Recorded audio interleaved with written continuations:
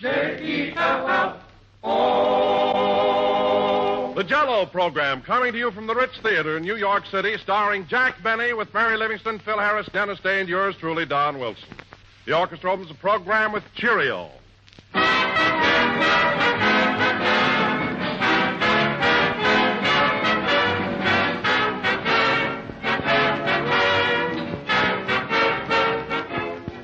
Ladies and gentlemen, if I seem to be just a bit excited tonight, please forgive me, because Jack and I just got our first glance at a wonderful new recipe book that the General Foods people have been working on for the past year and a half. It's called the Calendar of Desserts. And friends, this Calendar of Desserts is the most attractive, most convenient, most exciting book of recipes ever introduced on the air. In all our 7 years of broadcasting, we've never offered you, JELL-O listeners, a recipe book of any kind. Frankly, we wanted to wait until we had something really outstanding. And the Calendar of Desserts is it. It's not just a small booklet that you'll use maybe a time or two, but a recipe book designed to be used every single day of the year, with a grand dessert suggestion for every day from January to December, charmingly illustrated and cleverly arranged for rapid reference. Just name the day and presto, this convenient calendar names the dessert. There are 365 different ideas for all kinds of desserts, including pastries, puddings, cakes, cookies, and, of course, dozens of delightful JELL-O desserts, too. All of you I know will want this swell calendar of desserts, and we've made it easy to get. Simply send your name and address to Jack Benny, care of General Foods, Battle Creek, Michigan, enclosing 10 cents in coin or stamps. Write for your copy of this new handy calendar of desserts tonight, if possible. Tomorrow, sure.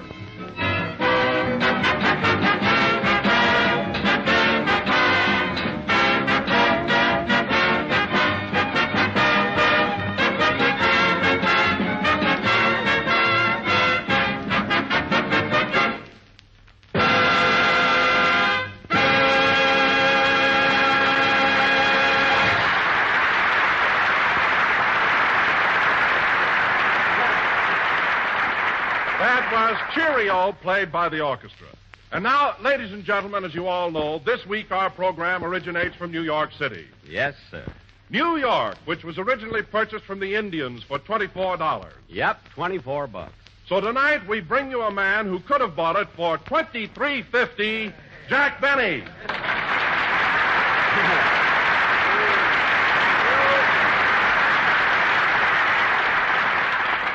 Thank you. JELL-O again, this is Jack Benny talking. And, Don, I don't mind your kidding me about being tight when we're in Hollywood. But here in New York, it doesn't fit. You see, there's a guy living in this town that makes me look like Diamond Jim Brady. Yes, I think I know who you mean. I think you do. This particular fellow, whom I shall refer to as F.A., is so stingy that all during the election he wore a Roosevelt button with Teddy scratched off.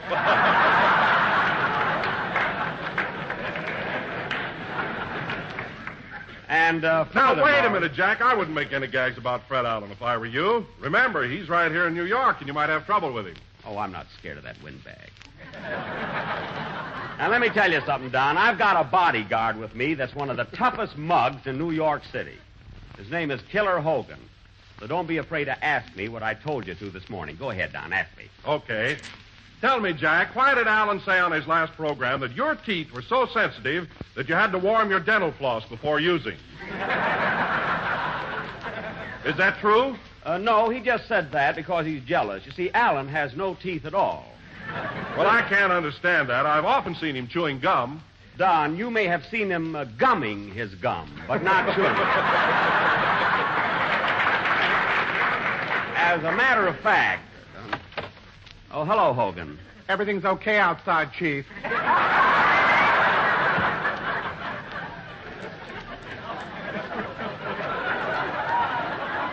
Okay. Everything okay in here, Chief?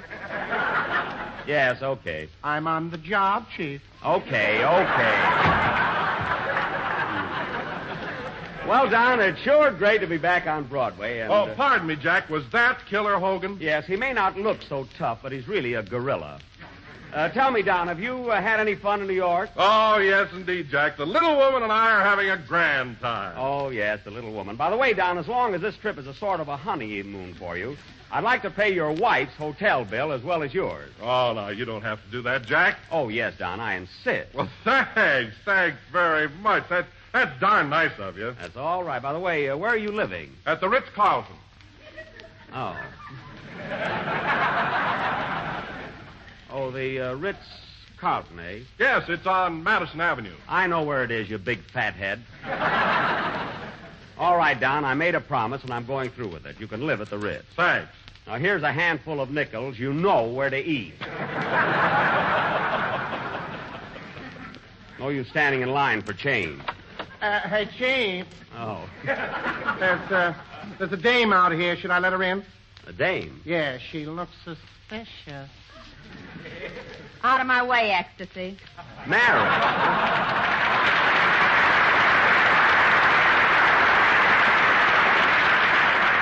Mary, aren't you the one? You know, Mary, you got a bigger reception than I did. You must be...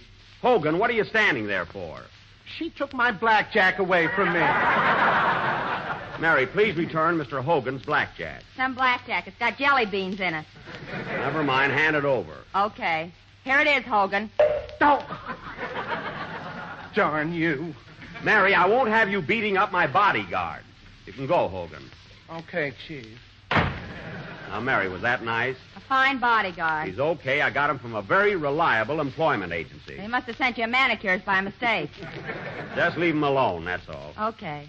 Hello, Don. How's the little woman? Oh, she's just fine, thanks. And you know what, Mary? What? Jack is paying all of our expenses at the Ritz-Carlton. That's great. Jack who?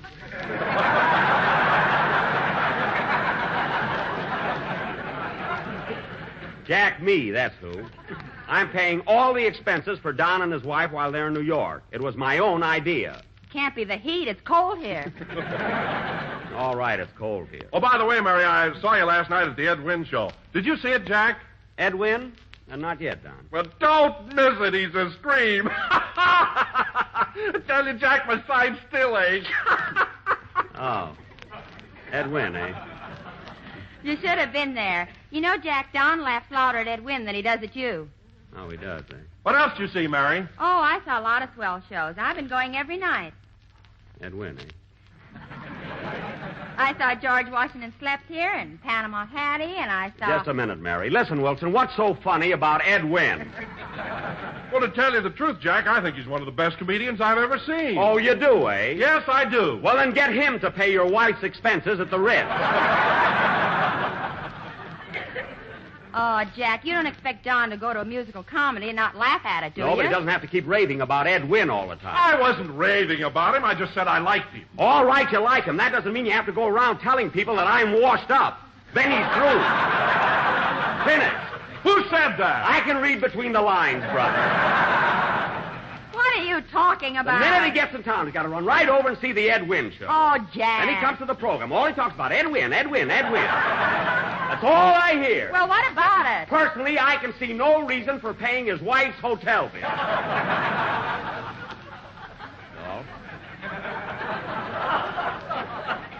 So the deal's off, Don. Oh, boy, I wish I could get out of my girdle that easy.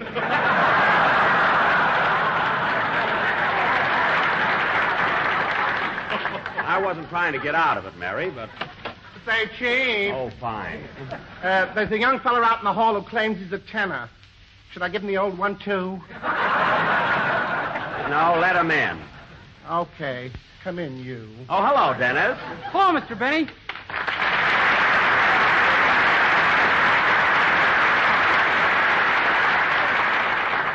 You can go now, killer. Dennis, give Mr...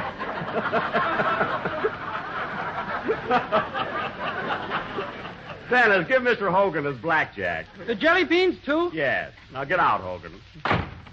Who is he, Mr. Benny? My bodyguard. I got him in case Fred Allen tries to have me slugged. Well, you don't have to worry about anyone annoying you at the hotel, Mr. Benny. You're at the Sherry Netherlands, aren't you? Yes, Dennis, why? Well, my uncle is the house detective there. Oh, is that so? What's his name? Peekaboo McNulty.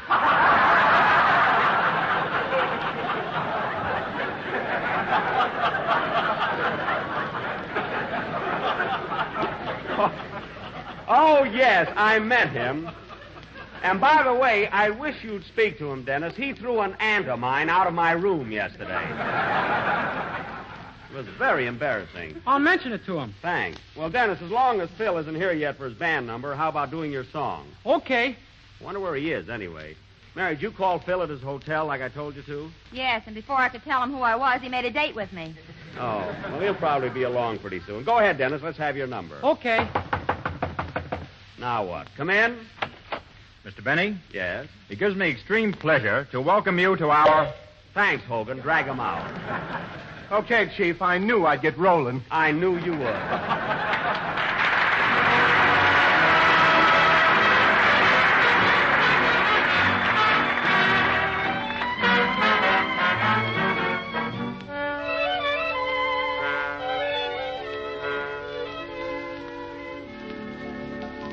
Once before I fell in love so blindly, never asking how or why or when. Darling, I was treated so unkindly, I resolved I'd never fall again. There I go, leading with my heart again. There I go, acting not so smart again. Oh, it's unwise, I can't disguise my love. Though I know too much love may curb the fire, there I go, led astray by my desire. There's no golden rule to guide a fool in love. I tell my heart, be careful, or you'll find that you dream alone. I'm wise, it's true, what good does it do? My heart has a mind of its own, dear. And there I go, spilling all the dreams I knew. There I go, thrillingly in love with you. Don't know if you care, darling. There I go.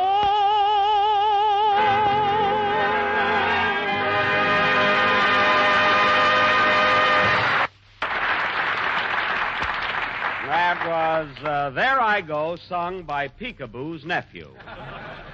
And very good. By the way, Dennis, you remember before we left Hollywood, I promised your mother I'd keep an eye on you and see that you behaved yourself. Who, me? Yes, you.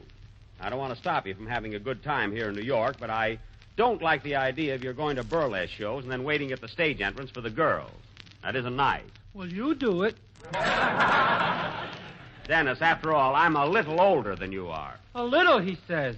I mean, I'm an adult. In the first place... Hiya, Jackson. Look what I found out in the hall. Phil, put Hogan down. Okay, well, here I am, folks. Come on, patty cake.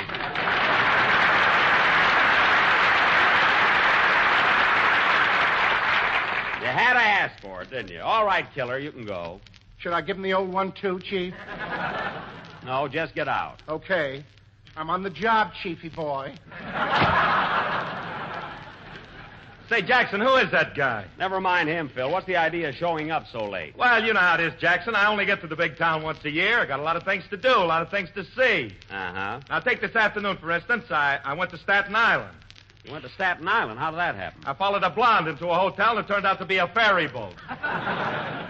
Oh, so you went to Staten Island, eh, Phil? Did you see the Statue of Liberty? Yeah, and she waved at me. Now cut that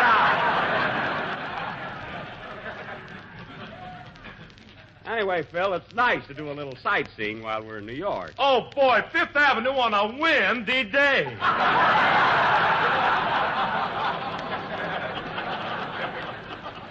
Quiet.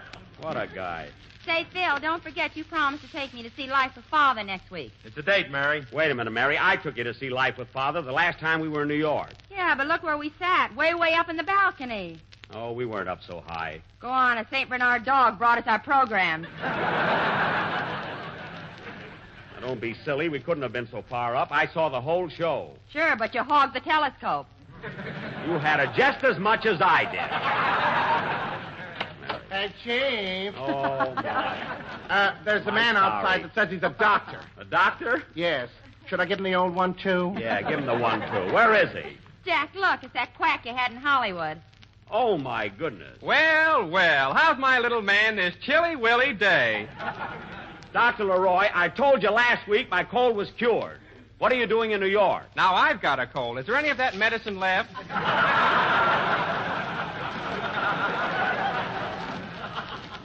No, there isn't. Well, as long as I'm here, I might as well look you over. Doc, I told you there's nothing wrong with me. I feel wonderful. Now, open your coat. I want to tap your chest. Oh, what's the use? Now, hold still. You see, there's nothing wrong. Let's try over here. Well, there goes my watch. Now, Doc, will you please leave me alone? Just a minute. I want to see if your lungs are all right. Take a deep breath. Oh. Come now, take a real deep breath. Oh, all right. Now, hold it. Ladies and gentlemen, while Jack is holding his breath, why don't you run down to your neighborhood grocer and ask him for a package of JELL-O? It is not only tempting, but economical and easy to make. JELL-O comes in 6 delicious flavors: strawberry, raspberry, cherry, orange, lemon, and lime. So always look for the big red letters on the box. I thank you. Well, good night, Mr. Benny. I'll see you tomorrow, and then you can exhale. I'm exhaling right now. For heaven's sake, how long do you think I can hold my breath? Look at his face, Doc. It's all blue. Don't worry. It'll go back to gray in just a minute. Goodbye. Imagine that Hey, guy. wasn't he a different doctor than we had the first show?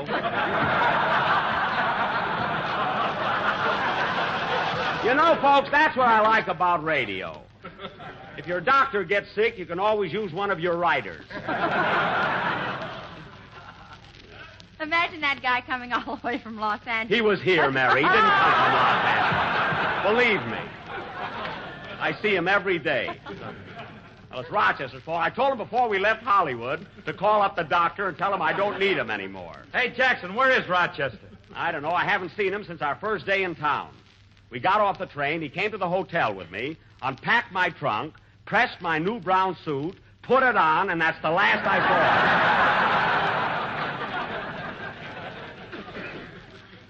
Now, Phil, play a number while I cool off a little, will you? Okay. But listen, Jackson, this isn't my regular band, so don't expect too much. Phil, believe me, if they hit just one good note during the entire number, you have not made this trip in vain. Now, go ahead, Chiefy.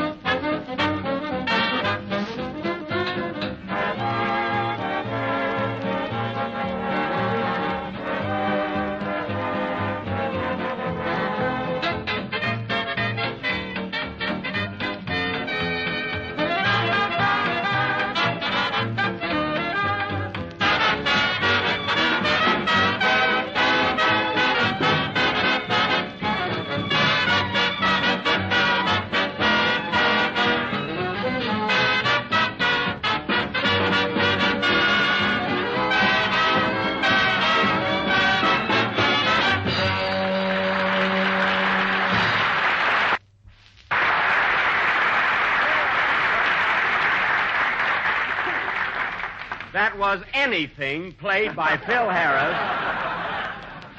Oh, so you're the one played by Phil Harris and his New York Orchestra. Say, Phil, where did you pick up these musicians? Oh, I just stood in front of the Bond building and whistled.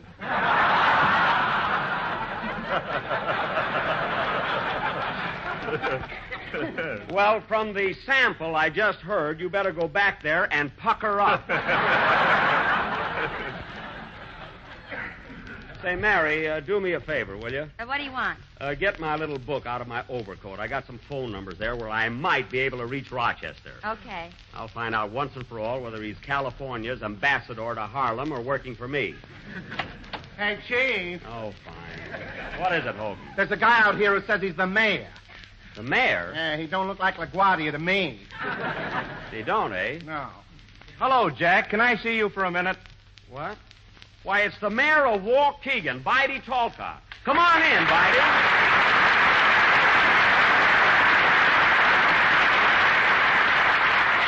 Well, this certainly is a surprise. I'm glad to see you, Bidey. Listen, Hogan, this gentleman is the mayor of my hometown. Oh. Then I'm glad I didn't give him the old 1-2. What do you mean, the old 1-2? 1-2, button my shoe, 3-4, 3-4, shut the door. Yeah. I know. Get out of here, will you? Holy smoke. Huh? My goodness, Jack, who is that fellow? Well, it's like this, Bidey. Fred Allen's got a bunch of thugs out looking for me, so I had to hire a bodyguard. Bidey, you know the gang, don't you? Sure. Hello, Phil and Don. Oh, glad to see you, Mayor Talcott. Hiya, buddy. What's cooking? Phil, please. Well.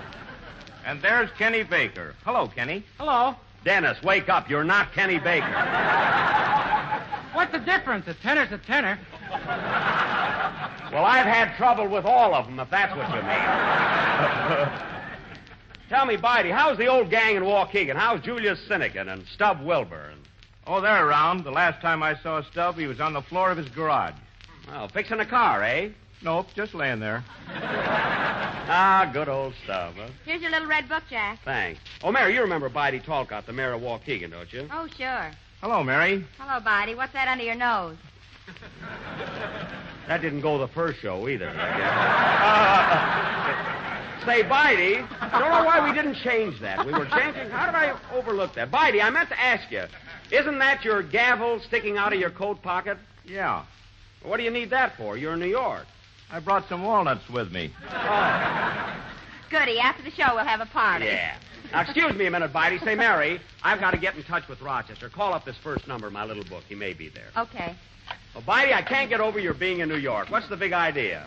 I came to see you about the premiere of your picture, Jack. We're all set for you in Waukegan. In Waukegan? Why, Bidey, didn't you know the premiere of Love Thy Neighbor is being held right here in New York, Tuesday night? Well, I'll be doggone. Jack, that number's ringing. Give me the phone. Excuse me, Bidey. Hello? Hello. This is the Harlem Social Benevolent and Spare Ribs Every Thursday Club.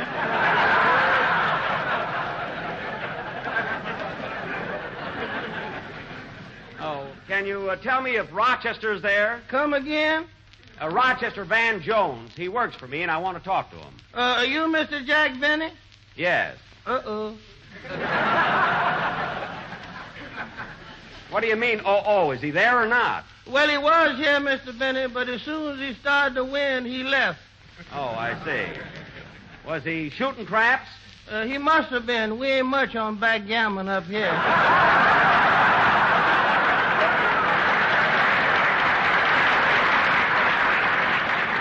Oh, well, where do you think I can get in touch with Rochester? You might try Monument 81700. That's his girlfriend. All right, thank you. Mary, try Monument 81700. Okay, Chief. Oh, Bidey. Yes, Jack? I'm surprised you didn't know about the premiere being held in New York. Well, can't you switch it to Waukegan? Not very well. You see, it's all set for the Paramount Theater here Tuesday night, Bidey, and... Well, I'll be doggone. Yeah, well, look, Bidey, there was nothing I Here could... you are, Jack. Give me that phone. Excuse me, Bidey. Hello? Susan Brown, the sweetest gal in town, talking. Well, Miss Brown, this is Jack Benny. Uh-oh. I'm trying to get in touch with Rochester. Is he there? He was here. Oh. Well, do you think he'll come back? In all modesty, I can guarantee that.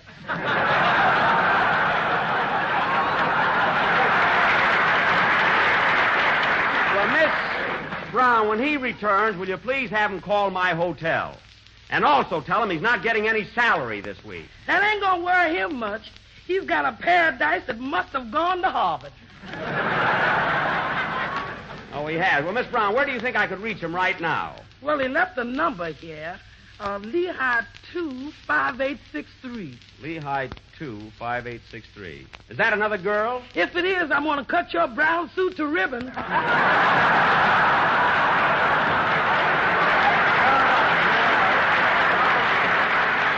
I'll call anyway. Thank you very much. Goodbye. Goodbye. Doggone, that boy's always in trouble. Say, Mary, What? Rochester won a lot of money in a crap game last night. Well, figure out some way to get it yourself. I'm busy. It's not why I mentioned it. Dial Lehigh 2, 5863 and see if he's there. Okay. You know, Bidey, I'm awfully sorry about the premiere, but didn't you get my letter? Sure, but I want the opening to be in Waukegan. So do I, Bidey, but it can't be done. Well, why not? Look, Bidey, if I told you once, I told you 5 times. The premiere is in New York, and there's nothing I can do about it. Here you are, Jack. Give me the phone. Excuse me, Bidey. Hello? Hello, Lennox Avenue, Jim to your Spin Club. Now, look, Mr. Ratcliffe Spears Jr. talking, sir. Now, look, Ratcliffe, I'm trying to get in touch with Rochester Van Jones. Uh-oh. This is Jack Benny. Yeah, you heard me, didn't you?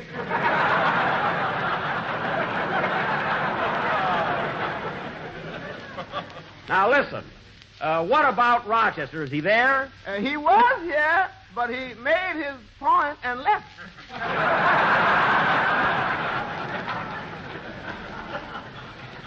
I know. I understand he's been very lucky. Lucky, he says.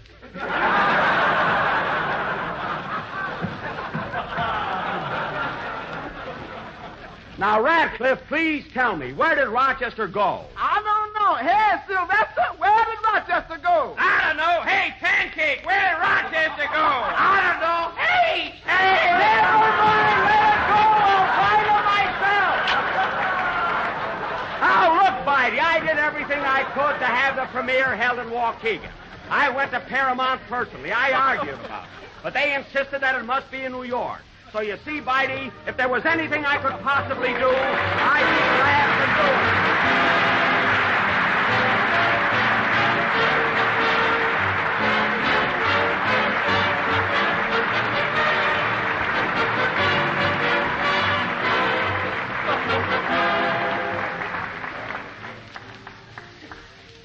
it. Friends, during the last few months, I've heard a lot of stories about what a swell book this new General Foods calendar of desserts was going to be. But honestly, I never dreamed it was going to be half as beautiful and original as it really is. It's a unique dessert book that gives you a new dessert idea for every day in the year. 365 different suggestions covering every kind of dessert and a whole host of clever JELL-O treats, too. For example, on page 9, there's a recipe for a grand dessert called Currant Ruby Molds, made with rich red strawberry JELL-O, and it's really good. Strawberry Jello, you know, like raspberry Jello, is now better than ever with the new improved flavor obtained by using a natural flavor base artificially enhanced. So get your copy of the calendar of desserts and be all ready to make this grand treat and 364 others. Just send 10 cents in coin or stamps to Jack Benny, care of General Foods, Battle Creek, Michigan, and a copy of this beautiful, useful, day-by-day calendar of desserts will be mailed to you promptly. Send for yours today.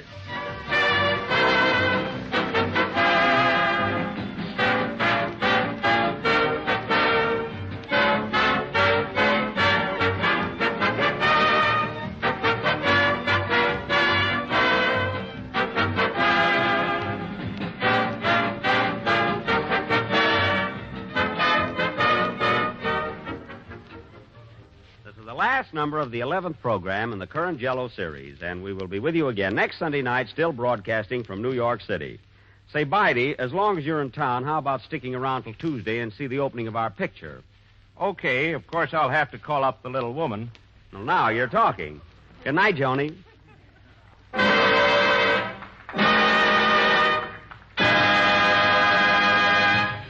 JELL-O.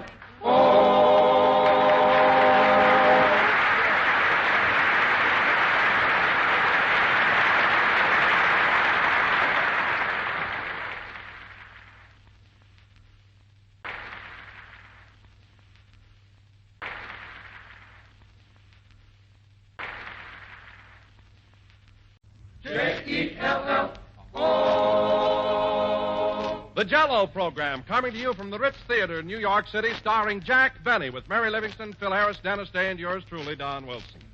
The orchestra opens the program with Tookie.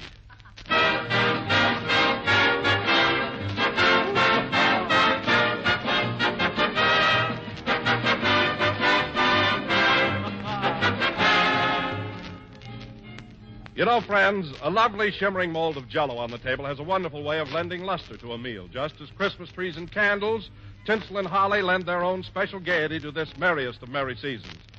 Even the simplest family dinner takes on extra charm and attractiveness when the high point of the meal is a grand Jell-O dessert. How inviting its shining colors look and how intriguing its rich, tempting flavor tastes. No other dessert can add more to the spirit and pleasure of any occasion, because no other dessert can outrival Jell-O's glistening beauty and refreshing goodness. So, ladies and gentlemen, decide now to add a new note of festive delight to your meals during the holiday season. Tomorrow, ask your grocer for Jell-O and any of Jell-O's 6 delicious flavors: strawberry, raspberry, cherry, orange, lemon, and lime. By the way, strawberry and raspberry Jell-O both have a new improved flavor obtained by using a natural flavor base artificially enhanced. And the result is a rich, distinctive goodness rivaled only by the juicy, ripe fruit itself. A unique flavor that cannot be duplicated in any other way. Try a grand treat made with genuine Jell-O, and you'll realize right away why Jell-O is America's favorite gelatin dessert.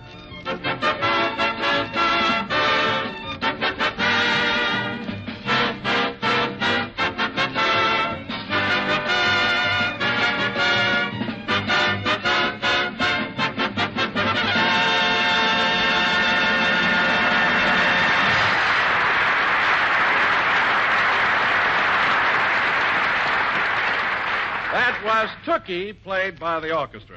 And now, ladies and gentlemen, there being just 2 more shopping days till Christmas, we bring you that fugitive from Gimbel's basement, Jack Benny.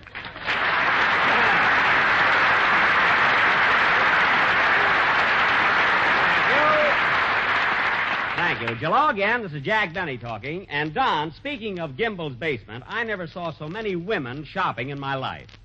I got shoved around like a blinza in Lindy's. Boy, what a mob. Pretty hectic, huh? Hectic. You know, Don, I can understand my derby getting caved in, my muffler torn, and the sleeve of my coat ripped off. But how I lost my pivot tooth, I'll never know.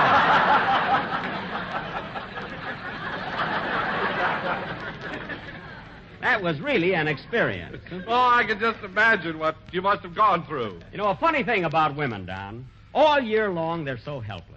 You have to open the door for them. They can't light their own cigarettes. They cling to your arm as you walk down the street. They're as delicate as butterflies.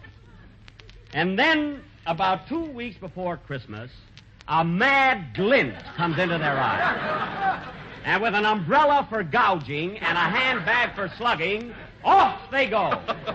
Come on, girls, let's mangle the mail. That's their battle cry. Well, Jack, women are a little excitable when they're shopping around Christmas time, but I don't think they're as tough as you say. Oh, you don't, eh? Don, I was in Macy's yesterday afternoon, and a little gray-haired lady, couldn't have been over 5 feet tall, put down her cane and yanked a washing machine right out of my arm. I tried to get it back, and she kicked my hat off. Imagine. My goodness, Jack, you don't mean to say that a little old lady took a big washing machine away from you. Don, I wouldn't have minded that so much, but it was a demonstrator. I'll probably never get my laundry back. That was my own fault, I guess, for waiting so long to shop. Oh, hello, Mary. Hello, doll. Doll? Well, look who's so affectionate around Christmas. You're certainly giving out with that soft soap. Oh, no, I'm not, Jack. You're not, eh? Then why did you call me doll? Because your hair is glued on.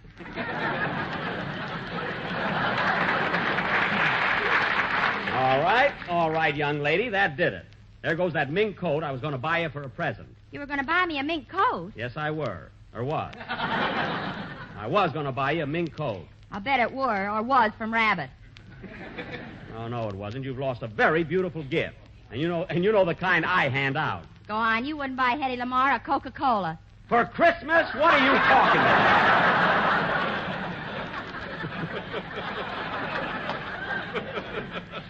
Let me tell you something, Mary. A girl like Hedy Lamarr could make a playboy out of me. I'd buy her quarts of bubbling champagne. You'd buy cider and put an Alka-Seltzer in it. right, keep it up, keep it up. There goes Don's Christmas present, too. Hey, wait a minute, Jack. I didn't say anything. Oh, pardon me. Now, I got a little mixed up there. Watch out, Don. He's laying for you. No, I wouldn't forget about Don's present, not after the way he laughed at the premiere last Tuesday night. How'd you like the picture, Don? Oh, I really enjoyed it, Jack. I got a big kick out of it. I laugh like anything. Sorry, Mary, the mink coat is over the dam. Anyway, Don, now that you've seen Love Thy Neighbor, what do you think of Fred Allen in it? Well, to tell you the truth, Jack... I mean, don't you feel that I get much bigger laughs than he does? Well, to tell you the truth, Jack, I think you're very good in the picture, and so is Alan. The honors are equally distributed. Oh. Oh, I see. Oh. Oh. Uh-oh. Mary. Then, Don, in your fat-headed opinion, you think Alan goes over as good as I do? Exactly. You both have a lot to do in the picture, you both photograph well, and you both get big laughs. Well, we both don't pay your salary, so start leaning my way.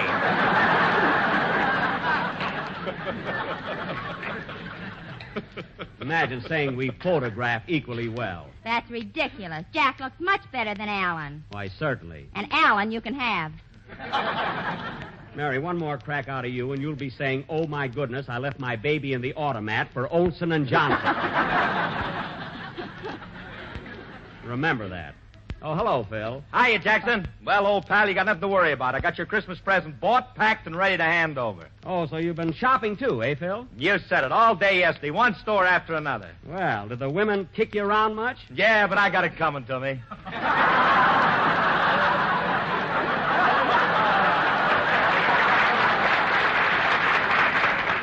You said it. You know, Phil, I've been so busy, I haven't had a chance to buy your present yet. What did you get for me? I ain't saying. You'll have to wait till Christmas. Oh, come on, Phil, tell me. All right, Jackson, I'll tell you what I bought you. Remember that camel's hair overcoat we saw in the window on Fifth Avenue? The one you were so nuts about? Yeah? Well, I got you a box of nuts. Oh, well, Phil, unless you're kidding, when Mary is in the audience stooging for Olson and Johnson, you'll be in the lobby trying to get out of a straitjacket. Catch on? The way I've been going the last few nights, a straitjacket wouldn't be bad. He's not fooling, folks. You know, Phil lives on the 18th floor of the St. Moritz Hotel, and he never uses the elevator. He just goes in and out the window.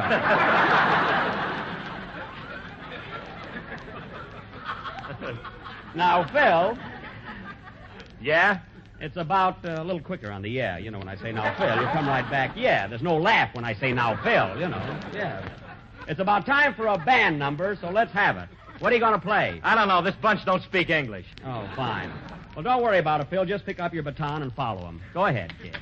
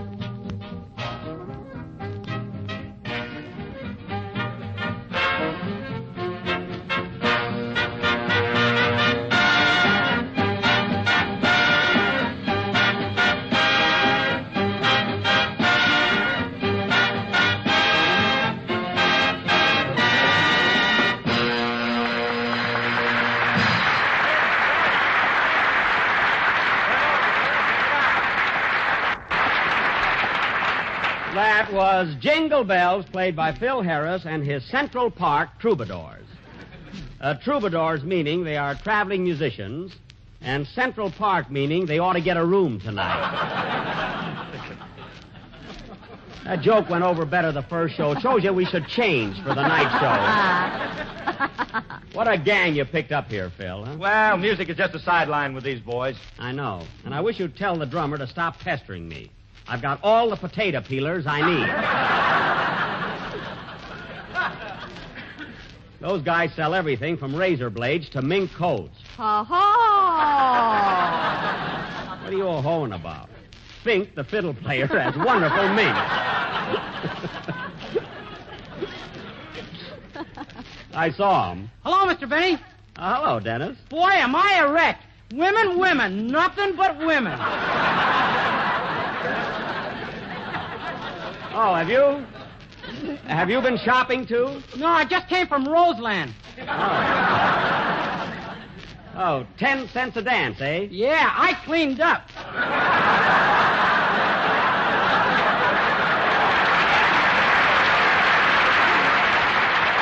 Say, Dennis, I hear that you and Kenny Baker have been stepping out and seeing the town together. Is that right? Yeah, and you know what, Mr. Benny? What? The other night I made him pay for everything. I stuck him for $2.45. You did? Well, now, Dennis, that's not very nice. If Kenny is kind enough to show you a good time, the least you can do is go 50-50. Or better still, pay all the expenses yourself. It's all right to save money, Dennis, but there's nothing like being a good sport.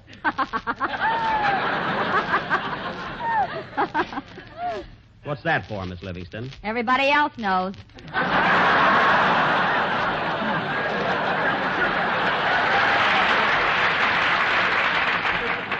That's so. You see, Dennis, there's only one way to be popular. When you're out with a fella and he reaches for the check, you take it first. And if he should pick it up, you grab it right out of his hand. Grab it. I can't stand this. Mary, come back here.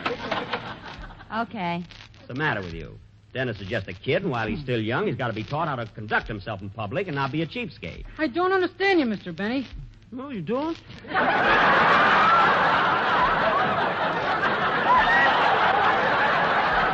I don't understand you, Mr. Benny. I don't understand. Well, look, Dennis, I'll explain it to you. Dennis, we'll go out for a bite to eat after the broadcast, and I'll show you what I mean. I'll pick up the check, and you take it away from me. See? Then I'll take it away from you, and then you take it away from me. Then what? That's all, Bub. Mary, I warned you. Cut it out, kid. Say, Jackson. Yes, Phil? My band number's over, and I still got a lot of Christmas shopping to do. Do you mind if I run along? Why, no, Phil. In fact, I think I'll go with you. There are a lot of things I got to get myself. Don, you can take charge of the rest of the program, can't you? Oh, sure. Don't worry about it, Jack. Come on with us, Mary. I want you to help me pick out a few things. Okay, but don't embarrass me. I won't. You know, there's a swell store near my hotel, the Sherry Netherlands, where I can buy almost... Wait a minute. Answer the phone, Mary. Okay. Hello? Hello, Miss Livingston. This is Rochester. Oh, boy, are you going to get us? Jack, it's Rochester. Rochester?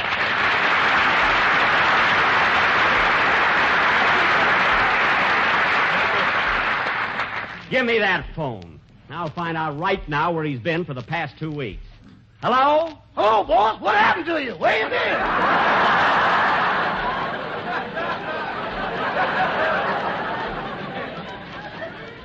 Where have I been? I've been on the phone for the last 10 days trying to reach you. I called every hot spot in Harlem that's got a telephone. At the hot ones, you can't hear it ring. Rochester, I don't want any flippancies. I want the truth. Now, we arrived in New York a week ago Thursday. The 12th, they tell me.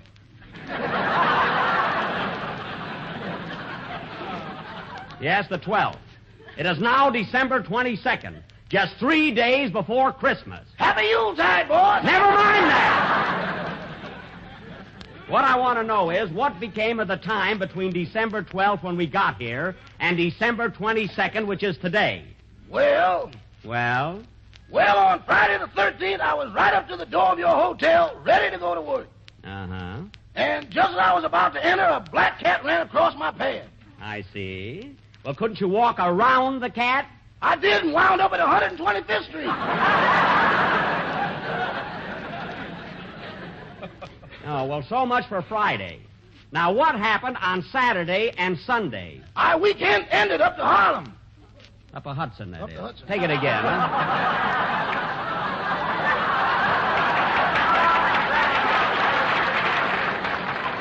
How did I know when he's on the other side of the telephone? Well, we'll get to Monday.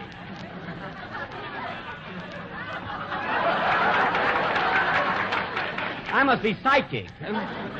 Then we'll get to Monday. After your weekend, Rochester, why didn't you call me at my hotel? I was so full of sherry I couldn't think of Netherlands. Now, don't give me that. Look, Rochester, I haven't any more time to argue with you. Where are you calling from? What's that, boss? I said, where are you right now? Just a minute. What's the address here, Sugar? 31 Lenox Avenue, honey. 31 Lenox Avenue, honey. Rochester, who are you talking to? Susan Brown, the sweetest gal in town. Oh, yeah, I spoke to her last week and left a message for you. Did you get it? Just a minute. Honey, did you give me a message from Mr. Benny? Why, Rochester, you knows I did. She forgot to give it to me, boy. Oh, she forgot to give it to you, eh? Yeah, she's as dizzy as a blonde, but it can't happen here.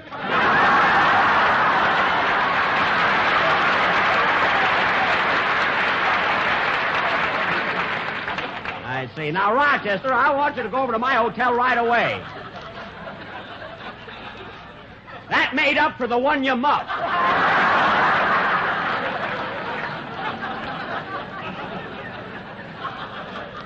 I want you to go over to my hotel right away. There's a lot of work to do, and it's got to be done before tomorrow. Yes, sir. Now, how soon can you get over there? Just a minute, boss. Say, Sugar, I don't think I'll be able to take you to the Savoy Ballroom tonight. Oh, that's all right, honey. I'll get somebody else. You better not get somebody else. I ain't going up there alone, Rochester. I want somebody to snuggle up to. You get somebody to snuggle up to, and it'll be your last snug.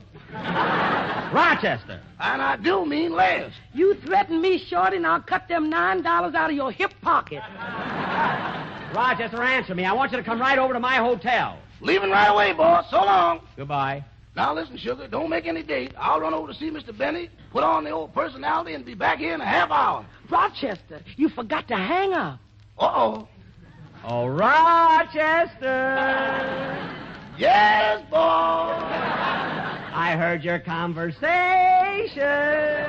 Don't you believe it? Get over here. Goodbye. The same trouble with that guy every time I come to New York. Come on, Mary, let's go shopping while I'm mad. Yeah, that'll hold you down. Let's go, Phil. Right with you, Jackson. All right, Dennis, let's have your song.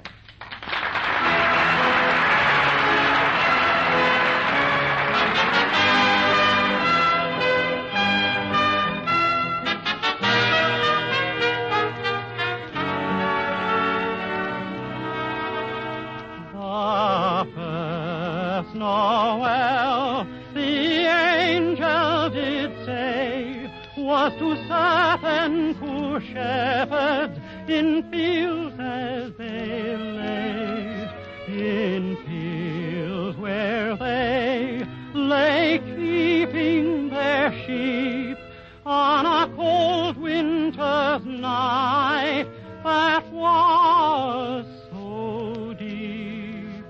Noel, Noel, Noel, Noel, born is the King of Israel. Away in a manger, no crib for his bed, the little Lord Jesus laid down his sweet head. The stars in the heavens looked down where he lay. The little Lord Jesus asleep in the hay. Oh, come, all ye faithful, joyful and triumphant. Oh, come ye to Bethlehem.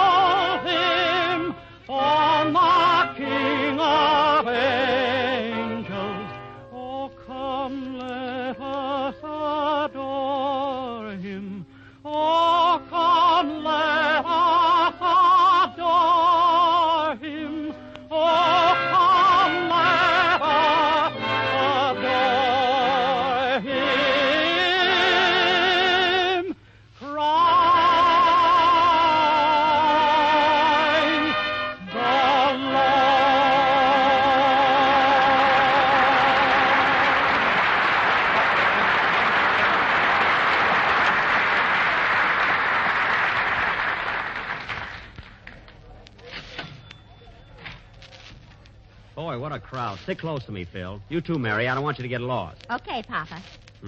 Are you going to take us to see Santa Claus, Daddy? Pipe down, both of you. Got to have some system here. Now, let's see my Christmas list. I got to buy a compact or something for my Aunt Molly, a lawnmower for Dennis, a Mickey for my writer. Let's see. A deck of cards for Simney. Let's see. What else here? Gee, look at that crowd of women at the bargain counter. Where? Oh, boy, what a mob. See you later, Jackson. I'm going over and mingle. See you later. Gosh, I wish I knew what to get for Aunt Molly. Mary, I wonder if she could use a lipstick. Has she got lips? What do you think? She got lips. Here's a counter. Yes, sir. What can I do for you? I'd like a lipstick, please. Oh, come now.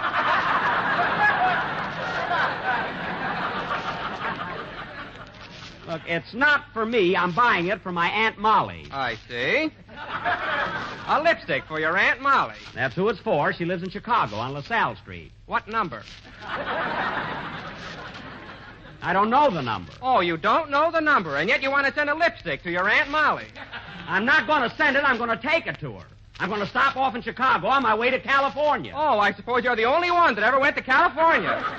What are you talking about? I live in California. I got a home there. Well, I've got a home here, but I don't brag about it. I wasn't bragging. Now, look, mister, all I want is a lipstick.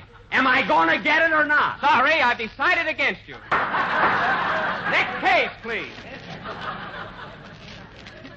If the guy isn't screwy, then I don't know what. More trouble over a lipstick. Mary, I ought to go over to the grocery department and get Don a case of JELL-O. He'll love it for Christmas. Well, why don't you get 2 cases so you can fill a stocking? I'll get all the 6 flavors. That'll do it. And, Mary, while we're in the store, I think I'll buy a collar button. I need one. Yeah, your Adam's apple ain't practical. It's just an emergency. I lost a button.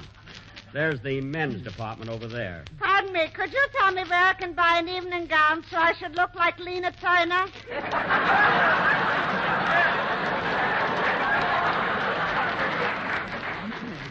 Miss, that's Lana Turner. Lena, I'll never make it. Well, I'm sorry, miss. I'm Jack Benny. I'm not a floor walker. I show you a picture. Get ready.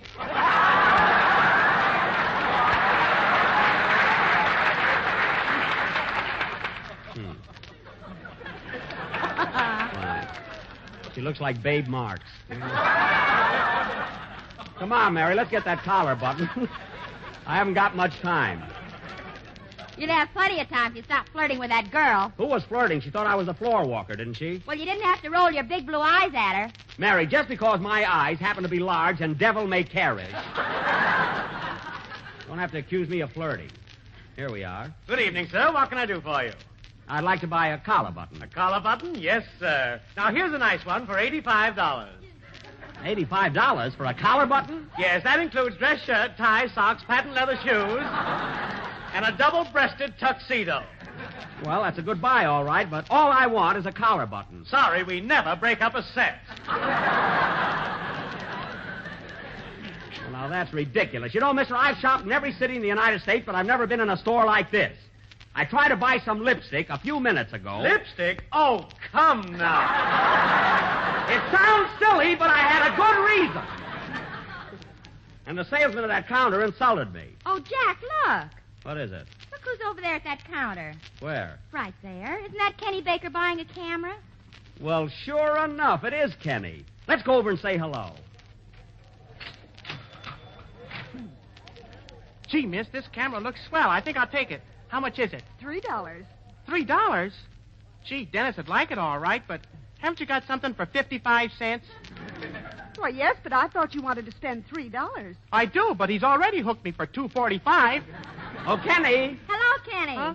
Oh, well, I'll be doggone. Hello, Jack. How are you, Mary? Gee, I'm glad to see you.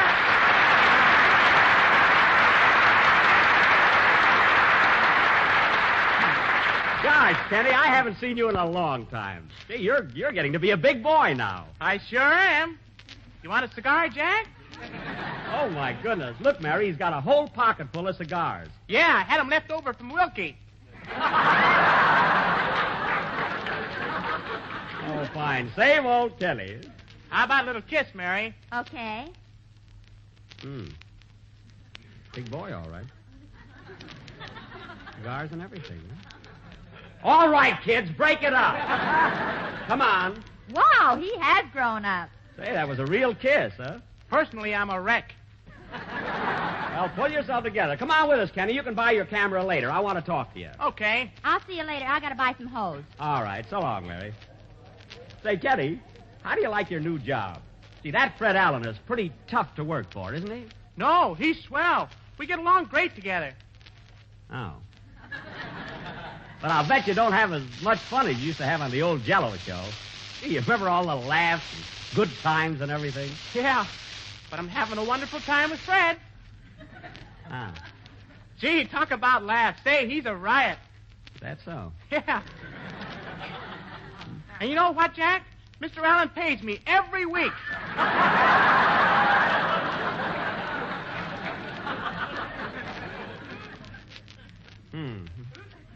Does, eh? Yep. Pays you every week, huh? Yeah, none of that see me later kid stuff. Well, you must have a pretty short memory, Kenny. I used to have that envelope for you every week, too. Yeah, but with Mr. Allen, I don't have to play treasure hunt. Oh, well, good, clean sport. Never hurt anybody. Say, Kenny. Yes, please? Oh, fine. Say, Kenny, I just happened to think of something. Remember the time you first came to work for me and I invited you over to the house for a Thanksgiving party? Yeah. I'll never forget how bashful you were. You remember I asked you if you wanted to have some more turkey? Yeah, and I was so darn nervous I said yes. Oh, that turkey wasn't so bad. Have you got much left? Same old Kenny. Gosh, I'll never forget the time. Kenny, remember when it was Halloween and I didn't know you were in the backyard? Yeah. All of a sudden I heard a noise at the window, and there you were. Wasn't that funny? Oh, Thanksgiving and Christmas are 2 days out of the year when it's fairly easy to decide on a dessert. Because you can figure that most families will be looking ahead to mince pie, pumpkin pie, or plum pudding. But during the rest of the 365 days of the year, choosing a dessert is always a problem. And that's where General Foods' new calendar of desserts comes to your rescue. This handsome recipe book gives you a different dessert inspiration for every day in the year. Between its bright, attractive covers, you'll find 365 suggestions for all kinds of delicious treats, profusely illustrated with beautiful color photographs. There's page after page crammed with mouth-watering pictures and descriptions of clever dessert dishes, pastries, puddings, cakes, and cookies, not to mention lots and lots of grand JELL-O desserts. A flip of the page brings you a new and tempting dessert idea every day, and it's easy to get, too.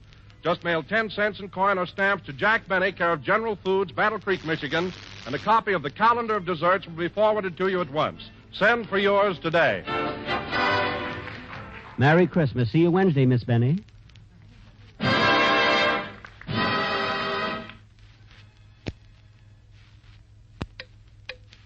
How often do you lie awake at night, ladies and gentlemen, listening to the ticking of the clock grow louder and louder and louder? And how often would you avoid that wakefulness if you drank Sanka coffee instead of ordinary coffee? Sanka coffee permits sleep because it is 97% caffeine-free. And Sanka is real coffee at its delicious best. Start drinking Sanka coffee tomorrow. This is the National Broadcasting Company. This is the National Broadcasting Company. This is the National Broadcasting Company. This is the National Broadcasting Company. JELL-O. The JELL-O program coming to you from Hollywood, California, starring Jack Benny with Mary Livingston, Phil Harris, Dennis Day, and yours truly, Don Wilson. The orchestra opens the program with Encino Madness.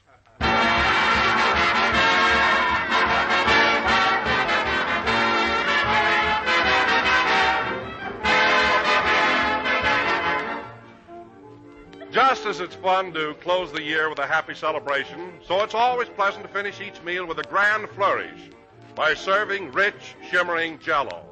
JELL-O's gay colors and refreshing flavor top off a dinner in perfect style. So during the next year, friends, plan to serve JELL-O even oftener than you do now.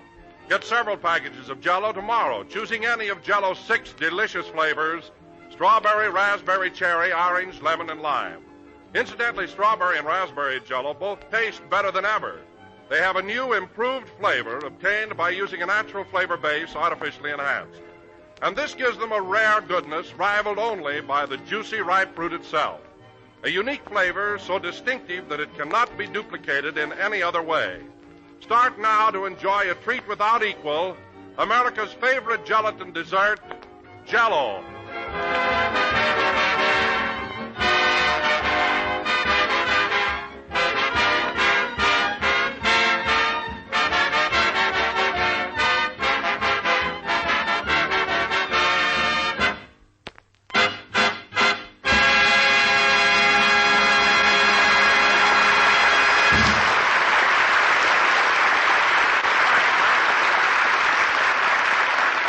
Encino Madness, played by the orchestra.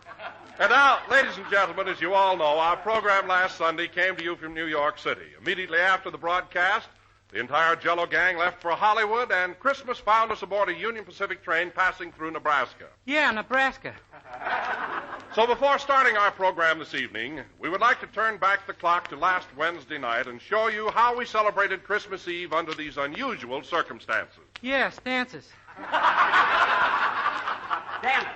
About 7 p.m., Jack went into the observation car with Rochester to decorate a huge Christmas tree which he had purchased in Chicago.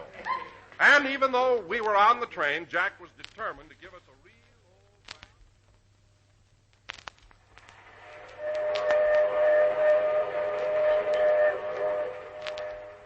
Jingle bells, gee, they are terrific. Imagine spending Christmas on the good old Union Pacific. Rochester.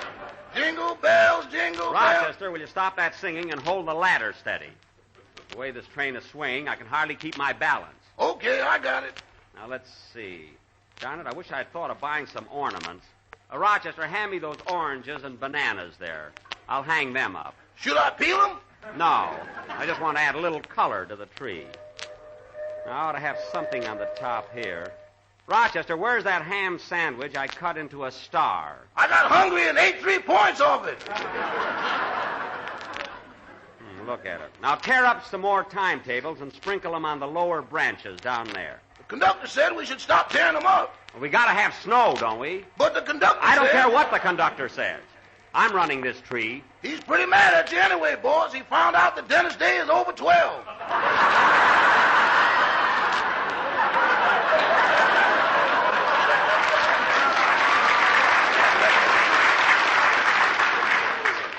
What? I told that boy not to roll his pants down. Oh, well. The heck with the conductor. He found out I wasn't a porter, too.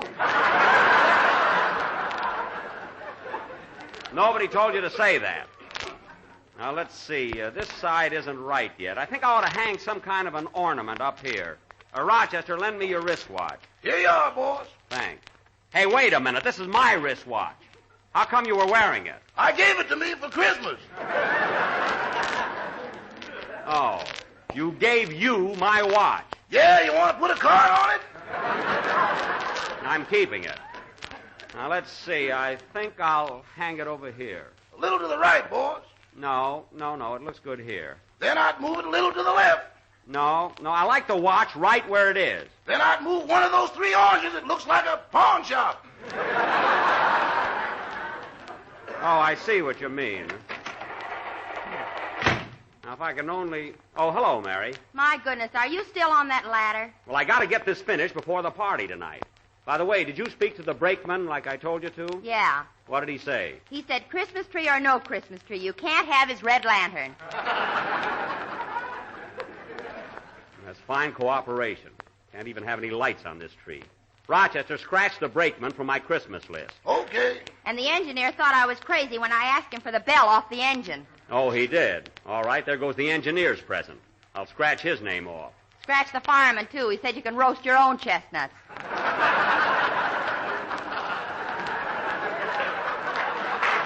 This is the darnest thing I ever heard of. Well, gee whiz, you don't expect him to turn the whole train upside down just because you bought a Christmas tree. Mary, I'm just trying to make the trip a little more enjoyable, that's all. Rochester, how does the tree look from down there? It ain't believable. Well, you're supposed to use your imagination. Now, the timetables I tore up represent snow. Uh-huh. And those oranges are supposed to be beautiful glass ornaments. Uh-huh. And the bananas are long, silvery icicles shimmering through the branches. Doggone, how can anyone get that high just on a ladder?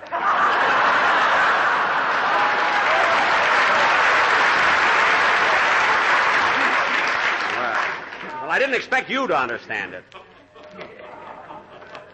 Say, Mary, where's the rest of the gang? Have you seen Phil? Yeah, he's in the club car trying to make a date with a girl. He even promised her a screen test. That's just like Phil. And then he gets on a train, he tries to date up a girl. Where's Dennis? He's the girl. Phil's plastered. Oh, no, he isn't. I saw him an hour ago, and he was all right. Mary, let me have one of your earrings. I want to put something shiny on the end of this branch. Oh, hang up your gold tooth and let me alone. Mary, I'm trying to get this finished. Now, please help me, will you? Okay. Say, Jack, here comes that kid that got on at Omaha. Oh, yeah, the pest. He ought to be in bed. Hey, sweetheart, what are you doing up that ladder? What do you think I'm doing? I'm decorating a Christmas tree. What, bananas? You're nuts. Those bananas are long icicles. Now, go away. Darn it, I wish I'd bought some tinsel. That's just what I need here. Hey, sweetheart, are you Santa Claus? Maybe I can get some tinfoil. That'll help. Hey, are you Santa Claus? Yes, I'm Santa Claus. Now, beat it, will you? Well, where's your red underwear? My red underwear? He's got it on, believe me. Yes, I'm going to keep it on till we get to California. Mary, hand me that lampshade. I'll hang it up here over the ham sandwich. Boy, what a screwball. Oh, yeah? You wouldn't dare say that if we were alone. Now, run along, will you? Run along. Your mother wants you. My mother hates me. I don't blame her. Now, get going. Scram. Okay, Blue Eyes. Well, I'll be darned. Even kids notice him. I hope he stays away. Oh, Jack, you ought to be ashamed of yourself, picking a fight with a 10-year-old kid. He started it. He called me a screwball. Well, if the screw fits, put it on. Slug that brat if he comes in here again. Oh, hello, Phil. Hiya, Jackson. Well, for goodness sake, what's that? It's a Christmas tree, Phil. That's the best I can do on this train. Holy smoke, are we on a train? Oh, fine. Of course we're on a train. Well, I better tell my guitar player he just went out to play golf. Oh. Well, he better have his niblick with him. He's going to have a little trouble getting over the Rockies. Here comes my friend, the conductor. Mr. Benny, 3 people in the next car want to go to bed, and they've all got upper berths. How much longer are you going to use that ladder? Tell them to keep their shirts on. I'll be through in a minute. They got their shirts off, and they want to go to bed. I can't help it. I've got a job to do here. These icicles don't hang right. Icicles, smicicles. Give me that ladder. Let go of that. Whoop, whoop. We're going around a curve, whoop. Rochester, hold that ladder.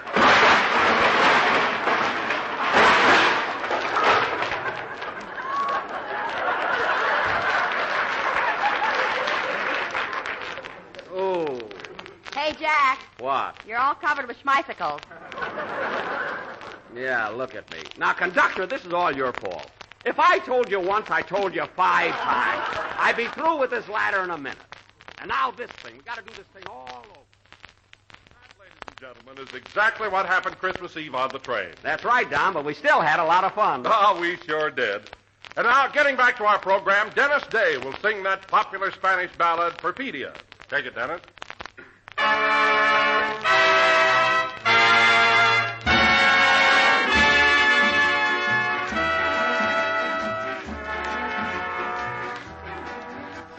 Tonight, my heart cries out Perfidia, for I have found you love of my life in some other lover's arms.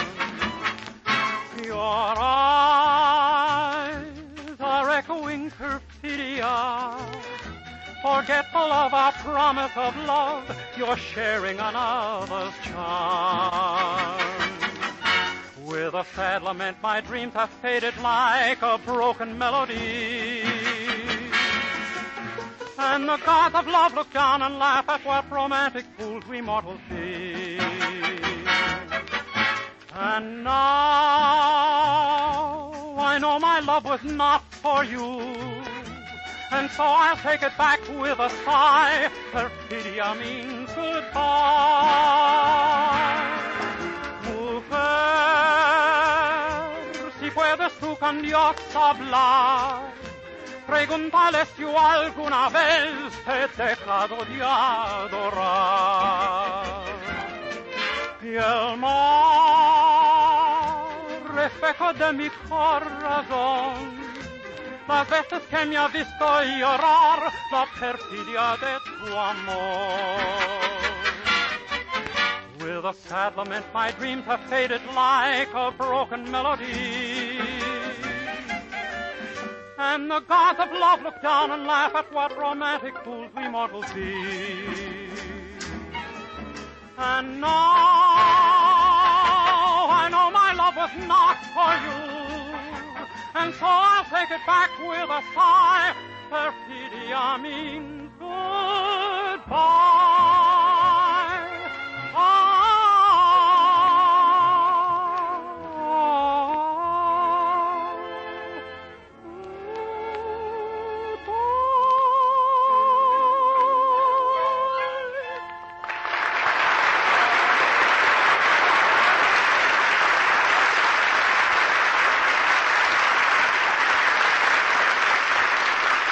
That was Perfidia, sung by Dennis Day. And very good, Dennis. I didn't know you could sing in Spanish. You really did a great job. Gracias, senor. Gracias. Huh? That reminds me, Dennis, you haven't mowed my lawn in 3 weeks. It's growing. You know, it's growing pretty high. I'll take care of it tomorrow. Anytime after lunch. Say, Don. Yes, Jack? I want to congratulate you on the way you described our Christmas Eve on the train a little while ago, but I wish you would put a happy ending to it. Well, what do you mean? Well, if you remember, I put the tree back up, and then we all sat around, opened our presents, and had a jolly good time. Yes, we did, Jack. And I want to thank you for that lovely pickle fork you gave me and the little woman. Well, I wanted to get you something novel, yet useful. Yet cheap.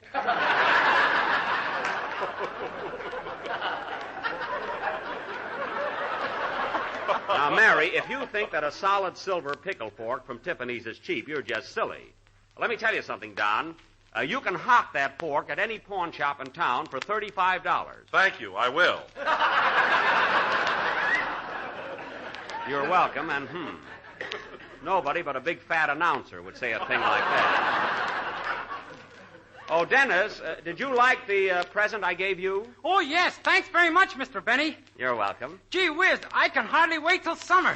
Well, you just have to wait, that's all. What'd he give you, kid? A bottle of white shoe polish.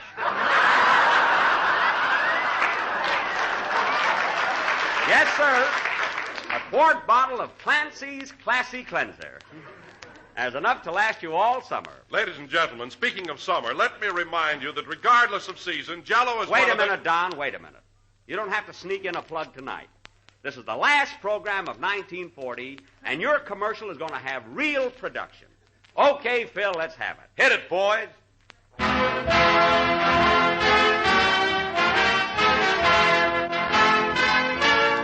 Ladies and gentlemen, for the last time this year, let me tell you about JELL-O.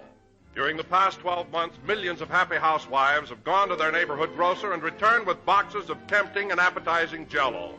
For they know it's not only economical and easy to make, but comes in those 6 delicious flavors: strawberry, raspberry, cherry, orange, lemon, and lime. I thank you.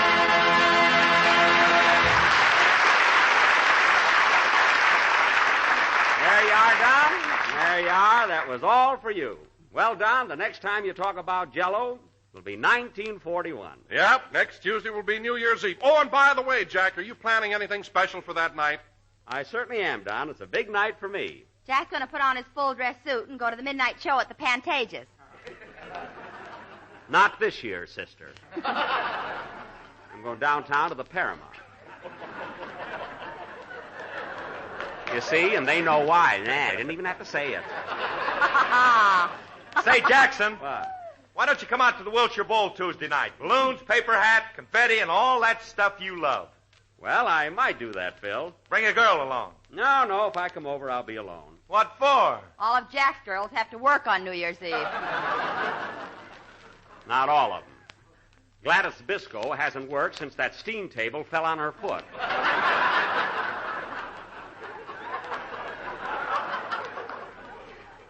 poor kid. How's she getting along, Mr. Benny? Oh, fine. We're suing.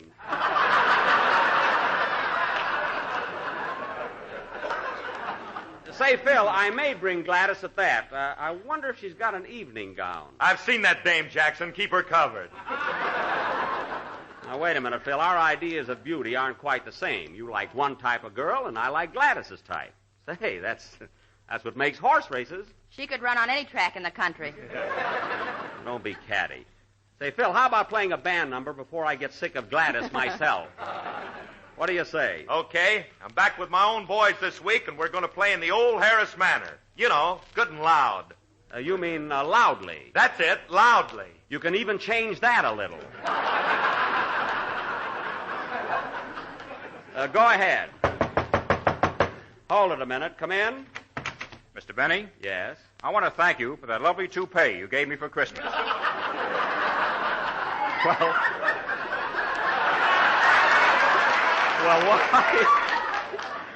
Well, why aren't you wearing it? It's not cold enough. Goodbye.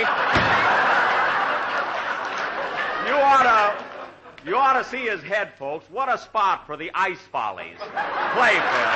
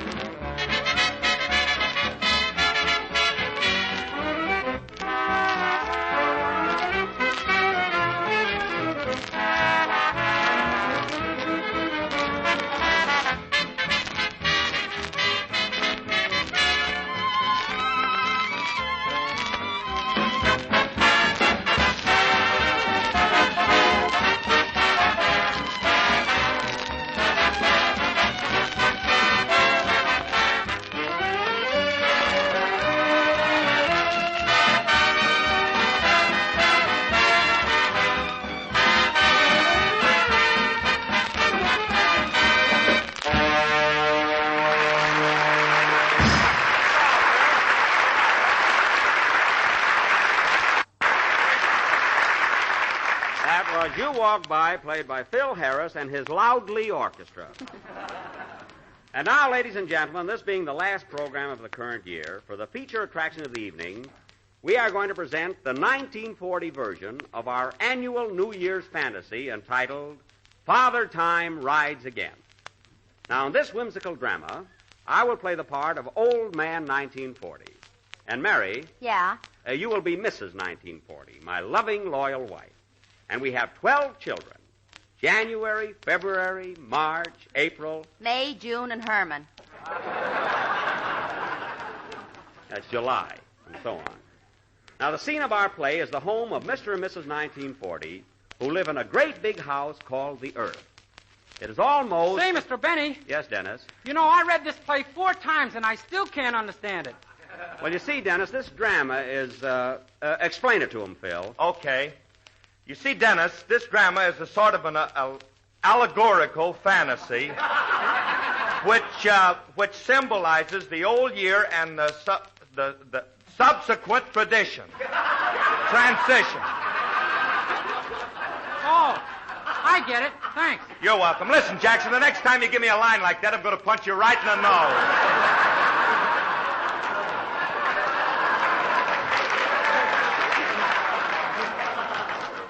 Phil, you know you loved it. And now for our play. The scene, a great big house called the Earth. The time, almost midnight of December 31st, when Mr. and Mrs. 1940's lease is about to expire. Curtain. Music.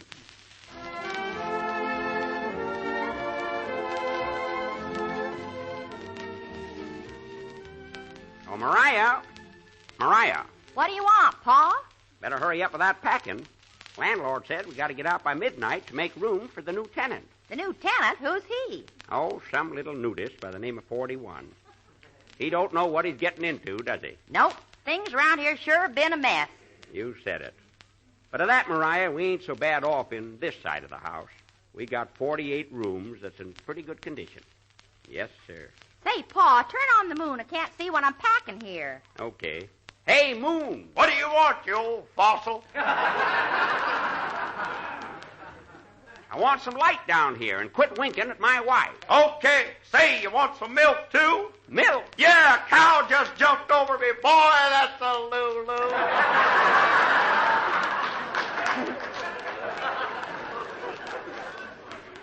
Well, I'll be darned. Quit gabbing, Pa. We ain't got much time. That's right. There's them shooting stars. They're having a feud again. Doggone it, Pa. Even with all our troubles, I kind of hate to leave here. So do I. Yes, sir. Darn those flies. They're all over the house. Shoo, shoo. Leave 'em alone, Ma. We need 'em. Well, 5 minutes to 12. We better start rounding up the kids. Wonder who that can be. I'll go over and see. I dream of Jeannie with the light brown hair. Boy, am I hep to the jive. Well, well, look who's here. Who is it, Pa? It's Venus from across the Milky Way. Hello, kid. Well, what are you doing here? I heard you were leaving tonight, so I thought I'd drop over and say goodbye. Mighty sweet of you. Say, Venus, you put on a little weight, didn't you? Yeah, especially around the equator. Yet and so I can't tell you from the Big Dipper. Well, thanks for dropping in, Venus. Been a pleasure knowing you. Same here. Goodbye, kid. Goodbye.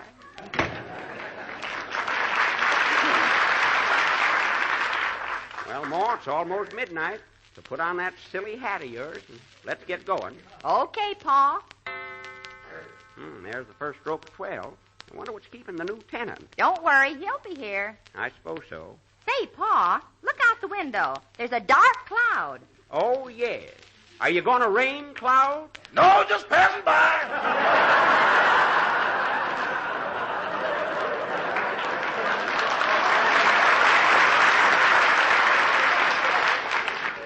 Darn that Cloud, it's wearing my wristwatch again.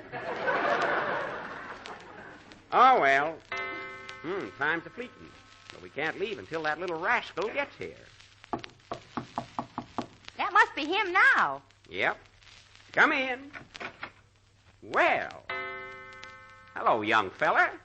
Are you the little New Year? I ain't Baby Sandy.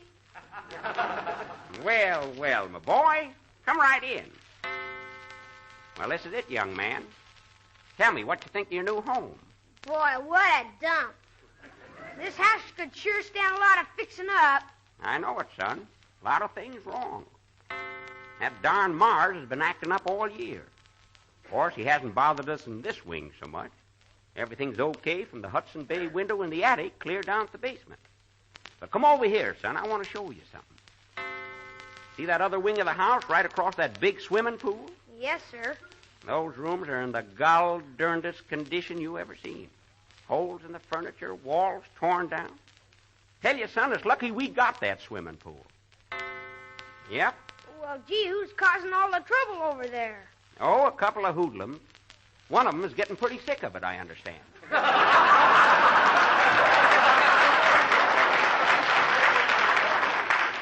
A bulldog's been nipping at him. Son, you got a tough job ahead of you. But everything's all right here, eh, mister? Yep, everything's fine. You got the same caretaker that was here for the last 8 years. You ought to get to know him. What's his name? Just call him Franklin. Nice fella.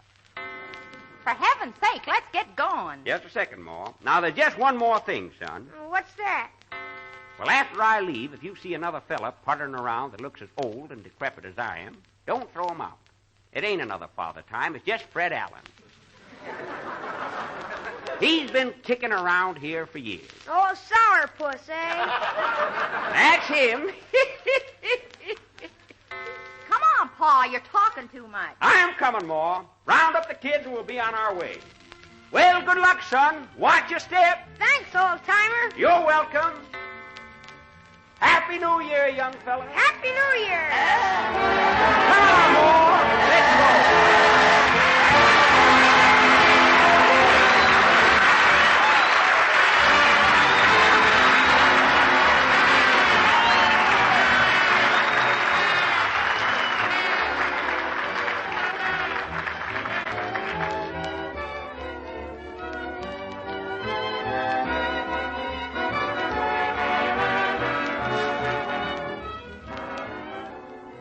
This being the time of the year when most of you housewives are getting new 1941 calendars to hang on your kitchen wall, I'd like to tell you about another kind of calendar that you can get.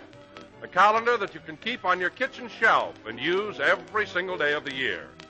It's the new Calendar of Desserts, a beautiful recipe book that's really different. A recipe book such as you've never laid eyes on before. The Calendar of Desserts contains 365 novel and intriguing ideas for desserts. A brand new suggestion for every dinner during the whole year. For example, on page 5, there's a dessert made with plump, juicy black cherries and rich red cherry JELL-O that will bring a gleam to every eye every time it's served. And there are 364 other swell ideas in this handy calendar of desserts. So send in right now for your copy. Just mail 10 cents in coin or stamps to Jack Benny, care of General Foods, Battle Creek, Michigan, for this clever year-round calendar of desserts. Send for it today.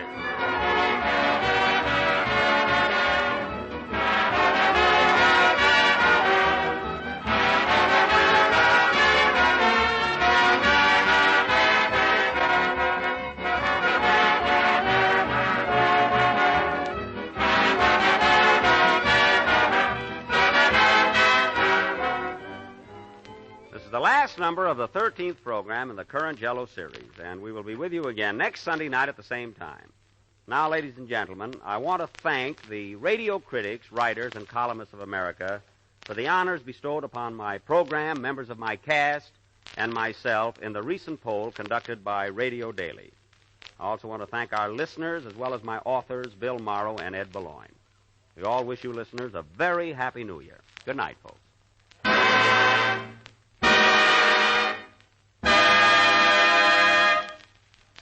JELL-O.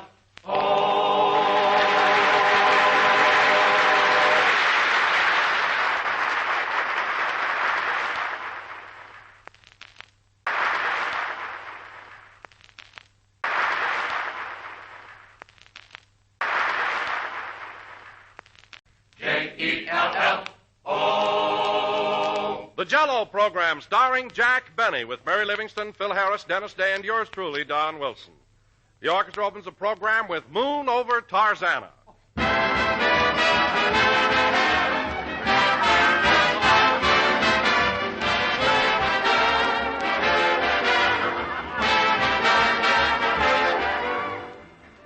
Bright and gay and so exciting, quick and thrifty and inviting, full of flavor, rich and mellow, all together, this spells JELL-O.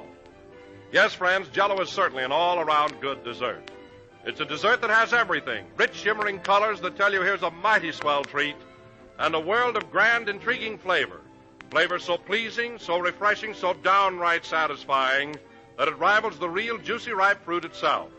JELL-O is easy to prepare, too. One of the simplest and quickest desserts you can possibly serve. And, of course, you can treat the family to a delightful JELL-O dessert for only a few pennies. So order JELL-O tomorrow, choosing any or all of JELL-O's 6 delicious flavors. Strawberry, raspberry, cherry, orange, lemon, or lime. Incidentally, strawberry and raspberry JELL-O are now better than ever. Both have a new, improved flavor obtained by using a natural flavor base artificially enhanced. Try these grand flavors and enjoy JELL-O's rich, distinctive goodness. Serve a tempting mold of JELL-O tomorrow.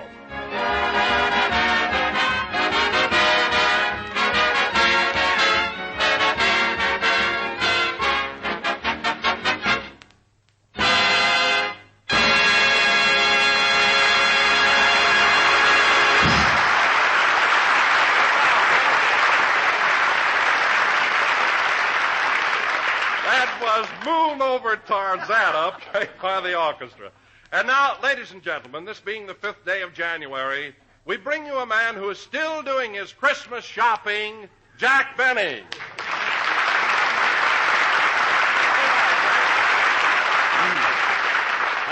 Thank you. JELL-O again, this is Jack Benny talking. And Don, when you saw me in that department store yesterday, I wasn't shopping.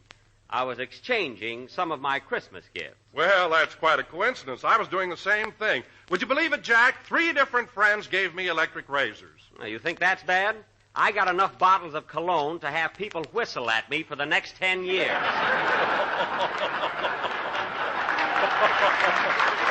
No kidding, Don. I must have gotten 25 bottles of that stuff. Oh, what are you going to do with it all? I gave it to Rochester, and he's going to throw a cocktail party. He mixes it with orange ice and calls it a Central Avenue lullaby. But when you saw me in that store, Don, I was only exchanging the gift Phil Harris gave me. You were? Why, Phil told me he gave you a lovely present. Oh, it was lovely, yes, but I don't know, I didn't feel right in it. Oh, well, you shouldn't have exchanged it, Jack. You'll hurt his feelings. I don't care whether I hurt his feelings or not. I'm too old for an Indian suit.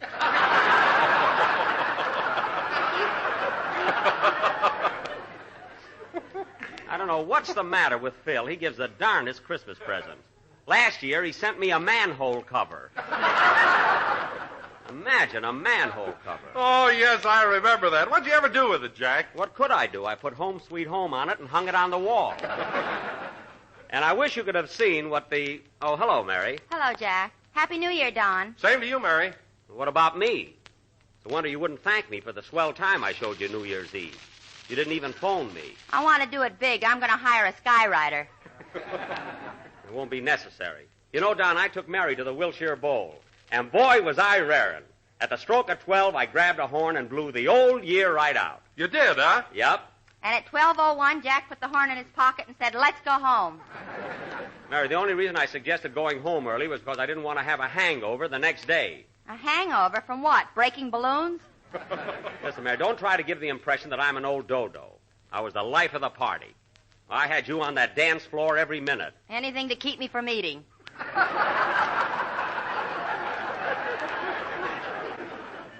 You ate, sister. You... Believe me. You had the special T-bone steak with French fried potatoes and choice of 2 vegetables, including tax, $1.29.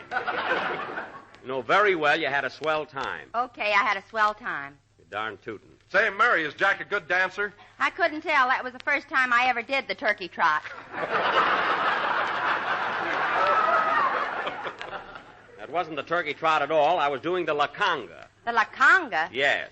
Couldn't you hear me going 1, 2, 3, 1, 2, 3, 1, 2, 3, What'd you think that was? I thought your rheumatiz was giving you the biz. That was very funny, Mary. You know, I wonder why you and Phil don't quit this program and get one of your own. Harris and Livingston, every week an audition. You're too smart for this show. Oh, hello, Dennis. Hello, Mr. Benny. Happy New Year. Same to you, kid. Has anybody an aspirin? Oh, boy, what a head I got. Why, Dennis, I'm ashamed of you. I bumped it getting out of my car. Oh, I see. I'm sorry. That's all right. You can bump your head. I thought you meant you'd been celebrating too freely. By the way, Dennis, where did you go New Year's Eve? I went there. Don't worry. Oh. Okay. Say, I wonder what's keeping Phil. You went where, Dennis? Never mind. I went there every night, just like you told me to. All right. Say, Don, have you seen... Dennis, where have you been going every night? Mary, it's none of your business. It's a good picture, all right, but, gee, I can't laugh all the time.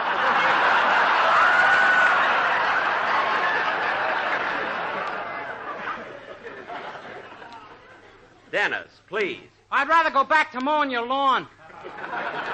Now, Dennis, I don't want to hear another word about it. Why, Jack Benny, do you mean to say you've been sending the kid downtown to laugh at your picture every night? Mary, I don't know what you're talking about. Anyway, Dennis, it's time for your song. So let's have it. My girl laughed at Fred Allen, but don't worry, I kicked her. Now, Dennis, everybody's waiting for your song, so let's have it, please. What's it going to be? A brand new number called I'm Gonna Round Up My Love. That'll be fine. Go ahead. And by the way, if your girl thinks Fred Allen is so funny, get another one. Mary, stop looking at me like that. Do you hear? Oh, brother. Wish that kid wouldn't babble so much.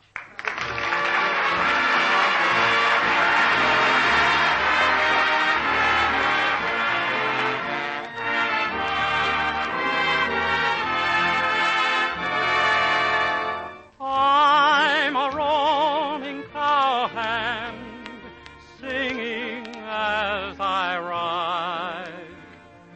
For my gal I'm a-searching, and a-needing her by my side.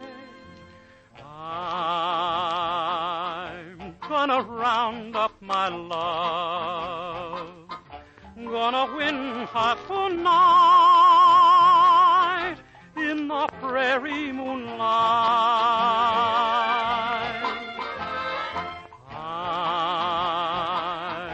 gonna round up my love, gotta make her agree to belong to only me. Then together we'll ride high, and together we'll sing low. Side by side, roaming the range, we'll go.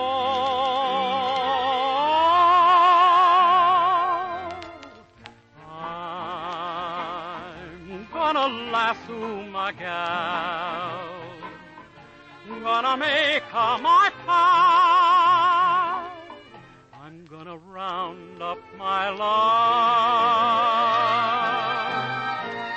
Yippee, yippee, I ride high. Yippee, yippee, oh, sing low. Side by side, roaming the range, we'll go.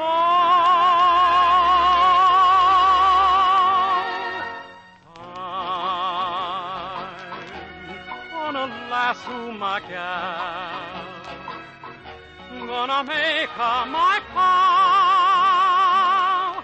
I'm gonna round up my love.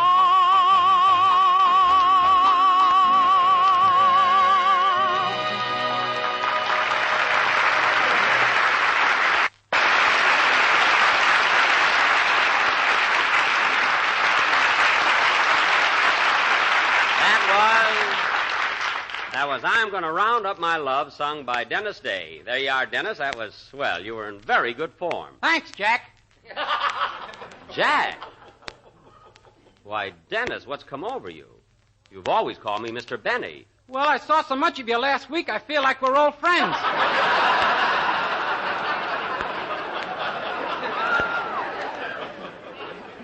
Oh, I see what you mean. But you know, Dennis, I kind of like the idea of your calling me Mr. Benny. It adds a little dignity to the program and shows your respect for me. Do you want me to call you Mr. Benny, too? That won't be necessary, Mary. Gee, I can call him Jack. And now, folks. Wait till the girls at the May Company hear about this. Now, wait a minute. Don't get smart, Miss Livingston. Oh, do call me Mary. Now, cut that out! You asked me a question, I answered it. Now, let's forget it. Well, look who finally breezed in. Hiya, Jackson. Am I late? No, Phil. We realize that taking up a half hour of your valuable time once a week is quite an imposition. Now, hold on, Jackson. In fact, Phil, I think that next Sunday I'm going to have a microphone installed across the street in the pool room so you can say hiya, folks, without putting your cue down.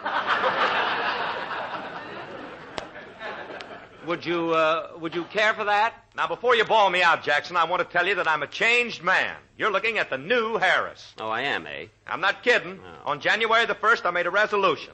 I'm going to cut out smoking, cut out drinking, cut out gambling, and I'm going to cut out staying up so late. Well, I'm glad to hear it. When are you going to cut out running after women? When they stop running.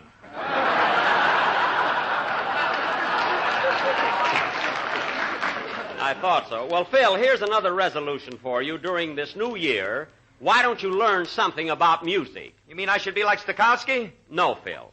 All I ask is when you pick up a piece of paper that has lines across it and little black dots all over it, don't look at your boys and say, there's a spy around here. This stuff is in code.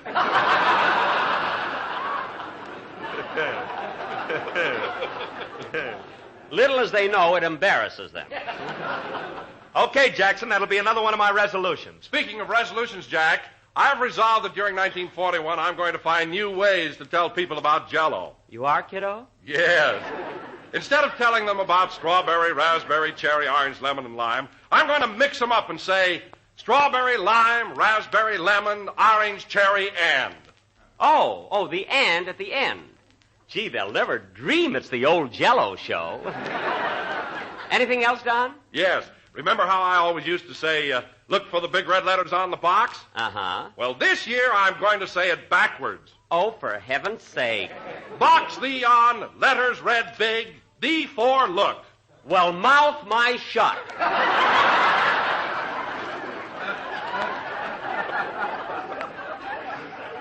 Don, that's a very novel idea. Oh, thanks, Jack. I'm awfully glad you like it. I'll see you get a raise for that. Backwards. And now, ladies and gentlemen, we will have a number by Phil Harris and his orchestra, who will play it not backwards, not forwards, but in their usual manner. They will start in the middle and blast both ways.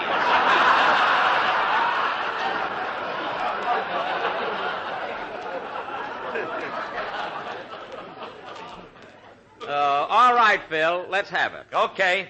Say, by the way, Jackson, I got my expense account on our New York trip all made out. You want to see it now? No, Phil, I'll look it over later. What does it total up to? $3,427. Give me that. Let me see that expense account. There you are. I got the whole thing itematized. That's itemized. Itematized. If you don't mind, I'll look it over. Let's see here. Hotel room, $42 a week. That's reasonable. Meals for 2 weeks, $63. That's very reasonable. You don't have to read it, Jackson. It's in perfect shape. I'll just give it a quick glance.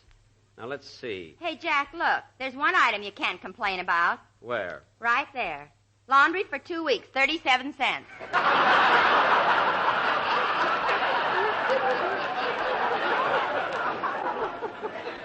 Oh, yes. That's not bad.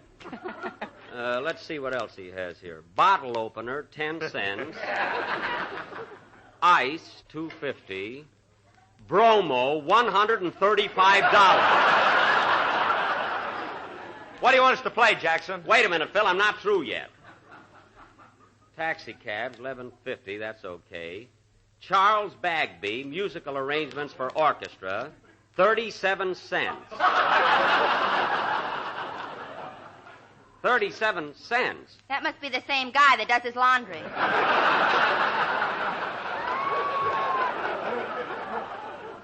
Yeah. See, what else is here? IGR, $45. $45? Phil, what's this IGR? I got robbed. My goodness, you don't expect me to pay for that. You don't expect me to pay for that, do you? Oh, what are you beefing about? I never even charged you for bailing out my guitar player. Oh, well, that's very sweet of you. Now, let's see. Well, here we are again. Bromo, 100. Phil, you and I will talk this whole thing over later. In the meantime, let's have a band number. Okay. Look at this next item, Mary. Elevator, $400. What could he want with an elevator?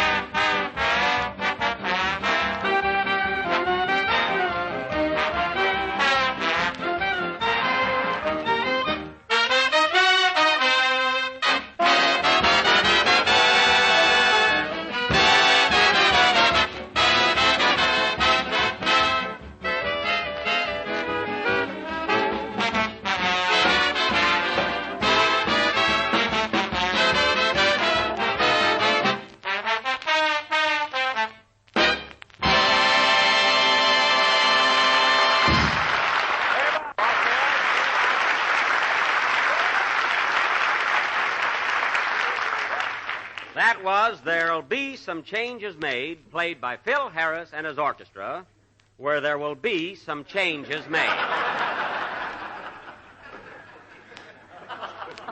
And, Phil, getting back to your New York expense account, it's a ridiculous total, and I'm not paying for all of your hilarity. Okay, Jackson. But as long as we're on the subject of the dough, how about that $50 I won from you from the Rose Bowl game? That you can take to court. I didn't see the game, Phil, so the bet's off. I thought you'd squirm out of it. Well, Jack, I thought you told me you were going to the Rose Bowl game. I did go, but I didn't stay. Tell him what happened, Jack. Mary, Don wouldn't be interested. Oh, yes, I would. What happened, Mary? Well, Don, it was like this. There's a woman for you. Jack got the tickets and told us to meet him in front of Tunnel 16 at 1:30. 1:30. Well, anyway, Phil Dennis and I took a cab. But when we got to the bowl, Jack wasn't there yet. So we waited and waited and waited. You should have seen the crowd, Don. There were thousands of people.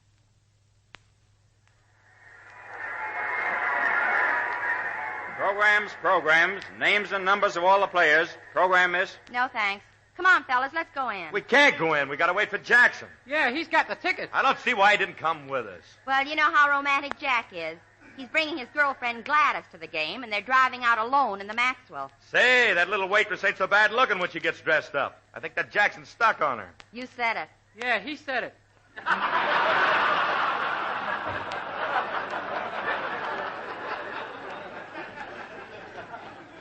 Dennis, why don't you go get lost in the crowd? Don't think I couldn't. Hey, look, Mary, ain't that Jack and Gladys coming this way? Oh, yes. Jack would be wearing a beanie. And get a load of that fur coat on Gladys.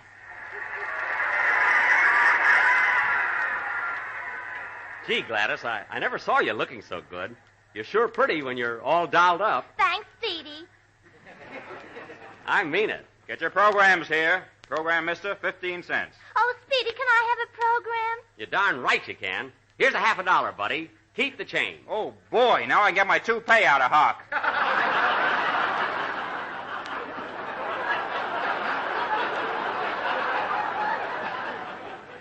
Well, here's the gang, Gladys. Hiya, fellas. All set for the game? Yeah, we've been waiting on you, Jackson. Come on. Say, Gladys, you know Mary and Dennis, don't you? Sure. Hello, everybody. Hello. Gee, Gladys has a pretty fur. Did you trap it yourself? You know darn well I gave it to her for Christmas. Oh, pardon me, honey. Do you know Phil Harris? Do I? Hiya, Gladys. I'll have a ham on rye. Now, Phil, cut that out. Not working today. Come on, fellas. Here's our gate. Let's go. Tickets. Hold your own stubs, please. Here you are. Oh, hello, Gladys. Hello, Eddie. How are you? Fine. Taking your old man to the game?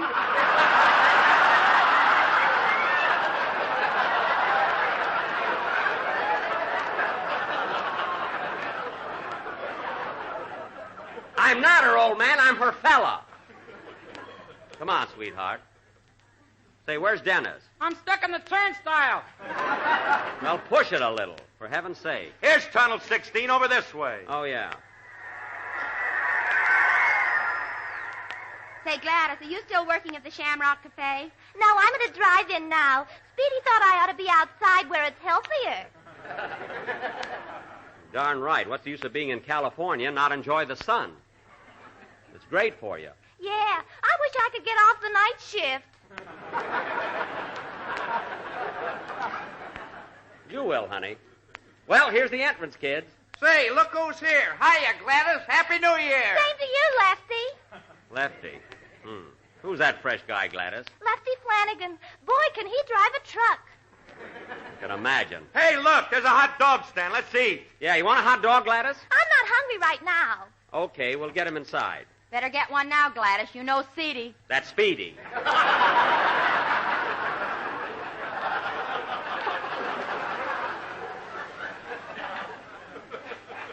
All right, I'll go over and buy the hot dogs. Everybody wait here so you won't get lost. Hey, mister, 5 hot dogs, please. 5 puppies coming up? Oh, hello, stranger. Why, Schlepperman!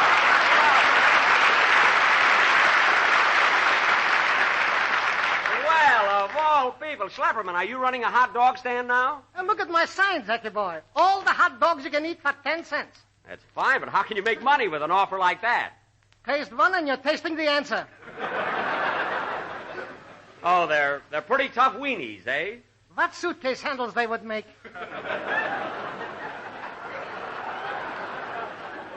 Well, they still look good to me. Give me 5 of them. Okay, what kind of mustard do you want? Mustard? What kind? Yeah, sure. I got strong, mild, and Chanel number 5. Oh, mild, I guess. How much do I owe you? 5 hot dogs, 50 cents. Well, that's fair enough. Here's $1. Here's a quarter. Thanks for the tip.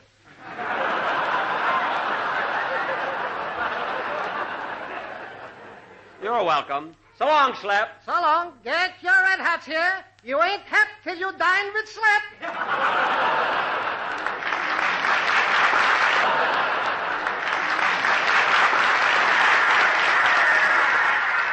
Well, here you are, kids. Take your hot dog. Thanks, Jack. Here's my dime. Keep it. Everything's on me today. Gee, I'm thirsty. What are we going to drink with our hot dog? Here you are, Gladys. Put that back in your pocket. Phil, just for once, why don't you see a football game where 4 teams aren't playing? Now, where's Dennis? He'll be back in a minute. Oh.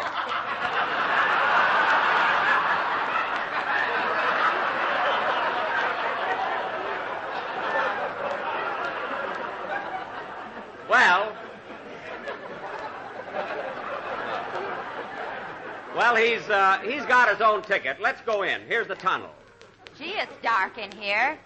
Huh? So dark in here. Yeah. Say, Speedy, remember the time we went through the Tunnel of Love at Ocean Park? Oh, Gladys, for heaven's sake. Cut it out. Oh, I'm sorry I slapped you. Gladys, it's all over. Forget it. Now, come on. Stubbs, please. There you are. Right this way. Oh, hello, Gladys. Hello, Nick. Where you been keeping yourself? Oh, I've been around. Where you been? Come on. Show us our seats. Listen, Gladys, you have to talk to every fella you meet. Oh, Speedy, you're so jealous. I'm not jealous. Here are your seats, mister. Thanks.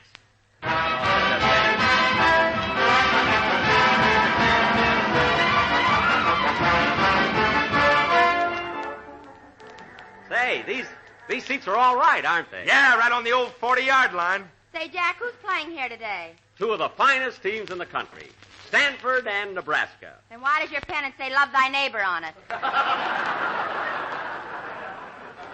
gotta wave something, don't I? You know, I kind of like Nebraska. Well, I'm for Stanford. You want to make a little bet, Jackson? Yeah, I might. Hey, Gladys, how are you? Oh, there's Lefty Gordon. Hello, Lefty. Another lefty. Don't you know anybody that's right-handed? Well, I used to go with him. Used to. You're going with me now. I wish you wouldn't talk to everybody. Hey, Jackson, what about that bet? Okay, Phil. You've got Stanford, and I've got Nebraska. Oh, yeah, pal. Is this seat taken, old pal? Oh, fine. Yes, a young man has it. He'll be here in just a minute. Oh, don't mention it, pal. Any friend of yours is a friend of mine. This would happen to me. How much dough you want to bet, Jackson? Any amount you say, brother. Just name it. Okay, $50. 50, eh? Take another number, Phil. Oh, no. If he wants to bet $50, it's okay with me. Quiet. I want to hear the game. The game hasn't started yet. No thanks. I never touch it. How can you talk to a guy like that? Look, Jack, here comes the Nebraska team. Oh, yeah. Gee, they're a husky bunch of fellas. Yeah, listen to that crowd. Yes, sir. You know, Gladys, I'll bet there are 90,000 people here. That's terrible. 90,000 people without a home. Oh, my goodness. 90,000 people. What are you talking about? They've got homes. They're here for the game. Oh, no. You're just saying that because I'm your pal. You're not my pal. I never saw you before in my life. No thanks. I never touch you. I don't know why I always run into one of these guys. Ignore him, Gladys. I am Gladys, old pal. Don't you dare speak to her. Here, hold my coat, Mary. He's on the floor already. What do you want? Well, he can't talk like that. Hey, look, Jackson, here comes that good old Stanford team out on the field. Hey, those boys look pretty good, too, don't they, Gladys? Oh, they're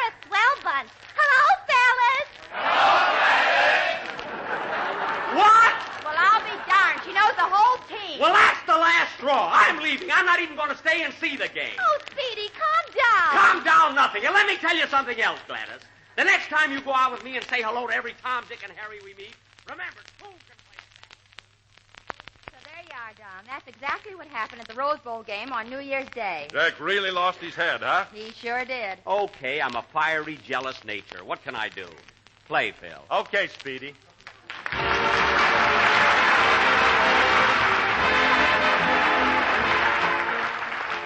Friends, before dessert at dinner tomorrow, why not serve the family a real surprise, something delightfully different, like apple snow Jell-O. A delicious combination of cold, spicy applesauce and crimson raspberry Jell-O. Or try apricot pecan layers, crunchy pecan meats and golden canned apricots molded in shimmering orange Jell-O. These are just two of the many grand treats that you'll find described in the new Calendar of Desserts book. In this big 48-page recipe book, you'll discover 365 suggestions for all kinds of novel and tempting desserts, pastries, puddings, cakes, cookies, and, of course, lots and lots of swell desserts made with delicious Jell-O. And this unique calendar of desserts is just as beautiful as it is useful, too, full of lovely paintings and handsome photographs in brilliant glowing colors. So be sure to send for your copy right away. Just mail 10 cents, just 10 cents, in coin or stamps to me, Don Wilson, care of General Foods, Battle Creek, Michigan, and this handy day-by-day recipe book will be forwarded to you at once. Don't wait until tomorrow, friends. Send 10 cents for your copy tonight. We're a little late, so good night, folks.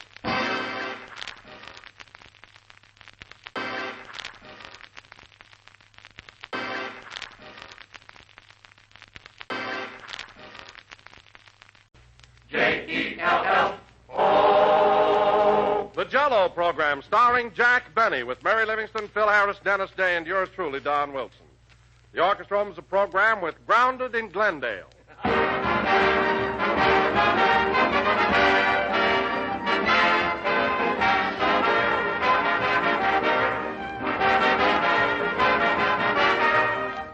One way to describe Jell-O, ladies and gentlemen, would be to say it's a dessert that makes everybody sit up and take seconds.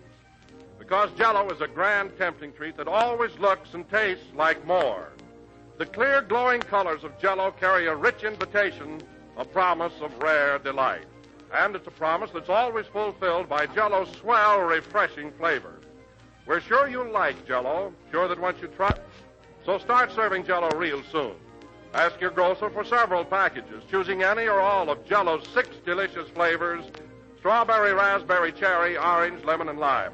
By the way, strawberry and raspberry Jell-O both have a new, improved flavor, obtained by using a natural flavor base, artificially enhanced.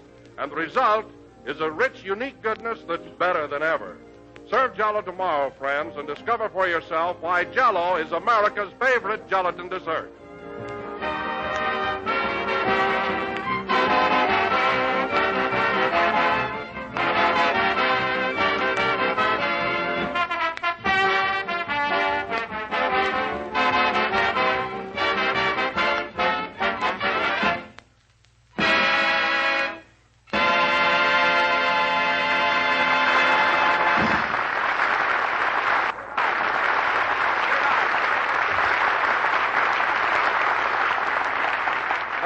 Grounded in Glendale, played by the orchestra.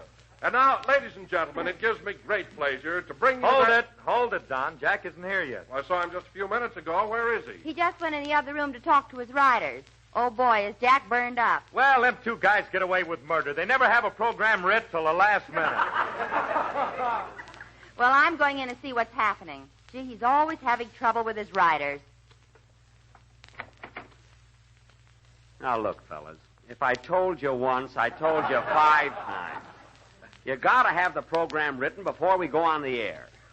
Every week we just barely make it. Now today, look what happened. No script at all. Well, what are you worried about? Yeah, it's only Friday. It's not Friday, it's Sunday. And there's no excuse for you guys not knowing it. I gave both of you calendars for Christmas. I knew this would happen someday. Well, we were stuck this week. We didn't have no inspiration. Oh, you didn't? Don't yell at me. I'll fly to pieces.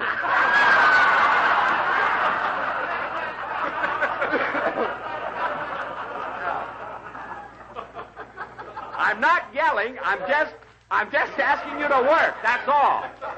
I'm paying you to work. And that's another thing. We want more dough. Well, you certainly picked the right time to ask me. You're getting plenty now. What do you want more dough for? We want to get a room tonight. Now, cut that out. Fine team of writers I've got. I've been looking for you all week. Where were you? Saboba, Hot Springs. You're not supposed to be in Saboba. You're supposed to be here with me.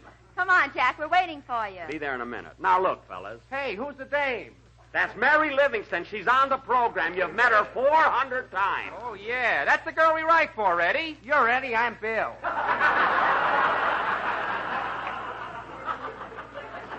And I'm Benny. Glad to know you.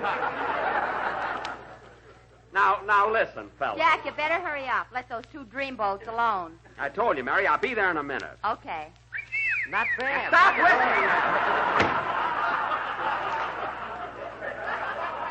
Now, look, fellas.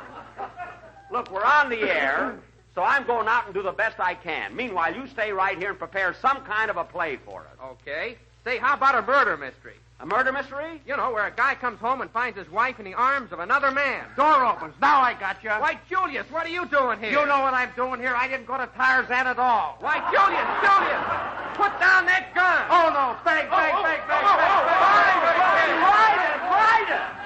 Ride it up.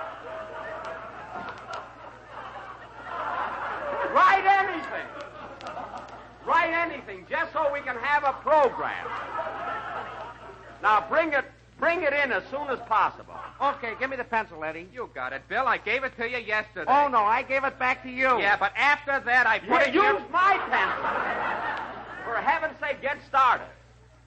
Now, go to work. And those guys, they go to Saboba Springs, and I have no broadcast. What's the matter, Jack? You having trouble with your writers again? Yes, on every week they're getting lazier. Now, tonight, no material at all. Why don't you fire him, Jack? He can't. They dug up a photograph of Jack when he was in 3rd grade. What's wrong with that? He was the only kid with a handlebar mustache. Oh, it was just fuzz. You could hardly see it. Anyway, that picture has nothing to do with my writers. If this ever happens again, I will fire them. What are you worried about, Jackson? If you ever get stuck for material, I'll be glad to let you have my author. Your author? Yeah, the guy that writes all my funny stuff for the Wilshire Bowl. Oh, fine. Phil, you're always bragging. No, you're always bragging about your writer. I've been to the Bowl 1,000 times, and I've never seen him. Who do you think parks your car? Oh, so that's your gag man, huh? Well, the next time he points at my Maxwell and says, that does it, I'm going on the wagon, I'll run right over.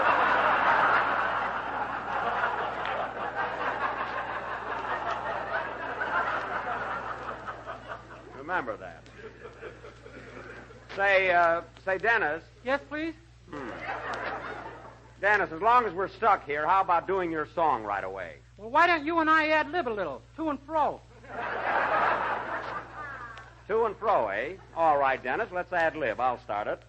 Who was that lady I saw you with last night? That was no Thor. That was a battle axe. Well, I think you better sing, Dennis. At least it'll be better than standing around. Come in.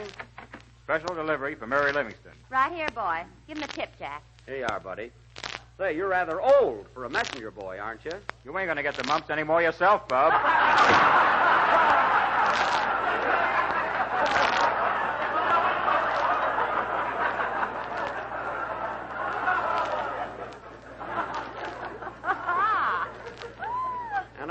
And I had to give him a 50-cent tip. You gave him a dime. I gave him a quarter. I know what I gave him. Who's the letter from, Mary? It's from my mother in Plainfield. Now, listen, one time I'm glad to hear from the old lady. Yes, sir. What you got to say, Mary? Listen to this. My darling daughter, Mary. Just a few lines to say hello and thank you for the small check you sent me for Christmas. It looked like a refund from the gas company. Boy, is she mercenary. By the way, Mary, we have a new address now. We had to move from the old house on Elm Street as the landlord, who was engaged to your sister, found his glasses.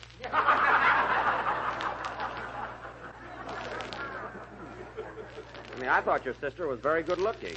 She has beautiful skin. Yes, but there's too much of it. Oh, I see. The weather's been awful lately. In fact, it was so cold here this week, your Uncle Herman froze an ear off. Now he only has 2. More things happen to your relative.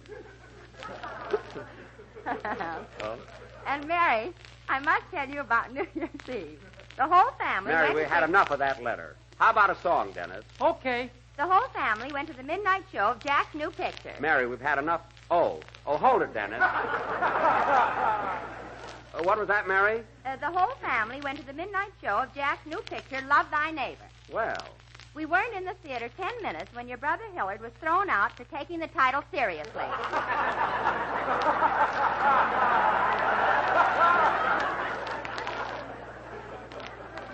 Well, he's just the type.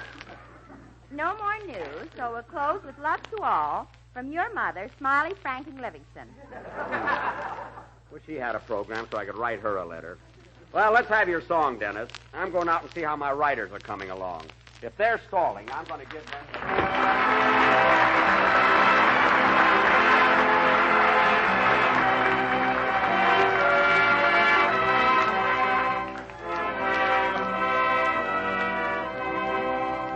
The pale moon was rising above the green mountain.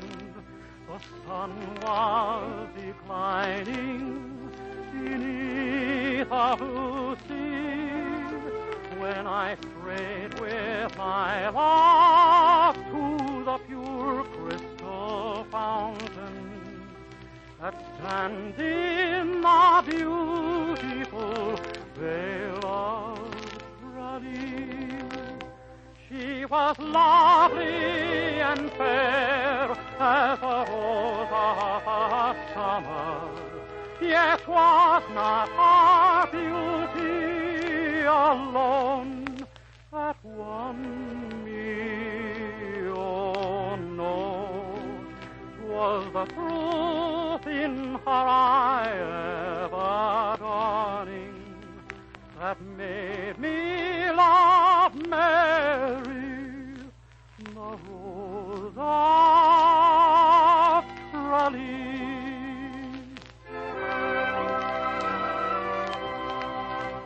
The cool shades of evening their mantle were spreading, and Mary, all smiling, was listening to me.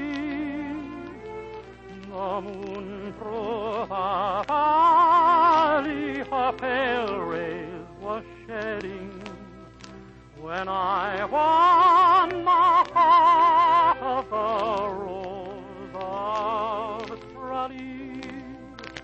More lovely and fair as a rose of summer, yet was not our beauty alone that won me.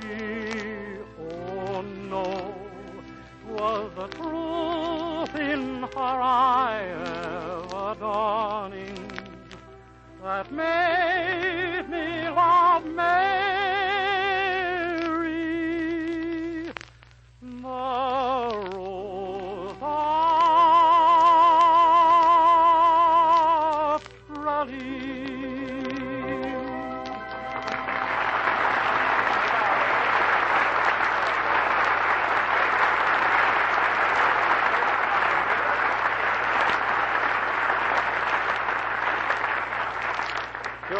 Sure, fellas. I know it's a good title for a murder mystery, but where's the play? Well, we got a lot of ideas, but we can't write them down. Why not? I gave you a pencil. Yeah, but there ain't no lead in it. See? Oh, there ain't no lead in it. Give me that pencil. Look, fellas, you turn this little knob here, and out comes the lead. It's an automatic pencil. Oh, yeah. Look, Bill, you turn this knob and the lead comes out. Say, that's good. Let me turn it. No, I want to turn it. Come on, just one. I've turned it already. Look, all you got to do is put the pencil on a piece of paper and push it a little. Now, please write that mystery play, will you, fellas? Okay. Boy, if I ever get my hands on that picture, I'll fire 'em so fast they won't know what hit 'em. Well, Don, it'll be a few more minutes yet. What'll we do? I don't know what to talk about. Me neither. Why don't we talk about currents and events?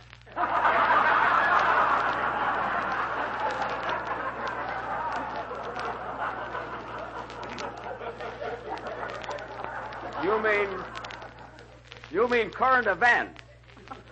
All right, Phil, let's talk about current events. What do you think of the president's new deficiency appropriation bill? Anything Wilkie does is okay with me. He didn't get in. Wilkie did. What's the matter with you, anyway? Well, I got a laugh, didn't I? Now, there you are, Jackson. Why don't you hire me for a rider? Because I hired you once for a band leader, got gypped, and I'm disillusioned. No, I guess we'll just have to stall around until my boys get that play written. Gee, if this was television, you could take your teeth out and make like Popeye. It's very funny. Remember when you dropped him at the hockey game in New York and the Rangers made a goal with him? Mary, that wasn't my teeth. That was my cigarette case. Sure grins, don't it? All right. There's no use trying to keep this up. I'm going to see if my writers have got anything. I'll take it. Hello? Hello, Mr. Benny. This is Rochester. Rochester, I can't talk to you now. But this is important, boss. It's about Mr. Billingsley, our boarder. Mr. Billingsley, what about him? Well, I've been telling you for months to get rid of him. He's getting crazier every day. Oh, he's just a little odd, that's all. Ought to even call the wagon.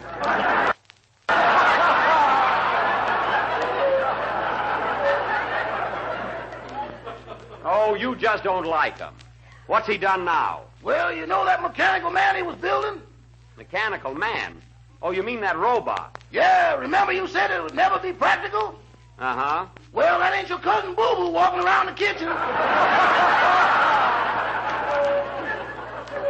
Oh, my goodness. What's the robot doing in the kitchen? He's making himself a sandwich. Axle grease on whole wheat. Now, Rochester, this is no time for joking. I don't want that big mechanical thing roaming around my house. Aren't there any buttons to control it? Yeah, there's 3 of them. When you press the first one, he knocks you down. Uh-huh. And when you press the second one, he picks you up. I see. Well, what happens when you press the third button? He goes, woo!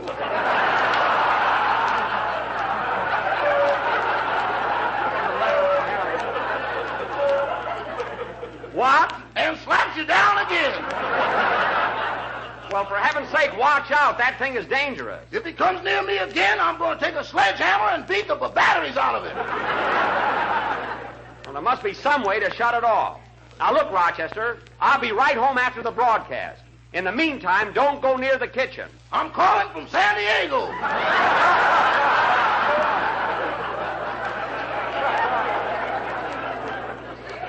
Well, you get right back and I'll wait up for you. Goodbye. Goodbye. Gee, I never thought that mechanical man would work. Well, I guess I'll have to raise Mr. Billingsley's rent. He's got a roommate now. Play something, Phil. I'm going in and beat the gags out of my writer.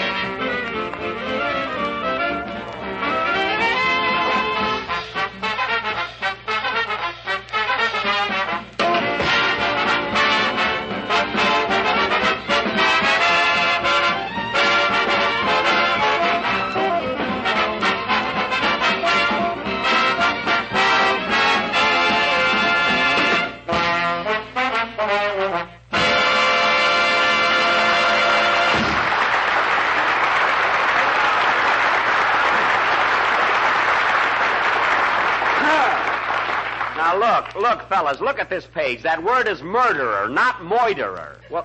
Well, a gangster would say moiterer. I'm not a gangster. I'm a police captain. Read your own script.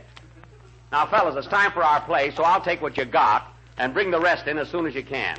Give me those pages. Please give me those pages. All right, please give me those pages. Now concentrate, will you, fellas? Fine thing. Drama on the installment plan. Well, how does it look, Jack? Are we going to do a play tonight? Yeah, but we'll have to do it without a rehearsal. Here are your parts, kid. Now, let's see. I'm going to be Captain O'Benny of Police Headquarters. And, Dennis, you'll be my assistant, Sergeant O'Day. Oh, thanks. Oh, welcome. Now, Mary, you're going to be the widow, Mrs. J. Malcolm Smith. The widow? Yes. Your husband has been killed, leaving you $3 million, an estate on Long Island, and a yacht. And you're all broken up. Why, does the yacht leak? No, you loved your husband. Oh. Now, let's see. Phil, you'll be the family physician. And, Don, you're going to be the bugler. Bugler? Oh, they must mean butler. You're the butler, Don. Well, so much for casting. And now, ladies and gentlemen, for the feature attraction this evening, the Benny, when we act, you better act like you enjoy it, players. We'll present an original mystery drama entitled The Murder of Malcolm Smith, or Although He Wasn't Drafted, He Was Drilled. Say, that's not a bad title. I think I'll get the boys a room tonight. Well, let's go, fellas. The opening scene is the office of Detective Captain O'Benny at Police Headquarters. Curtain. Music.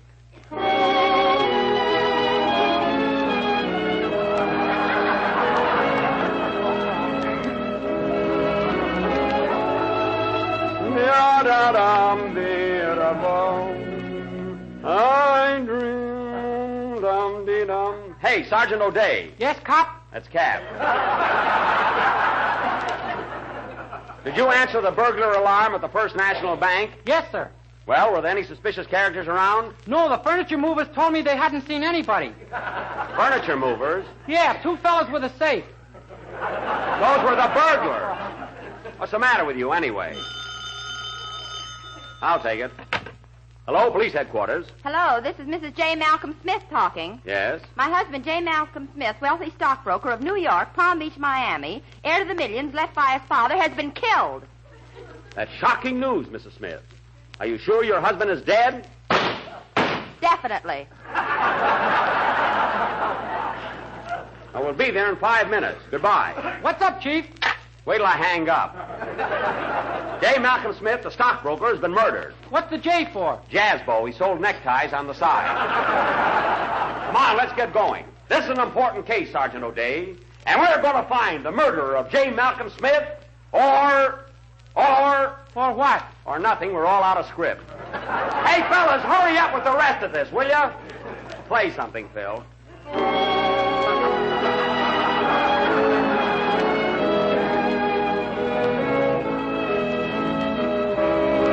Fine writers. They couldn't even finish the sentence. Hold it, Phil. There's a few more pages, Jack. Thanks. Now go back and get to work. We got a union. We're going out to eat. Not until you finish the script. Okay, Blue Eyes. Even my writers notice them. Now, let's see. Oh, yes. This is an important case, Sergeant O'Day, and we're going to find the murderer of J. Malcolm Smith, or my name ain't Captain O'Benny. Heck, I could have thought of that myself. Let's go.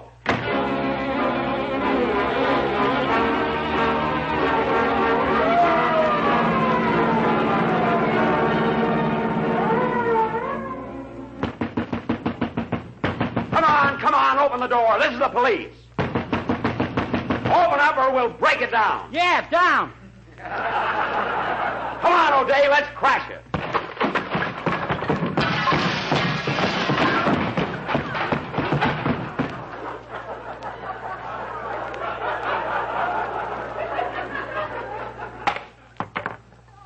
There goes my cigarette case.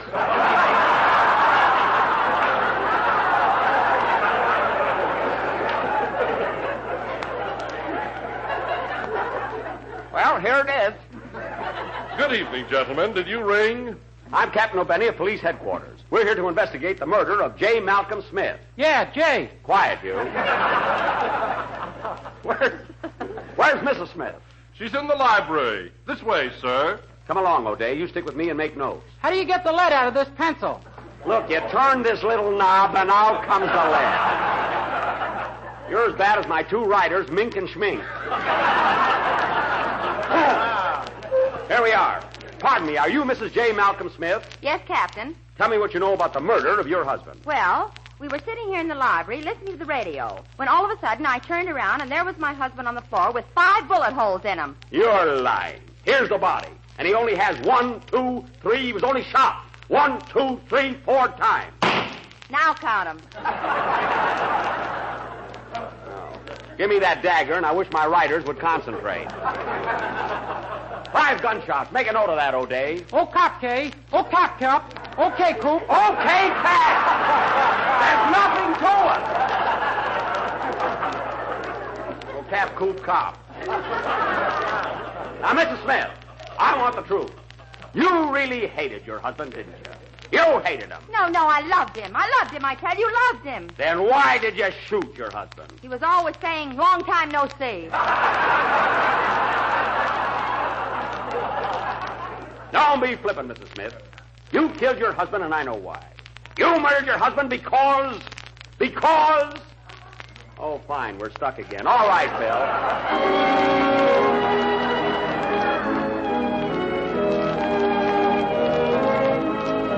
Embarrassing. Hold it, Bill. All right, boys, come on. Some more pages. Here you are, chum. Thanks. Let's see here. Oh, yes. Now, listen, Mrs. Smith.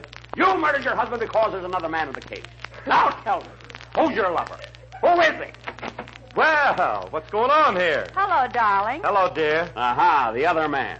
What's your name? My card, sir. Dr. Philo Harrison, F.C. What's the F.C. for? Physician and surgeon.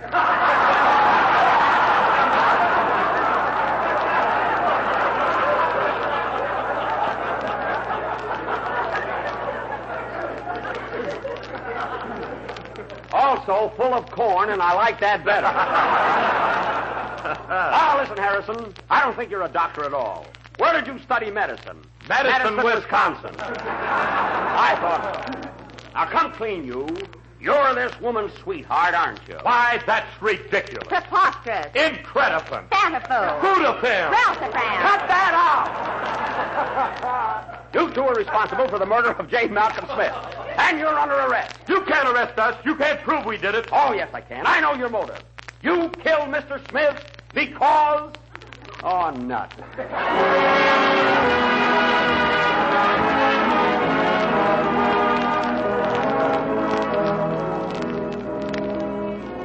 Ladies and gentlemen, while we're waiting for the finish of this thrilling murder mystery, why don't you run down to your neighborhood grocer and ask him for a package of JELL-O?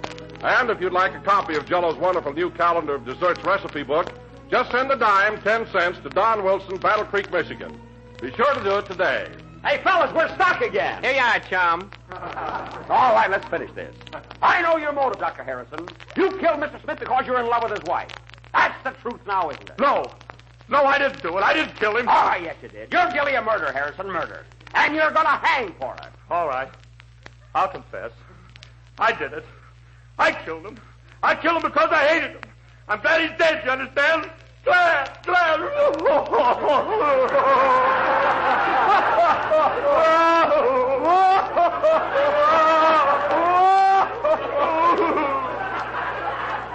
Oh, brother.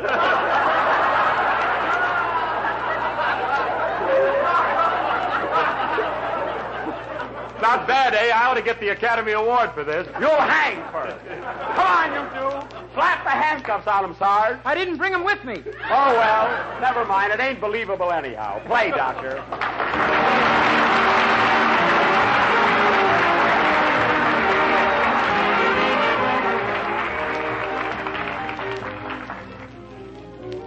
If you haven't yet sent in for your copy of that grand new recipe book, The Calendar of Desserts, do so real soon.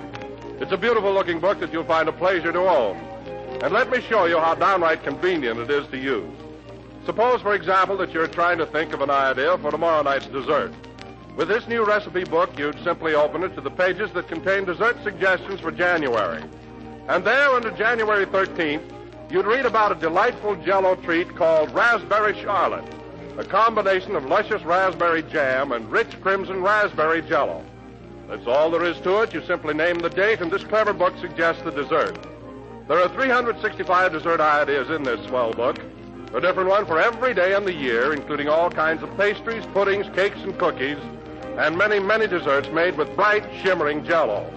So send for your copy now. Mail 10 cents, just 10 cents in coin or stamps to me, Don Wilson, care of General Foods, Battle Creek, Michigan. Do it tonight. This is the last number of the 15th program in the current Jell-O series. We will be with you again next Sunday night at the same time. Say, boys, but next week, will you please try and have the program ready before we go on the air? Okay. Hello, Ma. Good night. Well, what can I do? Good night,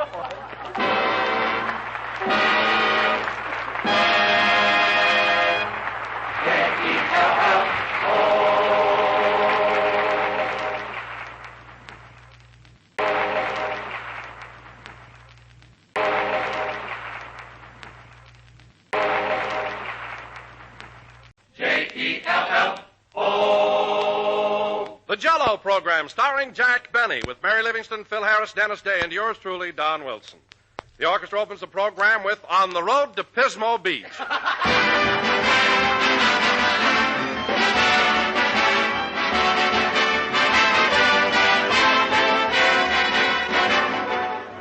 You know, ladies and gentlemen, once Jell-O has become a favorite dessert in any family, it usually stays a family favorite from then on. Every day we get letters from folks telling us how they've been enjoying Jell-O for years, and enjoying it more and more all the time. And there's a reason for this, too. Jell-O is just so downright delightful that once you try it, no other dessert ever seems quite so gay and beguiling, quite so rich in rare, tantalizing flavors as Jell-O. And another reason why Jell-O is such a year-after-year favorite in most homes is because it can be served in so many different ways, using Jell-O's 6 delicious flavors: strawberry, raspberry, cherry, orange, lemon, and lime. Incidentally, if you haven't tried strawberry and raspberry Jell-O recently, do so real soon.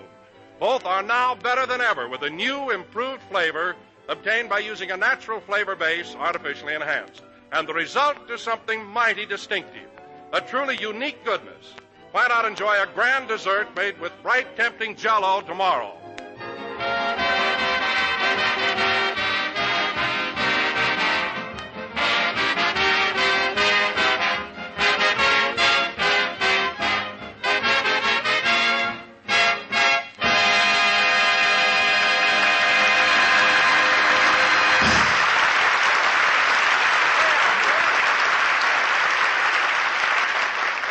That was On the Road to Pismo Beach, played by the orchestra.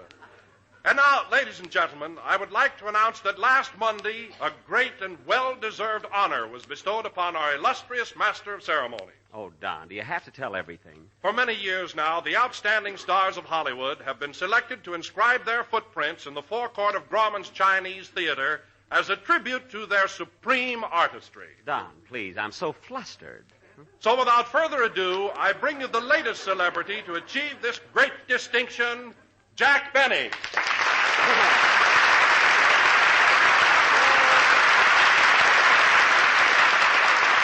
Thank you. Jell-O again, this is Jack Benny talking. And Don, your introduction was awfully sweet, but I wish you hadn't brought the subject up. It might make people think I'm hammy. Well, Jack, it was a grand tribute, and I feel that our listeners should know about it. True, Don, but it makes me feel so darn uncomfortable. No, I really didn't want you to mention the honor accorded me at Grauman's Chinese last Monday at 2 p.m. before a crowd estimated by the police at over 3,000. I mean, it happened, it's over, now let's forget it. But, Jack, there isn't the slightest reason... Now, Don, there must be other things to talk about. So let's change the subject, shall we? Now, just a minute, Jack. There isn't the slightest reason why you should be embarrassed over this wonderful compliment. Well, maybe so, Don, but Mr. still... Grauman must have thought a lot of you to suggest adding your footprints to such a distinguished group. I know, Why, but... Jack, a great artist like you should realize... Hello, Mr. Benny. Hello. What's that, Don? A great artist like me should what? How are you, Mr. Wilson? He's fine. Sit down. I should realize what, Don? You should realize that... Oh, darn it, I forgot what I was going to say. Well, you had it on the tip of your tongue. Concentrate. I should realize what? Now, let's see... Hiya, Jackson. Are you on the beam tonight? Quiet, Phil. Don is trying to think of something. I should realize what, Don? Oh, it slipped my mind, Jack, so we might just as well forget it. Well, that's a fine how do you do.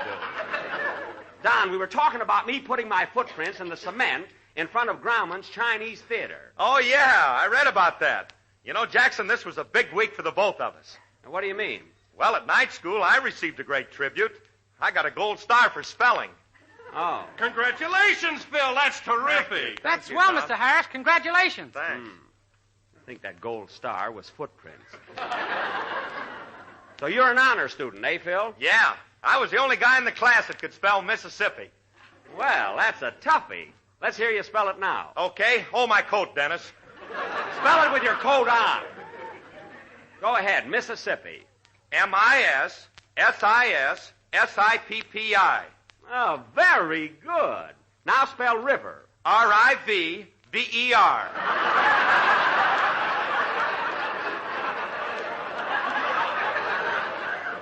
I knew it. Phil, you can now take that gold star and paste it back on a Hennessy bottle. No kidding, you ought to quit.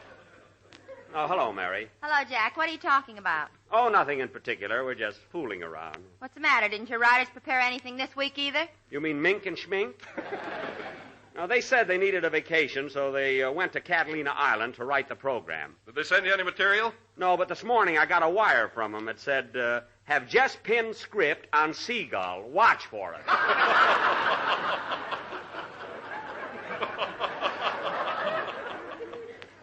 Those guys are always going someplace. Remember the time you sent them out for a hot tamale and they went to Mexico City? Do I? That tamale cost me $800 and it was ice cold when I got it. Oh, well, we'll manage. We did last week. Say, Dennis. Yes, please? How about a song? Okay. Say, Miss Livingston, did you hear about Mr. Benny at Grauman's Chinese Theater? Hear about it? I was there. All right, Dennis, let's have your song. Talk about laugh. Who's talking about laughs? Sing, Dennis. What happened, Mary? Well... Well, Jack and I went to a matinee at the Chinese last Monday, and they were fixing the sidewalk there. All right, they were fixing the sidewalk. And Mr. Grauman happened to be standing at the box office. Yeah? So Jack went up to him and said, Mr. Grauman, as long as you've got all this wet cement here, how about paying a tribute to my supreme artistry? Now, wait a minute. So Mr. Grauman said, what do you mean? And Jack said, make with the footprints. He said that to me. Go ahead and sing, Dennis. Wait a minute now, Jackson. We want to hear this. Oh. Yeah, what happened, Mary? Well.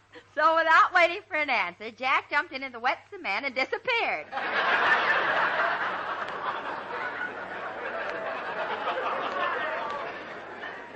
Disappeared? Yeah, they were filling in a manhole.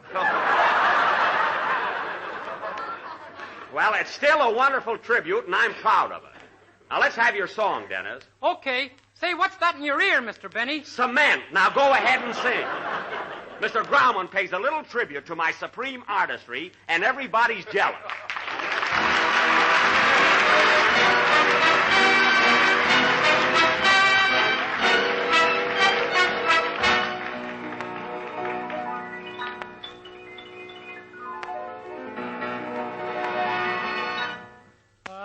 And when I hear you call so softly to me, I don't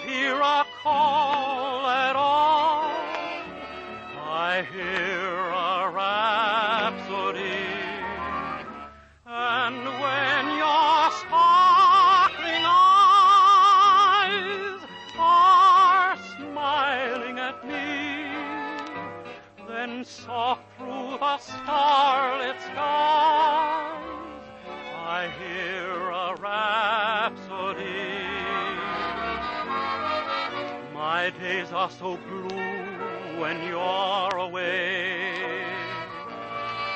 My heart longs for you, so won't you stay? My darling, hold me tight and whisper to me. Then soft through a starry night, I'll hear a rhapsody. My days are so blue when you're away. My heart longs for you, so won't you stay? My darling, hold me tight and whisper to me. Then soft through a starry night, I'll hear a rhapsody.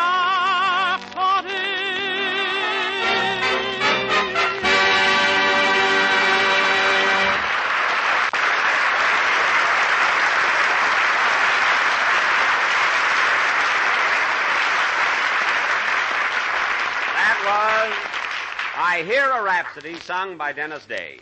And now, ladies and gentlemen, for our feature attraction tonight, the Benny Hungry Hollywood Harlequins will present their version of that Hey, wait a minute, Jackson. I thought you said your writers didn't work this week. That seagull came in while Dennis was singing. The Benny Harlequins will present their version of that sensational Warner Brothers picture. That masterpiece of human emotion. That gripping melodrama of the sidewalks of New York, City for Conquest.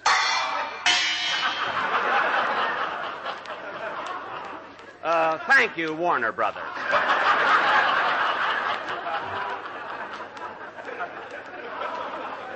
Now, in this epic, nice of them to come all the way from Burbank. Now, in this epic, I will play the part as portrayed by James Cagney on the screen. That of a rough and tough kid who fights his way through the slums and grows up to be a prize fighter. And Mary... Why, Jack, how can you play that part? You're not the Jimmy Cagney type. I'll handle it.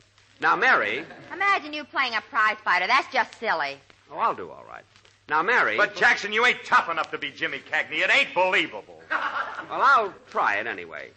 Now, Mary... Mr. Harris is right. You're not tough enough. Oh, yeah? Put 'em up, Dave! Put up your jokes! I'll show you who's not tough enough. Oh, Jack, calm down. Why pick on Dennis? Well, you know how excitable I am. I guess I lost my head. Sorry, kid. Can I put my dukes down now? Yeah.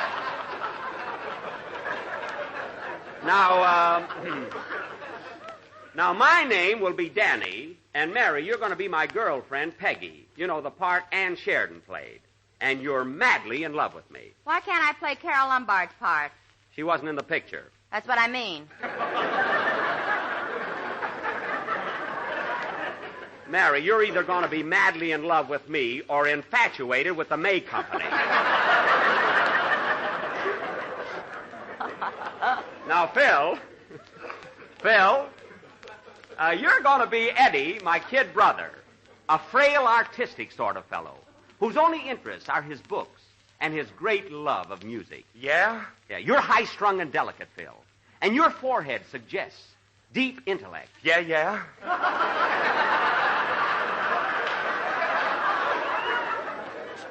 You grow up to be a great composer and finally conduct your own symphony at Carnegie Hall. At last, the part that fits me. Phil, it's just that we're stuck. That part fits you like a mail-order suit made by a nearsighted tailor for a couple of other fellas. Now, Don. Yes, Jack? You have one of the most important parts in our play. You are the narrator, and you symbolize the spirit of a great metropolis. In fact, Don, you are New York. He ought to take a little weight off his Bronx.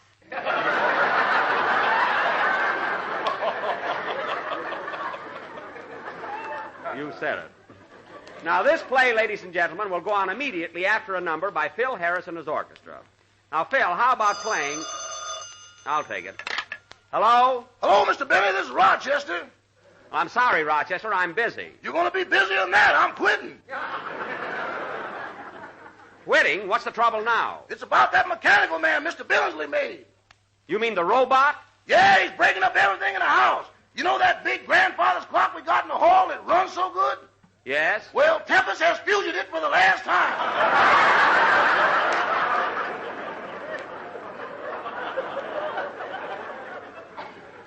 Oh, my goodness. That clock was very expensive. I tried to stop him, but he whammed me right on top of the head. On top of the head? Why, that robot is made of iron.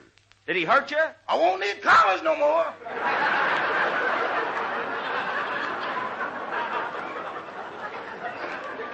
Well, look, Rochester, I told you before there are buttons on that robot to control him. All you have to do is sneak up behind him and press the buttons. That's how I got my neck shortened. Now, Rochester. Just call me Turtle. Now, Rochester, I don't want that mechanical man roaming around the house. Where is he now? He's in the kitchen. I think he's that way about the electric refrigerator.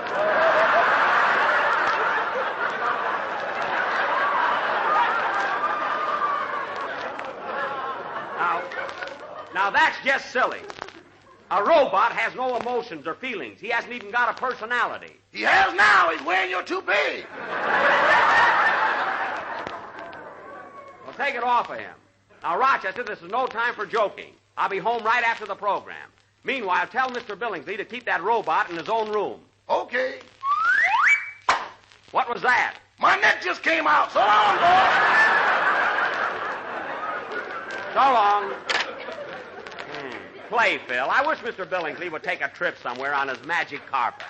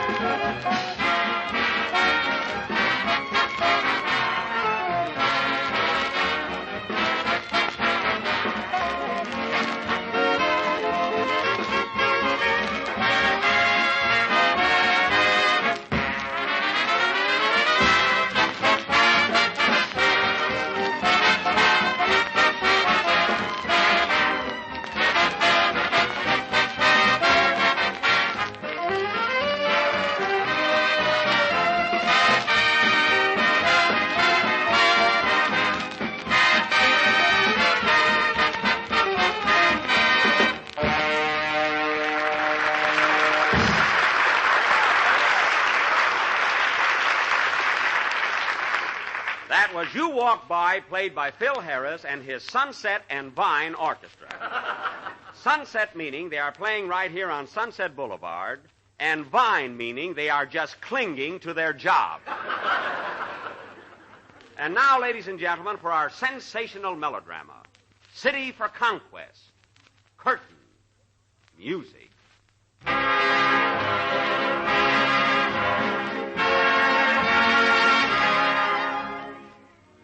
Our scene, ladies and gentlemen, is New York. New York, the greatest metropolis in the world. Millions of people gasping for life and air, fighting, biting, clawing away for a place in the sun. New York! Gee, that's wonderful. And now, we take you to the East Side. The attic room shared by Danny, the truck driver, and his brother Eddie, the young musical genius. As the scene opens, Eddie, with an inspired look on his delicate face, is seated at his drum, composing his Symphony of New York. Listen.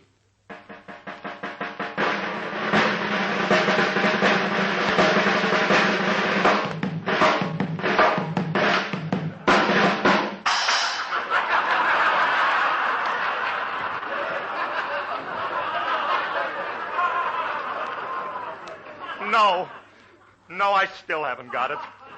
I don't feel that ending, but I can't give up. I must finish my symphony. I have a thought.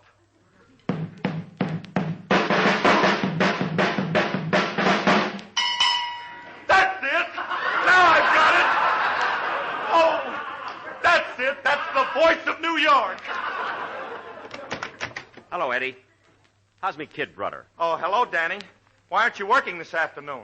Me boss started an argument, so I slugged him. And a couple of cops came along, and I slugged them, too. I slug everybody. Oh, Danny, you're always fighting. Will you ever pick up good manners by yourself, or do I have to learn you?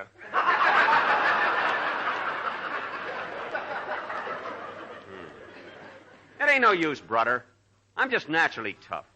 How's your symphony coming along? Oh, I fear the masses will never like it. It's much too highbrow. Let me hear what you've done so far, will you, brother? Very well. I call my composition Manhattan, Allegory. Manhattan Allegory. Let's hear it, brother. All right. I'll start with the part you like, Danny. The part I call East River, with all its proud and passionate beauty, with all its shrieking jungle cries for life and sun. Gee. And I carry on the theme until I've told the complete story of New York, with its wealth and power and everlasting loveliness. Oh, boy. Oh, boy. Let's hear it, brother. Oh, that's beautiful. Beautiful. I can see it all. The Empire State Building. The tenements downtown with the laundry hanging out the window. Oh, boy. And there's Central Park in the moonlight. It's winter and the snow is falling. And there's the Winter Garden Gate. Holy smoke. Olson and Johnson are still there. Oh, Eddie, it's wonderful. It's wonderful.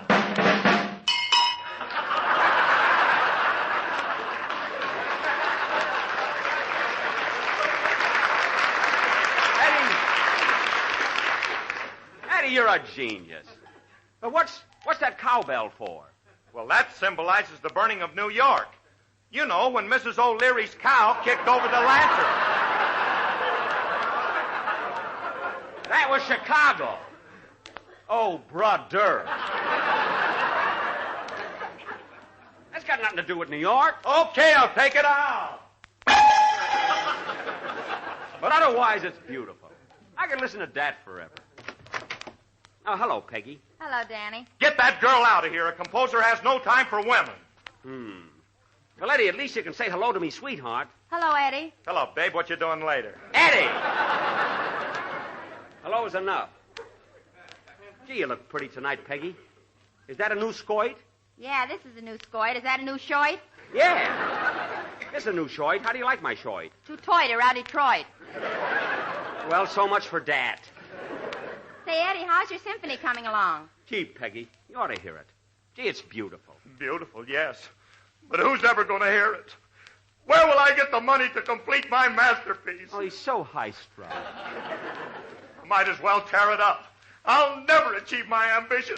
Never, never, never. Poor kid, he's so sensitive. Also unbelievable. But don't cry, brother. I'll get you the money. I know what I'll do.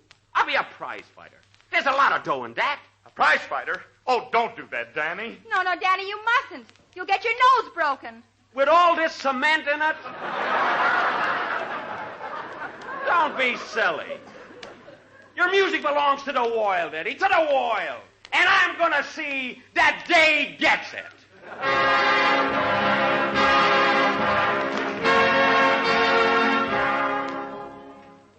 Months pass, and Danny the truck driver becomes Kid Sampson, the sensational newcomer to the ring. After an amazing series of knockouts, he is now the leading contender for the championship of the world. We now find Kid Sampson in the gymnasium, training for the big fight. 1, 2, 1, 2, 1, 2, 1, 2, 1, 2, 1, 2. How am I doing, Eddie? Oh, Danny, I wish you wouldn't fight. I'm doing it for you, brother. Hey, Lefty, you think I'm in good shape now? Yeah, but now listen, kid.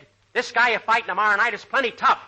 And you got to know how to handle him. Don't worry, I'll moiter him. Now, don't be too sure of yourself, kid. The champ's got a habit of leading with a saddle portrait, and he's liable to hit you with a saddle razor several. Watch yourself. Oh, yeah. I'll remember that. And when you duck, he comes back with a little saddle porch. Watch out for that cat's sorcerer. You know, he's liable to file you with a saddle porch to celebrate to the kidneys.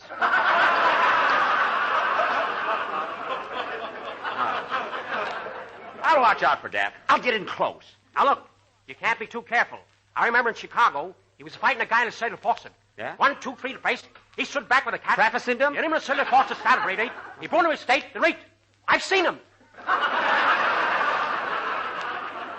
Okay. Maybe you're right. Give me a rub down, Lefty. I don't know where that bottle of alcohol is. You don't? It was here yesterday. Where is it? I broke it. I can't stand alcohol. Oh, for Pete's sake! Hey, what's that sticking out of your hip pocket? That's for after the play. Give me that. Here, Lefty, rub me down. Now, look, wait till you take your shower. There's no use saddle-rolled brushes, is there? No, I'll do it later. Well, look who's here. Hello, Peggy. Hello, Samson. That's Kid Samson. With gray hair? That don't make no difference. I'm as hard as nails. Get a load of this chest and feel these muscles. Where? Right there on my arm. Look at that bulge. That's a muscle. Where? I don't see it. Right up. Now you scared it. It's gone.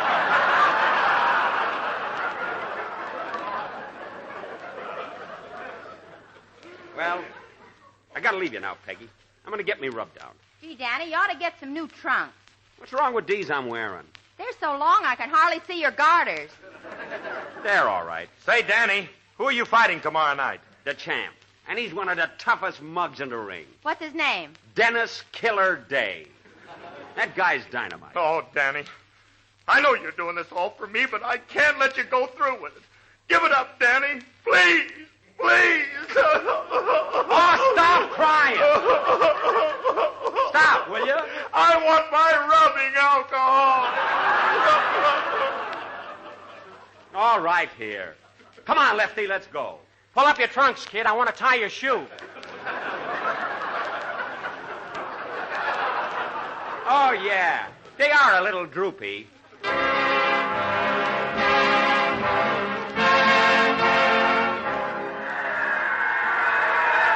Good evening, ladies and gentlemen. This is Clem McNulty coming to you from the ringside of Madison Square Garden. We're about to witness the championship fight between Killer Day, holder of the title, and Kid Sampson, the contender. The killer is already in his corner, and here comes Kid Sampson, nervously pulling his trunks up. Whoops, he stumbles. He's up again. Darn, these trunks, they are too long. Get me suspenders, Lefty. Now, before the fight begins, we'll have a word from each of the contestants. First, Kid Sampson, the challenger. I'll moiter him. And now the champion, Killer Day. I'll get killed. Come on, let's get going. The referee's just given the boys their final instructions. They're standing in their own corners, nervously awaiting the bell. And there it is. The boys meet in the center of the ring, and Killer Day leads with a right to the jaw. Ooh. I'm sorry, Mr. Benny. Watch it, will you? I got me glasses on. Wait till I take them off. Kid Sampson removes his glasses. Ooh. And counters with a left to the referee. He can't see a thing without them. Oh, yeah? Where's that killer? I'll moiter him. Kid Sampson is staggering around, and Killer Day is moving in for a knockout blow. Ooh! The killer throws another one. Ooh! And another one. Ooh! And another one. Ooh! Ooh! Kid Sampson is down, and it looks like a knockout.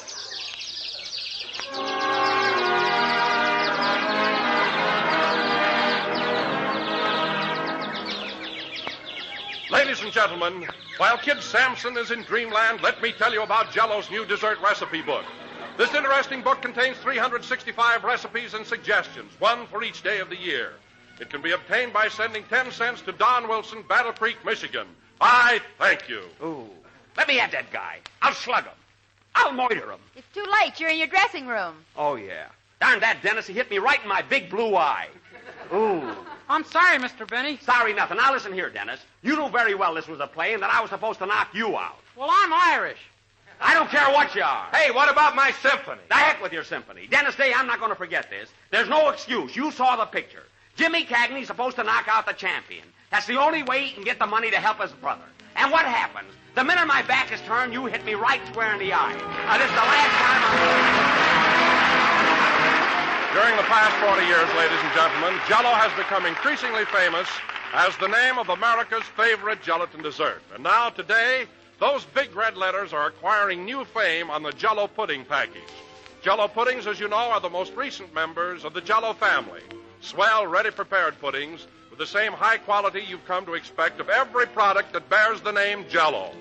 JELL-O puddings are available in 3 grand old pudding flavors, chocolate, vanilla, and butterscotch.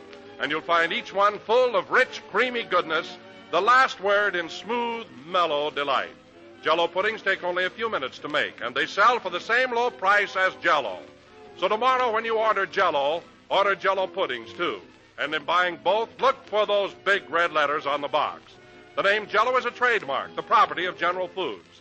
And you make sure of getting the finest dessert enjoyment every time you ask for JELL-O, your password to pleasure. This is the last number of the 16th program in the current JELL-O series, and we'll be with you again next Sunday night at the same time. Ooh, how does my eye look, Mary? Let's go to Ciro's and get a steak for it. Okay, I'll take it out of Dennis's salary. Good night, folks.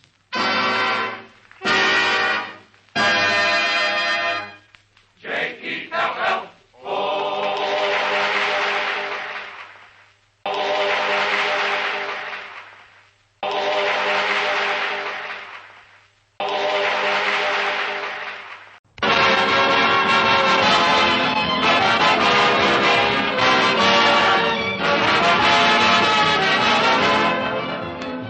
How many of JELL-O's 6 delicious flavors have you tried recently?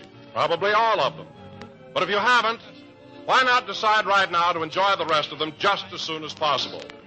Sure, you like them all because they all have that tempting look. And each one is equally outstanding for rare, delightful flavor.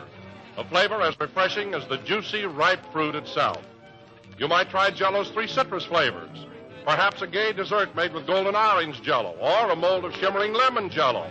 Or tangy lime JELL-O, the very color of bright green limes hanging in the summer sun. Try cherry JELL-O, too. Ruby red cherry JELL-O full of rich, enticing goodness. And by all means, don't overlook strawberry and raspberry JELL-O, because you'll find they're better than ever. Each has a new, improved flavor obtained by using a natural flavor base artificially enhanced. And the result is something mighty swell. Dessert enjoyment at its downright best. So try a tasty JELL-O treat real soon. Whether your favorite fruit is strawberry, raspberry, cherry, orange, lemon, or lime, you'll find a grand treat waiting for you in JELL-O.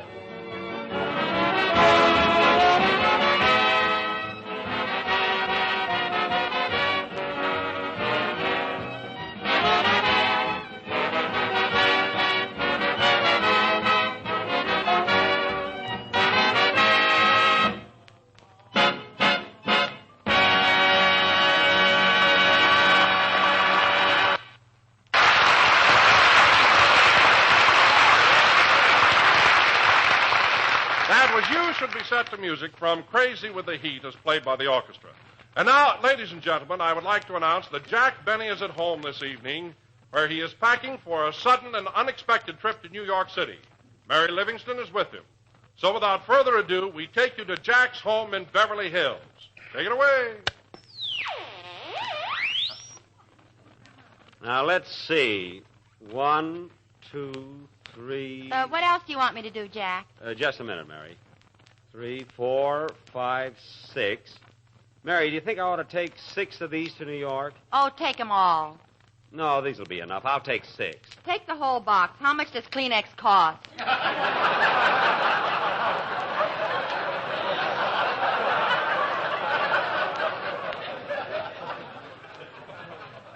That's not the point. I'll just take 6. If I had a cold, it would be different.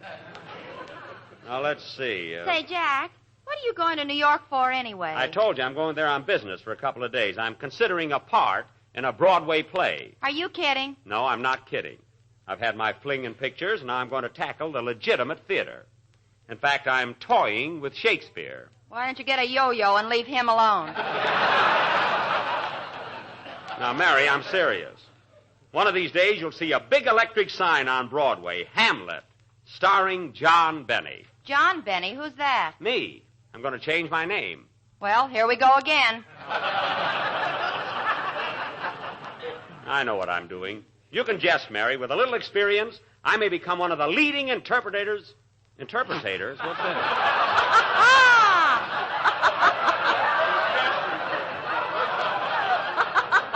If I don't get away from Phil Harris, I'll go nuts. Mary, with a little experience, I may become one of the leading interpreters of the immortal Bard. Now, let's finish this packing. Okay. Hey, Romeo, art thou taking this hot water baggie? Certainly, it's cold in New York. I want that hot water bag, my heavy muffler, those galoshes, my mittens, and that brick. What are you taking a brick for? I'm going to heat it and put it in my bed. Now, let's see. What else? Hello, Miss Livingston. Hello, Rochester. Oh, Rochester, my plane leaves in a couple of hours. Did you alter my tuxedo like I told you to? Yes, sir. Here it is. Alter your tuxedo? Yeah, I told Rochester to take the satin cuffs off the sleeves. They're all right, but they're a little dated. That belt in the black ain't exactly cafe society.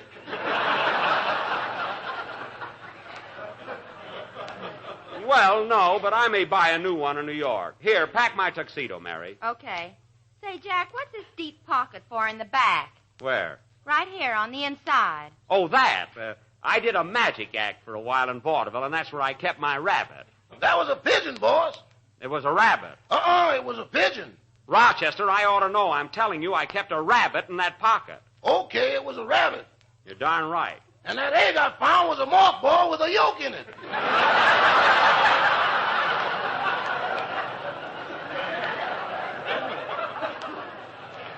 An egg? Oh, now I remember. That was a pigeon, and I used it in my violin act. Oh, boy, was that corny. No, Mary, it was one of the most beautiful things I ever did. Gee, I remember that act of mine. I used to come out on the stage in an amber spotlight and play the glowworm. The glowworm? Yes, and near the finish of my number, Natalie would... That was the pigeon, Natalie. Natalie would come out and fly around the whole auditorium. And just as I'd hit the last high note, she would swoop down, light on the end of my violin bow, and stand there with a neon worm in her mouth.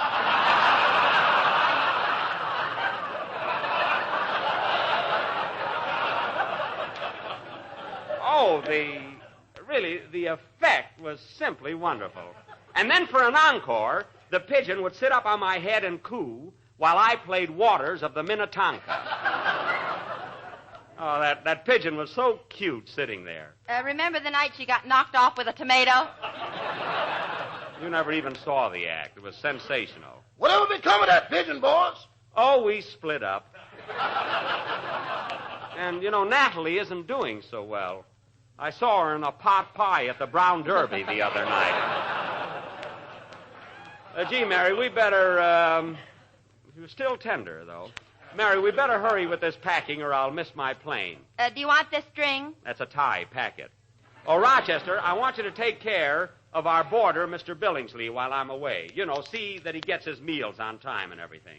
I don't want to be alone with that man. I tell you, boss, he's cuckoo.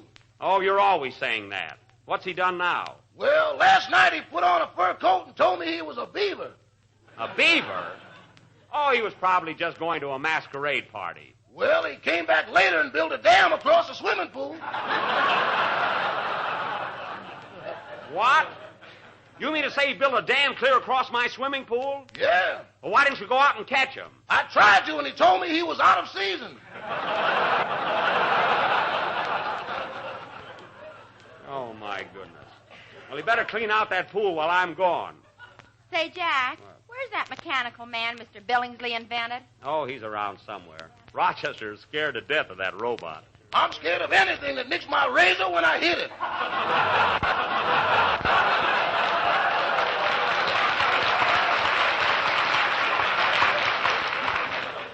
Well, don't tease them.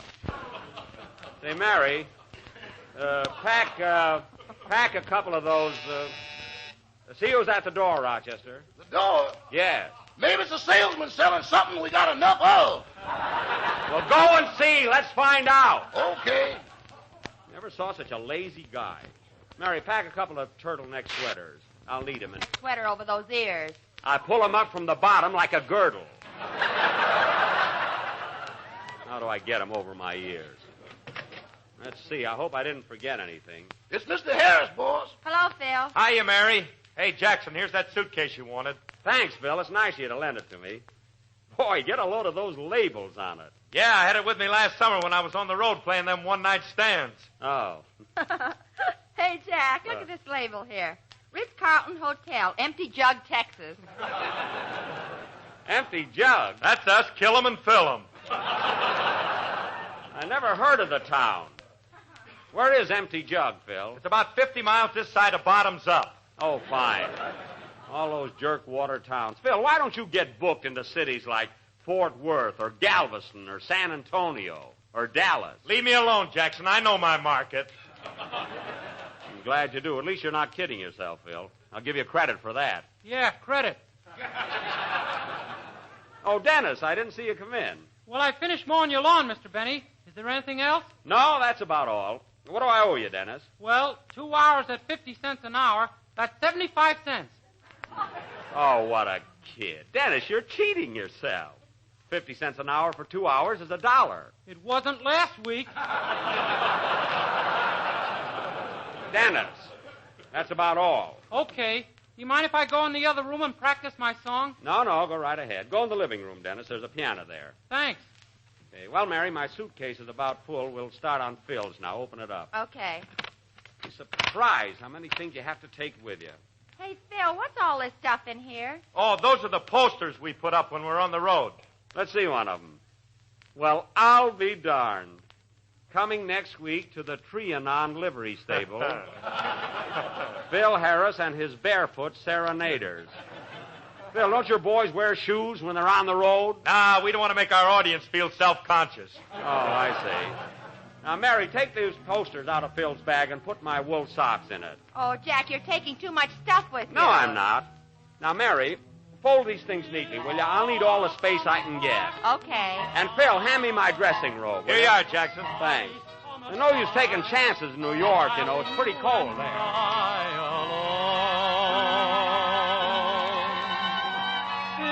It all comes back to me now. The sea of midnight blue, your face uplifted to my own. We called it a thrill of the moment and blamed the moon up above. We didn't know what the glow meant. We never dreamed it might be love. It all comes back to me now. The love I threw away, now each lonely night I pray that it will all come back to me someday. It all comes back to me now. The love I threw away, now each lonely night I pray that it will all come back to me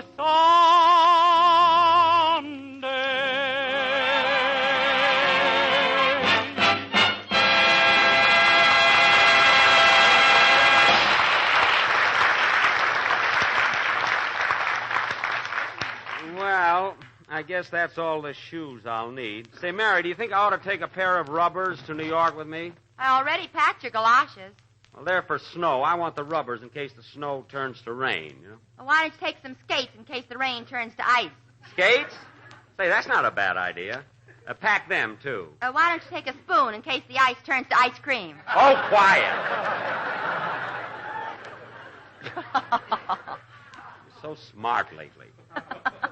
Now, let's see. I'll be going out nights in New York, so I'll need a... Rochester. Yes, boss? Run next door to Mr. Ronald Coleman's house and ask him if I can borrow his opera hat. It's hanging in your closet now. Oh, yes. I borrowed it for my cousin Rita's wedding. She's had twins twice since then. Oh, it hasn't been that long. Oh, I know what I need. Now go over and ask Mr. Coleman to lend me his black evening cape. That'll come in handy with my full dress suit. You mean his full dress suit? All right, go borrow it. How do you know he's got an evening cape? I've seen him wear it in 3 pictures. Go get it, Rochester. I wouldn't borrow anything else from Mr. Coleman, boss. I don't think he likes you for a neighbor. Ronnie? What are you talking about? We're very good friends. Did you see that sign he put up in front of his yard? What sign? House for sale as soon as I get my clothes back. Oh, well, there's a smart alecky thing to do. Who does he think he is, anyway? He must be pretty sore at you, Jackson. Who cares? Why should I worry about Coleman? He never listens to my program anyway. How can he? We've had his radio for 2 years.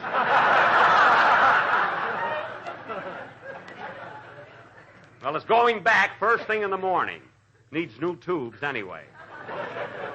Now, let's see. Mary, stop jumping up and down on those shirts to get them in the suitcase. You're not making wine. Say. Well, you've got too much stuff in here. Not if you pack them right. Be neat. That's how you got fired at the May Company.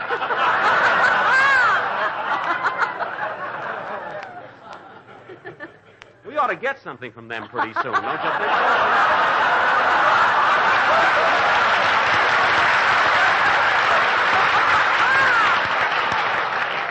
You know, even if it's just a little handkerchief, you know, Well, I've got... Well, I guess... Well, I guess I've got everything now. Yeah, I think... Oh, hello, Mr. Billingsley. Good evening, Mr. Benny. Getting ready for a trip, I see. Yes, I'll be away for a few days.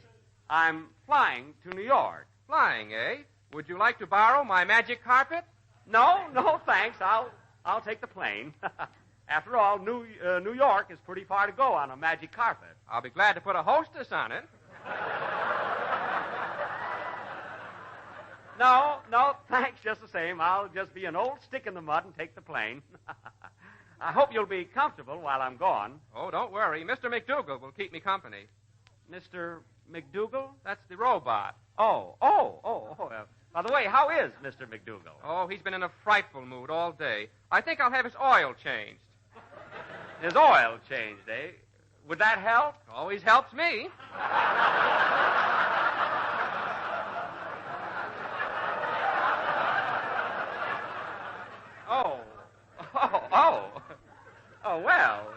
Well, If you'll excuse me, Mr. Billingsley, I'll go on with my packing. Of course. Good night, Mr. Benny. Good night. One never knows.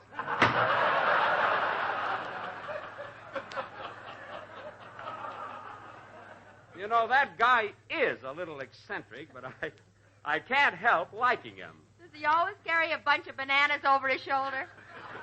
No, this is the first time. Well, I might as well finish my packing. Now, let's see. What else do I have to do? There's the buzzer. I wonder if I took along enough handkerchiefs. Oh, sure. You got plenty. Yeah, I guess so. Oh, Rochester! Yes, boss. There's someone ringing the doorbell. Maybe he'll go away. Answer that door!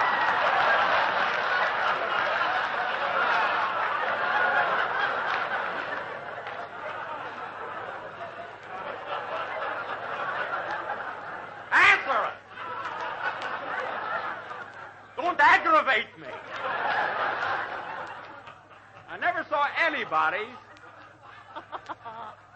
saw anybody so allergic to doors. Well, Mary, I guess I've got just about everything I need. Huh? Yeah. Hey, wait a minute. You want to take your step-ins, don't you? Mary, men refer to them as shorts. With lace on them?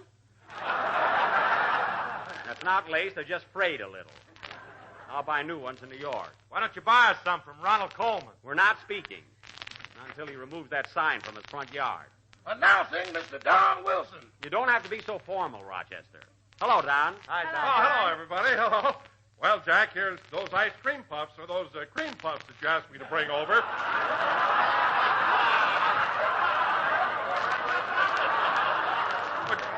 Don, I know you haven't got much to do this week, but don't pad your part. One word isn't going to help it any, you know. What was it you said, Don? What? I said, here are those cream puffs that you asked me to bring over. Cream? What are these for? Well, you phoned me this morning and asked me to bring over some cream puffs. I asked you for earmuffs. It's cold in New York. silliest thing I ever heard of. Oh, I'm sorry, Jack. I'm sorry I stumbled and misunderstood you. That's all right. Mary, put these cream puffs in my suitcase. I'll eat them on the plane. Thanks, Don. Oh, you're welcome. Oh, Rochester, get the car out of the garage. We'll be leaving for the airport pretty soon. Yes, sir. Phil, help me close this suitcase, will you? Okay, Jackson. It was darn nice of you to loan it to me. Ah, don't mention it. A friend in need is a friend indeed, like my teacher says. Oh, so you're studying Proverbs at night school now, eh, Phil? Yeah, here's another one. Early to bed and early to rise. Won't help those bags under your eyes. He has to have Proverbs. I got a swell one, Jack. What? A penny saved is a penny earned. Say, that's good. I ought to remember that. Remember it, you wrote it. Mary, believe me, I never heard of that proverb before in my life. By the way, Jack, what time does your plane leave? In about... Say, look what time it is. We better get a move on here. Come on, Phil, help me close this suitcase. You got too much stuff in there, Jackson. Well, look, I'll sit on it, and you snap the lock. Okay. There. There, snap the lock, Phil. Careful now. I'll be all right. Snap it. Okay. Yay! Open it! Open it! Open the lock! Open it! Woo! Woo! Woo! Woo! Woo!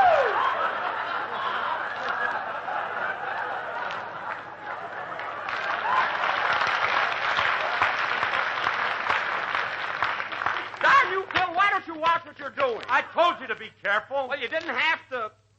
Now, how are we gonna close this suitcase? I'll sit on it, Jack. Okay, Don.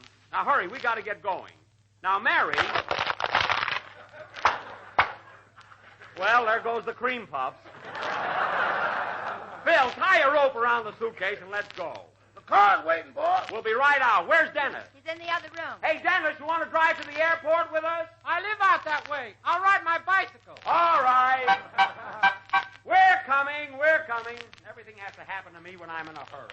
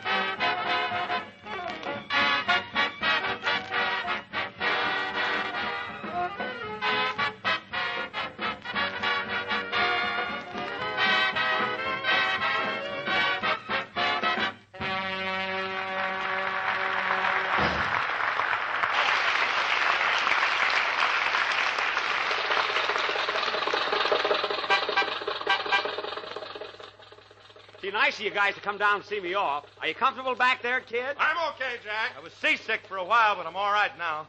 Well, we'll be there pretty soon. We're making pretty good time. What are you talking about? We should have been at the airport half an hour ago. Well, don't forget, Mary, we had a few hills on the way. When we come to the next one, I'm not going to get out and walk for anybody. You'll get out the same as everybody else. Rochester, can't we go just a little bit faster? What does the speedometer say? Take your choice. There's no needle on it. Don't step on it. I've got to get my ticket, check my bags and everything. Gee, it's a beautiful night, though. What are you blowing the horn for, Rochester? I want to pass that catalog. Cadillac. I must be crazy.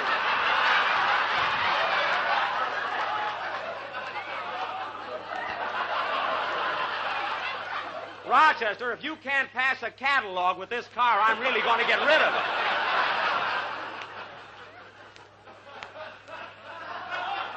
And just drive. Say, Jack, are you going to see Fred Allen while you're in New York? Well, I certainly won't go to his house, and I doubt that I'll run into him on the street. Oh. You see, Alan never goes outdoors in the wintertime due to thin blood and shoes. That's pretty good, Jackson. You ought to use that on the program sometime. No, I'm not kidding, Phil. The soles on Alan's shoes are worn so thin that he can stand on a lawn and feel the grass growing. Make a note of that, Mary. I can use that gag. Write it yourself. How can I write? I gotta wave this lantern. Do you want somebody to bump into us? Anyway, don't bother. I'll remember the gag. Hey, look, Jack. There's Dennis on his bicycle. Oh, yeah. Hello, Dennis. Hiya, Mr. Benny. Hiya. Pass him, Rochester. Aren't your legs tired from all that pedaling, Dennis? Nah, this is fun. That's good. Pass him, Rochester. You want to hitch on back, Dennis? We'll give you a lift. No, thanks. This is good exercise. It's good exercise, all right. Pass him, Rochester. Pass him. Embarrassing, ain't it?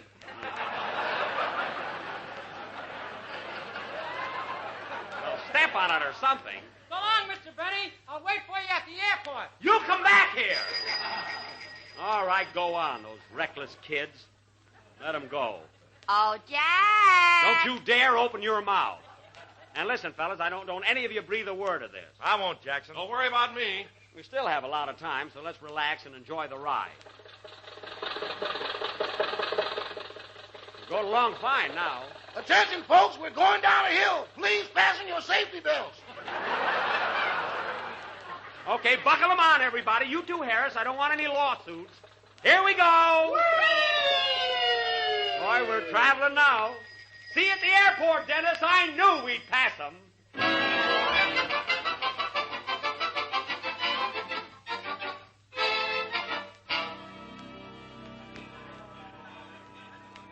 Flight number 9, plane leaving for Phoenix, Fort Worth, Nashville, Washington, and New York. Phil, did you have my baggage weighed? The guy's doing it now, Jackson. Good. Here's your ticket, Jack. Thanks, Mary. By the way, Jack, I brought you something to read on the plane. Thanks, Don, thanks. It's I wonder if JELL-O's my new ticket... recipe book. It has 365 desserts in it, one for each day of the year. Swell. I'll read it, Don. Say, Mary... And if you'll notice, Jack, it has beautiful colored illustrations Yeah, I that will noticed. tempt even the most jaded appetites. Good. I'll read it. How much is my baggage And weigh, if you Mary? want additional copies, Jack, just send a dime, 10 cents to Don Wilson, Battle Battle Creek, Michigan. I'll read it. I'll send it, Don. I'll send it. How much... JELL-O! The JELL-O program starring Jack Benny with Mary Livingston, Phil Harris, Dennis Day, and yours truly, Don Wilson. The orchestra opens a program with Way Down Yonder in Seattle.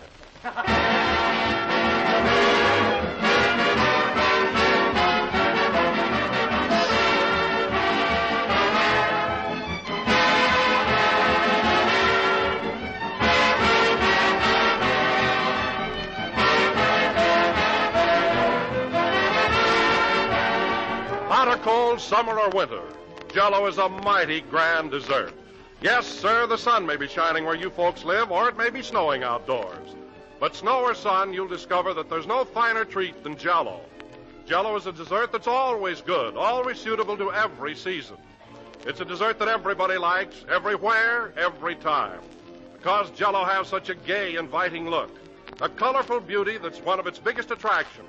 And you simply can't beat JELL-O for rich, refreshing flavor, a flavor that rivals the juicy, ripe fruit itself. So order JELL-O tomorrow, ladies and gentlemen, choosing any or all of JELL-O's 6 delicious flavors: strawberry, raspberry, cherry, orange, lemon, or lime. Incidentally, strawberry and raspberry JELL-O are now better than ever. Both have a new, improved flavor obtained by using a natural flavor base artificially enhanced. And the result is a truly distinctive goodness. Serve a tempting mold of JELL-O tomorrow.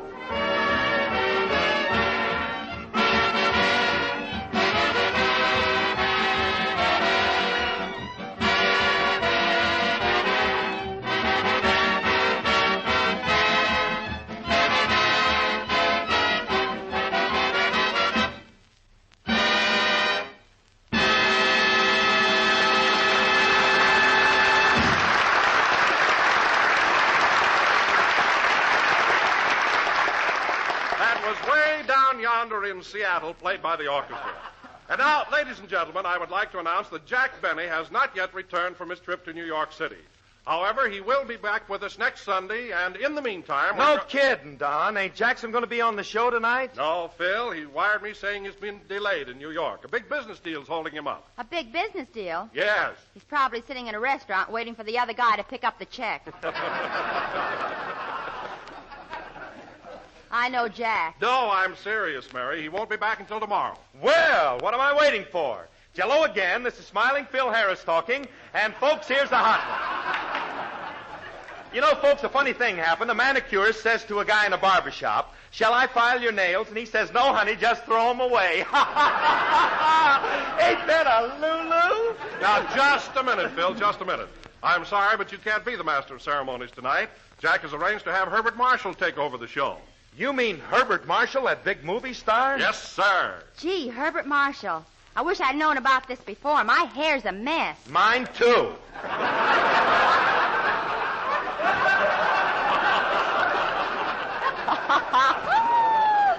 I wonder if we'll have time to go to the beauty parlor. Say, Don, what time is Mr. Marshall getting here? Well, Rochester went over to pick him up. He should be here any minute. You know, I'm pretty anxious to get acquainted with that guy. I never met him. Well, don't say ain't never in front of him. You'll scare him away. Don't worry now. I can be highbrow. When I put on the dog, you'd think I was graduated from Oxnard.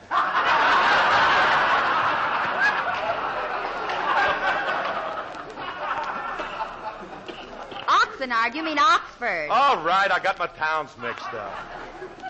But you got nothing to worry about, fellas. I can be just as ritzy as he is. You don't have to be ritzy, Phil. I've known Bart Marshall for years, and he's a grand person. Hello, fellas. Oh, hello, Dennis. Oh, boy, guess who I just saw out in the hall? Who? The big movie star, Hubert Marshall.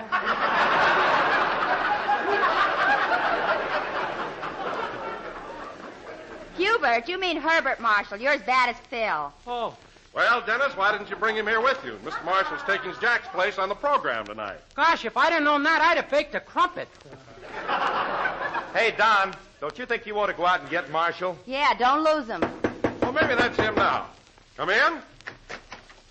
Pardon me, is this the JELL-O program? Well, Bart, come right on in. Ladies and gentlemen, Mr. Herbert Marshall.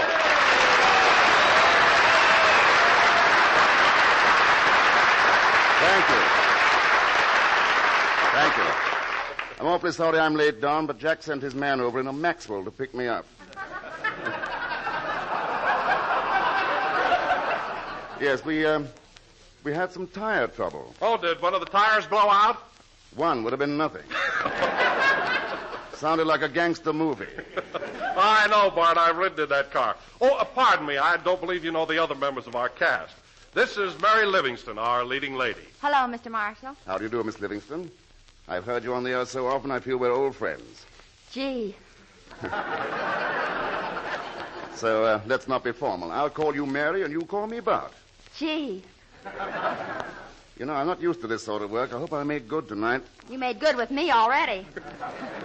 Well. And, Bart, this is Dennis Day, our young tenor.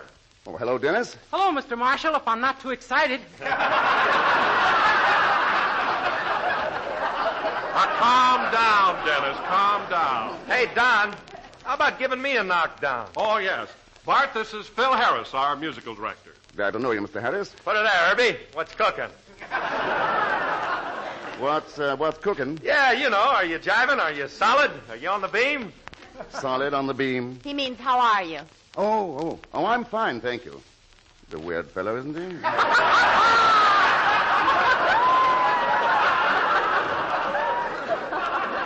Well, Bart, you'll just have to get used to Phil. Musicians are like that. Oh, are they?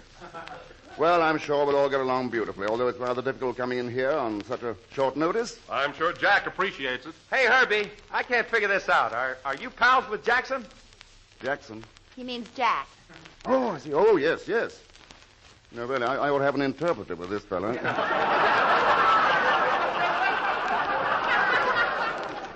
Well, Phil, no, we're not exactly pals, but I've known Jack for some time. Did you work in a picture together? No, I've never had that pleasure. Well, then did you meet him at a party or something? No, ours is more of a business relationship. You see, for years now, Jack has been selling me Christmas cards. Very nice ones, too. Christmas cards? Holy smoke! He meets more darn people that way. Well, let's get on with the program, shall we? I think a musical selection should be in order. You have an orchestra, haven't you, Mr. Harris? Yeah, them's it. But them's it. Yeah, them boys sitting over there is it. What's the matter? Don't you speak English? Well, frankly, old boy, I'm beginning to wonder. Amazing creature, isn't he? He certainly is, Bart. Well, what are you going to play, Phil? Well, it's an original composition written by myself entitled That's What I Like About the South. Oh, brother. Yeah, and I'm going to sing a couple of choruses, too. I've got a good notion to take Herbert Marshall and go home. Now, don't you believe her, Herbie. It's going to be a great number. All right, let's hear it. And now, ladies and gentlemen, we will have a band number by Phil Harris and his Them's It's. Play, Phil.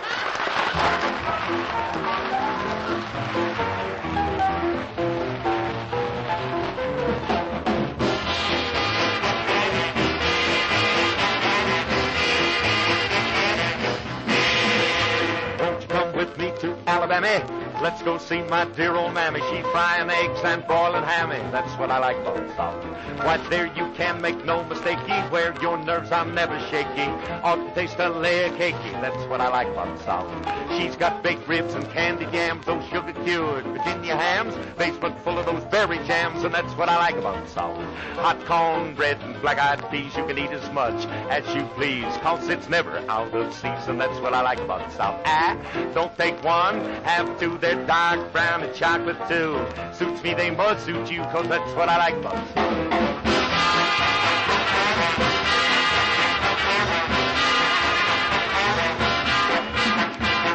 Way down where the cane bros call, down where they say you all walk on in with that southern drawl, 'cause that's what I like about the South. It's down where they have those pretty queens to keep a dreamin', those dreamy dreams. Let's sip that absinthe to New Orleans. That's what I like about the South.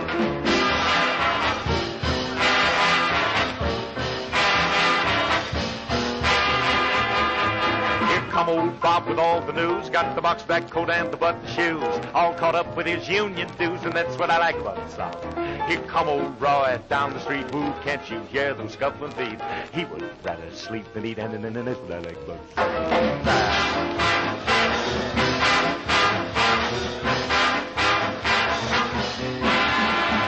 She's got ham hocks and butter beans, spare ribs and turnip greens, Mardi Gras in New Orleans, and that's what I like about the South.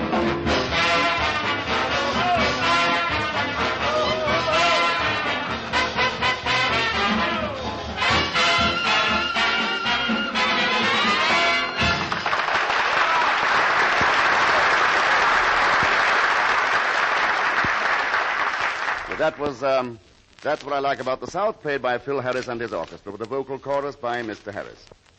Did you really write that number, Phil? Yep, every word of it.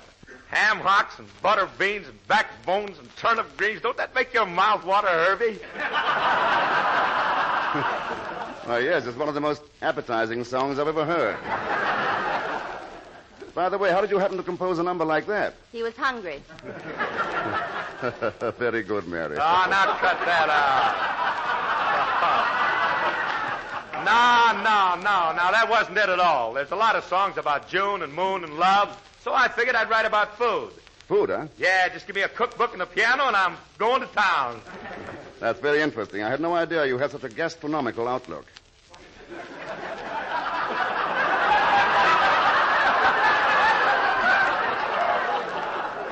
Gastronomical? Hey, I better write that down. That's a longie. A longie? He means a long word. Oh, but why does he write them down? He puts them in a scrapbook. He's making his own dictionary. Yeah, I got over 300 of them, but I forget what they mean. I see, yeah. He gets more fantastic every minute.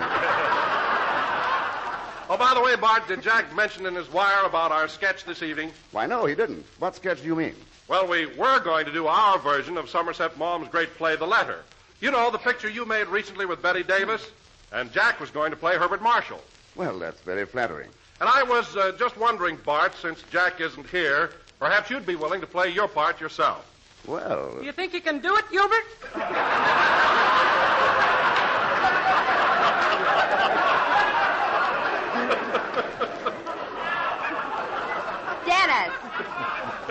Well, Bart, how about it? Would you like to join the Benny Little Theater Group? Why, yes, it might be fun. I'll tell you what. Dennis, you sing your song, and then we'll do our version of the letter. Oh, why bother? Let's just play post office. That might be fun, too. But I think we better do the letter first. Now, you, Mary, you will be my leading lady. Somebody pinch me. I'm dreaming. Ouch, Dennis! I'm sorry, Miss Livingston. Oh, go ahead and sing. I'll get it. Hello? Oh, just a moment, please. It's for you, Mary, New York calling. New York? Probably Jack. Hello? Put him on. Oh, hello, Jack. How are you? I know it's long distance, but how much does it cost to say how are you?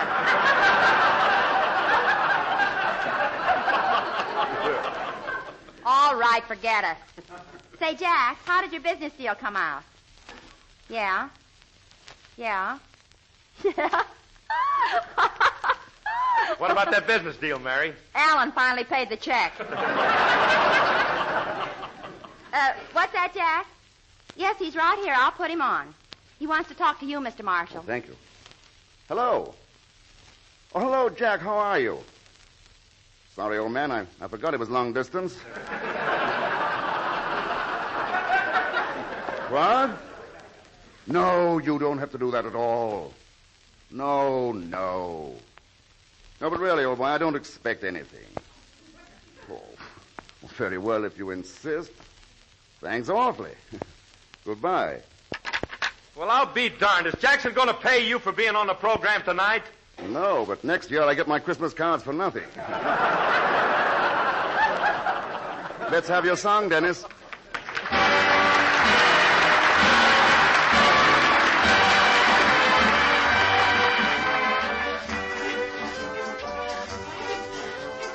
Yours in the gray of December, here or on far distant shore, I've never loved anyone the way I love you. How could I, when I was born to be just yours?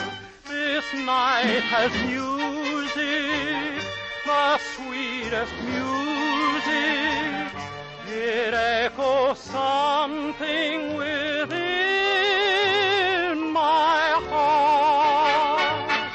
I hold you near me, oh darling, hear me. I have a message I must impart.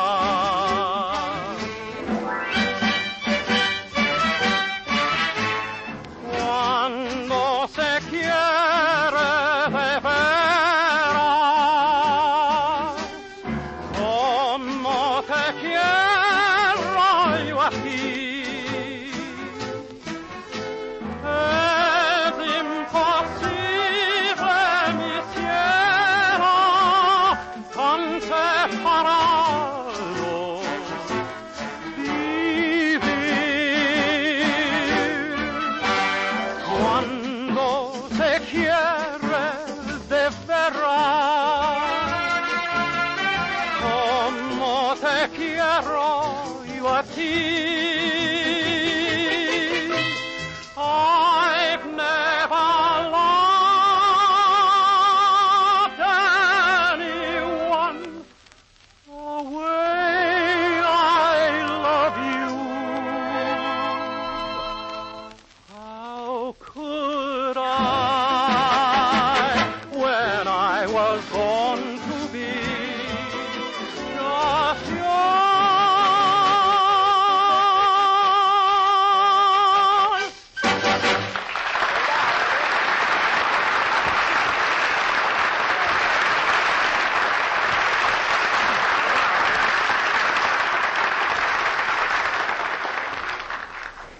That was Kera Mamucho, sung by Dennis Day, and a very beautiful number. You know, Dennis, I like the way you sang part of it in English and part in Spanish. That's quite a linguistic feat. Yeah, linguistic. And now let's have a go at our sketch, shall we? I'll play the same role I had in the picture, that of Robert Crosby, the rubber planter. And Mary, you'll be my wife, Leslie Crosby. It's a very difficult role. Let's rehearse a little. Kiss me, darling.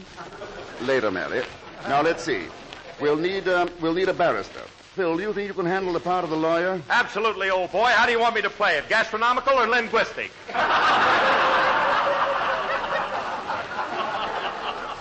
A little of each.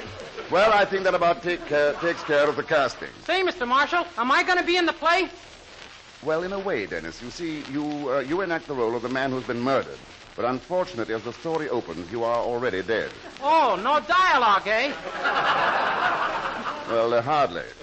And now, ladies and gentlemen. Then I might as well go over in the corner and have a chair. That's a good idea. Of course, it'll be more believable if I lay down on the floor. Very well, you can lie on the floor. But if I do that, I'll get my new suit wrinkled. Young man, let's not worry so much, shall we? Okay, Bub. Good. And now, for our feature attraction this evening, members of the Benny Stock Company and myself will present our version of Warner Brothers' current film achievement, The Letter. Speaking of the letter, ladies and gentlemen, let me remind you of the big red letters on the box. They spell JELL-O, America's favorite gelatin dessert. It is not only economical and easy to make, but comes in 6 delicious flavors: strawberry, raspberry, cherry, orange, lemon, and lime. Bart, if you'll please pardon the interruption. That's quite all right, Don. I may want to be on the program again some other time. You know. Ladies and gentlemen, The Letter.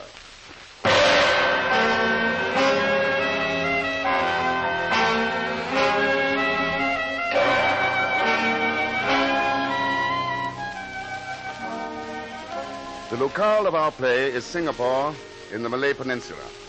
Leslie Crosby, a beautiful young Englishwoman, has just been acquitted of the murder of Jeffrey Hammond, her lover. That's me, folks. I'm just full of holes. Young man, will you please lie down? Yes, sir. Mrs. Crosby's husband, her friends, and even the court believe her to be innocent. However, a very valuable piece of evidence has been withheld. A letter. A letter so condemning that it would have changed the entire course of the trial and sent Leslie Crosby to the gallows. Hey, Hubert, shall I lay on my face or on my back? Either one. Her husband has no knowledge of this damning bit of evidence, which is now in the possession of Mrs. Crosby's attorney.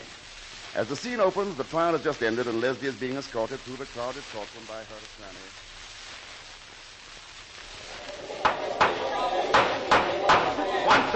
One side there, thank you. Come into this room, Leslie. I must talk to you. But my husband... You can see him later. Come along. Well, Leslie, aren't you going to compliment me on my magnificent plea? I had that jury in the palm of my hand. You had him drooling, too. All you talked about was ham hocks and butter beans.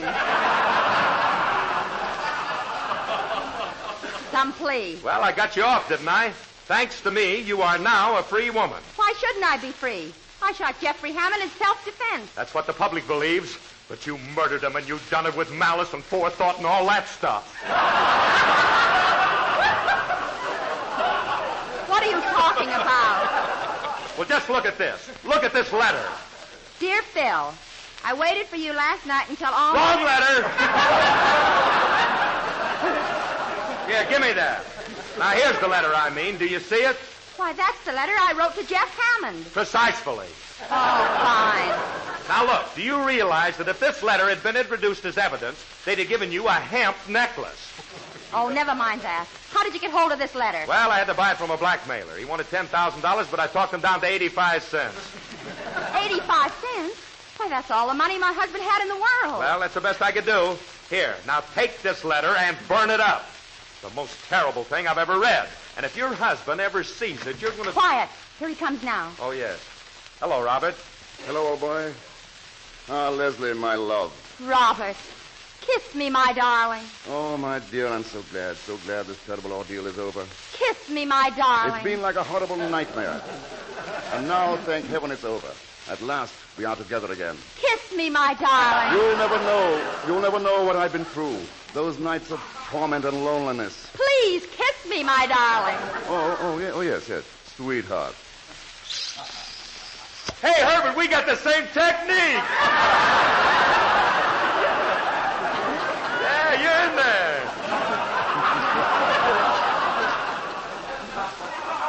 Well, if you'll excuse me, old man, I'll toddle along. This is the most gastronomical day I've ever gone through. Hip, hip. Oh, Robert, alone at last. Yes, alone at last. Kiss me, my darling. Take it easy, old girl. We only just got through. Oh, Leslie, I can't tell you how happy I am. But I've made such a frightful mess of things. How can you love me after what I've done? But I do love you. Darling, I do. No, you can't. Believe me, Leslie, I love you now more than ever. I adore you, Leslie. Here, rest your head on my shoulder. Oh, boy, if the girls at the May Company could see me now. Gee. I've everything planned, Leslie. We're leaving Singapore, leaving it forever. Yes, we must go away. I know of a rubber plantation in Sumatra that we can purchase for only 85 cents. Uh-oh. But there's something I must tell you, Robert. I had to use that 85 cents to buy a letter. What? You've squandered my life savings on a mere scrap of paper? Leslie, let me see that letter. I haven't got it. Don't lie to me. What's that in your hand? Leslie, I must see that letter. No, I can't show it to you. Then read it to me. No, it's too shameful, too horrible. I don't care. I paid 85 cents for that letter, and I want to know what it says.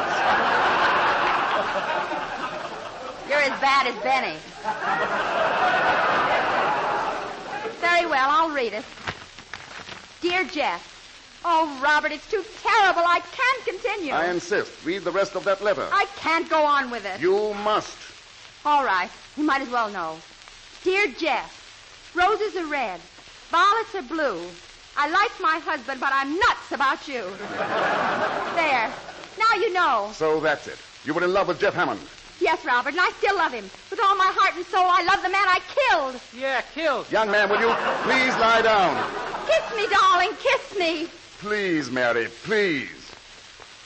Play, Phil. Christmas cards or no Christmas cards, I'll never go through this again.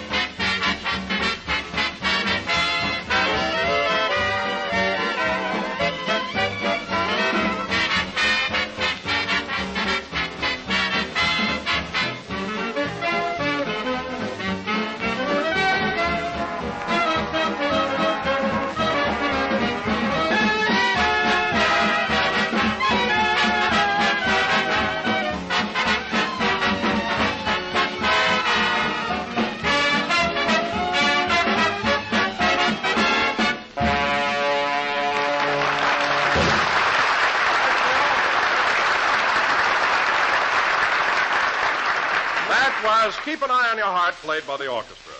And Bart Marshall, on behalf of Jack and every one of us, I want to thank you for coming over here tonight and doing such a swell job of pinch hitting. No kidding, Herbie. You were terrific. Terrific. I'll bet anything that means terrific. Now you're catching on, Bub. Thanks, Phil. Well, everyone, I've had a grand time here this evening, and it's been fun meeting you all. Say, Mr. Marshall, you live in Beverly Hills, don't you? Yes, Mary, I do. Well, I live out that way myself. Would you mind dropping me off? Why, no, I'd be glad to. And on the way home, maybe we could stop at a drive-in for a sandwich. A drive-in, that's a splendid suggestion. Of course, I'm pretty hungry. Maybe we ought to go to a restaurant instead. All right, we'll stop at a restaurant. Well, I'll phone Ciro's and reserve a table. Well, we certainly got there in a hurry.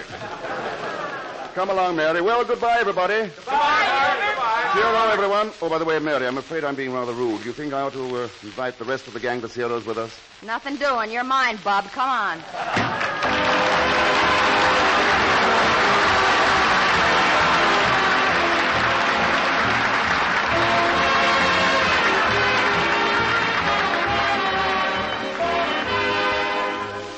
Well, as the famous poet once said, ladies and gentlemen, a thing of beauty is a joy forever. And believe me, that's a quotation practically made to order for General Foods' new dessert recipe book. This grand book is certainly a thing of beauty. And it's a book that you'll find a joy forever. From cover to cover, it's filled with lovely paintings in the spirit of each month and season. And dozens of dazzling color photographs showing rich, luscious desserts, so vivid and natural looking that you'd almost declare they were real. There are 365 different dessert recipes and suggestions, one for every day in the whole year. Suggestions for shimmering JELL-O treats as well as for delicious pastries, puddings, cakes, and cookies. And it's as easy to use as 1, 2, 3. The most convenient book you've ever seen. It's easy to get, too.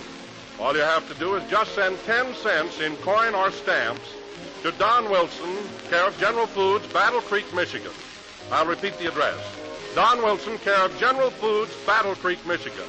Send 10 cents for your copy tonight.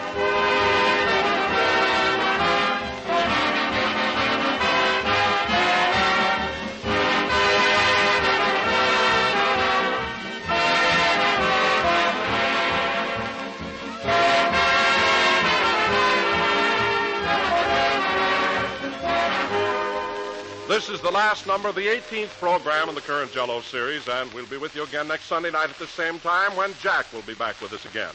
And now, ladies and gentlemen, I would like to announce that this coming week marks the 31st anniversary of the founding of the Boy Scouts of America. May we, on this occasion, wish this great movement continued success. Good night, folks. Good night, Jack.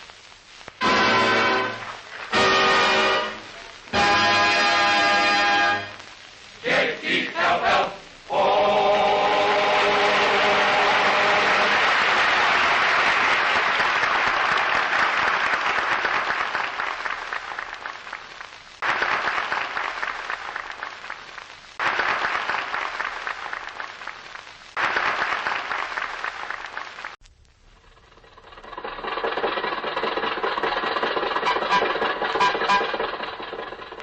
Better step on it, Rochester. Yes, sir. No, it'd be nice to get to the studio before my broadcast starts. Don't worry, boss. We'll have time to spare if the wind don't change. Well,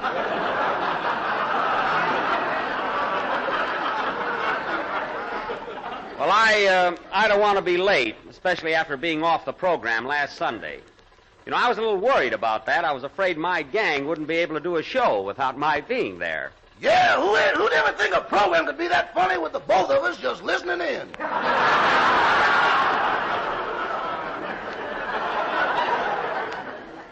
Yes, it did go over pretty well.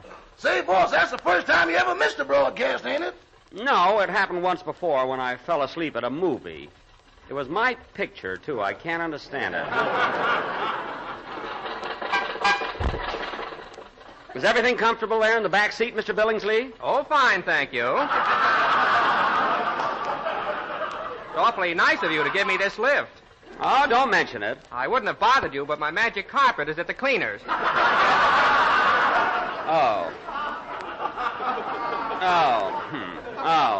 I told you, boss, that man's cuckoo. He is not. Rochester, what's the idea of driving on this little side street? We always take Sunset Boulevard to the studio. Well, the policeman told me that on Saturdays, Sundays, and holidays, we got to keep this car off the main drag. Oh, Rochester, you'll say anything to run down my Maxwell. I wouldn't mind it so much, boss, if you'd just fix the springs in this cushion. Never mind. Every time I ride in this thing, I get the Martin Zorro.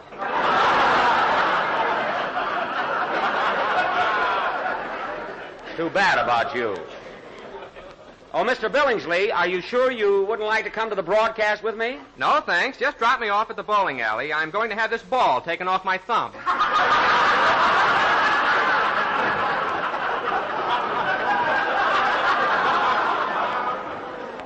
Well, I don't blame you. It must be a nuisance. I'll never eat taffy again while I'm bowling. Oh, I was wondering how it happened. Rochester, will you please drive a little faster? I've got a program to do. I hope it's as good as last week. That Mr. Marshall is sure great. Oh, I thought Herbert Marshall was all right. Everybody's raving about him, boss. You couldn't have got a better man to take your place. I didn't want a better man. I made a mistake, that's all.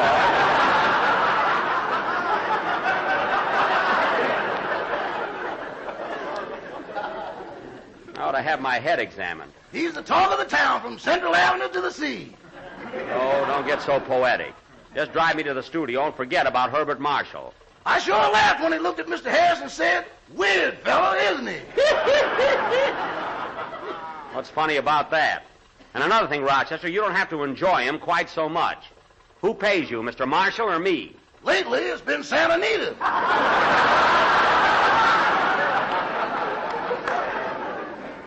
Well, unless you expect your luck to continue right through Bay Meadows, you better curb your enthusiasm.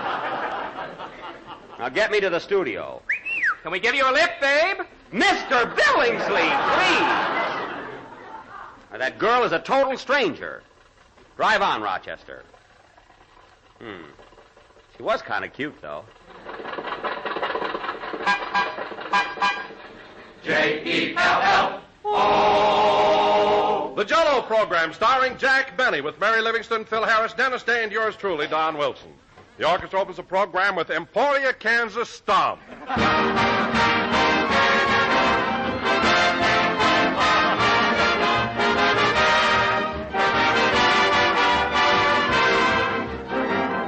During the past 40 years, I suppose that literally millions of housewives have said to their grocers, "JELL-O, please." But this oft-repeated phrase has recently been revised. Nowadays, housewives all over the country are saying JELL-O and JELL-O puddings, too. For today, friends, there's a new member to the famous JELL-O family, JELL-O puddings. 3 grand creamy puddings that bear the same name as JELL-O, that have the same high JELL-O quality, and that sell for the same low JELL-O price. JELL-O puddings are rich, mellow puddings, as smooth as cream and full of luscious flavor. And like JELL-O, they take only a few pennies to buy, a few minutes to make. Be real sure the next time you order JELL-O, ladies and gentlemen, you order JELL-O puddings, too. In all 3 flavors, dark, rich chocolate, smooth, delicate vanilla, and golden butterscotch. Remember, JELL-O puddings are made by the makers of JELL-O, so you know they're good.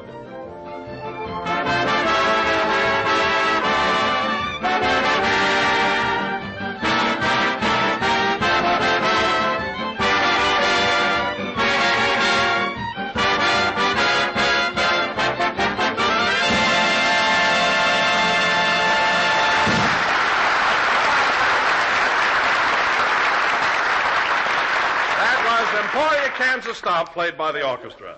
And now, ladies and gentlemen, after a week's absence from the JELL-O program, let us welcome back our good old master of ceremonies, Mr. Jack Marshall. What? For Benny, Jack Benny.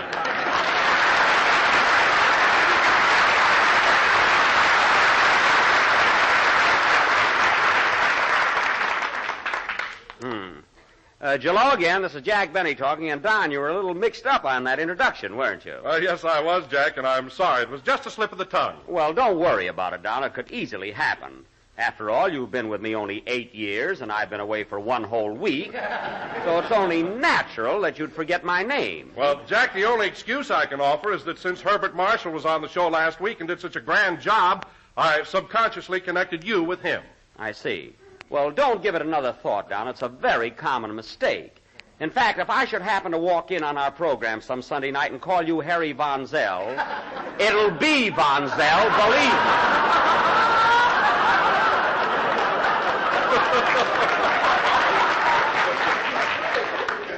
If I'm not too subtle. Now, wait a minute, Jack. There's no reason for you to feel jealous of Bart Marshall.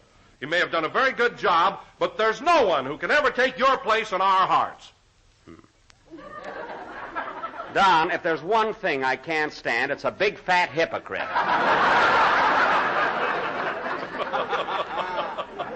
A lot you and the rest of the gang care about me. The way you all drooled over Marshall last Sunday was revolting. Hello, Jack. How was your trip to New York? Well, if it isn't kiss me, my darling. What are you talking about? You know what I'm talking about. I heard you last week when you kept asking Marshall for a kiss. Now, you didn't even know the man. I do now, Bob. That's not the point. You didn't have to act like a schoolgirl. Well, I couldn't help it.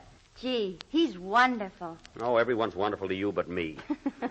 By the way, Mary, Bart took you to Ciro's for dinner after the show last Sunday, didn't he?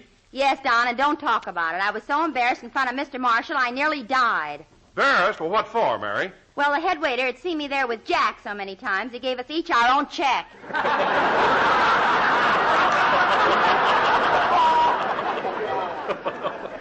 Now, listen, Mary, the only time you ever pay your own check is when you order a la carte. The regular dinner is always on me. And you know it. Gee, Mr. Marshall is such a gentleman. After we left Ciro's, he took me straight to my house, shook hands, and said goodnight. Well, why shouldn't he? He didn't try to put his foot in the door like you used to do.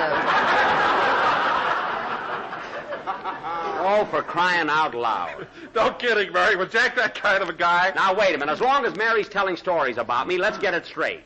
Look, Don, years ago when Mary first came to work for me in New York, it was raining one night, so I said to her, you live way over in Plainfield. Can I take you home? Can I take you home girly? All right, girly.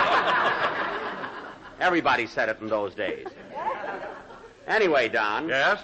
Anyway, I put on my yellow slicker. With hat to match. It was a set. All the fellas were wearing it then.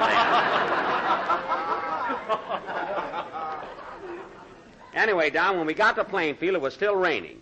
And the only reason I put my foot in the door was because I wanted to come in and have a cup of coffee. There.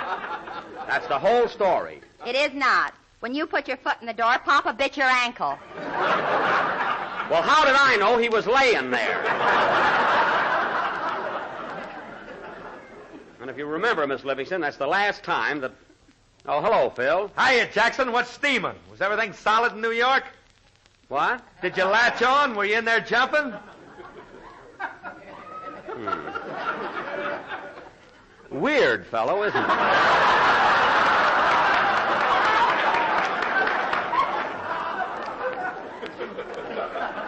Oh, Jack, stop, will you? That's exactly what Mr. Marshall said last week. Yeah, Herbie pulled that one. Well, for heaven's sake, does he own every word in the dictionary? What a fuss you're all making over that guy. Now, wait a minute, Jack. What are you so upset about? It was all your idea. Yes, you asked Mr. Marshall to be on the program. You asked him to take your place. I didn't ask him to get laughs. He's a legitimate actor, and he double-crossed me. That'll never happen again. Well, I'll say one thing about Herbie. He's sure got a lot of class. I tell you, Jackson, that guy's suaver than me. He's distinguisher, too. Suaver. And Mr. Marshall thinks Marshall. That's all I've heard tonight. Well, I guess that's about all the loyalty I can expect from this gang. That's life for you. Guy leaves the program, and the minute his back is turned, boom, the dagger. Boom is for a gun. All right. The dagger. But that's the way it goes. I've never seen it to fail. If my father told me once, he told me 1,000 times, son, stay out of show business. Don't leave the clothing store. Says, I need you. you're the best dummy I've got in my window. He didn't say that.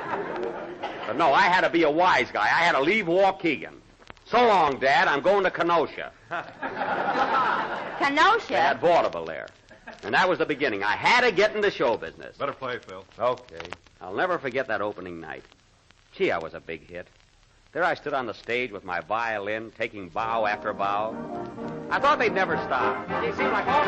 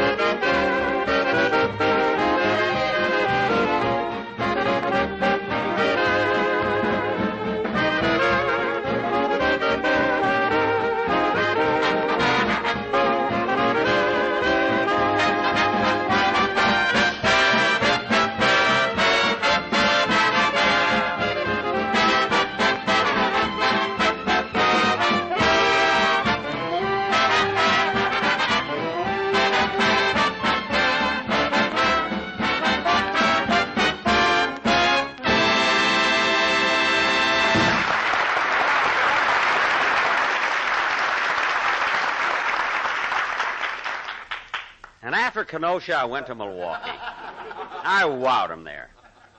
Then came Elkhart, Indiana. Oh, pardon me. That was You Can Depend on Me, played by Phil Harris and his orchestra. And now, ladies and gentlemen... Say, Jackson, did you hear the song I did last week? The one I wrote myself? You mean the one about ham hocks and butter beans and... Yeah, I heard it, Phil, but I don't get it. What does it mean? It don't mean nothing. It's just gastronomical, that's all. Yeah, I heard you say that before.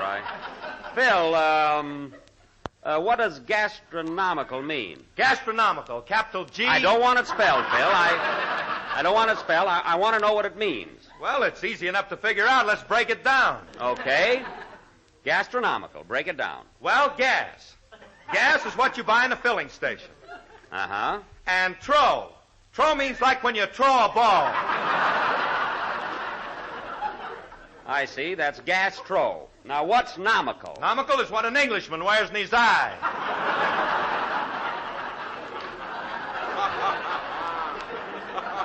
That's monocle, but I'll settle for nomical. So according to your definition, Phil, gastronomical is an Englishman with a monocle in his eye standing in a gas station throwing a ball. Now, what's that got to do with your song? Are you trying to befuddle me? No, Phil, I just want to show you that you don't know what you're talking about. Oh, hello, Dennis. Ladies and gentlemen, before Dennis says hello to Jack, let me tell you about JELL-O, America's favorite gelatin dessert. Don, the kid's waiting. It's not only gastronomical and easy to make, but comes in 6 delicious flavors: strawberry, raspberry, cherry, orange, lemon, and lime. So look for the big red letters on the box. Okay, now you can sit down. Thank you.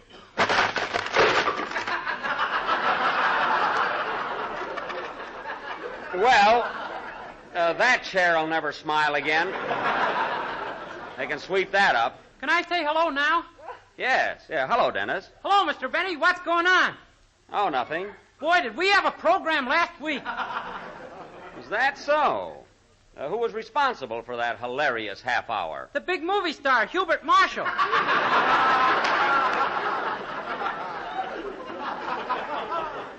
Yes, I know, Dennis. I heard all about it. Are you worried, Bub?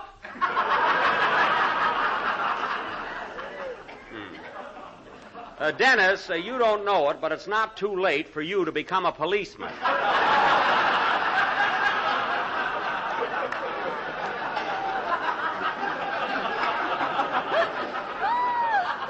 So watch it.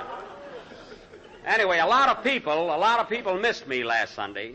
Fred Allen didn't. He said it was the best Jell-O show he ever heard. Oh, he did, eh? Yes, he said it was the first time our broadcast had any class to it. Well, Allen's a fine one to talk about class.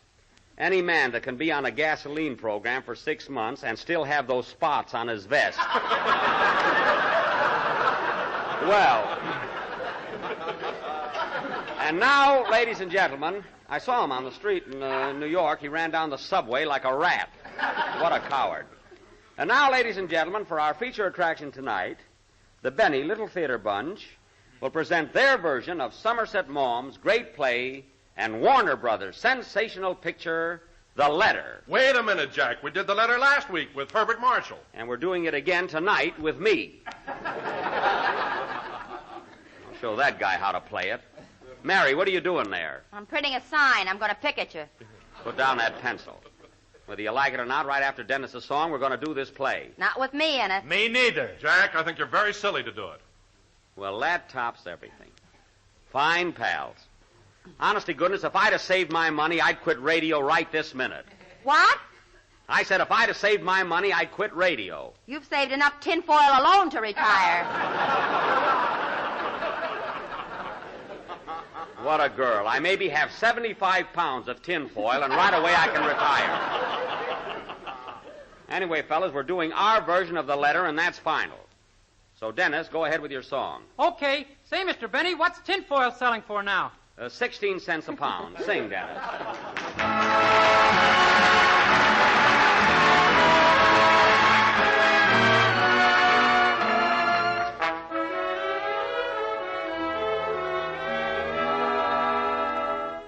I have an idea for a hit song that ought to make me $1 million or two.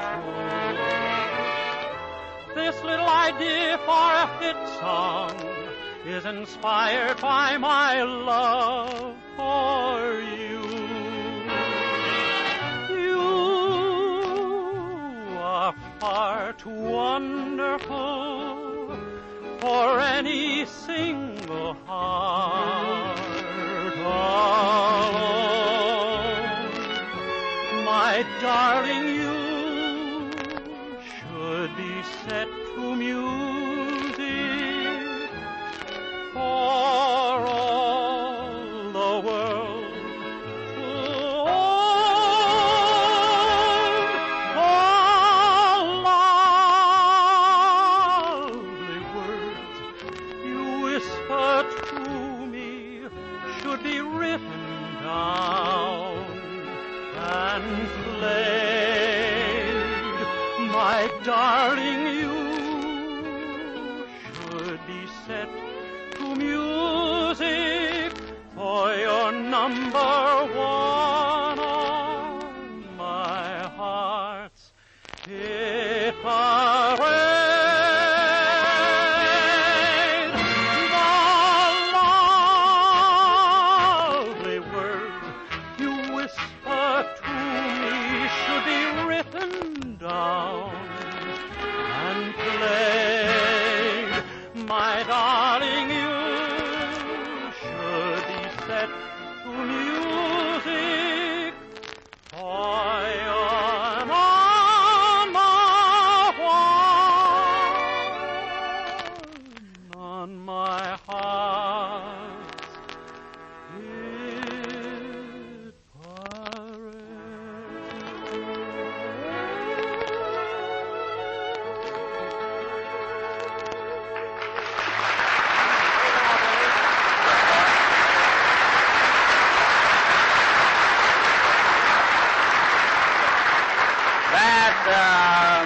That was You Should Be Set to Music from Crazy with the Heat, sung by Dennis Day. And Dennis, I hate to bring it up right now, but I was out in my backyard this morning, and I noticed that while I was in New York, you did not mow my lawn. I'm sorry, Mr. Benny, but I was pretty busy last week. Well, sorry isn't quite enough, Dennis. You see, a contract is a contract, and when you signed your name to that little piece of paper, you agreed to sing and mow for me. So tomorrow morning, I better hear a familiar rattle in my backyard. Well, I'm going to be pretty busy all day tomorrow, too. Dennis, are you going to mow that lawn, or do I have to take you to court? Now, it's up to you, kid. What's it going to be? Okay, but I'm going to run over the petunias. You'll do nothing of the kind. And while we're on the subject, Dennis, next time I wish you'd mow the lawn straight. Don't spell out down with Benny. And now, ladies and gentlemen, for our feature attraction, the letter. Holy smoke, he's going through with it. Yes, Phil. Now, I will play the part portrayed on the screen by H.M. That of Robert Crosby, the rubber planter. And Mary, you're going to be Leslie Crosby, my wife. I won't say kiss me, my darling. Yes, you will. It's here in the script. Now, Don. I won't put any feeling into it. You will, too. I will not. According to my contract, all I have to do is tell jokes and manicure your nails every Friday. Is that so? My contract says I have to tell jokes and play music. Phil, your contract says that you tell jokes and play good music. The word good is in there. Don't you remember? We scratched that out. Oh, yes. Your lawyer said it was irrelevant, immaterial, and impossible.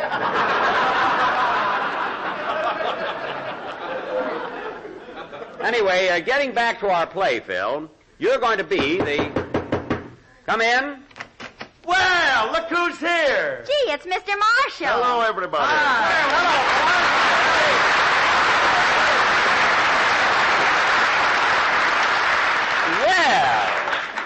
Well, Bart, what brings you here? Better have a good reason. Jack, old boy, I simply had to drop in tonight and thank you for asking me to take over your program last Sunday. It was a delightful experience. I know, and you seem to have gone over very big. Oh, I wouldn't say that exactly. Oh, yes, you did. What a ham. Well, it was nice of you to drop in, Bart. You know everybody here. Of course. Hello, Don. Well, hello, Bart. Glad to see you again. And Phil, how are you? Hiya, Herbie. Sandra Claxon. Give out with the news. Sandra Claxon? An extraordinary creature, isn't he?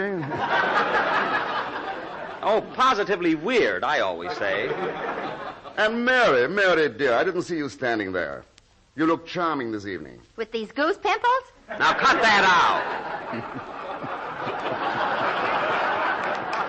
Well, Bart, if you'll excuse me, we'll get on with our play. We're going to do the letter, you know. The letter? I did that last week. Very good, too. You were excellent. Oh, Jack, I thought it was just fair. Fair nothing, Bart. You were terrific. Boy, is he conceited.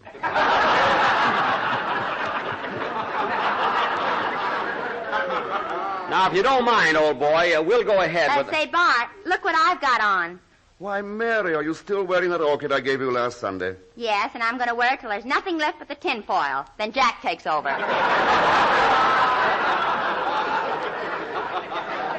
Now, stop showing off. Very good, Mary.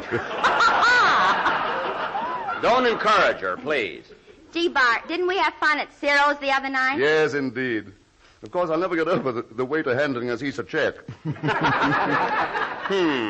Mary was telling me about that. Well, Bart, if you don't mind... Hey, Hubert, remember me? Dennis, will you pipe down? Come on, fellas, let's get going with the play. So long, Bart. Goodbye, Jack, and thanks again. Say, Bart, as long as you're here, why don't you stay and watch Jack play your part? Why, yes, that might be fun. Yes, do stay.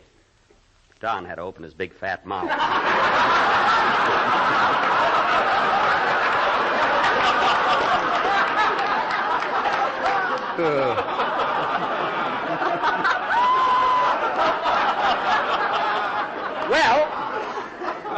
Well, let's go, shall we? Sit down, Bart. Dennis, get Mr. Marshall a chair. Oh, don't bother. I'll stand right here. Okay. Now, the opening scene of the play, the opening scene is the courthouse in Singapore in the Malay Peninsula. I will play the part of Robert Crosby, the rubber plant. That's Robert Planter. Well, he makes me nervous.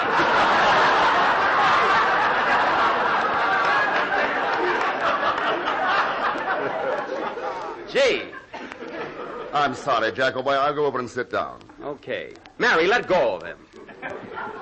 Now, as I said before, the opening scene is the courthouse in Singapore. As the curtain rises...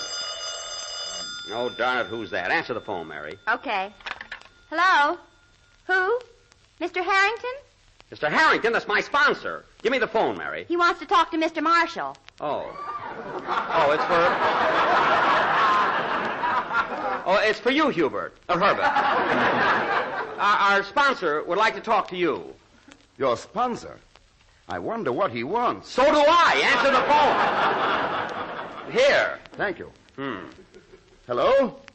Yes, this is Herbert Marshall. Oh, well, thank you very much, Mr. Harrington. That's awfully sweet of you. Yes, I thought it went over fairly well. Sure, for one show. Let him try doing it week after week. What's that, Mr. Harrington? Oh, no. No, I couldn't have been that good. Week after week, that's the test.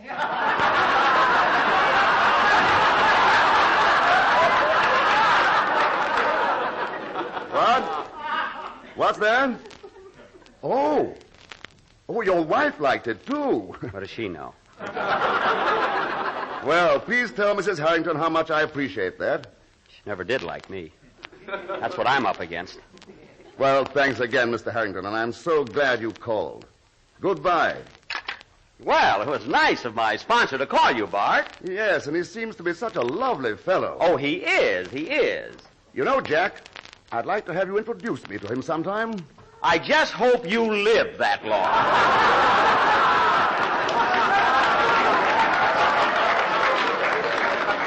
And now, ladies and gentlemen, for our play, The Letter.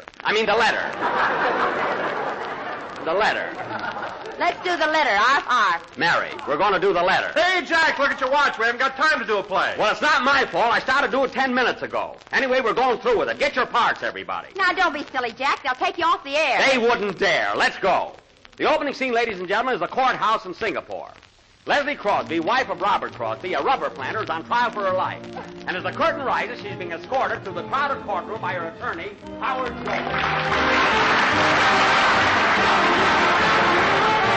Supposing the next time you give a party, friends, your invitations would be as follows. You are cordially invited to attend a party at our house. JELL-O will be served. Well, one thing sure, every single guest will be on hand when the happy day arrives. Because JELL-O, ladies and gentlemen, holds an invitation no one can resist. And folks just naturally seem to know that when there's JELL-O for dessert, the party is bound to be a lot of fun and a big success. JELL-O's brilliant glowing colors add a charming touch to the table. Make JELL-O the ideal dessert for all festive occasions, and the rich, intriguing flavor of JELL-O is just as delightful as the juicy, ripe fruit itself. Better yet, parties that feature JELL-O are easier to give because JELL-O takes only a few minutes to make and a few pennies to buy. So keep plenty of JELL-O on hand for the parties ahead and for regular family desserts. Order all of JELL-O's 6 delicious flavors. And be sure you include strawberry and raspberry JELL-O. Each has a new improved flavor obtained by using a natural flavor base artificially enhanced. And they're both better than ever. Enjoy JELL-O's distinctive goodness real soon and enjoy it often.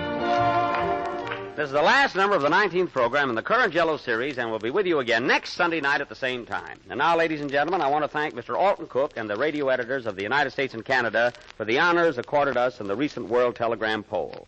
Also want to thank my listeners and my authors, Bill Morrow and Ed Boulogne. And, oh, yes, I want to thank Mr. Herbert Marshall for stealing my show last week. Good night, folks. I'm not really mad. Be mad. Be mad. Be mad. JELL-O. The JELL-O program starring Jack Benny with Mary Livingston, Phil Harris, Dennis Day, and yours truly, Don Wilson. The orchestra opens the program with San Diego Serenade.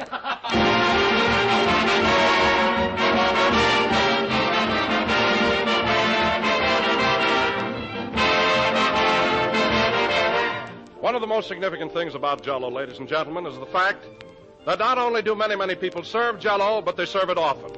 And the reason they serve it so frequently is because JELL-O does suggest itself for so many different occasions. For example, JELL-O is the first dessert you think of when you're pressed for time and want a quick yet delightful treat.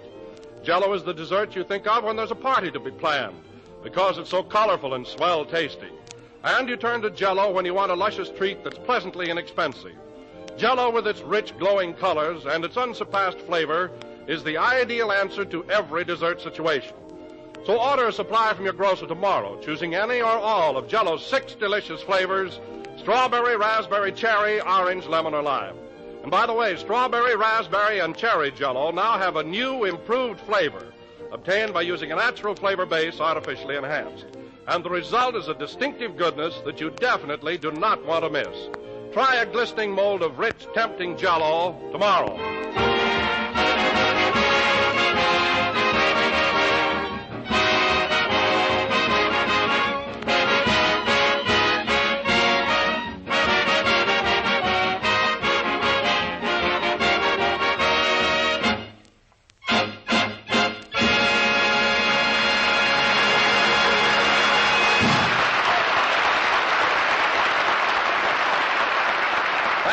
San Diego Serenade, played by the orchestra. And now, ladies and gentlemen, last Friday the 14th, which was Valentine's Day, was also the birthday of our master of ceremonies, Jack Benny, who was exactly... Yes, sir. ...years of age. So tonight we would like to reenact the events which occurred at Jack's house Friday evening. It was about 7 p.m., and a little group consisting of Jack, Mr. Billingsley, the boarder, and Mary, who had been dropped by to go to a movie, were seated around the dinner table. Let us eavesdrop, shall we? Oh, boy, there's nothing like eating at home, I always say. Mary, pass some of those extra fancy, solid pack stewed tomatoes. Will you? Oh, stop building them up. Well, they're delicious. Take some more. I'm tired of tomatoes. Where's the meat? It's coming. Rochester, I'm taking Miss Livingston to a movie. So will you please hurry with that extra choice, Eastern cut, prime ribs of beef? You mean that dinky little pot roast? Never mind, bring it in. It's a pretty tough meat. It's a pretty tough piece of meat, boss. I don't know if it's done yet. Well, stick a fork in it. I did, and I can't get it out. Well, bring it in anyway. Okay. Say, Mary, aren't these nice dishes? Lovely pattern, isn't it? Yeah. Is this a set you won at the Beverly Theater? All but the soup tureen. I got that at the Oriental. Gee, these tomatoes are good. They're not seasoned enough. Pass me that salt shaker you won at Ocean Park. Here you are. And that wise guy said I couldn't break those balloons.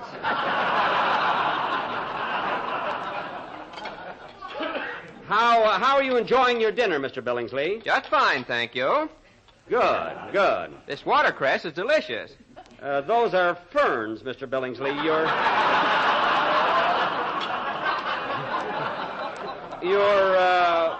You're eating the centerpiece there. Say, Jack. What? Why is Mr. Billingsley wearing that fife and drum around his neck? That fife and drum? Yeah. Well, that's my fault. I told him we were having Yankee pot roast tonight. Oh, by the way, Mr. Billingsley, Miss Livingston and I are going to see a movie after dinner. Would you care to join us? No, thank you. I'm going to stay home tonight and get stiff.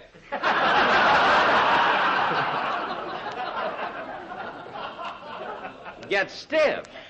I thought you didn't drink anymore. I don't. I'm going to sit in the icebox. Oh, I see. Here you are, folks. Make way for the pot roast. That smells good. Did you get the fork out of it, Rochester? Only the handle. You mean the prongs are still in the meat? Don't worry, boss. I put a Band-Aid there so you won't bite into them. That's very thoughtful of you. What do you want, Mary, a rare piece or an outside cut? Give me the Band-Aid. That looks tender. You watch out or you won't get any. Rochester, hand me the pot roast. Here you are. You'd think that... Whoa! Whoa! Whoa! Whoa, my fingers! The plate's kind of hot, boss. Well, it's a fine time to tell me. Never saw such a careless... Now, where the heck is the pot roast? There it is, up on the chandelier. On the chandelier? Well, I'll be darned. It's dripping on my drum.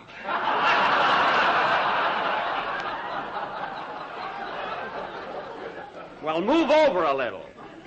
Rochester, you're so clumsy. Now go out in the kitchen and fix up a few cold cuts. We got to eat something. Let's take some oranges and knock down the pot roast.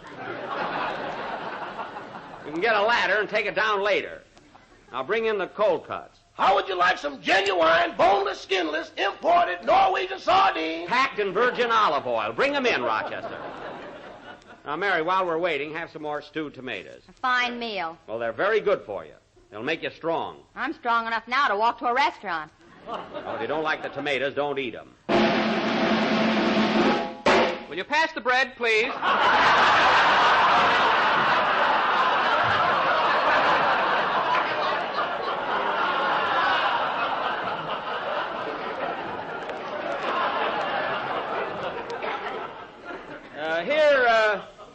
Here you are, Mr. Billingsley. Would you like some butter, too? I've never been there, but I hear it's lovely.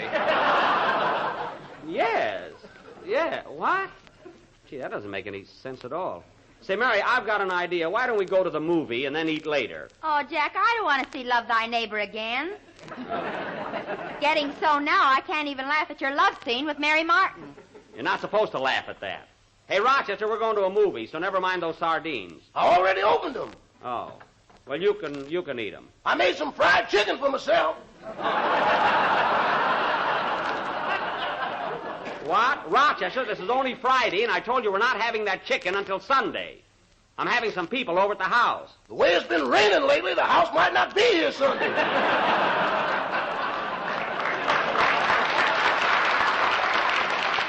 Oh, don't be so panicky. It is raining kind of hard, but it's nothing to worry about. Then why did you build an ark? I've got to have a hobby, don't I? Anyway, to hear you two talk, I think it was a regular flood or something. Well, all I know is the milkman arrived on a surfboard this morning. That's Mr. Kahanamoku. He's a Hawaiian.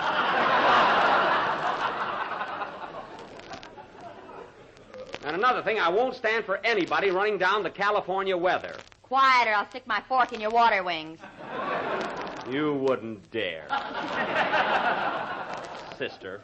Now, come on, Mary. We're going to the movies. Hey, boss. What is it, Rochester? There's a big crowd of people coming up the front steps. A crowd of people? Open up! Come on, open up in there. What's going on here? You'll find out. Come on in, fellas. Surprise! Well, I'll be surprise birthday party. Don, Dennis, and Phil. Come on, kids. 1, 2, for he's the jolly good fellow, for he's the jolly good fellow, for he's the jolly good fellow. Which nobody can deny.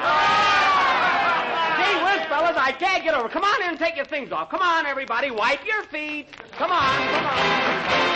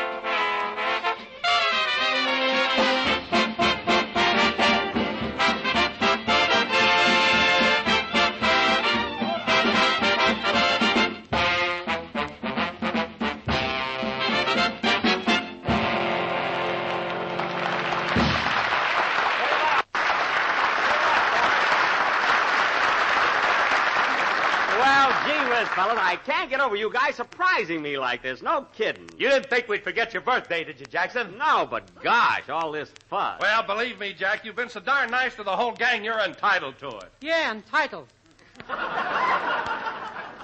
Gee, I don't know what to say. I'm all choked up. This is really the last thing in the world I expected. You know, I was just sitting here getting ready to go to a movie, not even thinking about little me having a birthday party, and then you all barged in. Gee. Look, fellas, I'll just run down and see my picture and be back in 84 minutes. Come back here.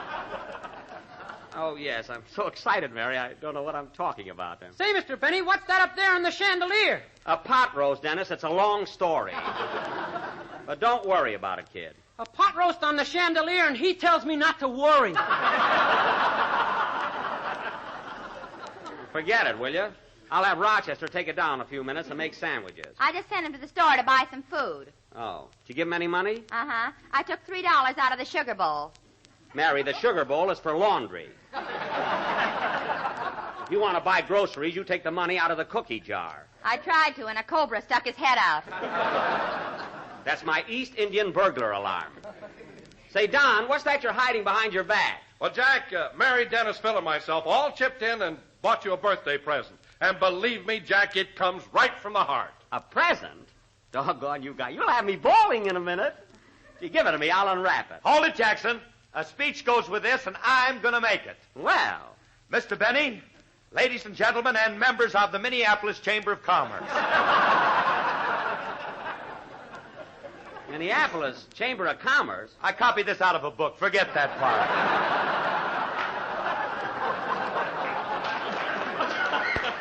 Okay, go ahead. It is with great pride, or make it pride. Yeah, it is make with it great pride and pleasure that I and my fellow colleagues, Holly, go ahead. Yes, present you with this beautiful gift as a token of our loyalty, devotion, and gastronomical appreciation. Here you are, Jackson. Here it is. Go right up. Gee whiz, fellas, I know it's my birthday, but you shouldn't have gone to all this. Well, for heaven's sake, isn't that beautiful? Do you like it, Jack? Oh, boy, just what I needed. A bicycle pump.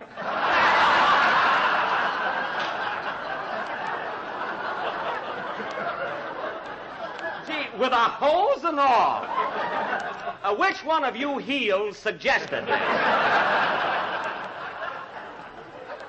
Well, we didn't know what to buy you, Jackson. You've got everything. Everything but a bicycle pump. Now I've got that. Oh, well. Thanks anyway, fellas. I'll wear it in good health. Rochester, there's someone at the door. I told you he went out for the groceries. Oh, yes, I'll answer. Probably another telegram. I've been getting them all day long. Hello, boss, it's me. Rochester, you've got a key. Why make me open the door? I just want to give you an idea what I go through. It's too bad about you. What'd you bring from the market? Well, I got some limes and lemons and grape juice for the punch. For the punch? Well, what are we going to have to eat? Boss, with the punch I make, people have been known to go for days without eating. Well, we still have to have food. And if you can't find anything in the kitchen, run next door to Mr. Ronald Coleman's. This is the day his cook makes popovers. Okay. Say, fellas, we'll have something to eat in a little while. In the meantime, let's play games or something. I'll call up some chorus girls and we'll play post office.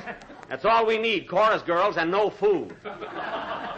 Say, I'll tell you what, fellas. How about playing blind man's buff? Oh, that's All right, now look it. I'll be the blind man. Who's got a handkerchief? Just take off your glasses and we're all set. Oh, stop, will you?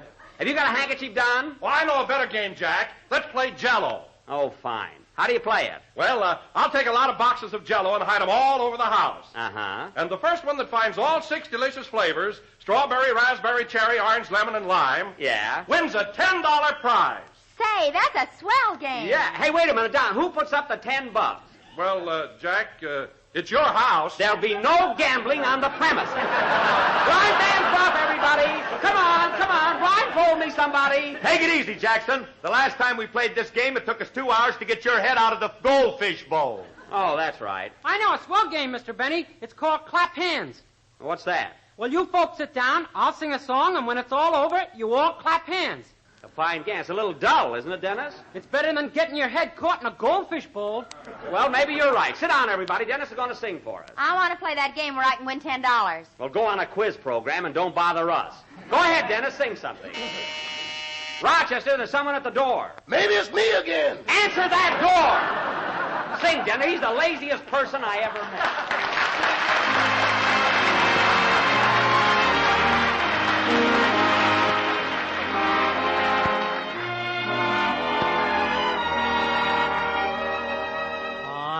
Take you home again, Kathleen, across the ocean wild and wide, to where your heart has ever been, since first you were my bonny bride. The roses all have left your cheek. I've watched them fade away, and your voice is sad whene'er you speak, and tears bedim your loving eyes.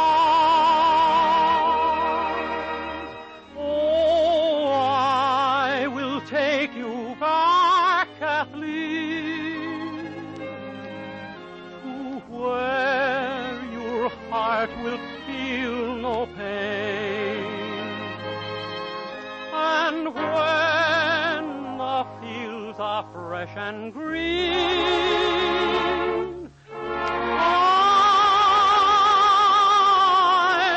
take you to your home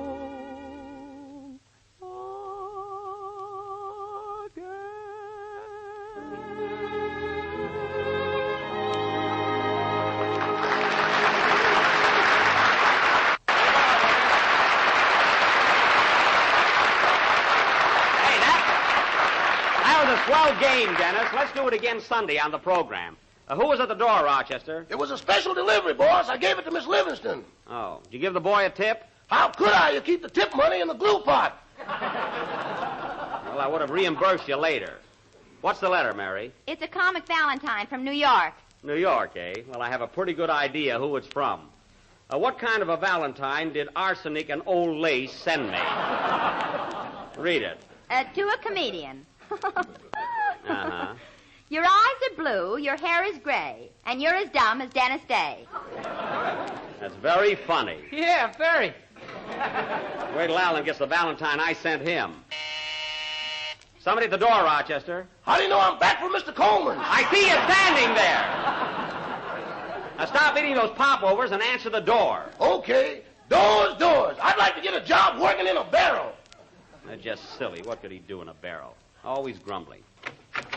Hey, boss, look who's here. Well, I'll be...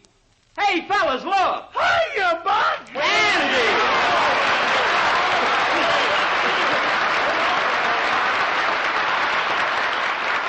Andy Devine, we haven't seen you in 6 months. How did you happen to drop in? Well, Buck, I heard it was your birthday, so I thought I'd come over and surprise you. And you certainly did. How old are you, Buck? Well, Andy, I'll never see 36 again. Even on a clear day.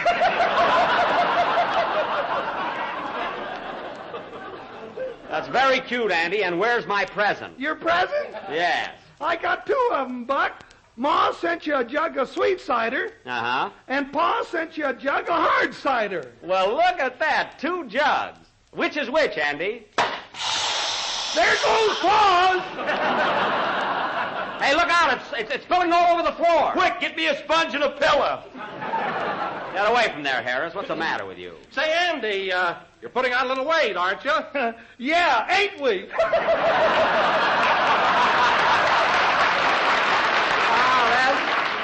That's telling him, Andy. You're pretty sharp tonight. Sit down at the table, everybody. The food's ready. Take it easy. The plates are all fixed. Gee, 2.5 sardines apiece. And lots of popovers. Dig in, kids. There's someone at the door, Rochester. I'm busy, boss. Answer that door.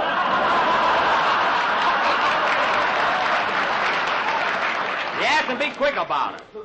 Well, Andy, I'm sure glad you dropped in. I had no idea that you'd remember my birthday. As a matter of fact, I didn't know... Good evening. Come right in, Mr. Marshall. Yike! Holy smoke, it's Herbie! Hello, everybody. Happy birthday, Jack. Well, thanks!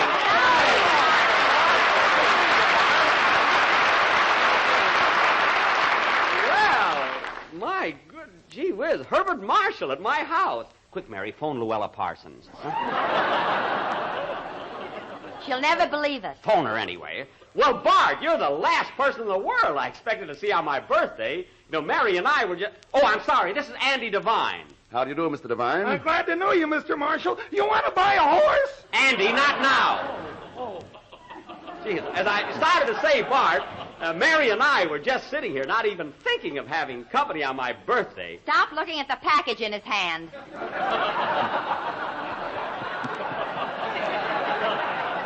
I'm not looking at it. Oh, yes, the package. Here you are, Jack. A little remembrance. Many happy returns, old boy. A present for me? Gee, I feel like a darn fool. I didn't get a thing for you, you know. This is your birthday, not Christmas. Oh, yeah, what am I thinking of? Hey, Dennis, get Mr. Marshall a chair. Gee, I'm all thumbs opening this package. Here's a chair for you, Hubert. Thanks, Dennis.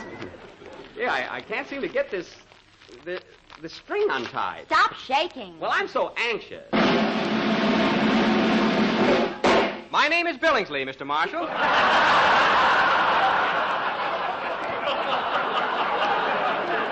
Well, I'm glad to know you, Mr. Billingsley. Mr. Billingsley, sit down, please. Darn this string. Gee, I'm trying to open this present. There, I got it.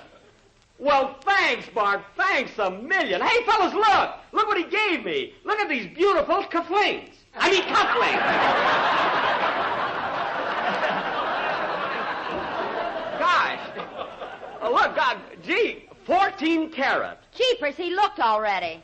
Well, they're beautiful. By the way, Bart, what's in that other box? That's a gardenia. I brought it for Mary. Well. He's just like all the other fellas. He starts out with orchids, and now I'm now down to a gardenia. Quiet. Very good, Mary. Been better if she hadn't muffed it, Bart.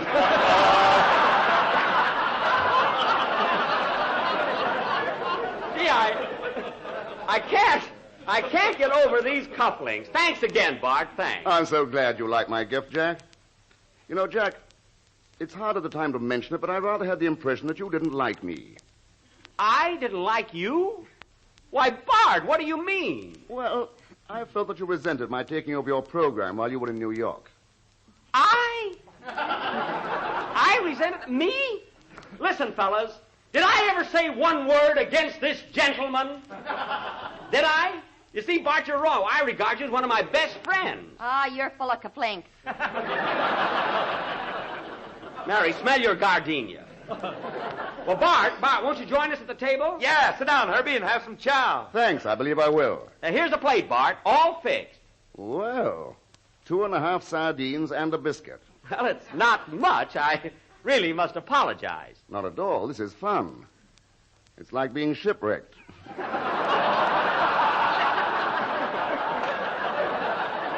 Well, that's what we're having, a shipwreck party, you know? Yes, sir. Won't you have some of this punch, Bart? It's very good. Yes, have a cup, Bart. My, what a beautiful punch bowl. Yes, it is. Ronnie Coleman's, isn't it?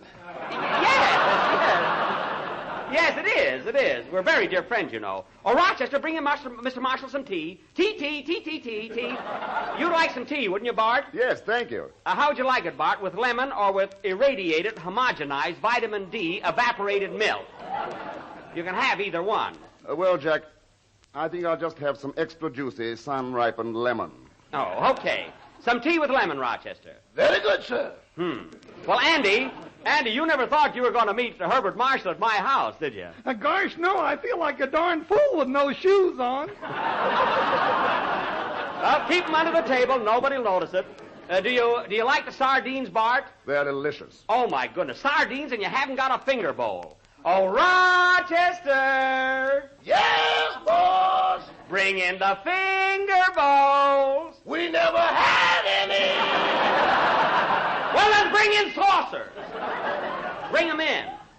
You'll have one in a minute, Bart. By the way, Jack, what's that hanging up there on the chandelier? That's a pot roast. A pot roast on the chandelier? Yes. Weird custom, isn't it?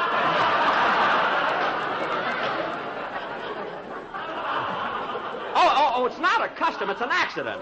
You see, Bart, I know it sounds fantastic, but the pot roast bounced up there, you know? Bounced? Yeah. You see, here's exactly what happened. I was just having a quiet little dinner at home, not expecting anybody to drop in, and my man Rochester brought in this hot plate, see? Well, I didn't know it was hot, and I grabbed for it. You see, the pot roast was on the plate, see? And the minute my fingers touched it, I threw it up in the air. Well, that's how it happened. It sounds silly, but that's the whole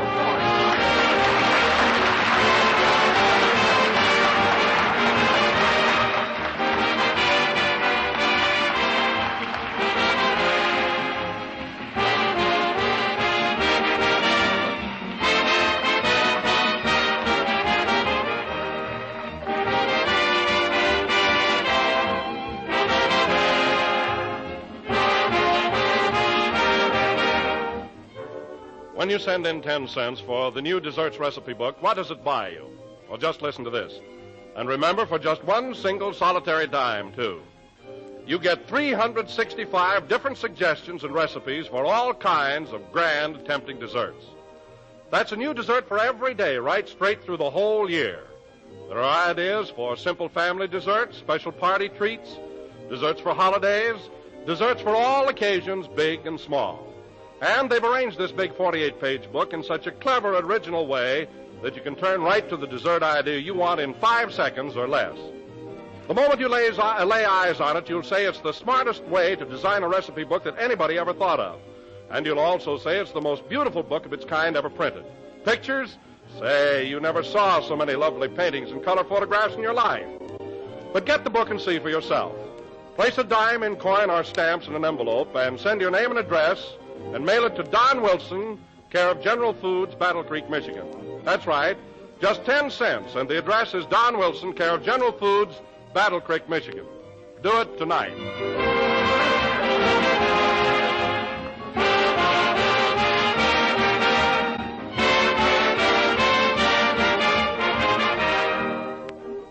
This is the last last number of the 20th program in the current JELL-O series, and we will be with you again next Sunday night at the same time, broadcasting from Palm Springs, California. Palm Springs? Yes, sir. We're all going to have a little vacation. Say, Bart, would you like to come to Palm Springs with us? I don't think I'll be able to, Jack. I'm making a picture, you know. Oh. Well, if you can possibly make it, look us up. We'll be staying at the Cactus Blossom Auto Court. Good night, folks.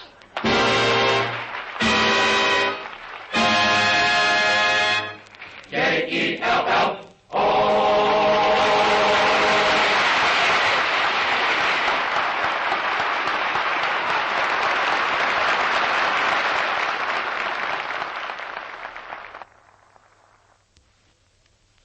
S-A-N-K-A, Sanka. That's the name to write in your memory book, ladies and gentlemen. S-A-N-K-A, Sanka. That's the name to say to your grocer, because Sanka is real coffee. It has a rich, delectable flavor. And it protects sleep, because it never prevents sleep. It's had the sleep-disturbing caffeine removed, so anybody can drink delicious Sanka coffee and sleep. Sanka Coffee presents We the People over another network every Tuesday night. This is the National Broadcasting Company.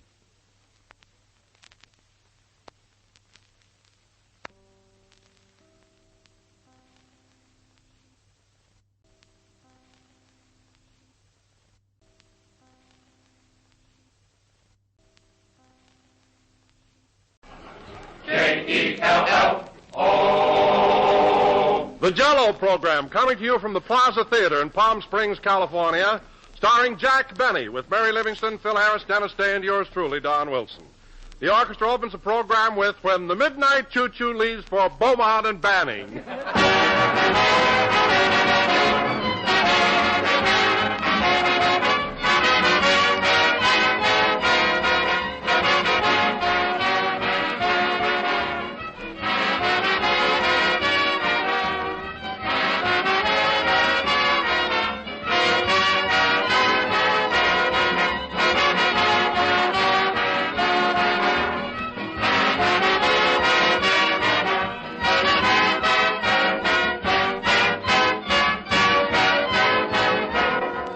You know, ladies and gentlemen, every time you enjoy JELL-O, it's just as though you were enjoying it again for the very first time.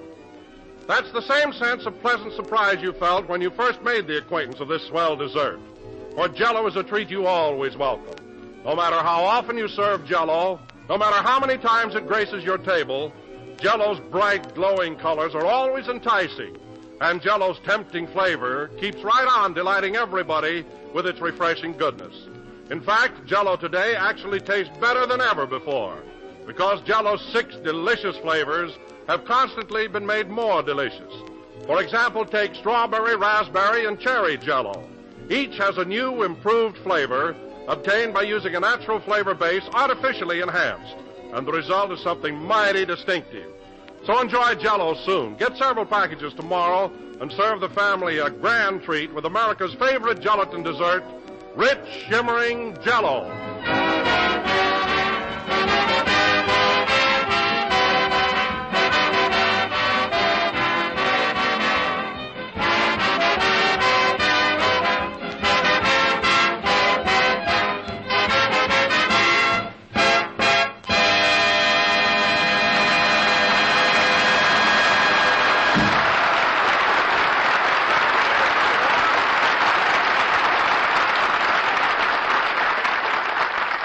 When the Midnight Choo-Choo Leaves for Beaumont and Banning, played by the orchestra.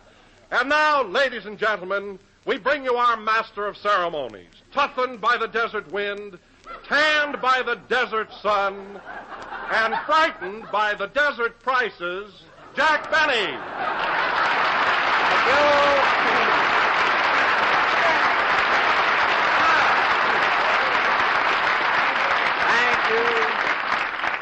Thank you. JELL-O again. This is Jack Benny, the sage of the sagebrush, talking. And Don, I'm not the least bit frightened by the prices here in Palm Springs. After all, this is a resort. And when you're on a vacation, you expect to let yourself go and have a good time. But, Jack, don't you think the hotels here are rather expensive? Not a bit, Don, considering what you get. Why, you take the El Mirador, the Desert Inn, the Colonial House, and places like that. They're the last word in swank and luxury. It's worth it. Oh, I agree with you there, Jack. By the way, you're stopping at the El Mirador, aren't you? No. No, Don. I have a lovely room at the TP Motel.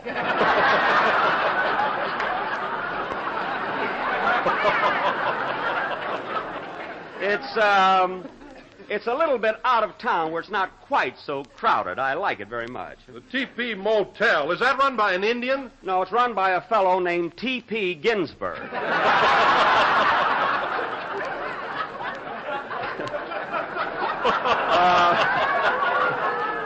Don, Motel is his uncle.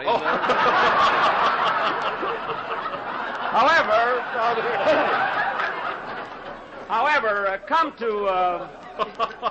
to think of it, Don, the bellboys are Indian, full-blooded, too. Well, that's a novelty. Novelty is right. I left a call for 7 o'clock this morning, and one of them came in and hit me on the head with a tomahawk.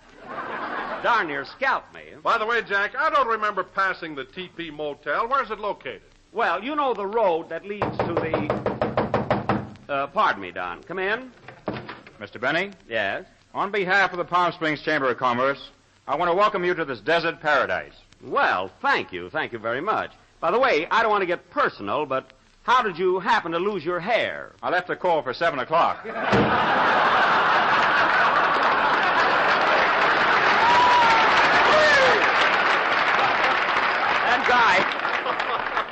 That guy sure gets around, doesn't he? What was that you were saying, Don? Well, I asked you about that motel you're stopping at. Where's it located? Oh, the teepee. Well, Don, here's how you get there. You know the street right out front here, the one that leads to Cathedral City? Oh, it's this side of Cathedral City. No, Don. You go through Cathedral City. And then you know how the road curves out and goes on to Indio. Indio? Why, you're not living way over in Indio, are you? No, Don. You go through Indio.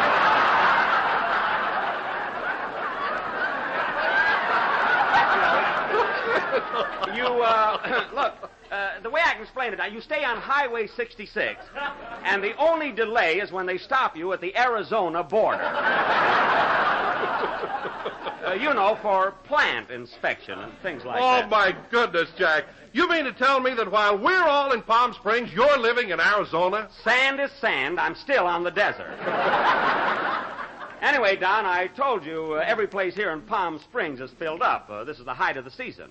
Well, look who's here. Hello, everybody.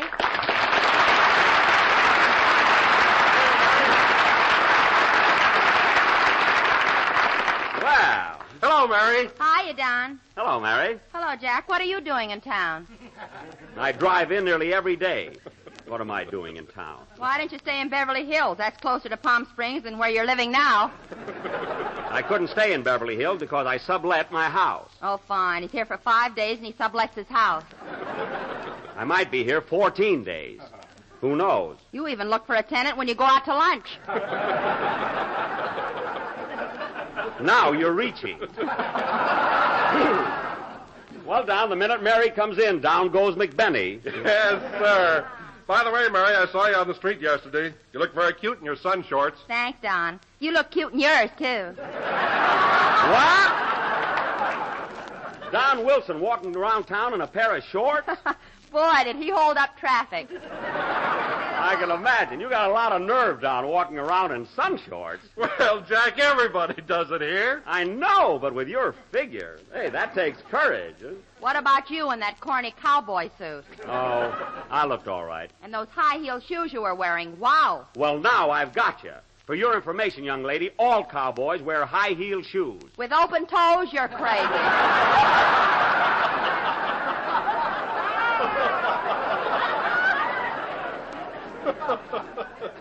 Well, I had to cut them. They hurt my feet. What a cowboy. You should have seen him, Don, swaggering around town with 2 guns in his belt. 3. One is a cigarette lighter. Anyway, Miss Livingston, as long as you're so cute, the next time we go horseback riding, you can very well pay for your half of the horse. Smarty. Why, Jack, do you mean to say that you and Mary were both riding on one horse? Not only that, Dennis Day was the horse. That was only for practice. We got a real nag later. Yeah, later. Oh, hello, Dennis. How are you? Gee, is my back swayed?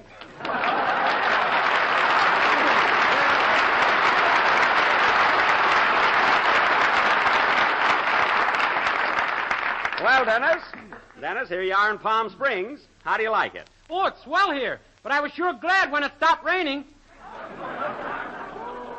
Dennis, it never rains in Palm Springs. This is a desert. Well, it was sure misty the first part of the week. It wasn't even misty. You see, Dennis, Palm Springs owes its hot, dry climate to the mountains that surround it. Like a storm approaching from the Pacific Ocean is always stopped by these high peaks. Oh, yeah? Yeah. There's never anything over Palm Springs but a great big bright sun. Well, they ought to put a cork in it. Oh, stop complaining. You find fault every place. We're all having a wonderful time here. Say, Dennis, where are you staying? I'm living with Mr. Benny, far, far away.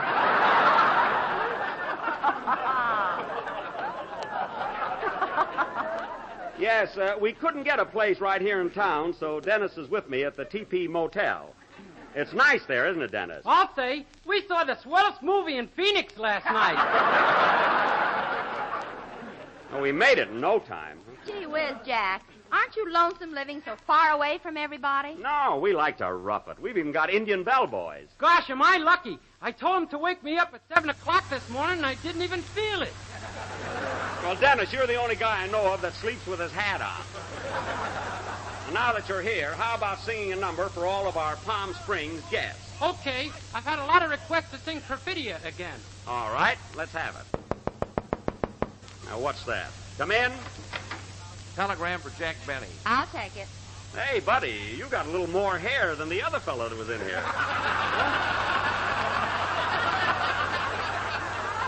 Haven't you? Yeah, I left the call for 7:30. I'm up at 8:30 myself. Who's the wire from? Who's the wire from, Mary? Gee, we're having fun tonight, aren't we? Huh? Who's the wire from, Mary? It's from the Paramount Studio, the wardrobe department. The wardrobe department? Yeah, it says, Dear Mr. Benny, new Hopalong Cassidy picture goes into production tomorrow morning. Please return cow suit immediately. That's cowboy suit. Cow suit. That's cowboy suit. Who ever heard of a cow suit? All right, sing, Dennis. Burns me up. They promised me I could have it for 2 weeks.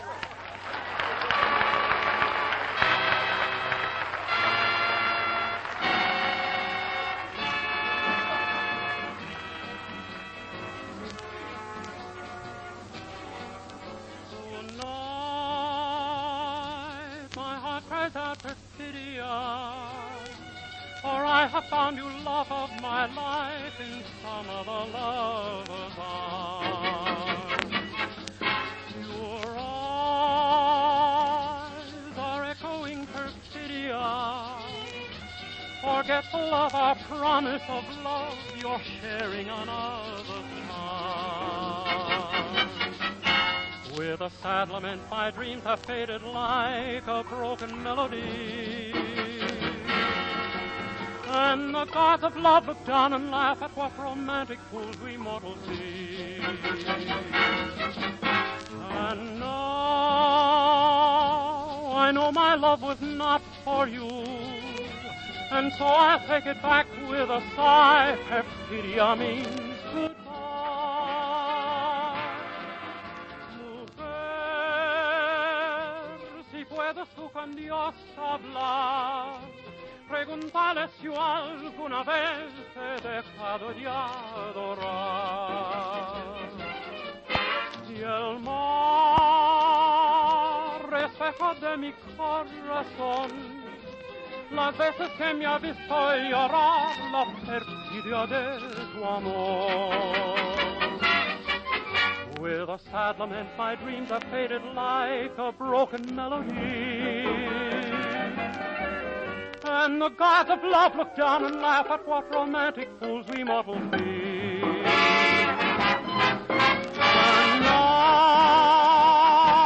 I know my love was not for you, and so I'll take it back with a sigh. Perfidia means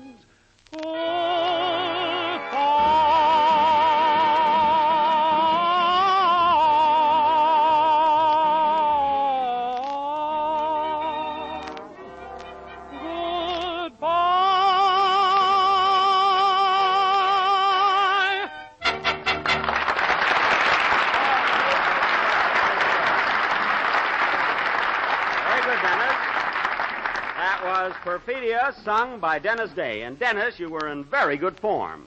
This dry desert air is marvelous for your tonsils. I haven't got any tonsils. Oh, I didn't know that. And now, ladies and gentlemen... I had them taken out about 3 years ago. Oh, I see. And now, ladies and gentlemen... You're not mad, are you?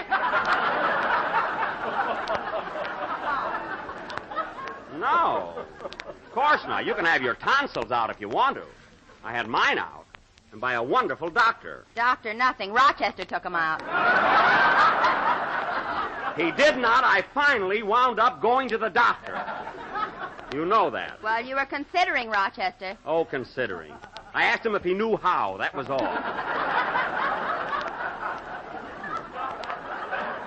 Considering. Isn't it amazing, Don? All I said to Dennis was, this desert air is wonderful for your tonsils, and look at the routine we got into. You know? Speaking of the desert, ladies and gentlemen, let me remind you about JELL-O, America's favorite dessert.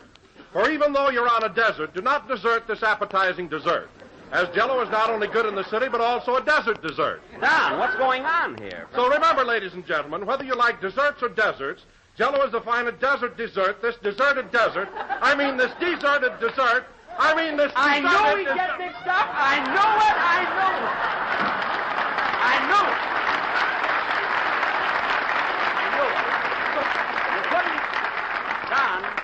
You couldn't quit when you were winners, could you, Don? Well, gee, Jack, that was a mighty tough one, really a tongue twister. What's hard about it? You think that's tough? Listen to this. Peter Piper picked a peck of pickled peppers. How's that? Fine. Now pick up your teeth.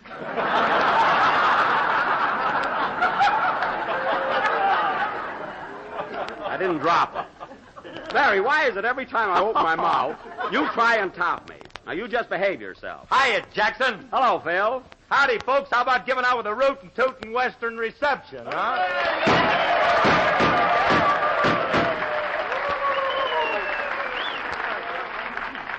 Well, how's that for an ovation, Jackson? Gunshots and everything. What do you mean, ovation? They were shooting at that Marcel wave in your hair. We don't go for male beautifying around these parts, stranger. No, sir. Hello, Phil. I haven't seen you around all week. Yes, we were looking for you. Where are you living? I'm stopping out here at the Dud Ranch.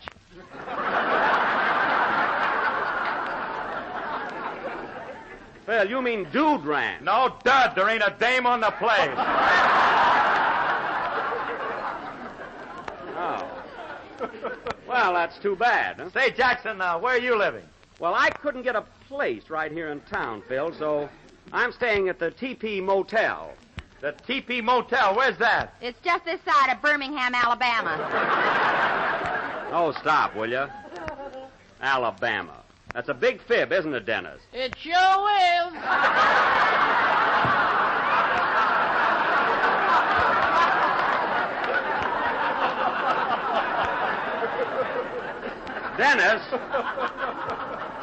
Dennis, don't be funny or I'll take off my shoe and give you a call for 7 o'clock right now. Say, Phil, you know, this vacation is doing you a world of good. You look much better here at the Springs than you do in Hollywood. Yeah, I do look healthier, don't I? No, you don't look healthy, Phil. Here's what I mean. You see, in Hollywood, you always look like you had a bad night.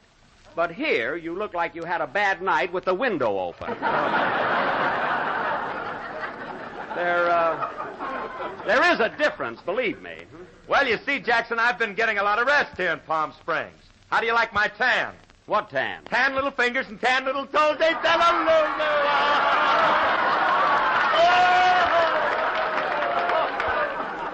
loser? The Greyhound bus leaves here in 5 minutes. Be on it. But I'm serious, Phil. You've got the wrong slant on the kind of life to lead down here. What do you mean? Well, while you're out here on the desert, you ought to get some exercise. Now, take me, for instance. The minute I get hit on the head with that tomahawk, I jump out of bed raring to go. The first thing I do is put on my shorts and go for a long hike. No kidding. And then I put on my cowboy suit, jump on a horse, and away I go across the wide open spaces. Then I put on my bathing trunks. Over your cowboy suit? No, I take that off. Then I put on my bathing trunks and swim all afternoon. Boy, I swim till it's time to go to bed. Then he puts on his nightshirt and walks in his sleep. I do not. Well, you're going pretty fast there, Jackson. Don't you ever relax and take it easy? Sure, lots of nights I sit around and play cards with Dennis. I'm teaching him gin rummy. Hey, kid? I thought we were playing bridge. No. Gin rummy, the dunes is closed, you know. Anyway, there's nothing else to do at the TP. Well, then why are you living way out there, Jackson? What's the sense of it? Phil, I've explained the whole thing to Don. I tried to get a room here in town. Everything was filled up. Well, I can't understand that. The little woman and I got a beautiful bungalow at the La Paz Guest Ranch. It's expensive, but it's worth it. Well, you're very lucky, Don. And I have a lovely apartment at the Lone Palm. It's not cheap, but look what you get. Well, you're lucky, too. But those are the breaks a fella gets, that's all. You kids were fortunate enough to get swell accommodations, and I have to live in a dinky little auto court. Why don't you loosen up, Bub? Dennis, it's not a question of money. I'd much rather be here in town. Well, Jackson, if you want to live in a high-class place, let me call up Charlie Farrell at the Racket Club. It's got tennis courts and everything. The, Racket Club, eh? Yeah, it'll cost you dough, but it's worth every penny of it. Oh. Well, let's have an orchestra number, Phil, and we'll talk about it later, huh? Well, wait a minute, Jackson. I better give that club a buzz right now. I'm sure they'll have a room for you. Oh, then again, they may not, and I'll be disappointed. No. You better play something, Phil. Oh, Jack, let him make the reservation. Never mind. You've got 2 guns. You can always kill yourself.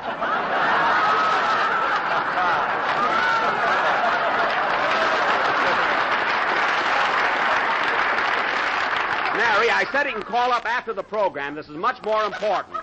Now, let's have some music. Okay. I was wondering, Mr. Benny, how much do I owe you for gin rummy? $30,000. Play, Phil. I've had enough trouble with tenors. I'm going to keep this one.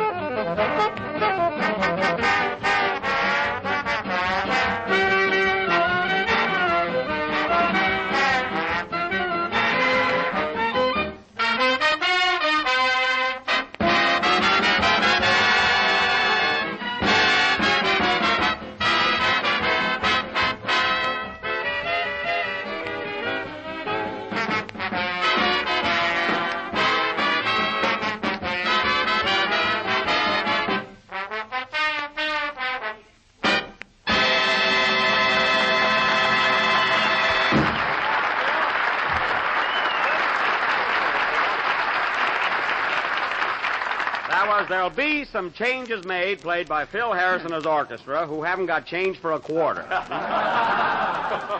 You know, Phil, even your boys, though, they look much better out here on the desert. I don't know, in Hollywood, they always look so pale and haggard. You're right, Jackson. This climate is good for them. Sure is. Look at your guitar player there. Gee, his face is as red as a beet. Where'd he get that tan? He passed out in front of a fireplace.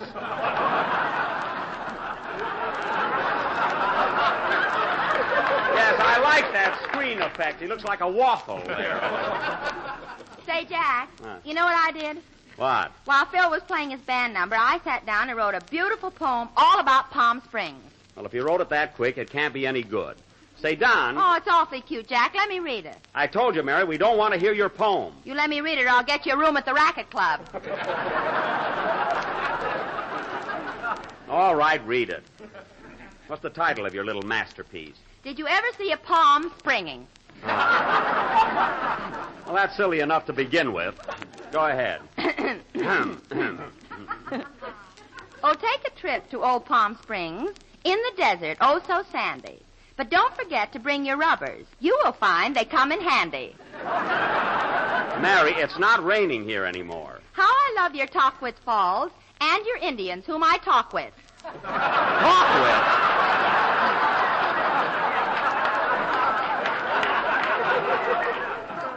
Talk with?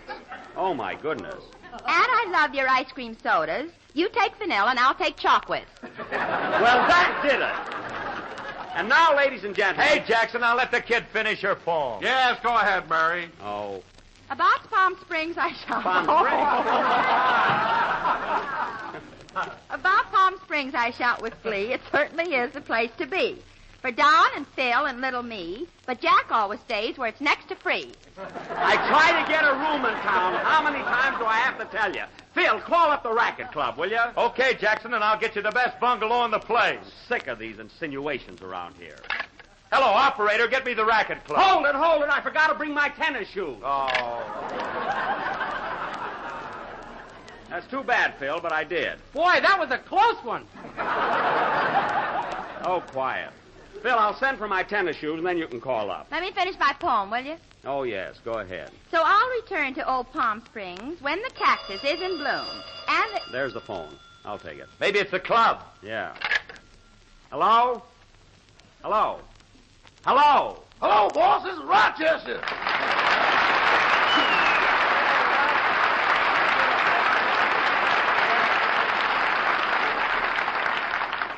Rochester, where are you calling from?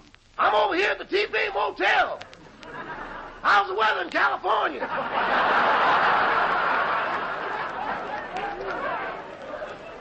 It's nice here. Incidentally, I thought I told you to come to Palm Springs and pick me up. I had an accident with the car, boss. One of these Indians around here shot an arrow right through the gas tank. Through the gas tank? Was he intoxicated? No, he thought the Maxwell was a buffalo. Now, that's just silly. My Maxwell, a buffalo. Well, they're both darn near extinct. Never mind. Now, Rochester, you get right out and fix that gas tank. With all those arrows flying around, I ain't gonna bend over.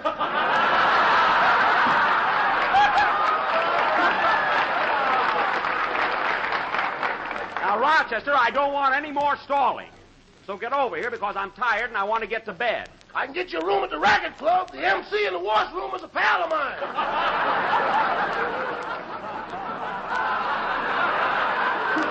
Thanks just the same. But do as I tell you. Now, come on into town. Okay, but I can't leave for a little while, boss. I'm under the sun lamp.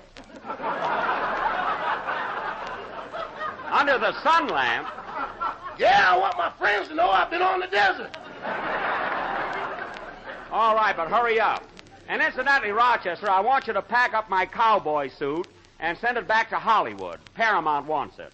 The 10-gallon hat, too? Yes. I'm soaking your socks in there. Well, take them out. And listen, Rochester, when you get to Palm Springs, you'll find me waiting in front of the theater. Okay, goodbye. Goodbye. Oh, say, boss. What? Have we got any use for a gross of peace pipes?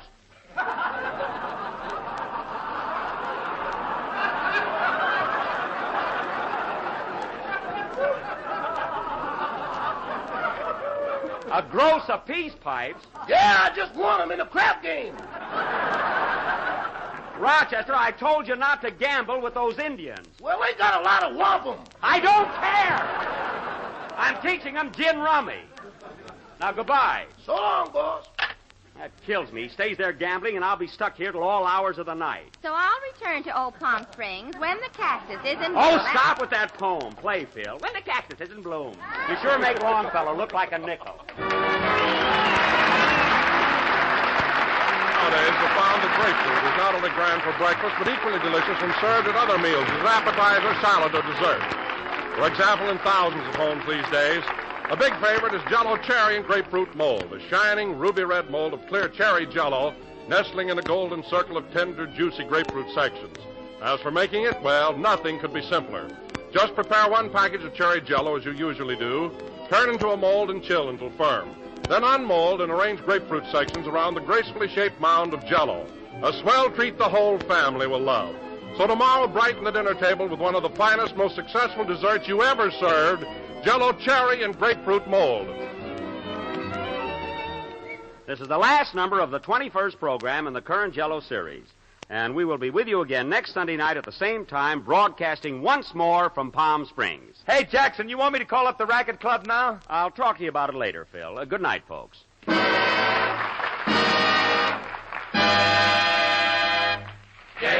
JELL-O.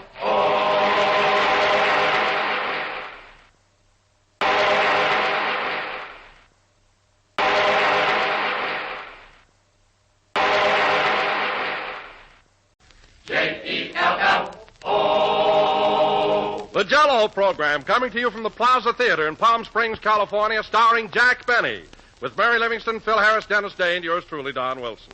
The orchestra opens the program with I'm Going to El Centro with a banjo on my knee.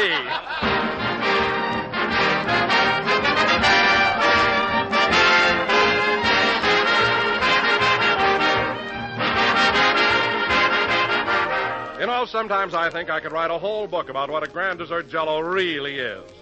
For example, I could devote the entire first chapter of the book to telling you how gay and inviting JELL-O looks, with its vivid glowing colors and shimmering beauty. In Chapter 2, I'd point out how delightfully tender and delicate JELL-O is, and what a smooth, melt-in-the-mouth texture it has. Chapter 3 would deal at great length with JELL-O's glorious flavor, a flavor as distinctive and well-known as its name, and just as refreshing as the juicy, ripe fruit itself. Then in Chapter 4, I'd explain how quick and easy JELL-O is to serve, and how it sells for only a few pennies per package. And oh yes, in Chapter 5, I'd remind everybody to be sure to try strawberry, raspberry, and cherry JELL-O. Each has a new improved flavor obtained by using a natural flavor base artificially enhanced. And as a result, they're better than ever. Try a tempting dessert made with rich, delicious JELL-O tomorrow.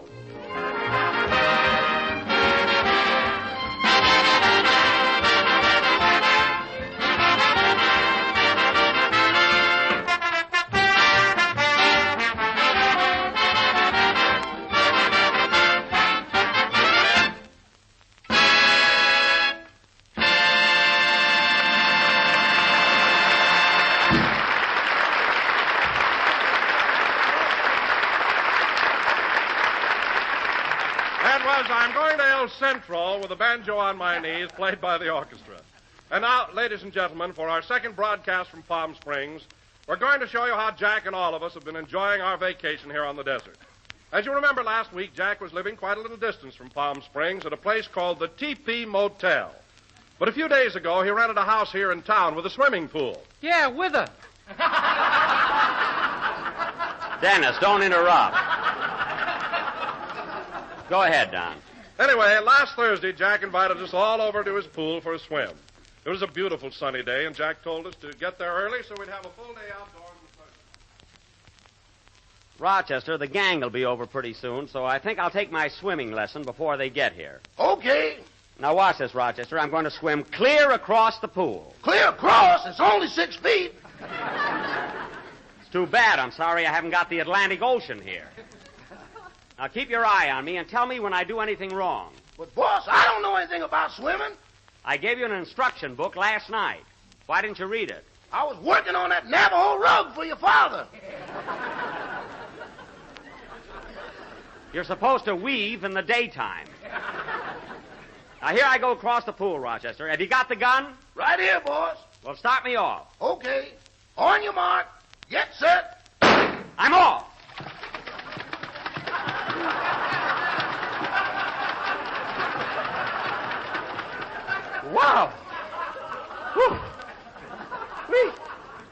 Well, I did it. I swam clear across the pool. How was that, Rochester? Fine. Now try it without your water wings. Nothing doing. This is the deep end. Oh, well, I've had enough swimming for a while. Ain't you going to take your diving lesson? Oh, yes. Here, help me out. There. Now hold my water wings and I'll dive in. I think I'll dive from the high board. That'll be a real thrill. Uh-huh. Of course, I'm not used to this. Maybe I ought to dive off the low board. That's fun, too. Uh-huh. Of course. Oh, why bother? I'll dive right here from the edge of the pool.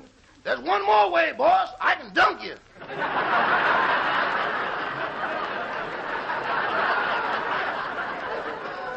No. No, I'll dive in. Here I go. 1, 2, whee!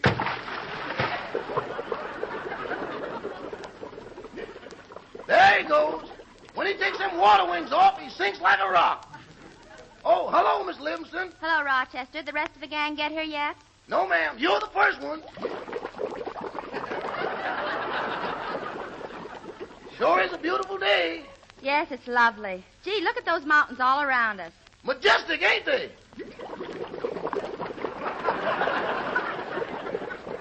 Can I get you a glass of lemonade, Miss Livingston? No, thank you. Where's Mr. Benny? He's down at the bottom of the pool. The bottom of the pool? Oh, yes, there he is, coming up. That's his toupee. Mr. Benny's over here.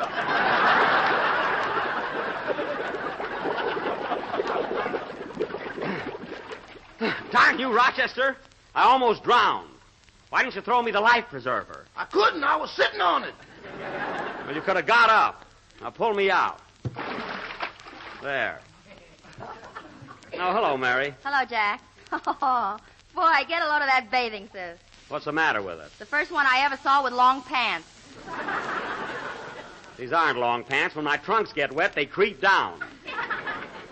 They'll be all right when they dry out. When they dry out, they'll break your legs. They will not. This material is very good.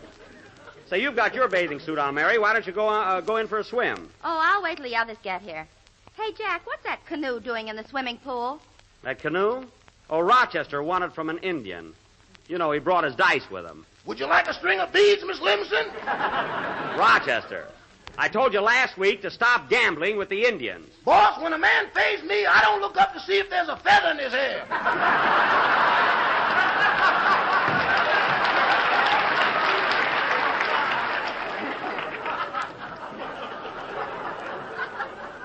Well, I want you to cut it out. You got more Indian stuff now than Fred Harvey's. So take it easy. Hey, Jack, look. Here comes Mr. Billingsley, your boarder.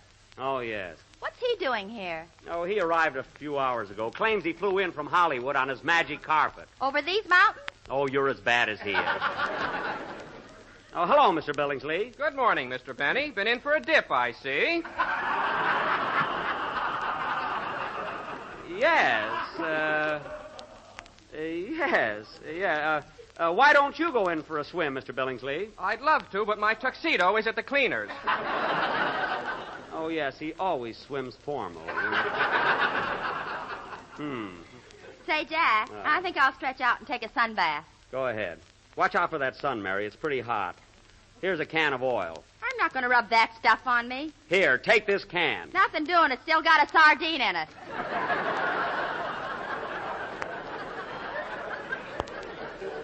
A sardine? Shall I bring you a cracker, boss? Never mind. I think I'll take a sun bath, too. Rochester, rub some oil on my back. You mean out of this can? Yes. I did that yesterday, and the cat licked it off faster than I could put it on. Well, that cat isn't around here today. Rub me. Okay. Gee, Mary, just think. Here we are taking a sun bath, and right above us are snow-covered mountains. Aren't those peaks beautiful? They're sharp, too. My magic carpet is in shreds. Oh, that's too bad. How are you going back to Los Angeles? With a banjo on my knee.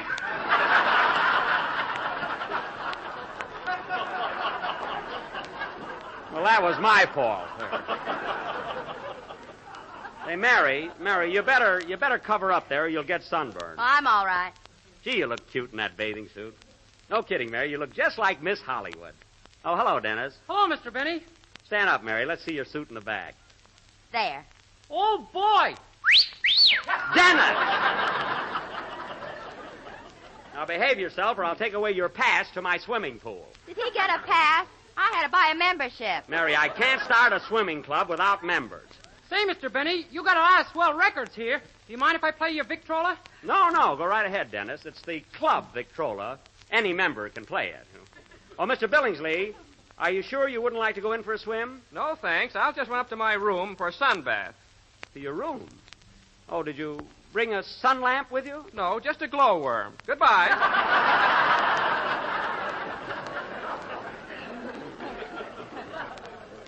He must have traded in his lightning bug.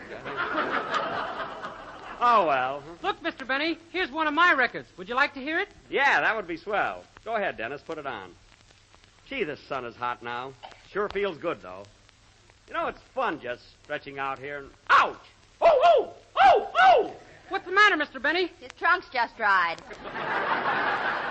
Oh, my leg. I can't understand the suit shrinking so much. My own father sold it to me.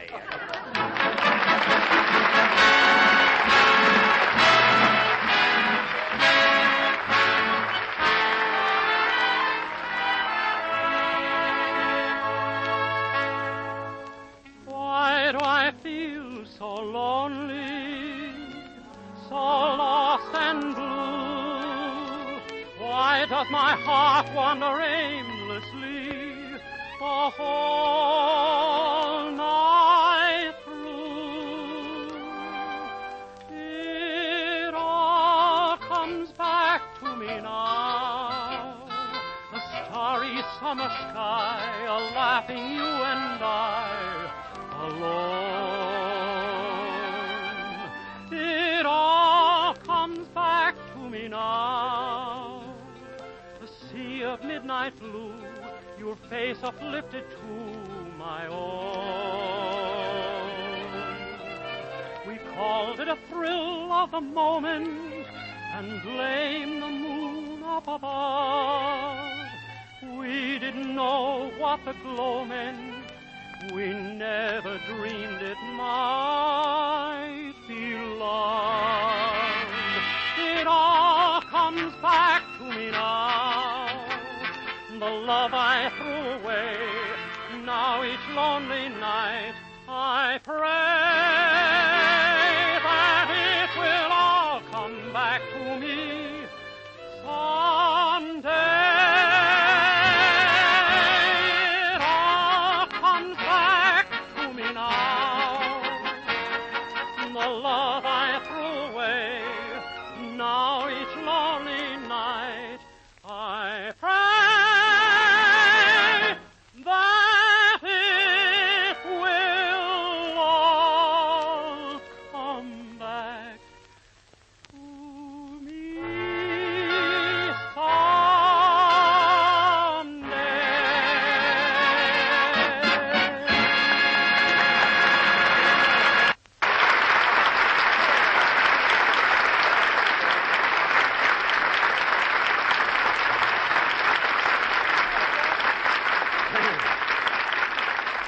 Well, that was all right. No kidding, Dennis. That was a swell record. Now, why don't you go in for a swim? I don't know how to swim. Oh, you don't? Say, Mary. I meant to learn, but I never got around to it. Oh, didn't you? Say, Mary. You're not going to kick me out of the club, are you? No, Dan, just sit in the sun and peel. Now, forget it. Say, Mary, I wish Don and Phil would get here so we can get started on our hike. Now, wait a minute, Jack. I told you I'm not going on any hike. You are, too. We're going up to TAQUITZ Falls. It's one of the most beautiful sights in this part of the country. Here comes your friend for some more of that sardine oil. Oh, yes. Here, kitty, kitty, kitty. Watch out, kitty, or he'll be playing Love and Bloom on you. I just want to pet him, that's all. Here, kitty. Hey, Jack, here come Don and Phil. Oh, yeah. Hiya, Jackson. Hello, Mary. Hello, everybody. Hello, Don. How are you, Phil? Well, fellas, what do you think of this place I rented? Not bad, eh? Hey, it's all right. And what a beautiful swimming pool. Move over, Don. I can't see it.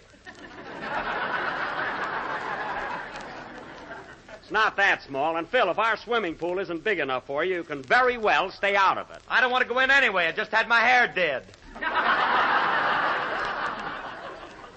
That's hair done, and it ain't becoming.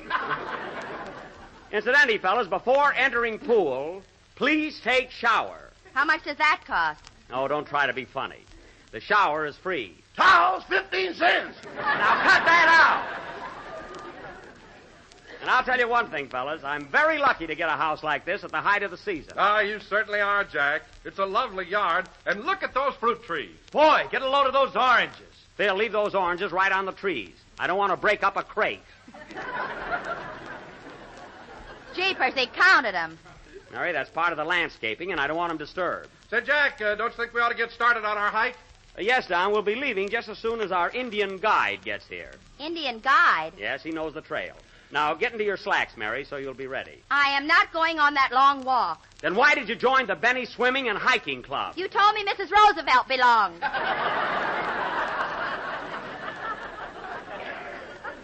I did not. I said I sent her an application blank. That was all. Now, come on, we're all going. Say, Jackson, how do you like my hiking outfit? Oh, you look swell, Phil. Well, what's that bottle sticking out of your coat pocket?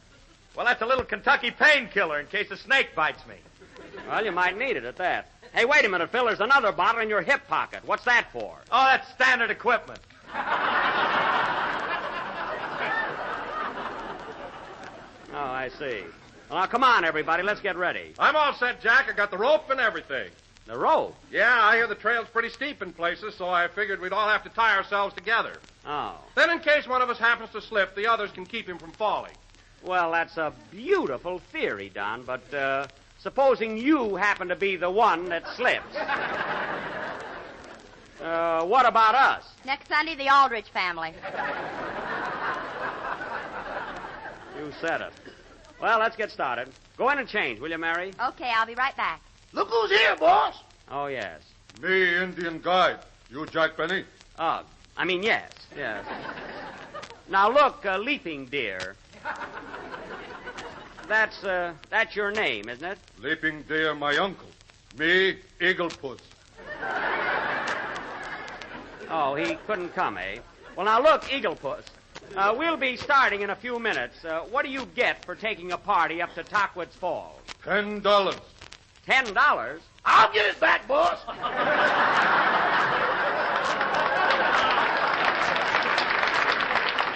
All right. Come on, fellas, let's get ready. Hey, Dennis, have you got the water jug? Yeah, I got it. Good.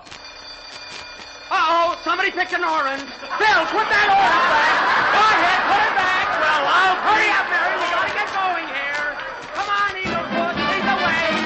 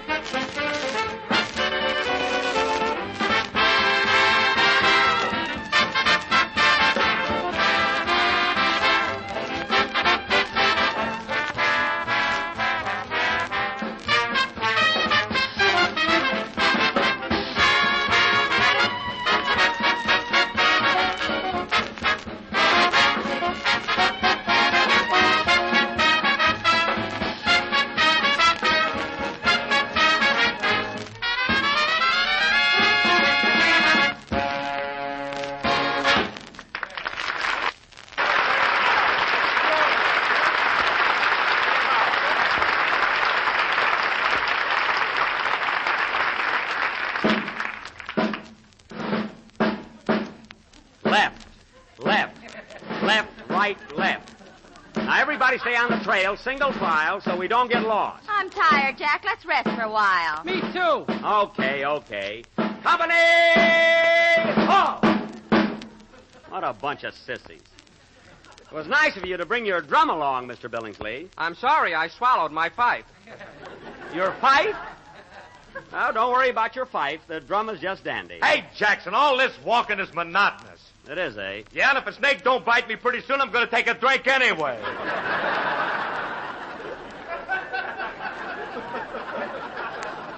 Don't you touch it. Say, Eagle Puss, we've been walking... Eagle Puss, we've been walking a long time. How much further is it to TAQUITZ Falls? Me don't know. Eagle Puss off the beam.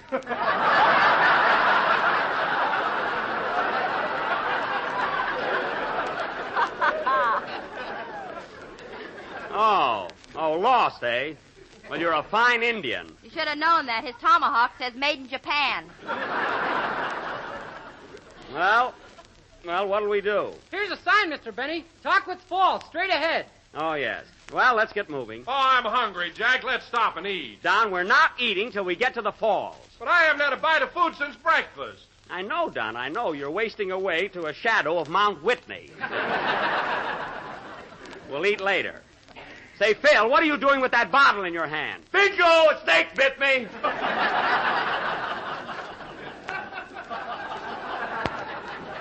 That's impossible. At this time of year, rattlesnakes are in hibernation. They're in their holes, sleeping. Well, this one's a playboy. Oh, stop, will you? Well, all right, Eagle Puss, there's the sign. Read it. We take 'em trail up mountain. Follow me, pale faces. So long, boss.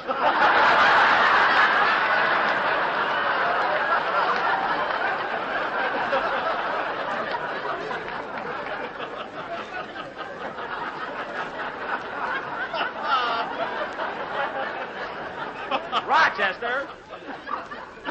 Now, Rochester, you're coming too. All right, fellas, let's go. I'm tired, Mr. Benny. This water jug is heavy. Well, let somebody else take it. Phil, you carry the water jug. I got the hatchet. Here, John, you take it. I'm carrying the rope. You take the water, Mary. I got the camera. Here, Jack, you carry it. I'm loaded up with the compass and everything.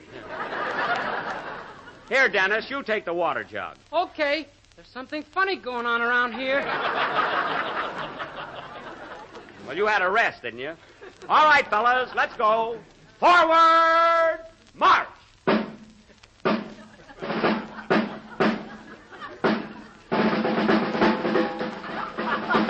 Oh, why, Mr. Billingsley, what happened there? I stumbled. Oh. Well, don't bother with the drum now. I've got the fife again.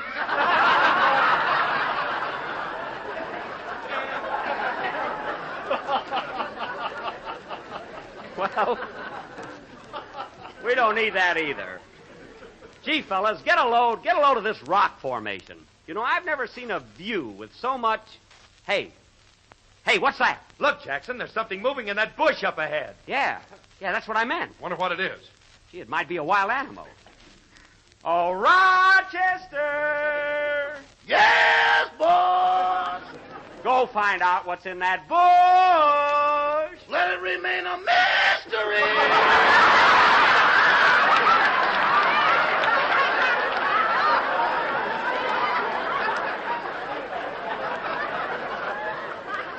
Now do as I tell you.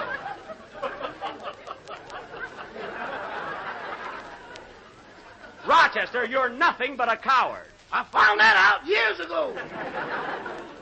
Well, all right. Let's walk around the bush. Come on, fellas. We can pick up the trail on the other side. Lead the way, Eagle Puss.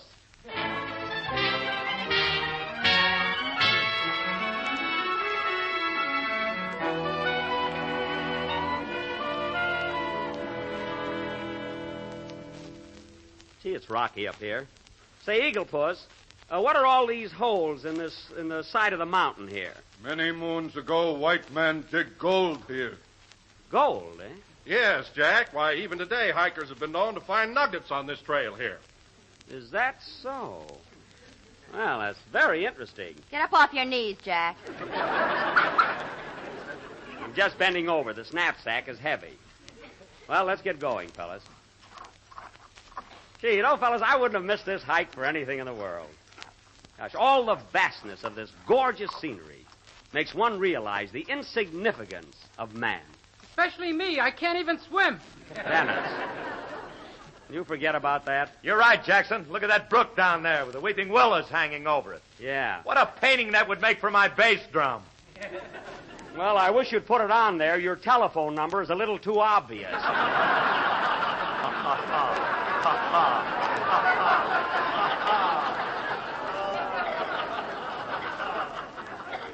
Oh, golly. But no kidding, fella. Gee, you talk... I never saw anything place like. You talk about scenery. Hey, fellas. Hey, look at that cliff over there. Look at that cliff over there. Gee, it makes an echo, too. It makes an echo, too.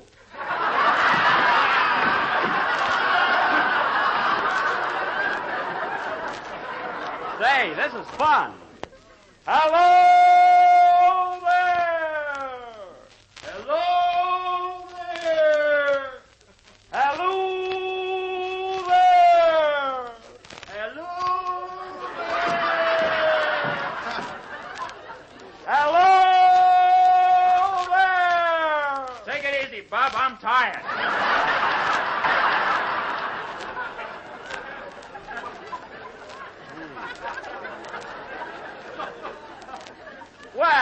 Well, let's get going. Oh, wait a minute, Jack. I'd like to try it. Hey, Echo! JELL-O has 6 delicious flavors. Wait for Wilson. My goodness. Strawberry, raspberry, cherry, orange, lemon, and what's that other one? Lime! Oh, yes. I ought to have my clip examined.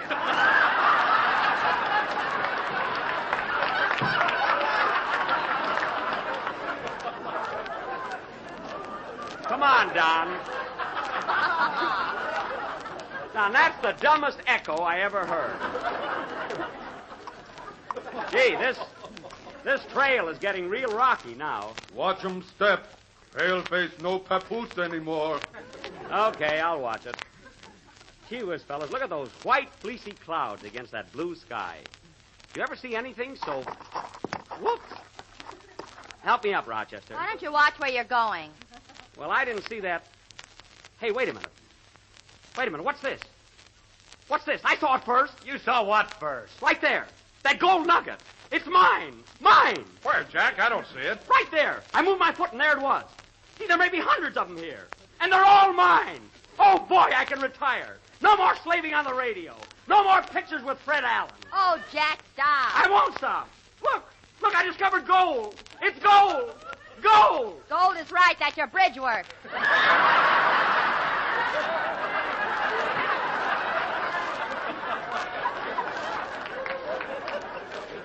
Oh, yes. Darn that thing. It's always falling out. Pick it up, Rochester. Well, come on, fellas. Let's get to the falls. Ready, Mr. Billingsley? Forward, march. Left, right, left. Left, left, left, right, left. Left, right.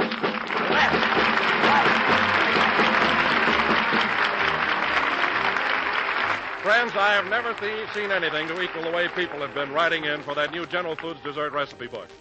Every day, thousands and thousands of letters come pouring into the mailroom of General Foods in Battle Creek, Michigan, for listeners all over the country who want this grand new dessert book. But here's the most gratifying thing of all. The fact that an amazing number of these letters ask for not just one, but several, 2, 3, 4, or even 5. The folks at General Foods tell me that they've never known any recipe book offer that prompted so many people to write in for more than one copy. Yet it's certainly easy to understand why. Because this new General Foods dessert book is really a winner. A book that will answer your dessert problems day after day for a whole year. It contains recipes and suggestions for 365 luscious desserts of all kinds, pies, cakes, puddings, cookies, and many tempting Jell-O treats as well. So send for your copy now. Just include 10 cents in coin or stamps for each copy you request, and mail your letter to Don Wilson, care of General Foods, Battle Creek, Michigan. Remember, for each of the copies you request, be sure to send 10 cents in coin or stamps. The address again is Don Wilson, General Foods, Battle Creek, Michigan. Well, fellas, here we are at TAQUITZ Falls. It was a long hike, but it was worth it. Isn't that a beautiful sight? Tons of water falling 90 feet into an icy pool. Just listen to it.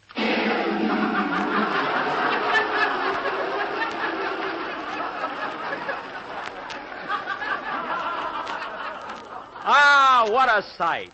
What a thrill. What a thrill. Oh, quiet. Good night, Joni.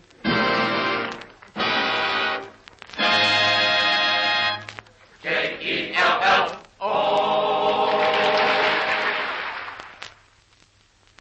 Are you good at arithmetic, ladies and gentlemen? Can you add, subtract, and divide and get the right answer? Then add together fine South and Central American coffees. Subtract 97% of the caffeine. Divide by 2 into drip and regular grinds. And what have you got? Why, Sanka coffee, of course. The real coffee that never robs anybody of sleep. Because the sleep-disturbing caffeine has been removed. Better get Sanka coffee tomorrow. Sanka Coffee presents We the People over another network every Tuesday night. This is the National Broadcasting Company. This is the National Broadcasting Company. This is the National Broadcasting Company. This is the National Broadcasting Company. JELL-O. The JELL-O program coming to you from the Plaza Theater in Palm Springs, California, starring Jack Benny, with Mary Livingston, Phil Harris, Dennis Day, and yours truly, Don Wilson. The orchestra opens the program with the Phil Harris Concerto No. 6 for oboe and drum.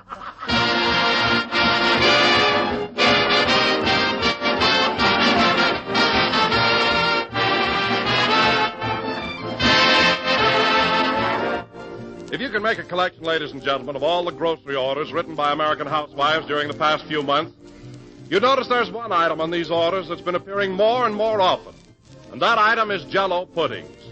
JELL-O puddings, those swell new members of the famous JELL-O family, are fast winning a place among America's most popular desserts, and no wonder. All three flavors, JELL-O's rich chocolate pudding, JELL-O's creamy vanilla pudding, and JELL-O's golden butterscotch pudding are luscious, mellow puddings, as smooth as cream and chock full of tempting goodness. And like JELL-O, they take only a few minutes to make and a few pennies to buy. So the next time you write JELL-O on your grocery list, write down JELL-O puddings, too. And remember, in buying either of these grand desserts, be sure to bear the name JELL-O, because JELL-O is a trademark, the property of General Foods. Always look for the name JELL-O whenever you buy JELL-O or JELL-O puddings.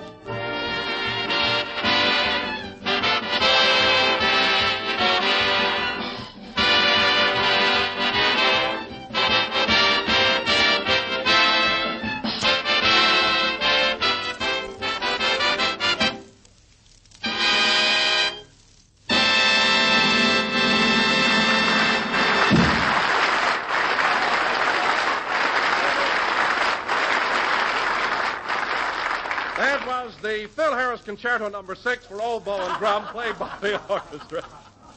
And now, ladies and gentlemen, as you may remember, 3 weeks ago, a certain young man came to Palm Springs run down, anemic, and pale. Oh, I was a wreck. And now, after 3 weeks on the desert, I bring you that picture of health, that Greek god, that bronze Adonis, Jack Benny.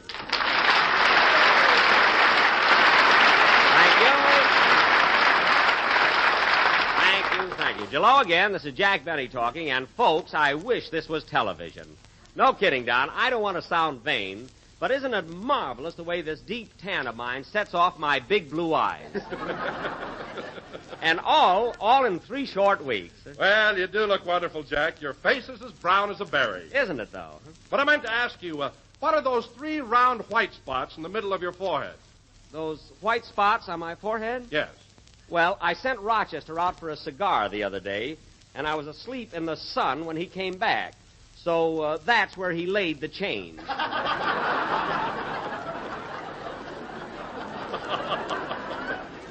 You see? Oh, yes, those spots look like a quarter and 2 dimes. Exactly. In other words, Don, I'm just 45 cents short of a complete tan. But, Don, isn't it a shame we have to go back home next week? You know, you're commencing to look great yourself. I feel good, too, Jack. As a matter of fact, in the short time we've been here, I've lost 4 pounds off my stomach. You lost 4 pounds off your stomach, eh? Mm-hmm. Well, Don, if you're interested in finding out where they went, take a peek in a rear view mirror.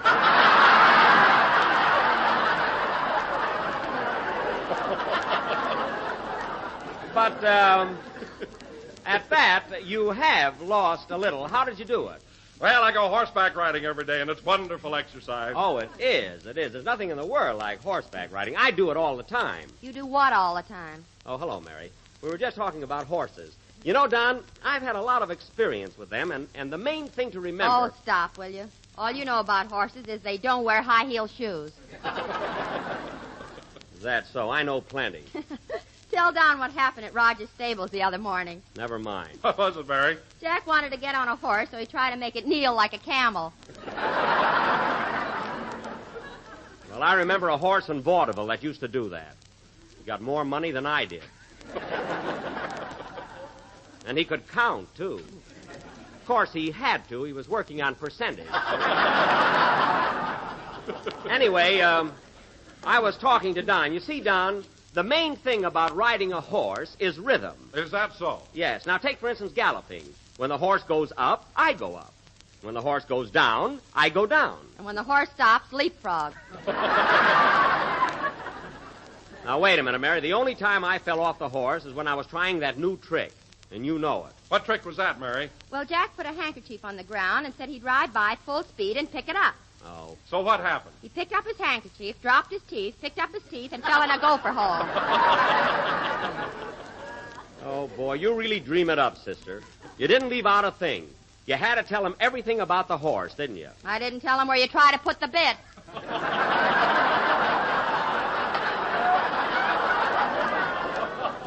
Now, lay off, will you? Don't listen to her, Don. You know, I've been riding for... Oh, hello, Dennis. Hello, Mr. Benny. Well, here I am.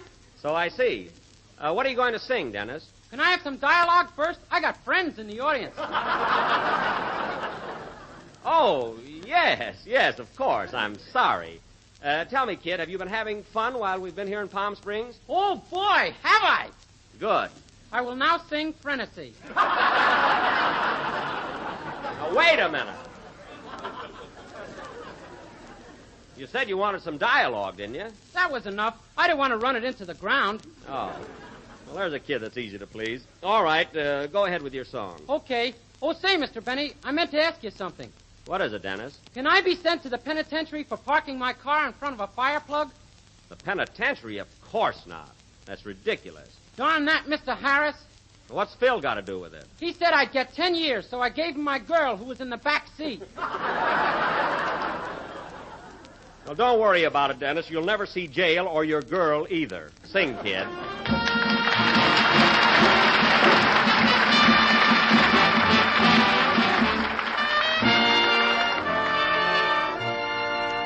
It was fiesta down in Mexico, and so I stopped a while to see the show. I knew that Frenesy meant please love me, and I could say Frenesy. A lovely senorita caught my eye. I stood enchanted as she wandered by, and never knowing that it came from me, I gently sighed Frenesy. She stopped and raised her eyes to mine. Her lips just pleaded to be kissed. Her eyes were soft as candle shine. So how was I to resist? Quiero que vivas solo para mí y que tú vayas por donde yo voy, para que mi alma sea no más de ti. Bésame con frenesí. Bésame tú a mí, bésame igual que mi boca te besó. Dame el frenesí que mi locura te dio. ¿Quién si no fui yo pudo enseñarte el camino del amor? Muerte y maldives cuando mi orgullo rodó a tus pies. Quiero que vivas solo para mí y que tú vayas por donde yo voy, para que mi alma sea no más de ti. Bésame con frenesí. Dame la luz que tiene tu mirar y la ansiedad que entre tus labios vi. Esa locura de vivir y amar, que más que amor frenesí. hay en el beso que te di. Alma, piedad, corazón, dime qué sabes tú sentir, lo mismo que siento yo. And now without a heart to call my own, a greater happiness I've never known, because her kisses are for me alone. Now you can say frenesí. Now I can say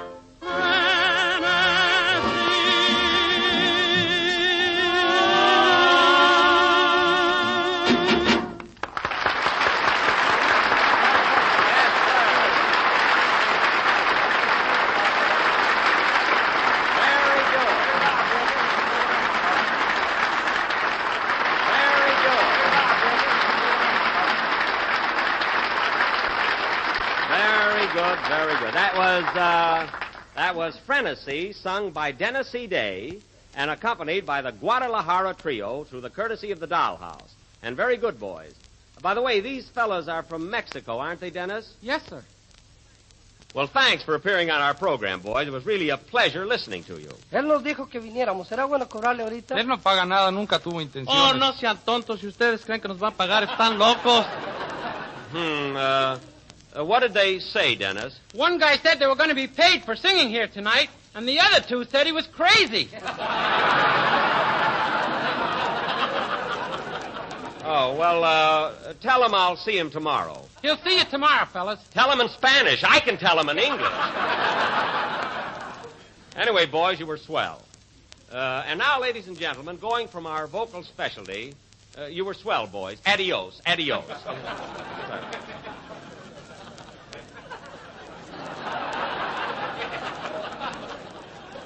I don't know what they're waiting around for. No, they sang and they're through, that's all. And now, ladies and gentlemen, going from our vocal specialty to our feature attraction of the evening, as a tribute to Palm Springs, we are going to present an original mystery melodrama entitled Murder at the Racket Club, or Ain't His White Flannels Messy? Now, I will play the part. Well, by the way, Jack, speaking of the Racket Club, did you finally join it? No, Don, I was thinking of joining, but, after all, how often do I play tennis? You know? Well, that isn't their only attraction. They have a beautiful swimming pool, too. I know, Don, but, how often do I swim? But, Jack, the club is right out there on the desert. The air is wonderful for you. Is it? Oh, how often do you breathe? Now, wait a minute, Mary. The only reason I didn't join the Racket Club is because they don't take in actors. They don't take in actors? No. Don't tell me all that ham around there is just for sandwiches.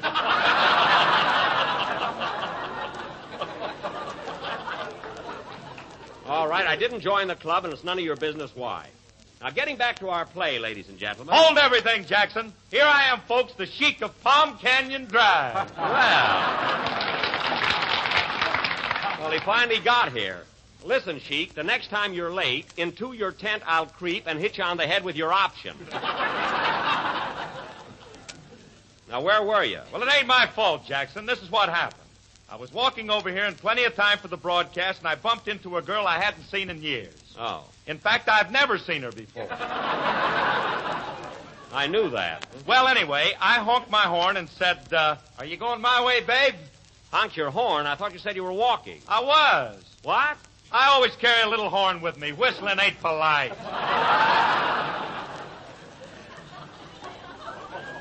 Oh, you carry a horn? Well, you're the only masher I ever met with accessories. Where is this girl, Phil? I'd like to meet her. Well, she had to go to work. She's a date picker in Indio. A date picker? Yeah, you ought to see her climb a tree.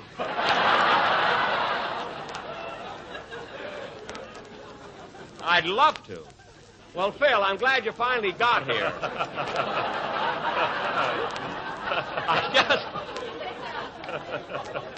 I just started casting our murder mystery. Am I going to be in it? Yes, Phil, you've got a very important part. You're going to be the doorman at the Racket Club. Well, that's life for you. Tonight, I'm the doorman there, and last night, the doorman threw me out. You'd have gotten a bigger laugh if you'd have read that a little faster. I don't know what you were stalling around there for. Well, anyway, you're the doorman. I'm going to be the chief of police of Palm Springs.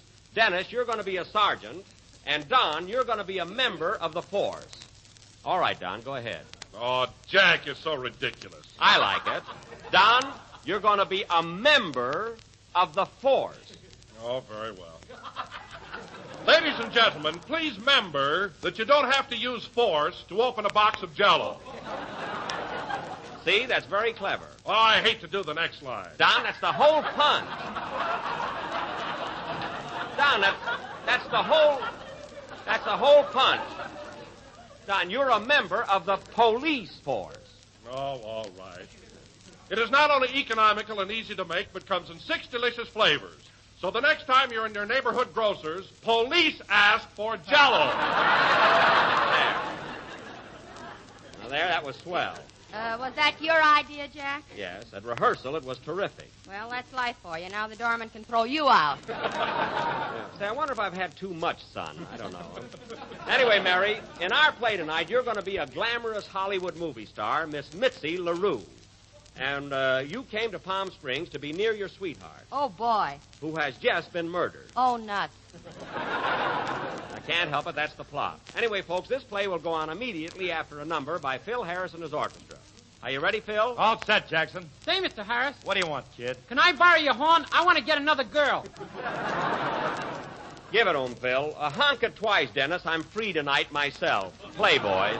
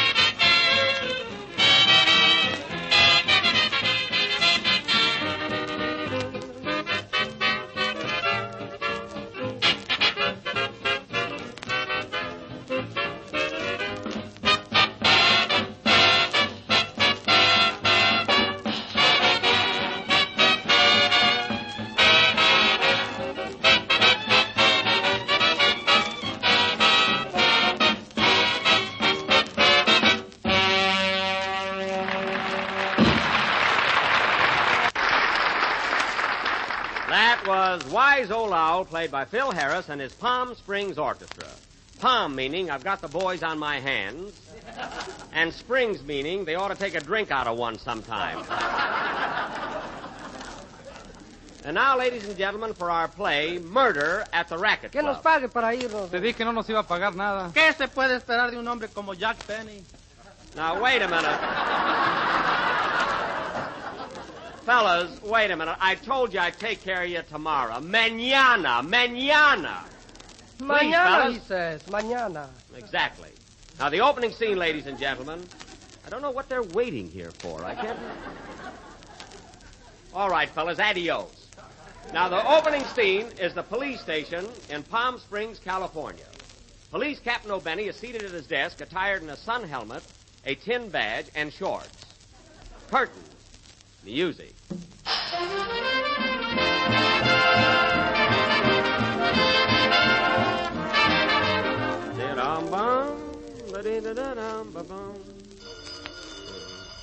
There's the phone, Chief. I'll take it, O'Day.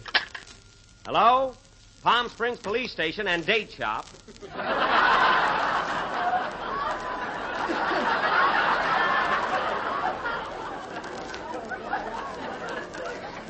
Captain O'Benny speaking. What's that, miss? You're taking a sun bath and there's a peeping Tom annoying you? Don't worry, I'll take care of it immediately. O'Day, get away from that window. Donna, I forgot to ask her if she wanted some stuffed dates. Hey, Sarge. Yes, Chief? You arrested 2 fellas last night, and I want you to stop filling this jail with crooks. Well, I gotta do something with them. I don't care. During the height of the season, this jail is for tourists. I'm getting $12 a cell, American plan. We can catch crooks during the summer. Morning, Chief. Morning, Sarge Wilson. How are things on your beat? Marvelous. I sold 40 pounds of dates. Good. Keep going like that. You'll soon be a lieutenant. Thank you, sir.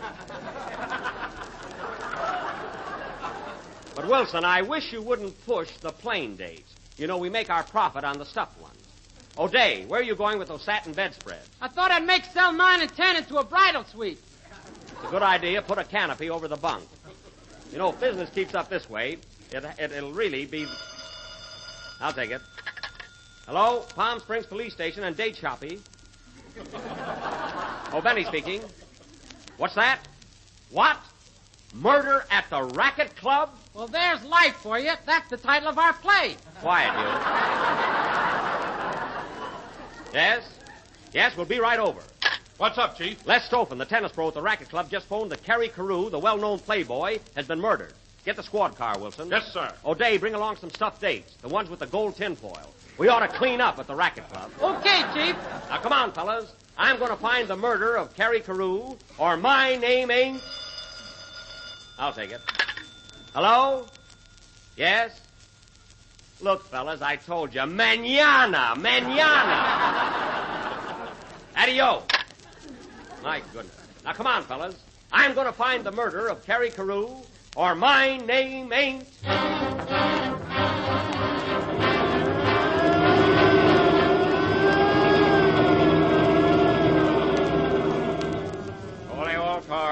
Calling all cars. Be on lookout for newlyweds. Bridal suite now available at police station. That is all.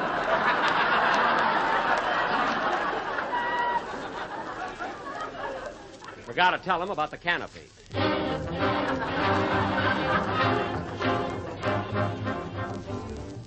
Well, boys, here's the place. How do we get in, Chief? Right through the door. See that sign there? Racket Club, members only. Open up. Open up, it's the police. Yes, sir. What can I do for you? I'm chief of police, and I want to get in here. Are you a member of the club? No, I'm here to investigate a murder. I want to see the body. Well, if you're not a member, you can't come in. What? I'll have to throw the body over the fence to you.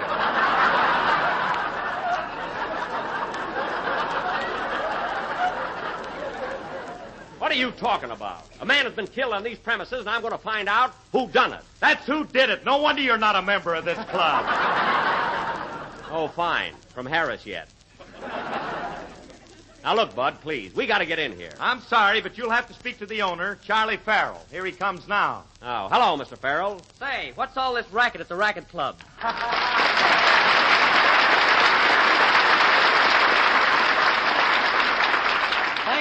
Thank you. You can thank them later. Now, listen, Farrell. I'm Captain O'Benny of the Palm Springs Police Department. Glad to know you. Remember me in Seventh Heaven with Janet Gaynor? Yes. I remember. Now, listen. Kerry Carew has been murdered on these premises, and I'm going to find out who done it. Who done it? I warned him. All right, who did it? Well, how about it, Farrell? Do I get in here or not?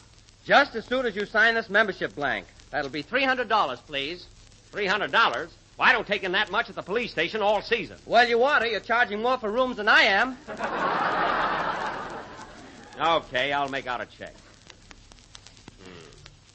Pay to the order of the Racket Club, $300. Boy, our date's gonna go up.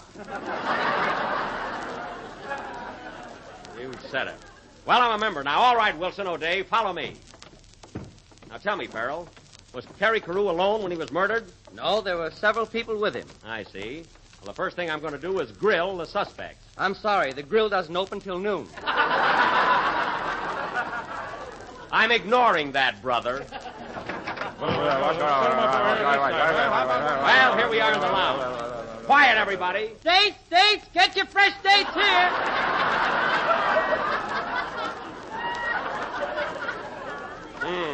Would you like a box of stuffed dates, sir? Not him, that's the body.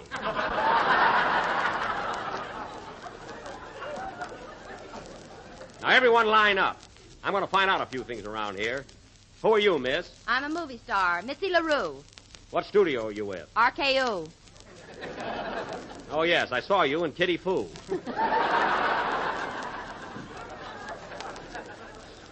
Have you played any other outstanding roles lately? Yes, I had 10 words in Western Union. Stop. Now, Miss LaRue, I want you to tell me everything you know about this crime. I don't know anything. I was just sitting here popping my bubble gum. And you didn't hear a shot? No, I really pop it, kid. Now, don't evade the issue, Miss LaRue. You were in love with the victim, weren't you? Pardon me, dry martini, boy. No toothpick in the olive. I like the bob for it. Hey, wait a minute. What's your name? Butterworth. Charles Butterworth. Oh, Butterworth, eh?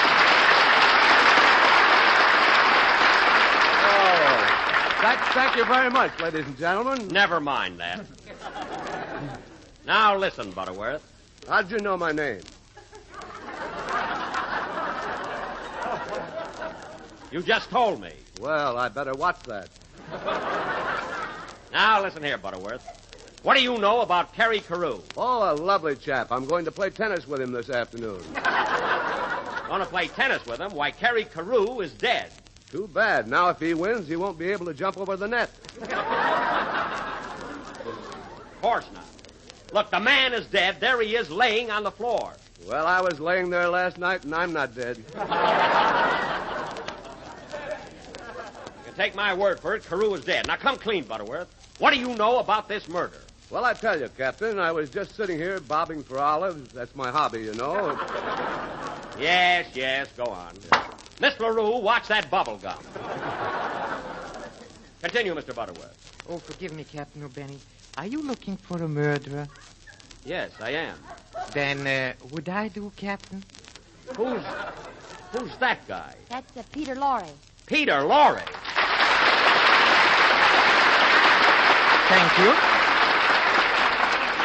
Now, listen, folks, will you please stop applauding these guys? One of them is a murderer.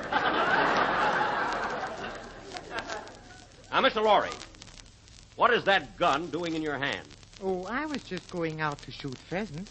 I see. Well, what's that dagger doing in your other hand? Well, I have to pick my teeth, don't I? Now, Lorre, I want the truth here, and no beating around the bush. Did you kill Terry Carew? Who? Terry Carew. Terry Carew? I don't think so. No, I'm positive I haven't killed anyone by that name. Now, cut that out. I'm going to get to the bottom of this, and I don't want any... What's that? Somebody threw a rock through the window. Look, Chief, there's a note on it. Give me that. Let me read it. I'm just standing here. Okay. This may be vital evidence. What does it say? We want our money. Signed the Guadalajara Trio.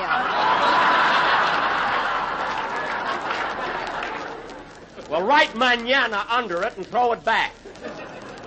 Now, Mr. Lorre. Mr. Lorre, where did he go? He went for a plunge in my martini. Oh. Come on out of there, Lorre.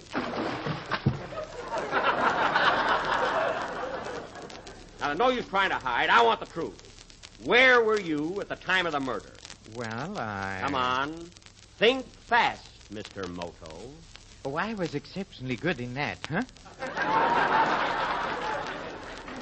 Yes, you were swell. Say, what about me in Seventh Heaven? You were marvelous. You were marvelous. I wish I could think of a picture I was in. Me too. See, folks, remember what I said about the ham here? Never mind that. This case is solved. Peter Lorre, I arrest you for the murder of Terry Carew. All right, if you insist. Tell me, shall I go voluntarily, or do you want me to struggle a bit? What? You can't arrest him, Jack. I made him do it. You made him do what? Yes, Jack. It was the only way we could get you over here to join our club. Oh, so that's it. Well, what about Carew, the fellow you killed? Who is he? A dummy from Bullock's window. Oh, well, I thought he was much too pretty. Well, it was a good gag, fellas. As long as I'm hooked, I might as well enjoy myself. Say, Farrell, give me one of those Coca-Colas there, will you? Here you are, Jack. That'll be $12. Yikes! Move over, Carew. Play, Phil. Tomorrow night, when you're trying to think of what to have for a dessert at dinner, why not decide on JELL-O's new treat, Apple Lime Whip? For here's a tempting dessert that will make the whole family smile their approval and give you a shining example of how good lime Jell-O can be. Best of all, you can prepare this grand dessert in almost less time than it takes to tell. Simply dissolve 1 package of lime Jell-O in 1 pint of hot water and chill until cold and syrupy. Next, whip as directed on the back of the package. Then fold in 1 cup of strained applesauce and mold. And there's a gay, attractive dessert that you'll agree is one of the most successful you've ever served. So enjoy a delicious treat tomorrow with this swell, creamy combination of spicy applesauce and rich emerald green lime Jell-O. Serve a luscious Jell-O dessert real soon. We're a little late, folks, so good night.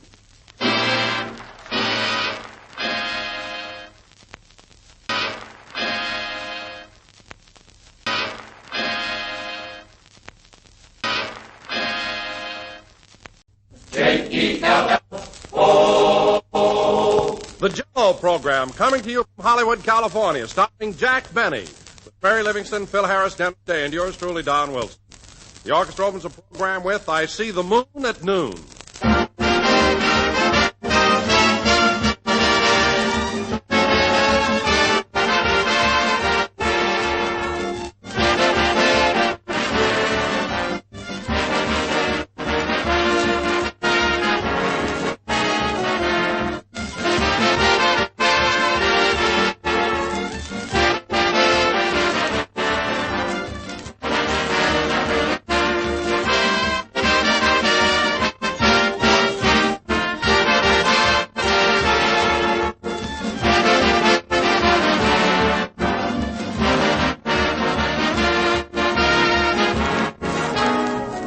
Ladies and gentlemen, along about this time each year, folks seem to appreciate a lovely Jell-O dessert even more than usual.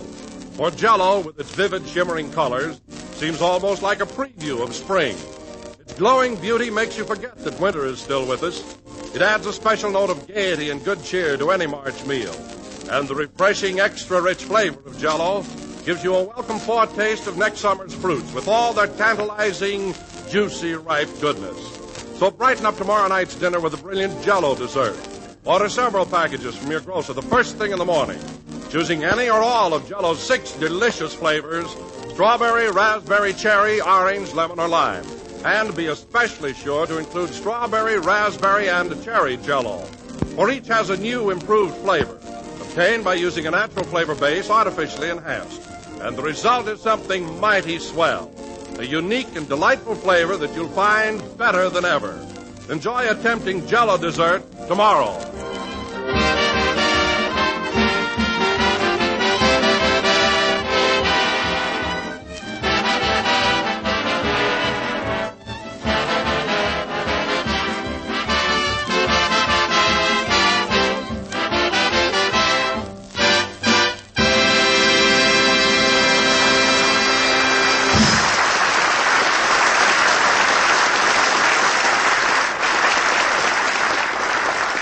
That was I See the Moon at Noon, played by the orchestra.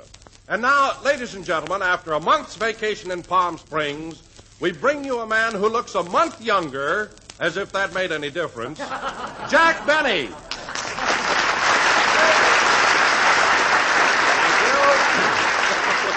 Thank you. Jell-O again, this is Jack Benny talking. And Don, I may only look a month younger, but believe me, I feel like a kid. If there was anything I needed, it was those 4 weeks on the desert. Roughing it really did me a world of good. Roughing it? Well, I wouldn't exactly say that you were leading such a rough life there, Jack. Oh, you wouldn't, eh? No, I saw you out many a night in Palm Springs, and you were wearing a tuxedo. Yes, but it wasn't pressed. And if you'd have looked close, you'd have noticed that carnation in my buttonhole was a cactus blossom. And full of stickers. Don't tell me I didn't rough it. Why, I'm as hard as nails. So you feel pretty rugged now, huh, Jack? Do I, Don? You remember how soft and flabby my arms used to be? Uh-huh. Well, wait till I roll up my sleeve. I'll make a muscle for you. Wait. Huh? Oh, Jack, you don't have to bother. I'll take your word for it. No, Don. You know what a liar I am. No, I want to show you. Now, watch. I'll raise my arm. There. How's that, Don? How's that muscle? Where? I don't see it. Right there on that tattoo. See how fat the eagle is now? See? Eagle? I thought that was a sparrow. With E pluribus unum on it? What are you talking about? I tell you, Don, I feel so good I'd like to get in a scrap with someone. Wait till Dennis Day comes in. I'll straighten him out fast. He'll never know what hit him. Now, Jack, wait a minute. Take it easy. Take it easy nothing. I've got a muscle, and I'm going to use it. That kid has got to learn how to behave himself. But, Jack, you're being unfair. Ever since Dennis has been on this program, he's been a perfect little gentleman. Well-behaved and well-mannered. Well-mannered? Let me tell you something, Don. Last Monday, when I gave Dennis his salary check, he looked me straight in the eye and said, "Thank you very much." Well, what's wrong with that? Don, with the check he gets, that very much is pure sarcasm.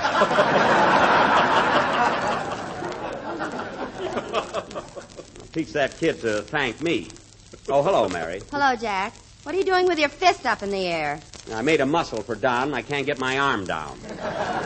See?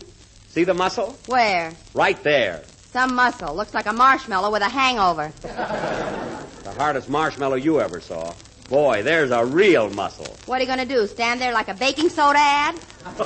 No, help me get my arm down. Here, pull.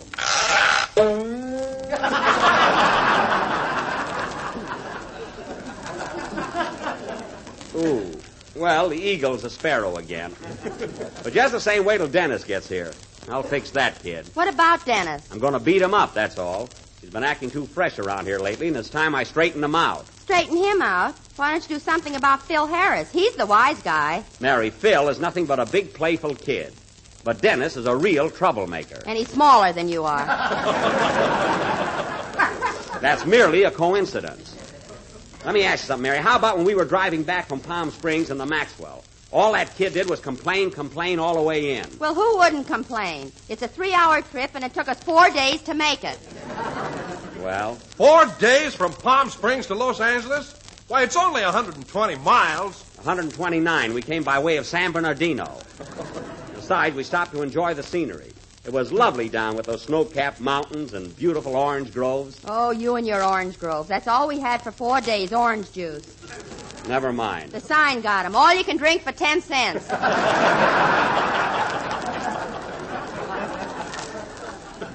Now, wait a minute, Mary. Wait a minute. Don't give Don any false impressions. There was food, too. What about that delicious pressed chicken we had? It had to be pressed. You ran over it. All right, I didn't mean to do it. It was an accident. An accident? Yes. Then why did Rochester yell tally-ho and chase it clear through a cornfield?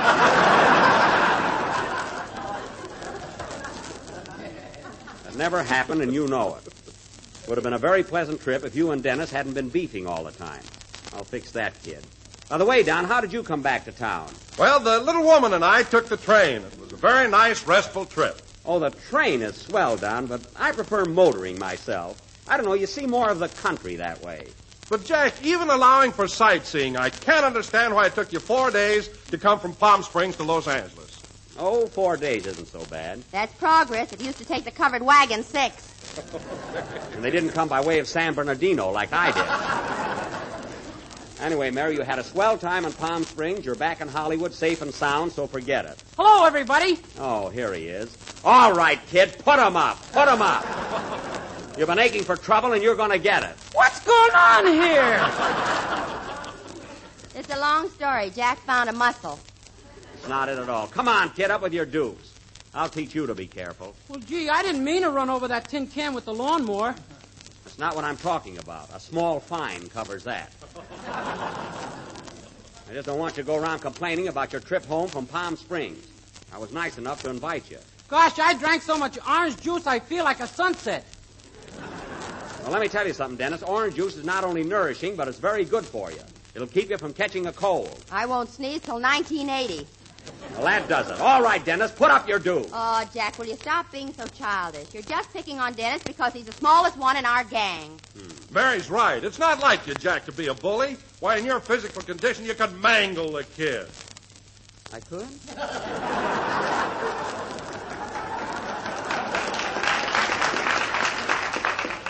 Gee. Huh? Certainly. You're a gorilla. You don't realize your own strength. I don't? Well. No. Now, the least you can do is apologize to Dennis. Well, all right. You don't have to, Mr. Benny. I'm a rat, and that's all there is to it.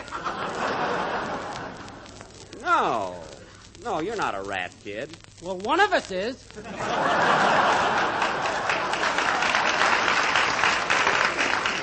Look, Dennis, you better sing your song before I lose my temper again. I don't know my own strength, like Don says. Now, what's it going to be? I'm going to sing In Dublin's Fair City. Good. Oh, Mary. What do you want? Help me get my arm down. It's stuck again. Okay. Ooh. Thanks, Mary. Sing, kid.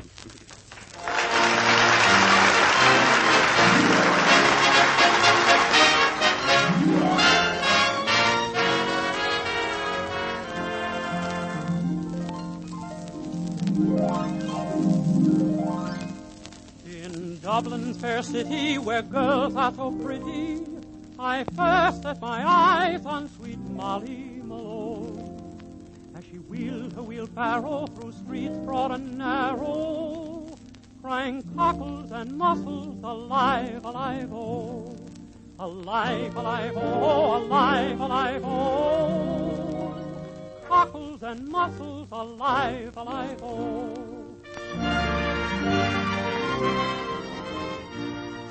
She was a fishmonger, but sure it's no wonder, for so were father and mother before. They wheelbarrow through streets broad and narrow, crying cockles and mussels, alive, alive, oh. Alive, alive, oh, alive, alive, oh. Cockles and mussels, alive, alive, oh. She died of a fever, and no one could save her, and that was the end of sweet Molly Malone. Her ghost wheels her barrow through streets broad and narrow, crying cockles and mussels, alive, alive, oh. Alive, alive, oh, alive, alive, oh. Crying cockles and mussels, alive, alive, oh. Crying cockles and mussels, alive, alive, oh.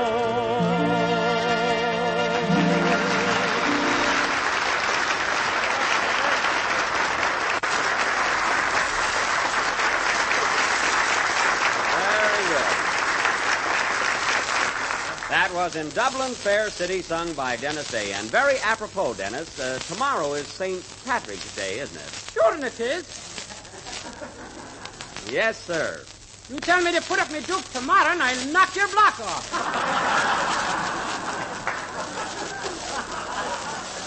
Dennis, I'm not going to all the bother putting my arm up again. So control yourself. Oh, Jack. What is it, Don? Tomorrow being St. Patrick's Day, I have a great treat for our audience tonight.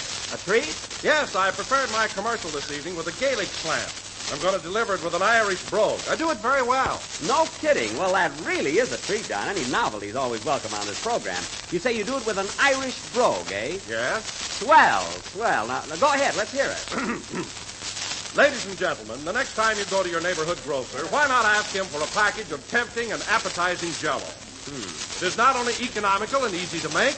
Where's the brogue? But comes in 6 delicious flavors: strawberry, raspberry, cherry, orange, lemon, and lime. Don, where's the brogue? So always insist on genuine Jell-O and look for the big red letters on the box. Be gone. Oh! There it is! Oh, that's it! Oh, I didn't know we were going to have... Well, you did that beautifully, Don. Oh, that's a marvelous brogue. How did you ever acquire it? Oh, I do several dialects, Jack. Would you like to hear me read the same commercial as a Swede would do it? Don, if you think I'm going to listen to that whole thing again just to hear you say yump and yiminy at the end of it, you're crazy. Now, go away. Oh, hello, Phil. Hiya, Jackson. You back in town already? Yeah, I got in last night. But you know, I don't know, I wish we could have stayed in Palm Springs a couple of more weeks. It's wonderful there. Well, personally, I'm glad to be back in the city. What's the matter, Phil? Don't you like the desert? No, that fresh air gets under my eyes and puffs them up. Oh. And I can't stand that hot sun beating down on my head. Well, why don't you wear a hat? Look, Jackson, I got gorgeous hair, and it would be sheer madness to hide it.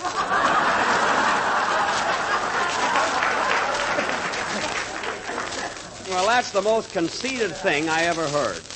You know, Phil, I could have gorgeous hair, too, if I got it marcelled every week like you do. Well, why don't you? Well, maybe I will. You can get a Marcel, so can a coconut. What? What did you say? Did I put my dukes up, Mr. Benny? Not this time, kid. This is strictly between Miss Livingston and me. You want to step out in the alley? Oh, quiet. We're talking to Phil about Palm Springs. Now, how long did it... Mary, put your dukes down.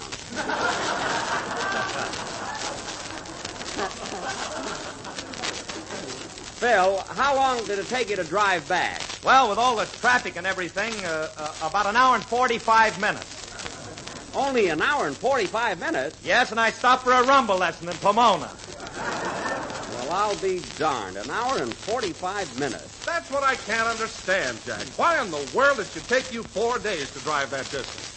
Well, we had a lot of tough breaks, Don, and hard luck all the way. I'll say, just as we were pulling into Beaumont, all the tires blew out.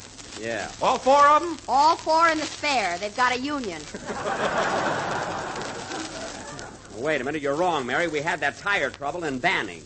Beaumont is where we ran out of gas. We ran out of gas in Azusa. No, Mary, I think it was Arcadia. Yeah, we ran out of gas in Arcadia. Arcadia's where the top blew off. The top didn't blow off. It shook off. Besides, it didn't happen in Arcadia. It was Pasadena. It was not. It was, too. Pasadena's where we hit a bump and the headlights changed places. Oh, yes. We had motor trouble there, too. Motor trouble? Were you held up very long? Yeah, we had to stay overnight, so Jack and Rochester made a personal appearance at the theater. That's right, Don. I figured as long as we had to stay there, we might as well do our act. How was the business, Jackson? Did you pack them in?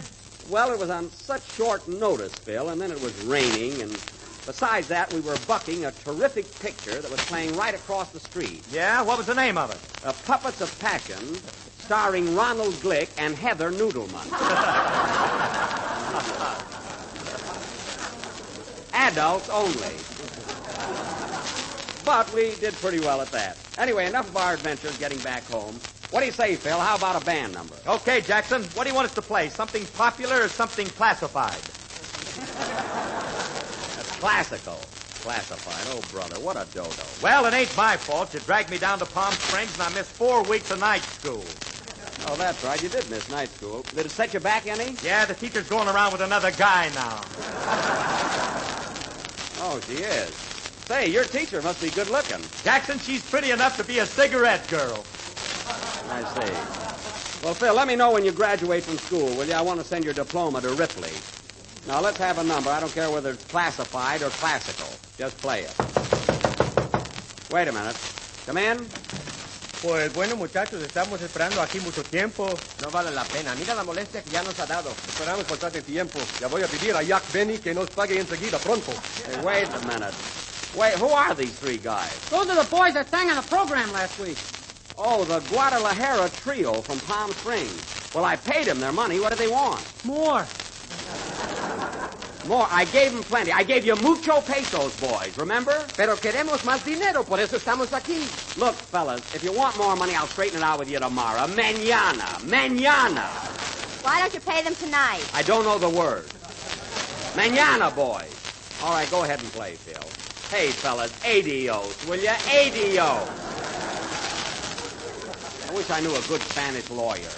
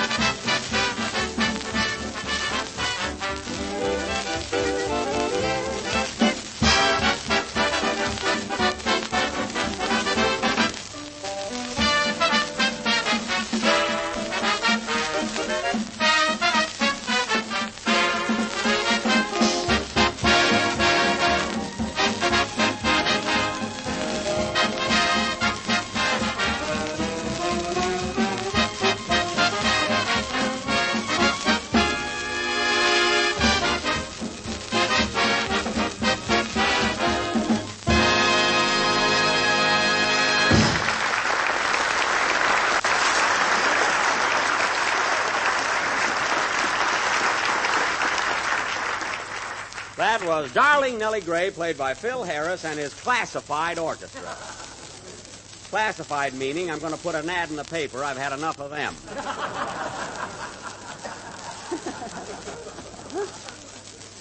And now, ladies and gentlemen... Oiga, Jack Benny, ¿por qué no la arreglamos ahora? Oh, please, fellas, I'll pay you pronto. Pronto. Pronto means right now. Oh. Mañana, fellas. Mañana. Adios, will ya?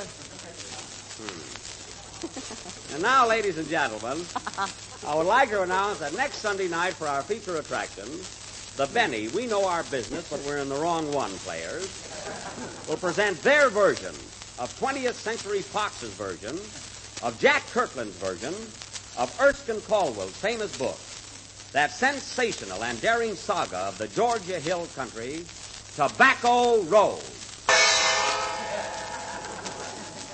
Thank you, Cupcake.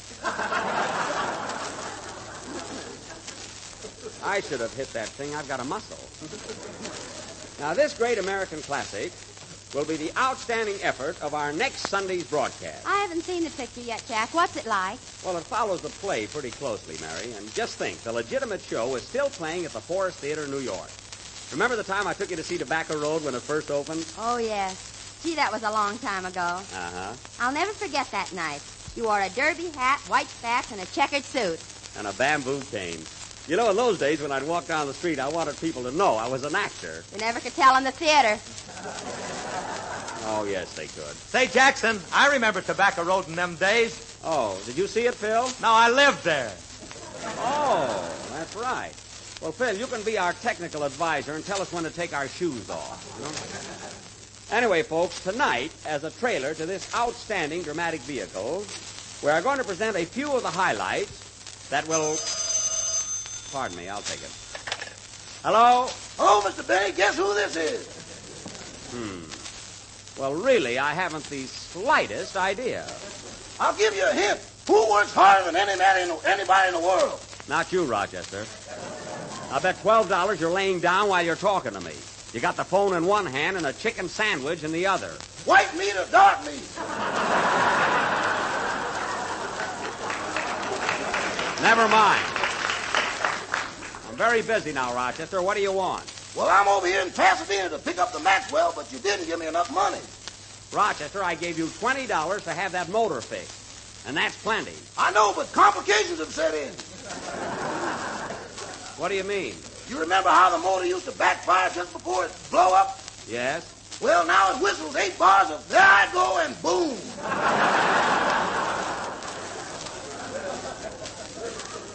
Well, that's only because it's overheated. Is the fan turning over? What's that, boss? I said, is the fan turning over? How can it? You've been wearing the belt for 2 weeks.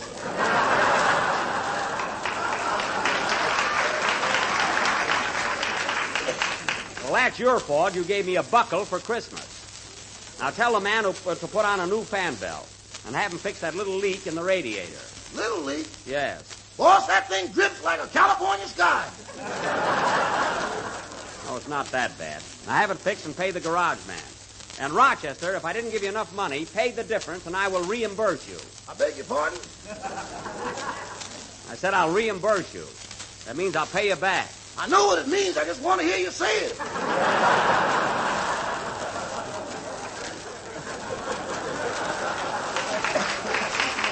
You'll get it. Don't worry. I'll see you at home. Okay, goodbye. Goodbye. Oh, say, boss.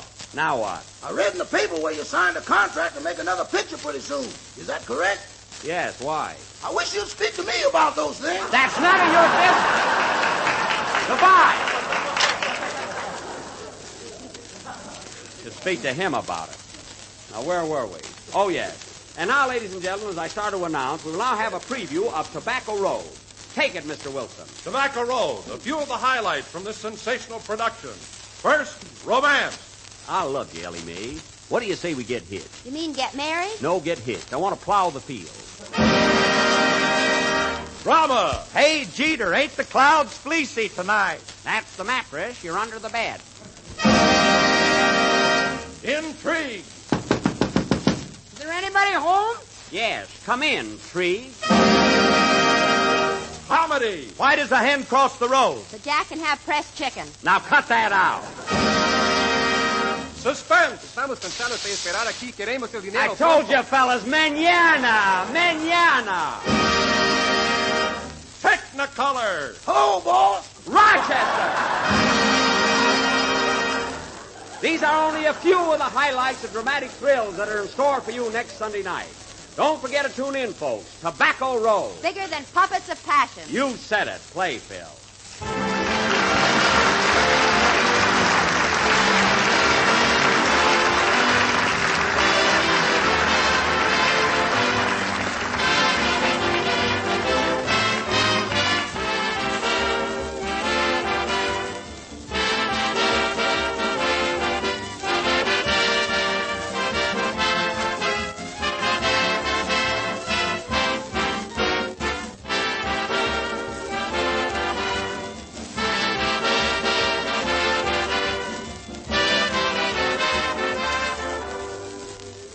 Many folks find that Sunday evening is a swell time for writing those letters they've intended to write all week but just haven't got around to.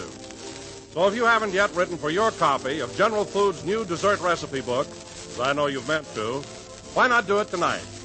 Just address an envelope to me, Don Wilson, care of General Foods, Battle Creek, Michigan. Then place a dime in coin or stamps in the envelope, together with your name and address, and mail it right away. In return, we'll send you a copy of our new dessert recipe book, a big 48-page recipe book so beautiful that you'll never tire of looking at it, and so convenient that you'll use it not just once or twice, but all the time. It's a new idea in recipe books altogether because it's designed to give you a different idea for dessert every single day of the year. There are tempting suggestions and recipes for 365 luscious desserts. Pastries, puddings, cakes, cookies, and every other kind of treat you can think of, including lots of desserts made with rich, shimmering Jell-O. And this grand book is simply full of colorful, fascinating pictures, lovely photographs, and clever, attractive paintings, page after page of them. So don't wait another day to send for this useful and beautiful book. Tonight, take a few minutes to write for your copy.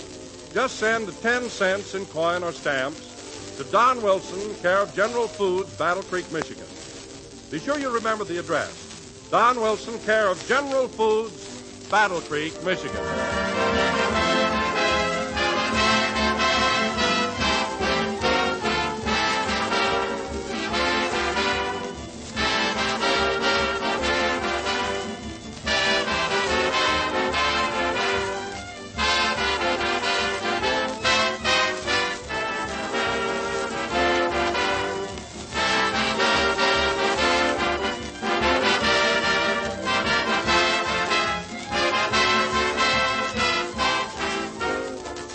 The last number of the 24th program in the current Jell-O series, and we will be with you again next Sunday night at the same time. So be sure to tune in and hear our version of Tobacco Road. Say, Mary, I'm going to be a hillbilly next week. I better dig up some old clothes. Why don't you wear that checkered suit? You still got it. Oh, yes. But the coat is so tight on me now. I'll never be able to get my muscle in it. Oh, just wear the vest. That hollow chest of yours will fit anything. Not when I inhale. Good night, folks.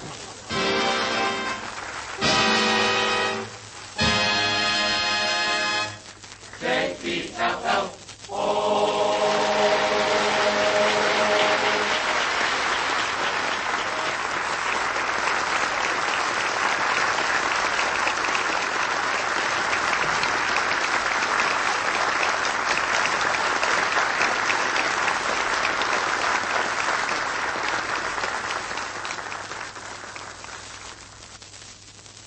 Whenever you reach for a cup of coffee, ladies and gentlemen, is there a still small voice inside that says, "Careful now. You know you didn't sleep a wink last time you had coffee." Then see that your coffee in the future is Sanka coffee, because it's the caffeine in ordinary coffees that keeps so many people awake. And Sanka coffee has had 97% of the caffeine taken out. Sanka is a real coffee, a delicious coffee, and it won't interfere with anybody's sleep. Sanka Coffee presents We the People over another network every Tuesday night. This is the National Broadcasting Company. This is the National Broadcasting Company. This is the National Broadcasting Company. This is the National Broadcasting Company. JELL-O.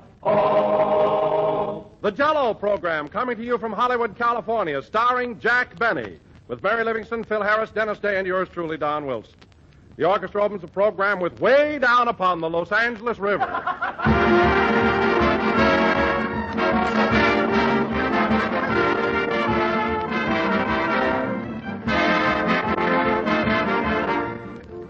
A delight to the eye, that's Jell-O, and a treat to the taste, that's Jell-O, too.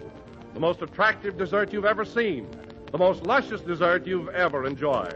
Jell-O's rich, glowing colors make your mouth water just to look at them. And when it comes to flavor, Jell-O is simply unrivaled. In its grand flavor, you enjoy a rich refreshment that reminds you of juicy, ripe fruits fresh from tree or vine. And no other dessert, we believe, can give you such swell, tantalizing goodness or offer you more downright pleasure. So order several packages of Jell-O from your grocer, choosing any or all of Jell-O's 6 delicious flavors: strawberry, raspberry, cherry, orange, lemon, or lime. Incidentally, strawberry, raspberry, and cherry Jell-O are now better than ever. Each has a new improved flavor obtained by using a natural flavor base artificially enhanced. And the result is a dessert of sheer delight. Treat the family to a rich, shimmering mold of Jell-O tomorrow.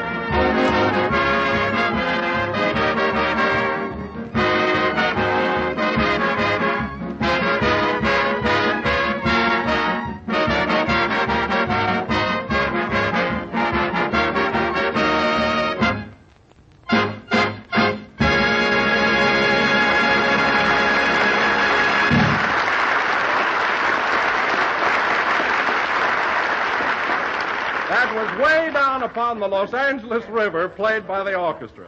And now, ladies and gentlemen, spring has come to Southern California. Birds are twittering in the treetops. Buds are bursting on the branches. All nature is in tune. Yeah, twittering. Dennis, go ahead, Don. So without further ado, we would like to show you how a typical gentleman farmer is heralding the arrival of spring. The time, early this afternoon. The scene, Jack Benny's backyard. The farmer, Jack Benny.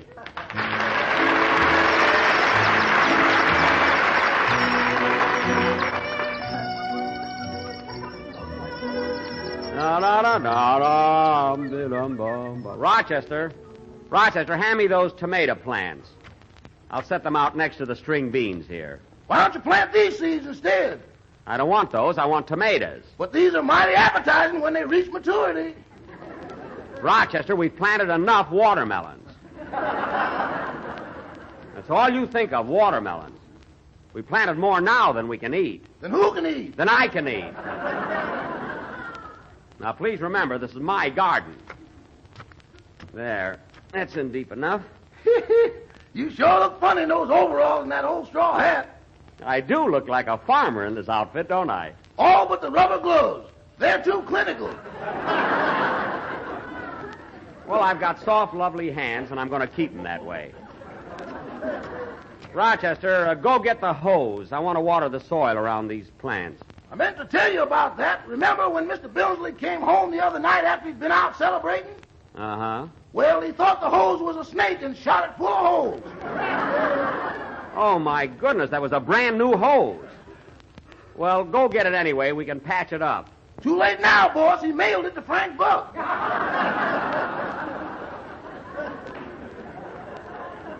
What? He wants to know what species it is. That's the silliest thing Mr. Billingsley has ever done. You know, I think I've got some of these plants upside down.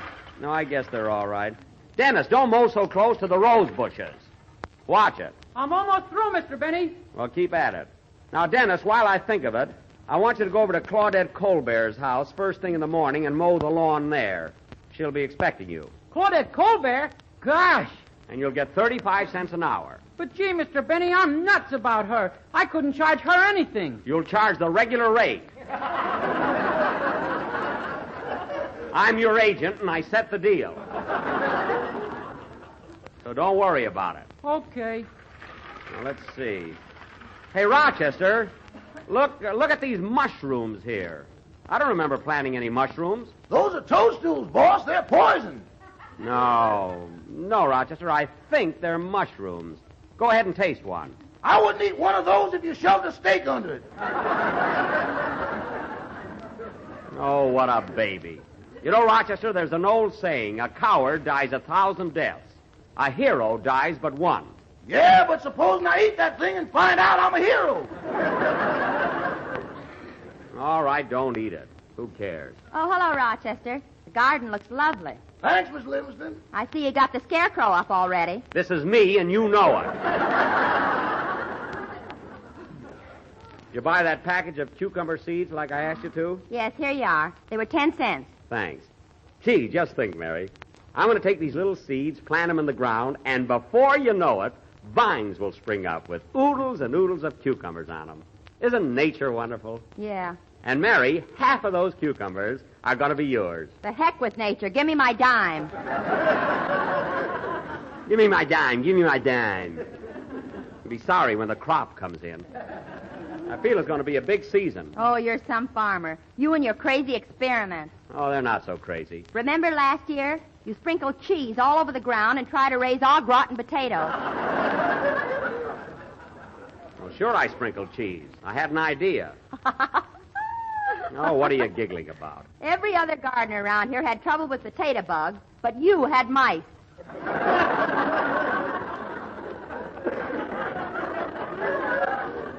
All right. I still say it doesn't hurt to experiment. And California is just the place to do it.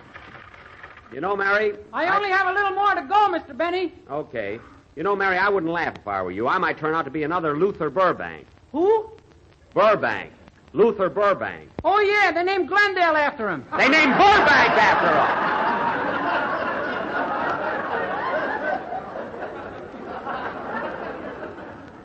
Burbank, not Glendale. Oh, I guess I didn't analyze it. You certainly didn't. Say, Mary. Hello, Miss Livingston. What's new? Haven't you heard? I just missed being the cucumber queen. Oh, Mary. Well, see you later. Ding, ding. He always plays conductor when he mows the lawn. What a kid. You know, Mary, every year when spring comes around, I wish I was a kid again. Of course, I'm still full of pep. I feel young. Oh, stop rolling your eyes. I'm not rolling my eyes. I save that little trick for pictures. Now, let's see. Oh, Mary, I was just having a little argument with Rochester. Look down there. Are those things, they're mushrooms or toadstools? Those are toadstools. They are? Well, I'm certainly glad you told me. I almost ate one. You almost ate one? Well, I mean, I would have eaten one after you did. With me laying there?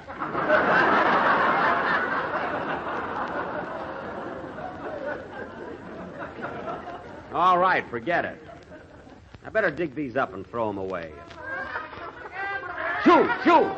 Darn those chickens! Get out of here! Go! Whose chickens are they, Jack? What? Whose chickens are they? Oh, Ronald Coleman's. They're always flying over the fence.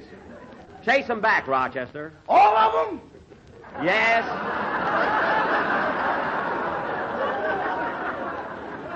Yes, all of them. They're young and tender, boss. I don't care. They're ruining my garden. I'll chase those chickens back to Mr. Coleman's yard. Every single one of them. But, boss, you're stifling my personality. Chase them away. Okay. Shoo! Doggone! How can I have so much willpower when I'm drooling? You know, Mary, Mr. Coleman and I are very good friends. I want us to stay that way. Well, I better get these cucumber seeds in. Hey, Jack, here comes one of your writers. Oh, yes, it's about time. We go on the air pretty soon. I haven't even seen the script yet. Well, so you finally got here. Here's the script, Jack, if I do say so myself.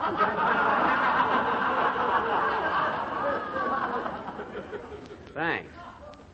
Where's your partner? Bill went to Catalina. Your Bill. Eddie must have gone to Catalina. Well, one of us did.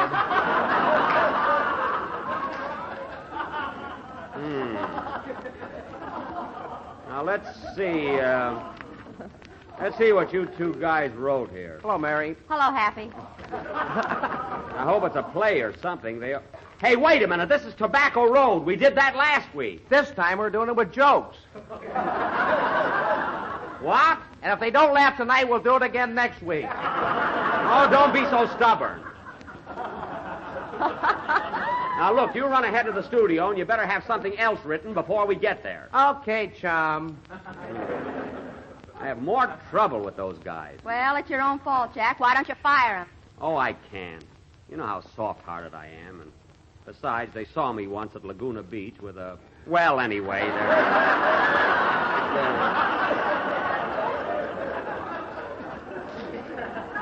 Anyway, they're just a little tired now. And, Hey, Dennis, we'll be leaving for the studio pretty soon. What are you going to sing on the program? I got a swell number called High on a Windy Hill. Well, go in the house and run over it on the piano. I want to hear it. Okay. Shall I take Mr. Coleman's lawnmower back to him? Never mind. I think he bought another one. Now, Mary, hand me that trowel. Hey, Jack, look what Rochester's got. Well, I'll be darned. Oh, Rochester! Yes, boy! What have you got in your arms? All we need is dumplings! Put down that chicken! I'm warning you for the last time, chase those hens over the fence. Mary, hand me that trowel.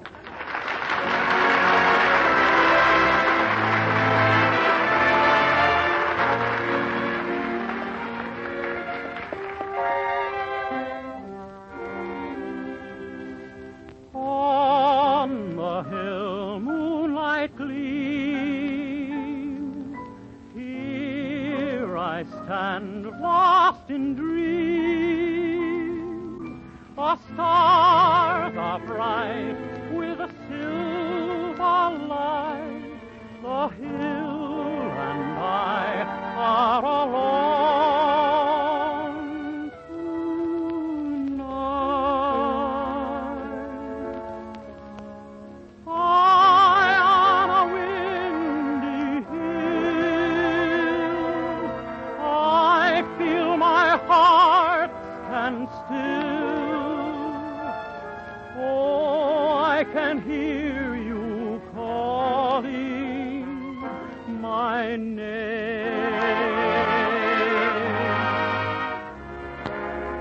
Into a misty blue, I go in search of you.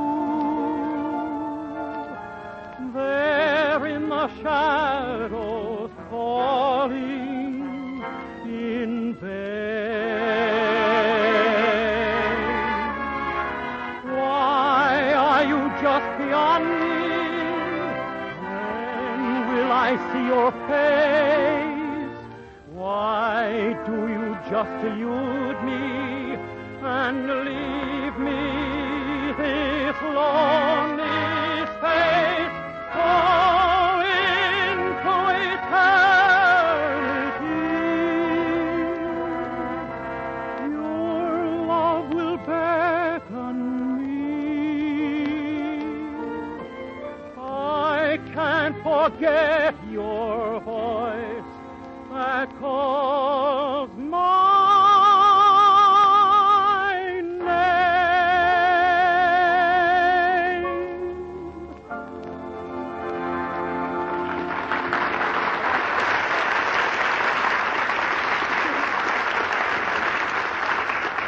Say, that song was all right, wasn't it, Mary? That should be swell on the show tonight. Uh-huh.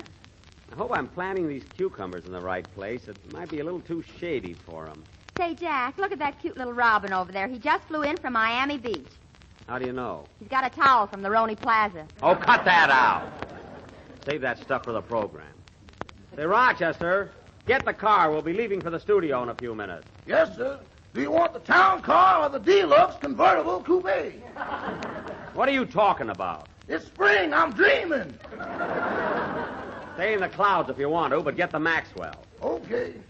Well, it's beginning to shape up pretty good. I got cucumbers, tomatoes, string beans. Aren't you going to plant beets this year? No, Rochester makes terrible borscht.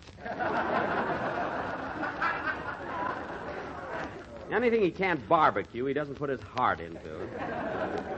Well, let's go. Uh-oh, here comes your boarder. Oh, yes. I wonder why he's wearing that turban. Hello, Mr. Billingsley. Good afternoon, Mr. Benny. Digging in your garden, I see. Yes. I thought I'd get started early this year. I do hope you plant pistachios. They're delightful. But, Mr. Billingsley, pistachios are nuts. Well, who isn't?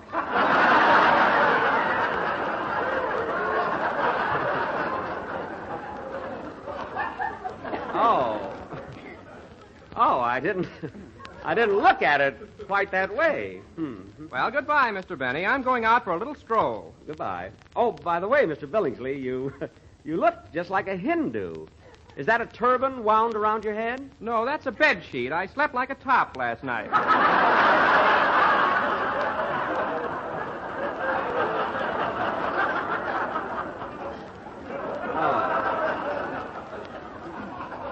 Well, we've got to run along to the studio. See you later, Mr. Billingsley. Goodbye. Goodbye. No, thanks. I never touch it.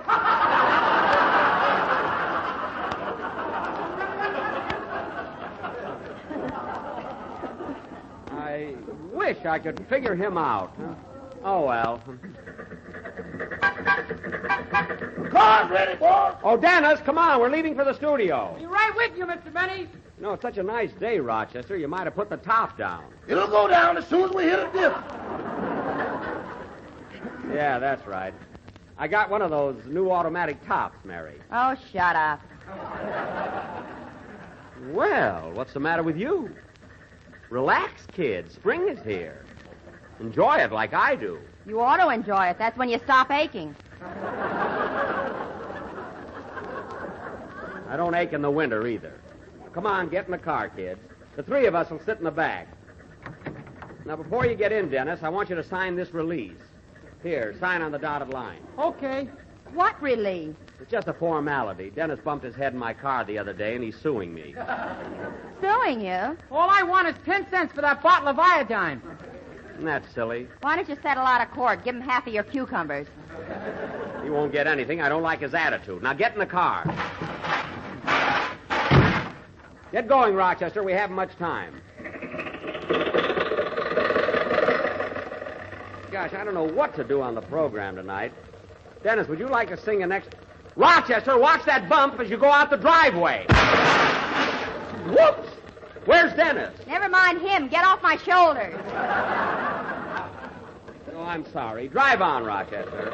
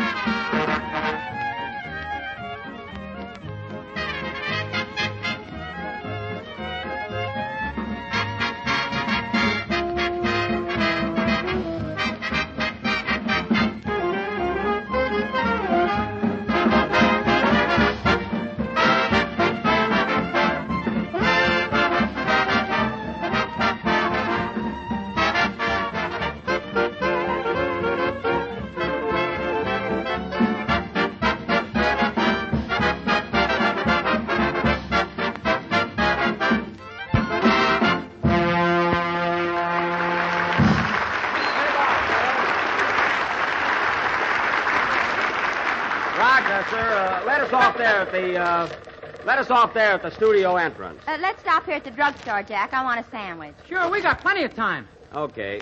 Stop here, Rochester. Yes, sir.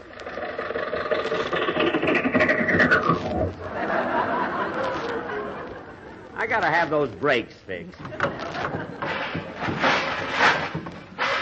Park the car, Rochester. I'll see you after the broadcast. I was thinking on going down to Central Avenue and taking my girlfriend out for a drive. Okay, but be back in time to pick me up. Yes, sir. So long, boss.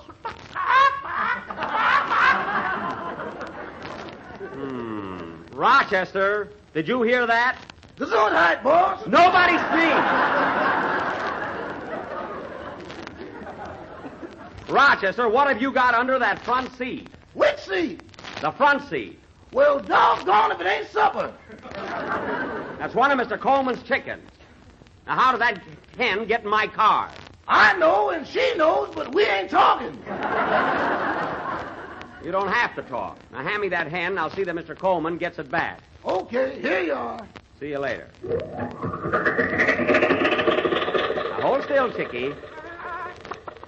Nothing to be afraid of. Well, that tops everything. You certainly look silly walking into a drugstore with a chicken in your arms. When I get to the studio, I'll put it in a box.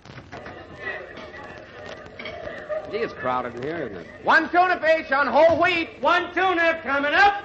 Hello, Mervyn. Hello, Mr. Benny. Where'd you get the chicken? It's not mine. It's Ronald Coleman's. Well, that's funny. I've never seen him carry it around. Believe me, it's his chicken. Now, give me a chocolate malted milk, will you? Okay. One chocolate malted milk. One malted with an egg in it. Wait a minute. I don't want an egg in it. Have you looked in the mirror lately?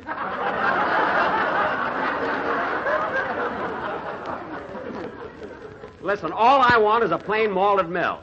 See, I think I'll have the special here. Chop suey and all the tea you can drink. 15 cents. Gee, you can get anything at a drugstore now, can't you? Bring her the chop suey, Mervyn. Okay. Hey, Laverne. Ping chung kung ping song. Coming up. Hey, those boys certainly get in the mood for things, don't they, huh? You said it. Last Sunday I ordered Swiss steak and they put a watch in it. Oh, they think they're so smart. What do you want, Dennis? I think I'll have the special sandwich. Peanut brittle on whole wheat. You mean peanut butter? No, look, it says right here, peanut brittle. Oh, that's a misprint, kid. I'll bring you a peanut butter sandwich. Nothing doing. It says peanut brittle here, and that's what I want.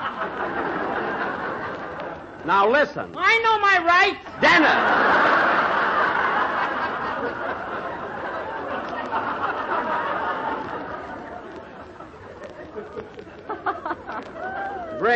Bring him a glass of milk and a piece of apple pie. Okay. It better have peanuts in it. I'm going to knock you right off that stool, kid. Now behave yourself. Here's your chop suey, Mary. Well, what about it, Mervyn? Where's my malted milk? Don't get huffy or I'll put a Mickey in it. What? One Mickey coming up. Isn't that awful? Why do I come in here? Why? You want a meal ticket on a punch board. That's all used up. Come on, fellas, give me a little service, will you? Oh, hiya, Don. Oh, hello, Jack. Say, what in the world are you doing with that chicken? Belongs to Ronald Coleman. Sit down and have a sandwich, Don. Oh, I just finished, thanks. I've got to run back to the studio and go over my commercial. Oh. What do you think of this idea, Jack? Now, in the middle of the program, you get into an argument with me and say, now listen, Bud. Listen, Bud? Yes, then I'll say, speaking of buds, ladies and gentlemen, spring is here. So why don't you run down to your neighborhood grocer and blossom JELL-O? Blossom JELL-O? Yes, it sounds like buy some JELL-O. Oh! They'll scream at that. Oh, blossom, eh? I see. Don, just do a straight commercial and it'll be much better. But, Jack, I think we ought to do one that'll get a laugh. So do I, but this ain't it, brother, believe me.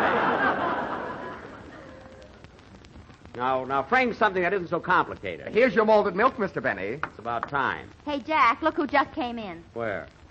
Isn't that the fat girl who was on our program last week? Oh, yes, Heather Noodleman. Hello, Miss Noodleman. What's new, kid? No, nothing much. What are you doing around here? I just stopped in for a late breakfast. Oh. What do you have, miss? A leg of lamb and a cup of coffee.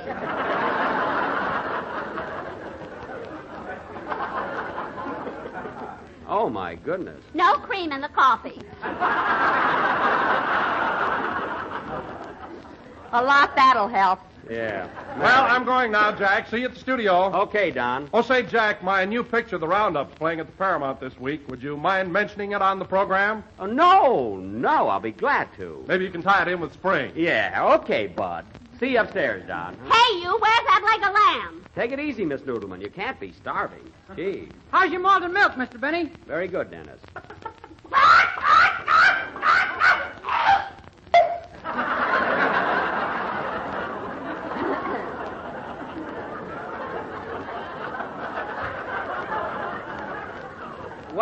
What was that? Hey, Jack, look. Well, I'll be darned. Hey, Mervyn, put this egg in my malted.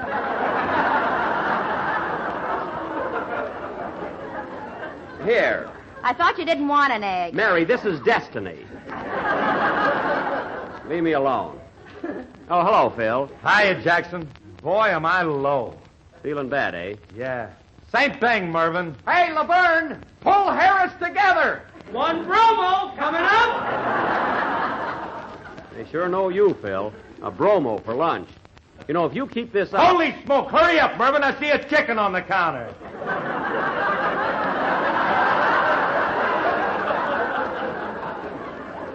It's a real one. Calm down. Say, Phil, we only got a few minutes here. What numbers you're playing on the program tonight? I don't know. How do I know? Well, don't get mad. I just asked. So, didn't you rehearse anything? What are you worried about? Everything we play sounds the same, don't it? I know. Here's your malted milk with an egg in it. That'll be 20 cents. 15 cents. My chicken laid the egg. That's Ronald Coleman's chicken. All right, I'll give the nickel to him. Now, look, Bud. Hey, you, where's my leg of lamb? And all I'm paying is 15 cents. Jack, look what time it is. Oh, my goodness, we're on the air in a minute. Come on, Dennis. Phil, hurry up. Okay, Don, we're on the air. The JELL-O program, coming to you from Hollywood, California, starring Jack Benny, with Mary Livingston, Phil Harris, Dennis Day, and yours truly, Don Wilson. The orchestra opens.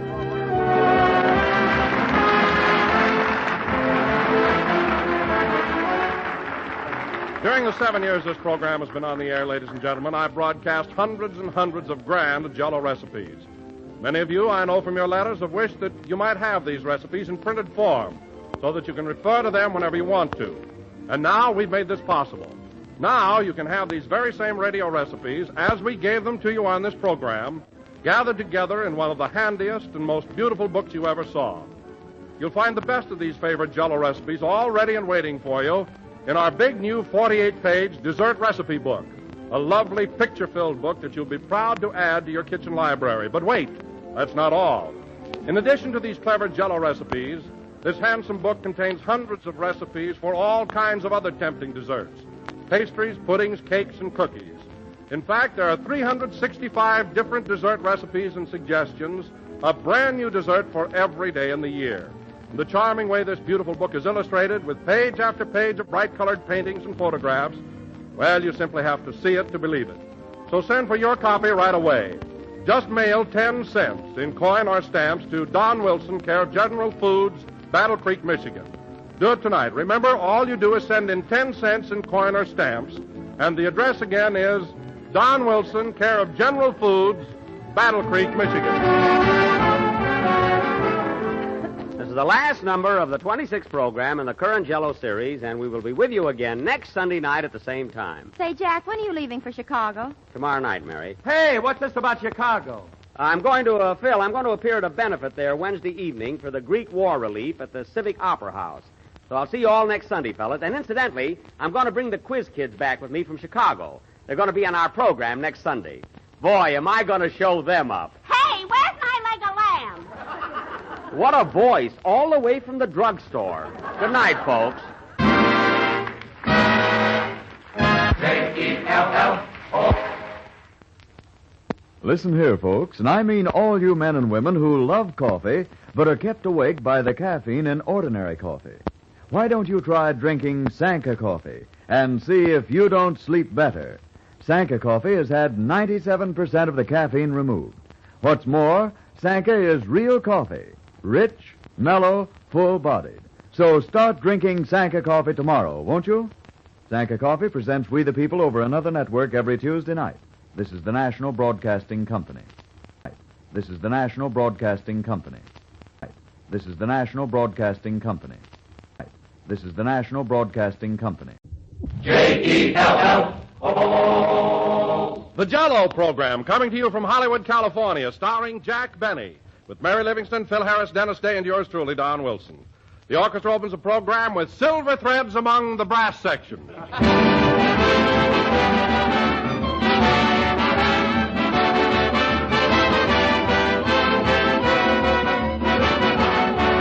As welcome as spring, as colorful as an April rainbow, that's JELL-O.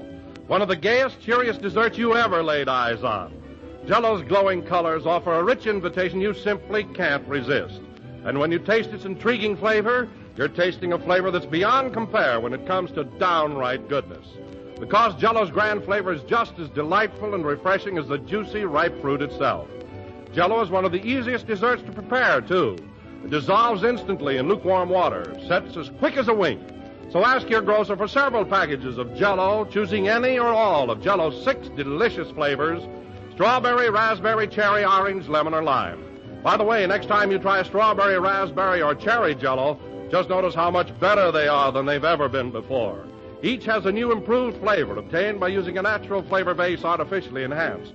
And the result is something truly distinctive, really swell. Try a rich, shimmering mold of JELL-O tomorrow.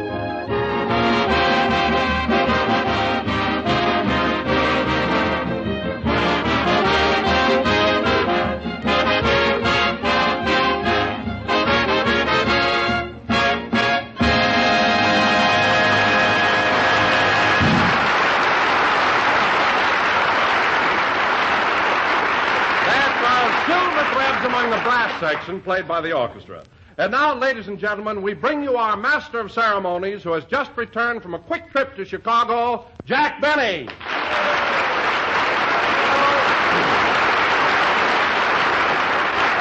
Thank you. Hello again. This is Jack Benny talking, and Don Quick Trip is right. I was in Chicago and back before I knew it. 3,600 miles. Oh, that's really traveling. Did you fly, Jack, or did you go by train? I took the train, Don, and you know, that's the first time I've ever been on the Streamliner. You talk about modern design, I never saw anything like it. The engine was streamlined, the coaches were streamlined, and the compartments were so compact and narrow. Well, you see, Jack, that's to cut down wind resistance. Everything has to be streamlined. I know, Don, and I'm in favor of it. But when the conductor asked me to tape back my ears, I thought that was going too far. After all, how much can they slow the train down? But at that, you do save a lot of time. Oh, there's no question about it. In fact, the next time I go east, I think I'll take the Streamliner myself. With your hips? Why, that would spoil the whole effect. Huh? After all, Jack, I could do the same as you did and tape my hips back. You could, eh? Well, Don, let me know when you're going to use that much adhesive tape. I want to buy some Johnson & Johnson stock. That'll really start a boom. Oh, hello, Mary. Hello, Jack. Good to see you. We kind of missed you around here all week. Well, thanks, kid. I'll bet it was pretty chilly in Chicago, huh? Well, it was for me, Mary. I'm used to this warm California climate, and that cold air sort of got me. My teeth were chattering all the time. Why didn't you put them in your pocket? Well, there's our little Mary right on schedule. I go all the way to Chicago to appear at a benefit, and you can't even ask me, did they like me? How did I go over? Was I a big hit? I'll ask you, Jack. Were you a big hit? Don, they adored me. There were 6,000 people in that Civic Opera House, and when I made my entrance, you'd think that, oh, let's forget it. Nobody but a conceited ham could describe that ovation.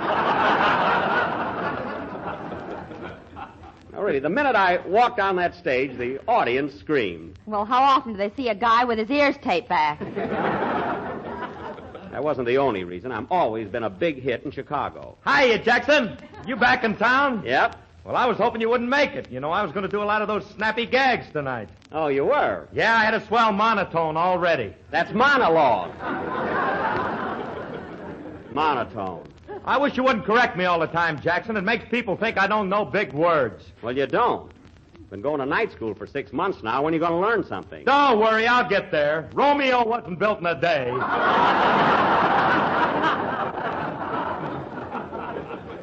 Oh, fine. Huh?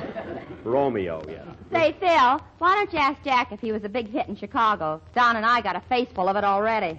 Well, I was a hit. What do you want me to do, lie about it? Oh, yeah, you played that big benefit for the Greek war relief, didn't you? Yes, and it was a swell affair, too. Did you get paid for it? No, it was a benefit, Mary. Naturally, I didn't get any money. Did you know that ahead of time? Well, certainly. Certainly I did. Of course. Well, didn't you even sell magazines on the train? Oh, quiet. And that reminds me, Mary, I want you to stop kidding me about being cheap. Thanks to you, I had the most embarrassing thing happen at the station in Chicago. What was it, Jack? Well, Mary keeps saying I'm cheap so much, people get to believe it. Here's what happened, Don. I got off the train in Chicago carrying 4 heavy grips, and all the red caps just stood there looking at me. You mean they didn't offer to take your baggage? No, they just stood there. So I said, well, how about it? Will one of you fellows help me or not? Finally, one little red cap came over and said, I'll take your grips, Mr. Benny. Uh-huh.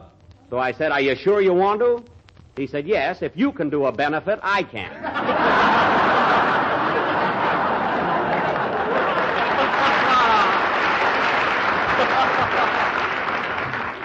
So you see, Mary, you're to blame for the whole thing. All right, why don't you buy a second-hand gun, 1 bullet, and shoot me? That's exactly the kind of remark I'm referring to. Hello, Mr. Benny. Did you have a good time in Chicago? You're a little late tonight, aren't you, young man? Yeah. I'm sorry, Dennis, but I'll have to fine you $10. Well, the benefit's over. Mary, that's an old established rule on this program. The last one in gets it. I'm sorry, Dennis. Well, it's not my fault, Mr. Benny. I was stuck in a phone booth for 10 minutes. Stuck in a phone booth? What do you mean? Well, I was talking to my girl over the phone. Uh-huh. And when I kissed her goodbye, my lips got caught in the mouthpiece.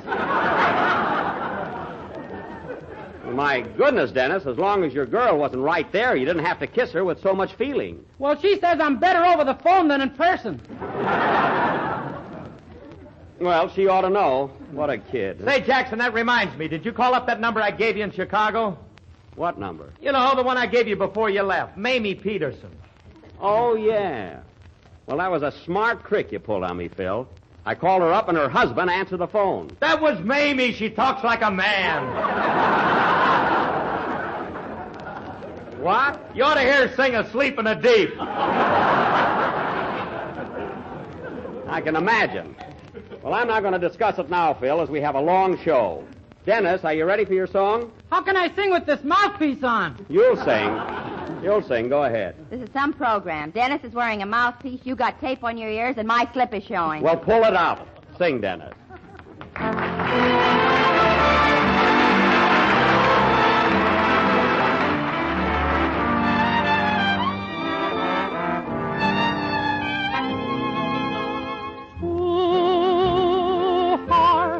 Pass in the night, in the magical light of the moon, knowing how soon night is gone. Ooh, hearts that join in a glance and discover romances are made only to fade with a dawn. So, for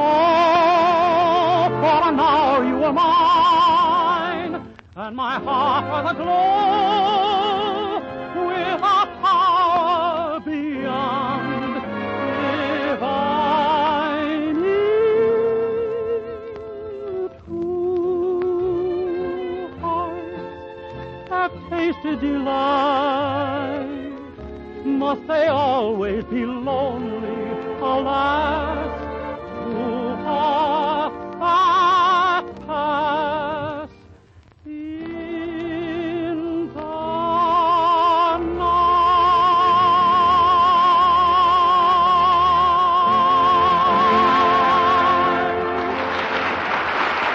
That was Two Hearts That Pass in the Night, sung by Dennis Day through a mouthpiece which belongs to the Southern California Telephone Company. And now, ladies and gentlemen, as we announced last week, for our feature attraction this evening and our cultural contribution of the season, we have with us tonight 4 youngsters from one of radio's most popular programs, which comes to you every Wednesday night from Chicago, the Quiz Kids.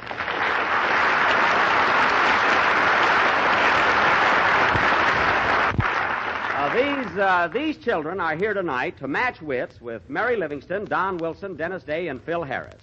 And I will be the quizmaster. That is, I will ask the questions. You're picking out a pretty safe job, ain't you, Jackson? No, that's not it.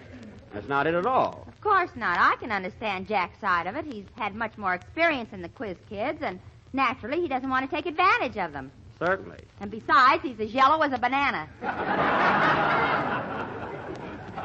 Oh, I'm yellow, eh? Well, for your information, Mary, a week from next Wednesday, I am going to be quizzed on the Quiz Kids program. Well, you won't need that tape. They'll pin your ears back. Oh, quiet. Now, let's see. Where did I put that list of baffling questions? Oh, Mr. Benny, Yes? do I have to answer some of the questions, too? Yes, Dennis, and I'm depending on you to pull the JELL-O team through to ultimate victory. Do you think you can do it? Yes, sir. Good. And now, folks... Ultimate? What does that mean?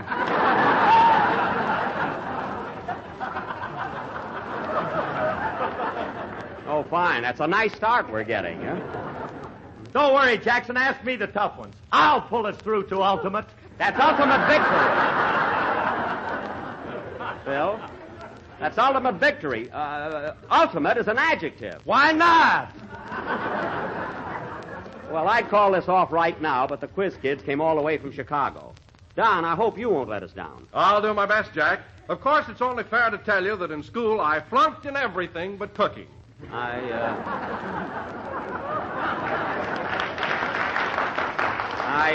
see.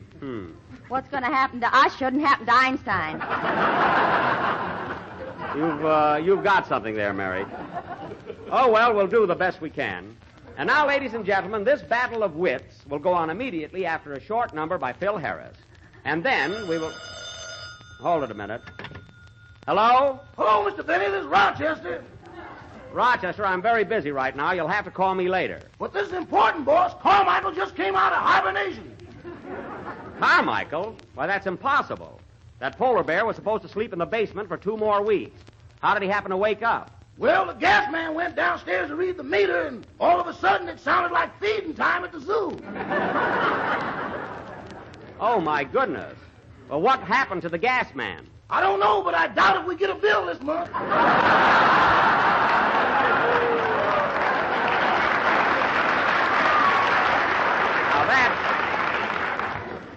Now, that's just silly. Rochester, Carmichael wouldn't hurt a fly. He was just playing, that's all. Yeah, but where's the man? Stop being so pessimistic. Now, Carmichael's pretty hungry after sleeping all winter, so the first thing you have to do is give him a big dinner. Well, all we got in the icebox is some roast beef. All right, put that on a plate and give it to him. Uh-huh.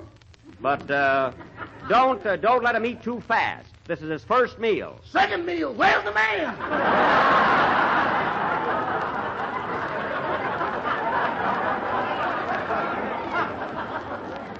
Forget about the gas man. He must have run away. Now, there's nothing to be afraid of, Rochester. After you feed Carmichael, take him in the bathroom and give him a nice warm bath. Uh-huh. Scrub him good, comb his hair, and brush his teeth. Uh-huh. And then, after you've done that... After I've done what? After you brush his teeth. I forgot to tell you while I was combing his hair, I fainted. What? Threw some brandy on me. Now, cut that out. And if you're such a baby, I'll take care of the whole thing when I get home. Now, goodbye. Goodbye. Oh, say, boss. Now what? Are you really going to have the quiz kids on your program tonight? Yes, I am. They're supposed to be pretty smart, ain't they? They're brilliant. They know everything. Well, ask them what happened to the gas man. Will you forget about that?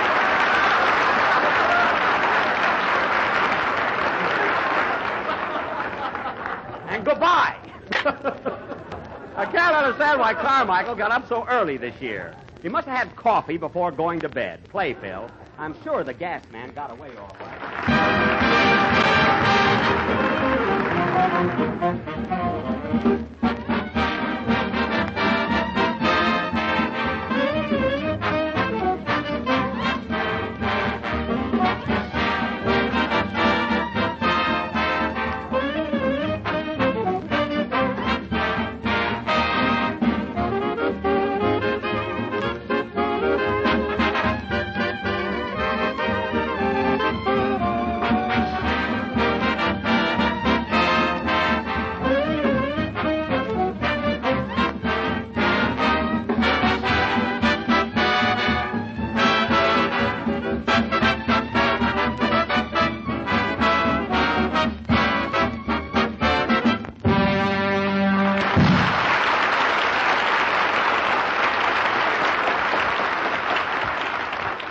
that was a very short number played by Phil Harris and his orchestra, and quite enough, believe me.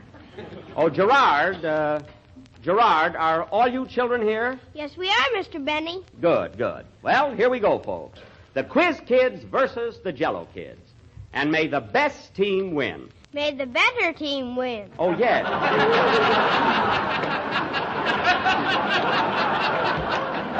That's right, better. That's right, just a little, I mispronounced the word there. All right, I will now call the roll. First, the Quiz Kids. Richard. I am Richard Williams. I'm 11 years old, and I'm in the 6th grade at Harrison School, East Chicago, Indiana. Isn't he cute? You know, folks, Richard's a whiz at mathematics. Claude? I am Claude Brenner. I'm 12 years old, and I'm a sophomore at Senn High School. Well, I was a sophomore once. Yes, sir, I was sharp as a tack. Now you can sit on one and not even feel it. Quiet. Joan? I'm Joan Bishop. I'm 14 years old, and I go to the Chicago School for Adults. Well, she's sweet. You see, Joan knows everything about music. She does, huh? Yes. Fortissimo, kid. Top that.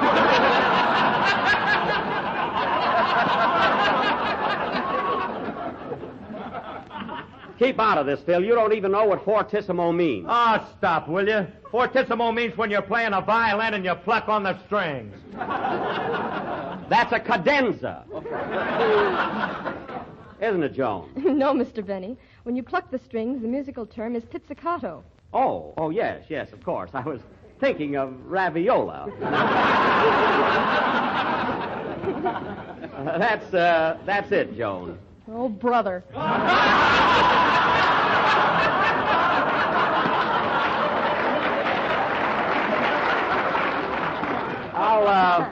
I'll be all right, Joan. Don't worry.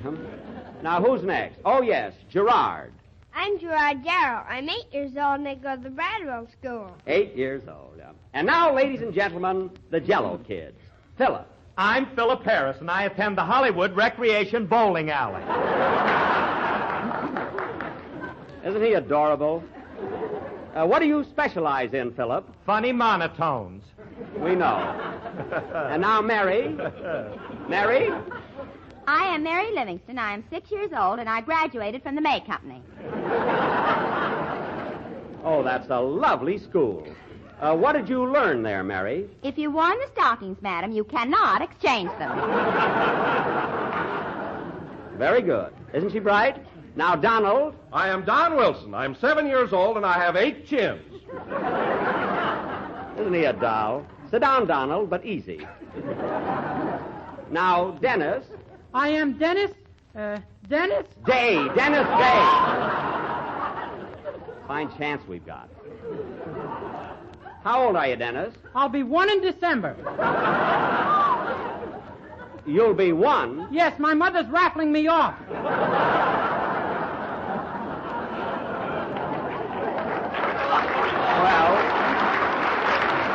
Well, I don't blame her. And now, folks, we will proceed with the Battle of Wits. And I would like to announce that I am personally awarding a prize of $10 to the winning team. That's fair enough. You'll find out. Mary. Now, our first question this evening comes from Miss Edna West of Evanston, Illinois. Listen carefully, Gerard. A Coleoptera, a Musca domestica, and a Lepidoptera were having a bit of a tete-a-tete on a screen door. Now, if you suddenly appeared with a fly swatter, one of the party would leave quite hastily. Who would it be? The Coleoptera, the Musca domestica, or the Lepidoptera? Wipe your chin. Quiet.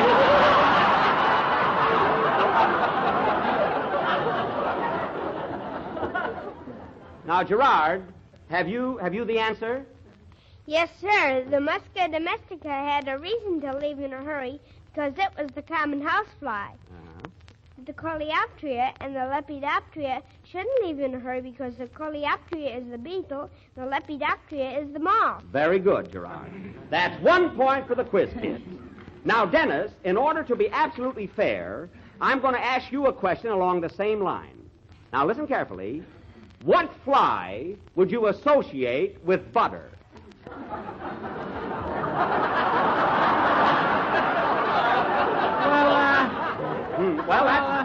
That's a little tough, so I'll put it this way. Butter is associated With what fly? The butterfly, of course. Gerard, I didn't ask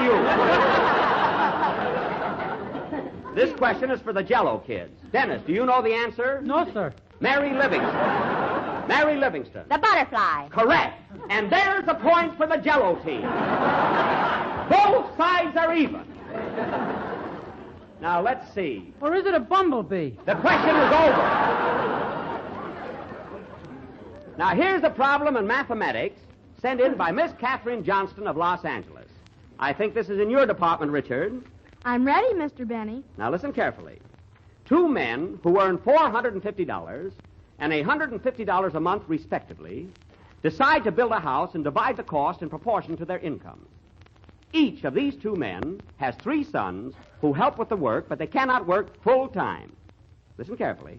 One works every day, the second every other day, the third every third day, and so on. Are you following, Richard? Yes. Are you?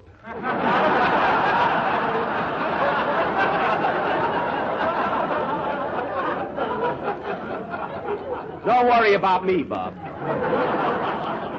Now, they all work the first day. Get this carefully. They all work the first day and finish the house the second day that they all work together. Each guy has 3 kids, huh? Phil, go away, will you? Now, Richard, one joint owner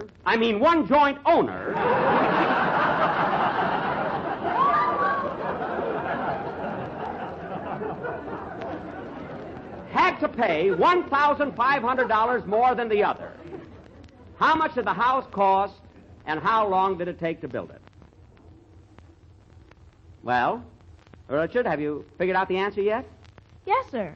The house cost $3,000, and it would be 60 days before the house was finished. Excellent. $3,000 and 60 days is correct. How do you know? I trust Richard.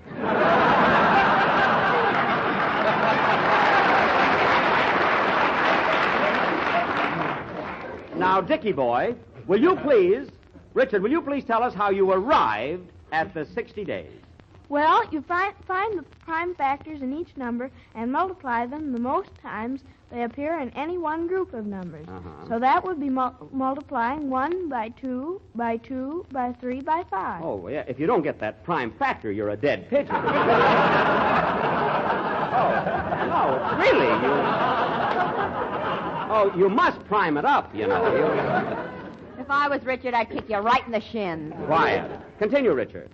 By multiplying these prime factors together, you get the product of 60, which is the least common multiple of these numbers. Obviously. Very good, Richard. I was afraid you'd miss on that least common multiple. And there's another point for the quiz kids, making the score 2-1. Now, Mary, here's your question. The answer is 15. Wait till I ask you. Now, Mary, concentrate. If you had 20 apples and your mother took away 5, how many would you have? I give up. You know it's 15. The score is now 2 for the quiz kids and 2 for the Jell-O kids. That was a tough one, Mary, but you came through. There's something funny going on around here. Gerard, if you don't think that's fair, I'll ask one of the Jell-O team another question. Donald Wilson. Yes, sir? Now listen carefully. If you are on your way to your neighborhood grocer, and his store was 2 miles from your house, and you could make it in 17 minutes by rowing a boat across a river, have you got it so far? How wide is the river? 350 feet. I see. However, on this particular day, there's a strong current carrying you downstream at the rate of 3.6 miles per hour. So it takes you an extra 23 minutes to reach the grocery store. Now, here's the question. What did you buy when you got there? Jell-O! Absolutely correct.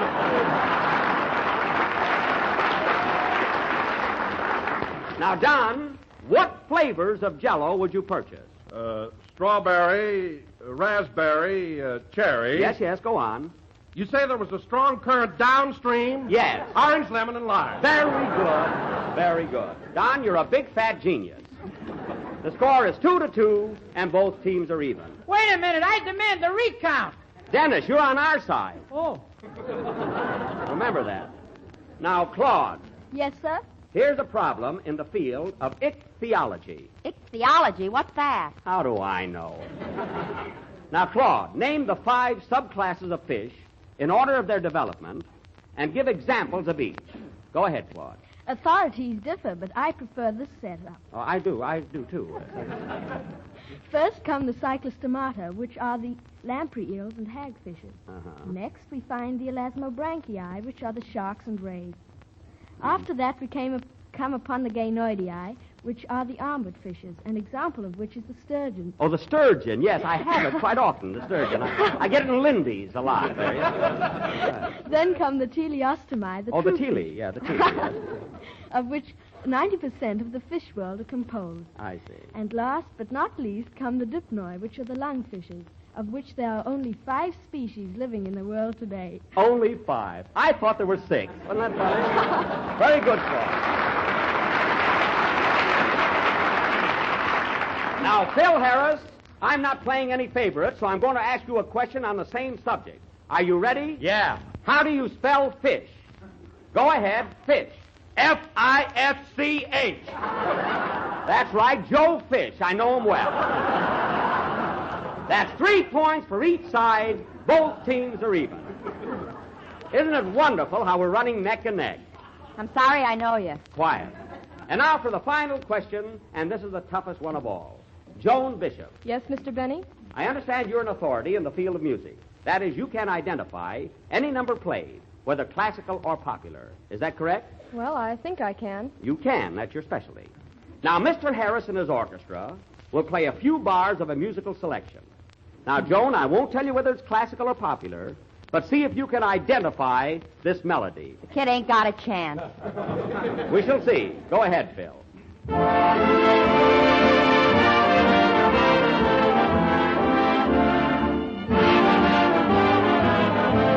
All right, that's enough, boys. All right. All right, Joan, what's the title of that number? Well, I'm sure I don't know. Well, is it popular or classical? I haven't the slightest idea. Oh, you haven't. Well, Joan, would you like to hear that melody again? Well, I'm afraid that won't help. Aha! We stumped one of the quiz kids. Here's your chance, Yellow Kid. Phil Harris, what was the name of it? I don't know. Hey, Eddie, what was the name of that song? I don't know. Hey, Phil, what was the name of that song? I don't know. Hey, say! Never mind. The name of that song is There I Go, and the Jell-O Kids win 4-3. Congratulations. Tough luck, quiz kids, but you lost fair and square. Play, Phil. A prominent citizen arrived in town today to be with us for the Easter holidays. He's Mr. Easter Rabbit himself. In interviewing him for this program, we asked Mr. Rabbit, what's the good word? And he replied, the good word, my friends, is Jell-O. And confidentially, you might tell your listeners that a swell dessert for Easter would be a creamy Jell-O parfait. A swell dessert, ladies and gentlemen, and I might add, an easy one to make, too. Simply prepare 1 package each of strawberry Jell-O and Jell-O's grand vanilla pudding as directed on the boxes. While the Jell-O is chilling, turn the pudding into parfait glasses, filling them about 2/3 full, and then chill. When the Jell-O is slightly thickened, pour it over the pudding and chill until both are firm. The result will be a gloriously creamy, delightfully refreshing dessert. So get a package of strawberry Jell-O tomorrow and blend it with a package of Jell-O vanilla pudding for the best Easter dessert you ever tasted. Creamy Jell-O parfait. We're a little late, so good night, folks. This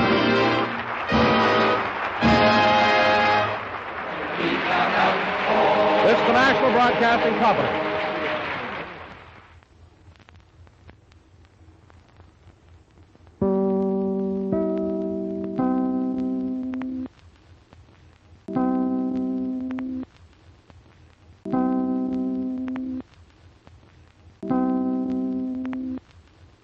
JELL-O. The Jell-O program starring Jack Benny with Mary Livingston, Phil Harris, Dennis Day, and yours truly, Don Wilson. The orchestra opens the program with Wyoming, Why Do You Begin with W?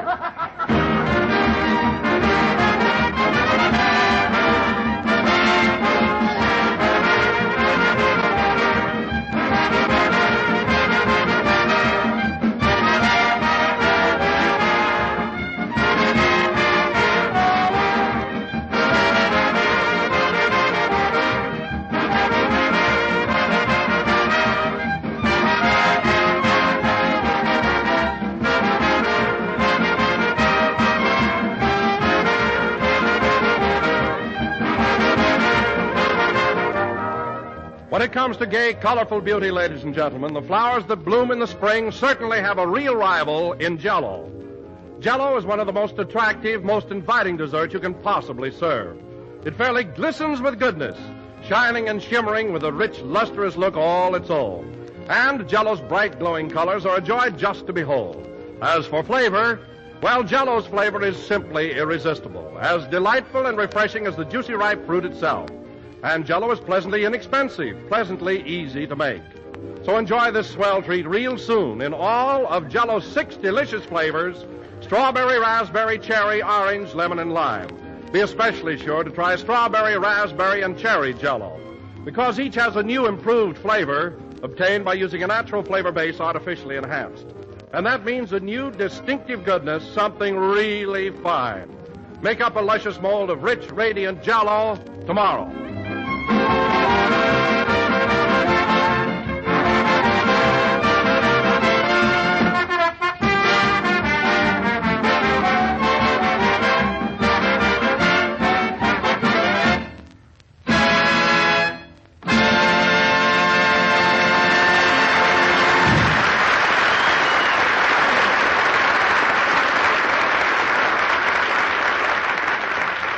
Was Wyoming, Why Do You Begin with W, played by the orchestra.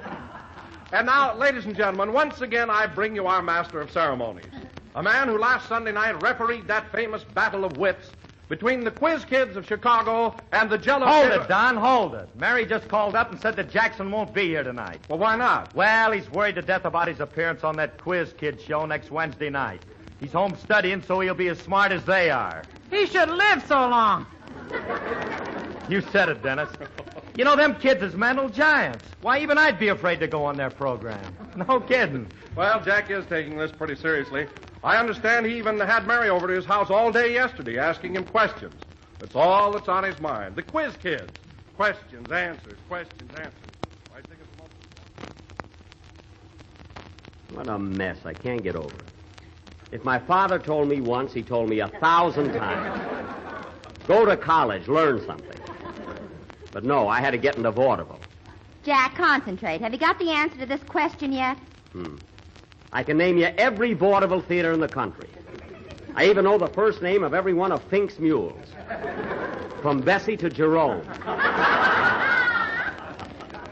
But will they ask me that next Wednesday? No. Oh, quit beefing. Do you know the answer to this question or not? No, what is it? 1492.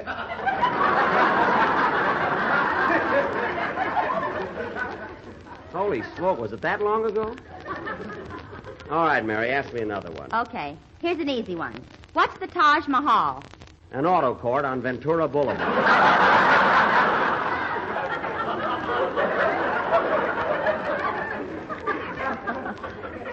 Oh, for heaven's sake, the Taj Mahal is in India, and it's one of the 7 wonders of the world. Oh. Gee, I'm dumb. I guess I don't know anything, do I? Well, let's keep on anyway. Here's another question. Name the President of the United States whose likeness appears on a $20 bill. A $20 bill? I don't know. Well, go up and look in your mattress. Oh, stop, will you? Say, I wonder if the quiz kids know anything about the Taj Mahal. I'll have to ask them after dinner. After dinner? Yeah, didn't I tell you, Mary? You know, I'm so nuts about those kids, I invited 3 of them to stay here at my house. I just couldn't let them go to a hotel. Oh, Rochester. Yes, boss? Where are the quiz kids? Well, Richard and Gerard are in the backyard discussing anthropology. Anthropology, eh? Well, did you hide in the bushes and make notes of what they said, like I told you to? Yes, sir. And say, boss. What? Did you know I'm not a Caucasian?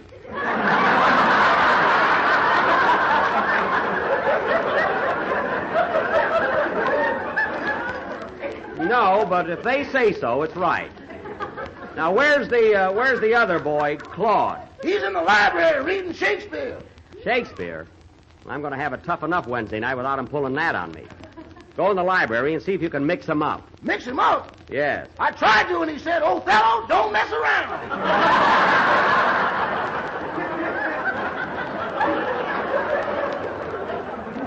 Gazooks, I'm cooked. Well, at least find out what he's reading, and I'll read the same thing. See you later. Okay, boss. Parting is such sweet sorrow. Get out of here.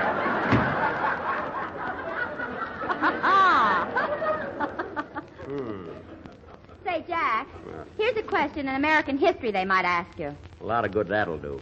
All I know is show business and vaudeville theaters. Go ahead anyway. What city is on an island that was purchased from the Indians for $24? What city is on an island that was... Let's see. I'll give you a clue. Where's the Roxy Theater? New York. New York is the answer. I got that one right. You know, Mary, I might do pretty well against those quiz kids Wednesday night. Oh, sure. All I need is a little hint now and then. A big hint would throw you. No, I don't know about that. Well, that's enough for now, Mary. I'm going to the library and talk to Claude. See you later. Now, let's see. The Taj Mahal is in New York, and it was built in 1492. I must remember that. And then, whoops!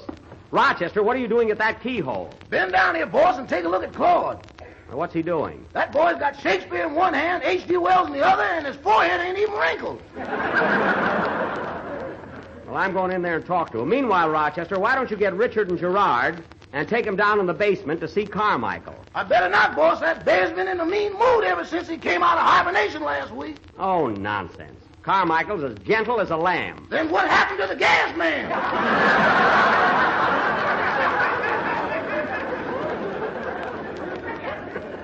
Will you stop worrying about the gas man?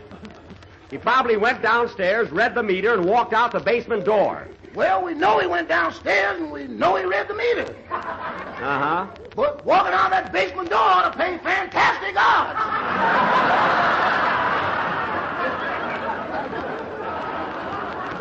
Oh, don't be so pessimistic. Now, take Richard and Gerard down to see Carmichael. I'm going in and talk to Claude. Well, how's my little man this evening? Fine, thank you, Mr. Benny. Good, good. I see you're studying up on the immortal bard. That's Shakespeare, you know. How are you coming along? Very well. I'm memorizing Hamlet. Memorizing? Well, look, Claude, I want to ask a little favor of you. It's nothing much, but it might help me out. What is it, Mr. Benny? Well, when I appear on your program, I wish you and the rest of the kids would kind of take it easy and miss on a few questions. Miss? Yes. Now, I wouldn't ask you any favors, Claude, but you see, when I was a child back in Waukegan, I was kind of a poor kid, and I didn't have any books or much of an opportunity to learn anything. Well, didn't they have a library in Waukegan? Yes, Claude, but you had to walk up 3 flights of steps to get there. I was such a weak, sickly child, I didn't have the strength to climb those steps. Well, didn't you have any friends who could go to the library and get a book for you? No, Claude. Everybody hated me.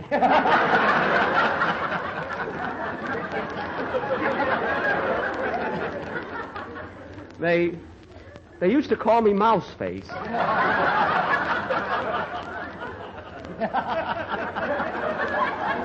So you see, Claudie boy, if you'll just give your Uncle Jackie a break Wednesday night, you'll be doing me a great favor.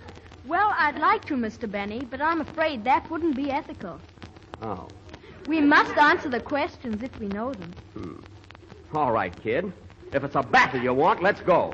What's the Taj Mahal? The Taj Mahal is a white marble mausoleum which was built at Agra, India, by the Shah Jahan as a monument for his favorite wife, Mumtaz Mahal.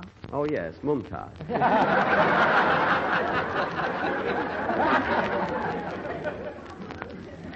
It took 20,000 men 22 years to construct That's enough, this temple. Claude. You know it all right. Now, let me tell you something. As long as you're so ethical, I'm going back and study my books, too. But, Mr. Benny, I didn't mean to hurt your feelings. You didn't, eh? Well, before I go, kid, here's one that'll stump you. Answer this. Who was the manager of the Penn Theater in Wilkes-Barre, Pennsylvania?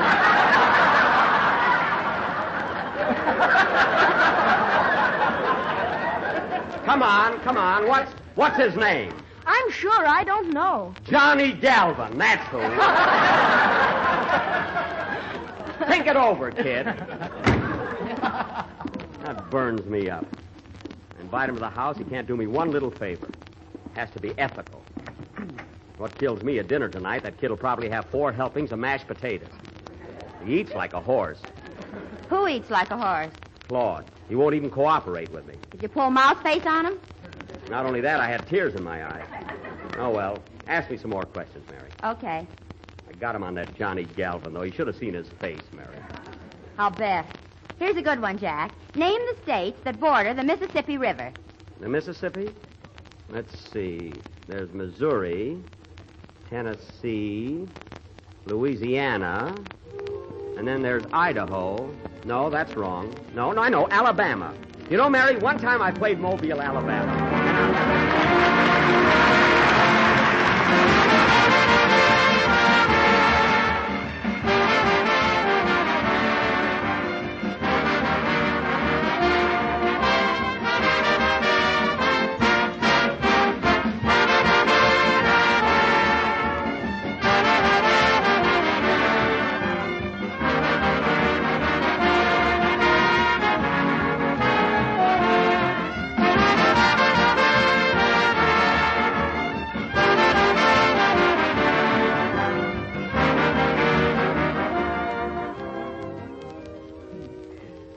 And then there's Kentucky. I guess that's about all. Ask me another question. Okay. Here's one in spelling.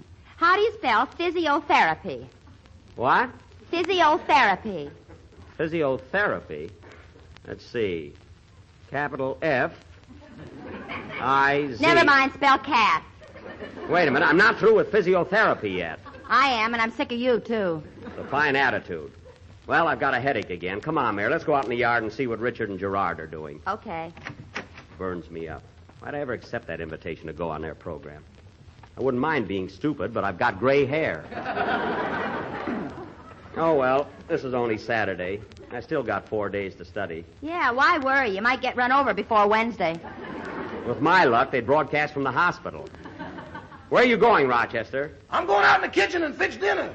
Well, did you take the children downstairs to see Carmichael? Boss, I don't think I ought to take those kids near that polar bear. Now, listen, Rochester, if you're so worried about what happened to the gas man, for goodness sake, call up the gas company. I did call the gas company. What did they say? Where's the man?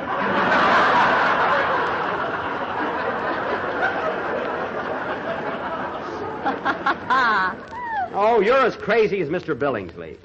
Now, call us as soon as dinner is ready. I'll be with Gerard and Richard. Physiotherapy.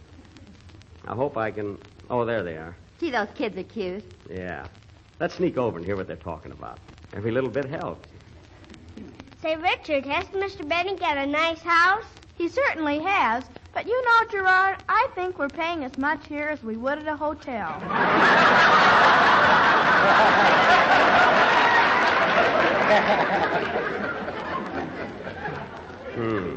Why, Jack Benny. So that's why you put that sign out front, Beverly Hills Tourist Haven. I just did that for a gag.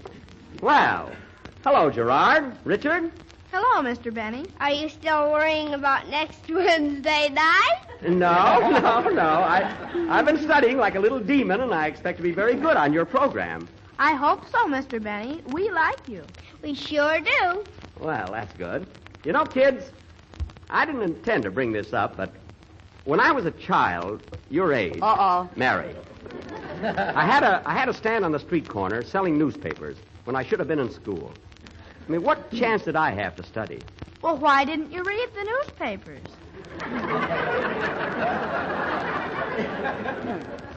My eyes were bad.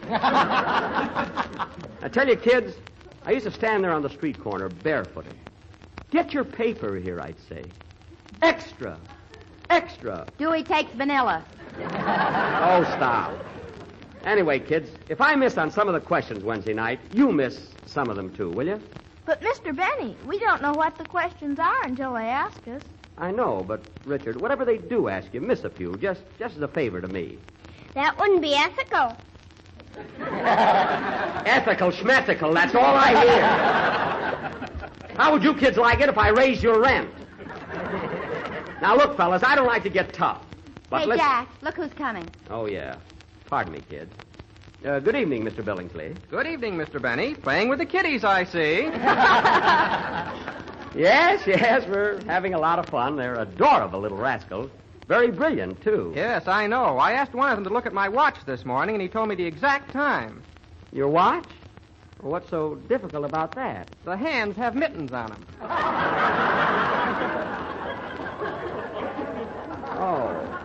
Oh, I see. Well, look, Mr. Billingsley, if the hands are covered, how do you tell time? Oh, I always go by the stars. You can't miss that way.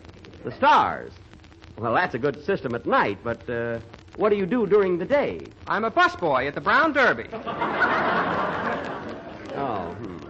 Well, I can see we're not getting any place, so let's discuss this later. Shall we, Mr. Billingsley? Yes. Goodbye, Mr. Benny. Goodbye. Oh, I wouldn't dare.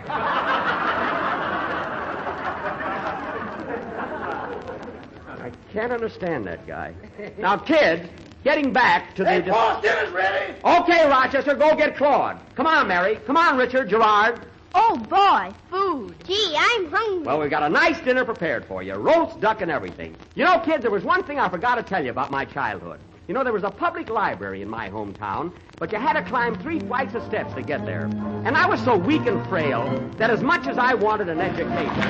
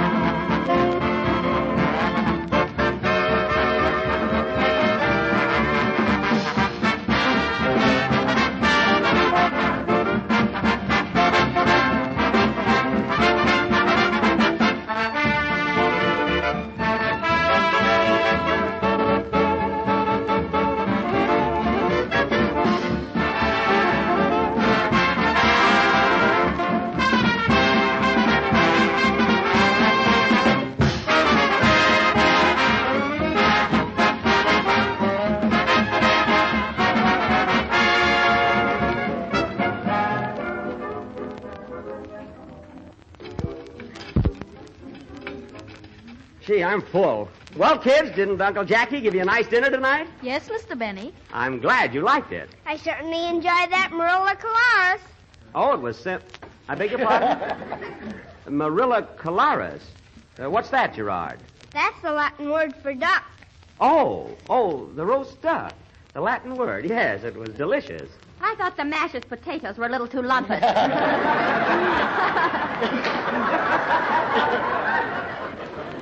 Mary, don't be funny. Well, kids, Uncle Jackie's pretty tired from studying all day, so if you don't mind, I think I'll go up to bed. See you in the morning, everybody. Oh, Mr. Benny, do you want me to tell you a story again tonight? No. No, thank you, Richard, thank you. I'll fall asleep all right. Well, good night, kids. Good night, Mr. Benny. Good night, Mary. Good night, Jack, and for heaven's sake, stop worrying. I'm not worried. Say, Rochester, go upstairs and turn down my bed, will you? Okay, boss. I'll answer the door. Marilla Colares. Amazing how that little child knew that. Huh? Good evening. Good evening. Say, mister, my wife and I'd like to rent a room. A room? Yes, we were driving by and saw your sign. We're on our honeymoon. Oh, that sign, Beverly Hills Tourist Haven. Well, I just put that up for a gag. I really have no rooms for rent. Show him the license, Homer.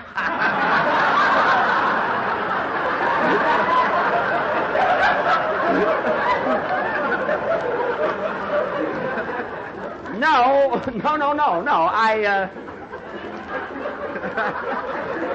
No, I really haven't any vacancies. I'm sorry. Okay, come on, Sam. Sam, that must be short for Blanche. Well, I might as well hit the hay. Now, let's see.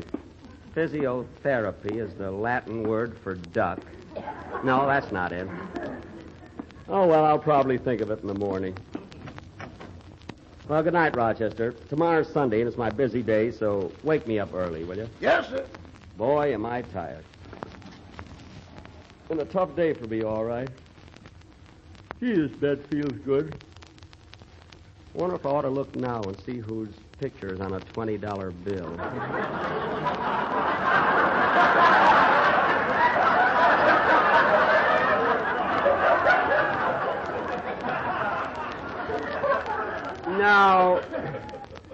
No, I'll wait till morning.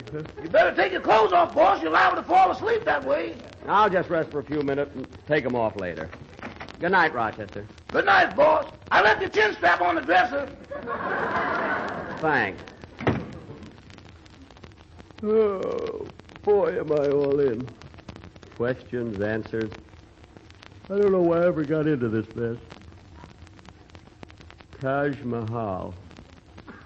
Imagine it took 22 men, 20,000 years to build it. No, that can't be it. Must have been 20,000 men. Can't get over that little kid knowing all about it.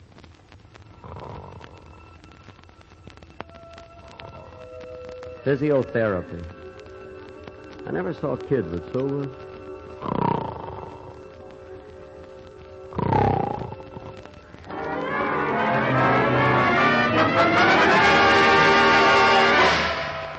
Here they are, the Quiz Kids, presented every Wednesday night by the makers of Alka-Seltzer.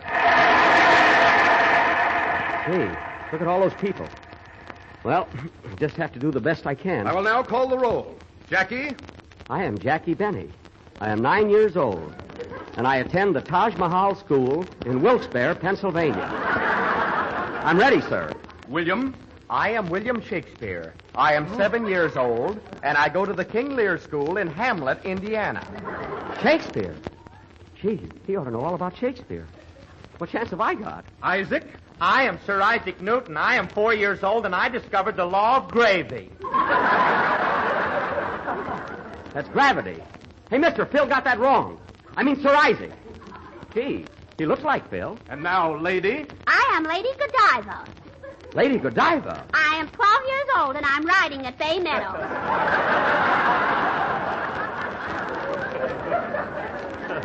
Oh, boy. I pity the horse. Well, let's get going with the question. Did Uncle Jackie give you a nice dinner tonight? Yes, Mr. Benny. Yes, Mr. Benny. Yes, Mr. Benny. Yes, Mr. Benny. Yes, Mr. Benny. Yes, Mr. Benny.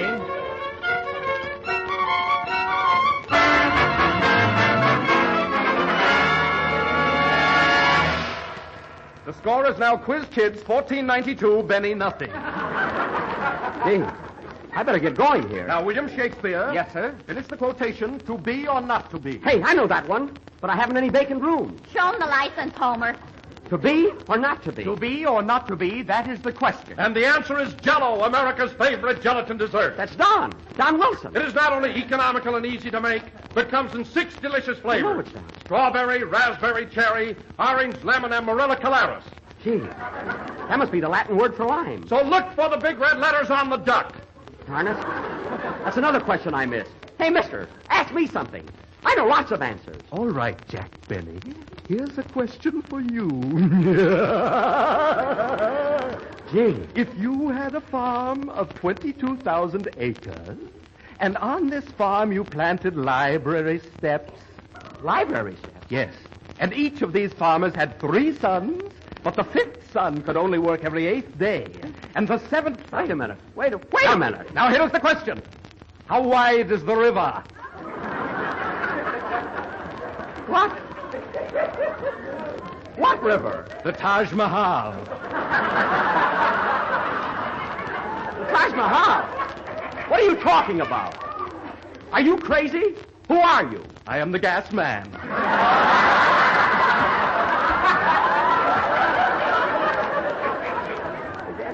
I am 32 years old, and I'm wearing a white fur coat. Oh, my goodness, he's inside a Carmichael. Correct. 1 point for Rochester Van Jones. You keep out of this. Come on, Jackie. Are you going to answer the question or not? How wide is the river? Let's see. 22,000 acres of library steps. I got to find the prime factor and the least common multiple. Well... Do you know the answer or not? Give me a chance, will you? Let him have it, Chief. We'll beat it out of him. I'll get it. You better get it or you'll get the electric chair. The electric chair? No, I didn't do it, I tell you. I didn't do it. The electric chair? Mary, what are you laughing at? Who discovered electricity? Benjamin Franklin, but I'm sorry. Hey, mister, I've got the answer. The river is... Take it easy, Sam.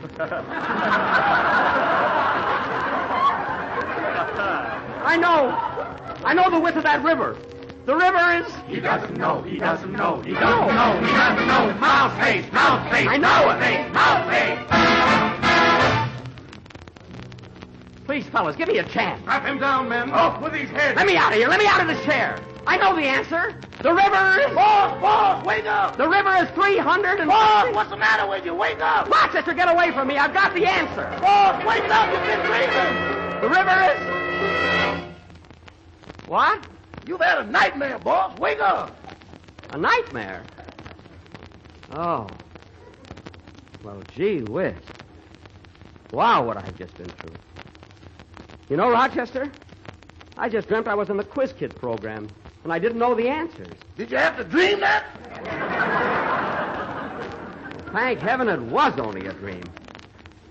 Hand me that chin strap, Rochester. I want to look nice for my new picture. Here you are. Good night, boss. Good night, Rochester.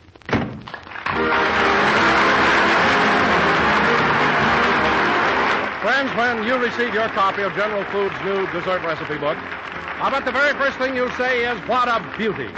Because it certainly is one of the most attractive books you ever saw. Just take the cover itself. Front and back, it's one big, beautiful picture, showing almost 24 different luscious desserts in a vivid pattern of reds, blues, yellow, pinks, and every other color you can think of.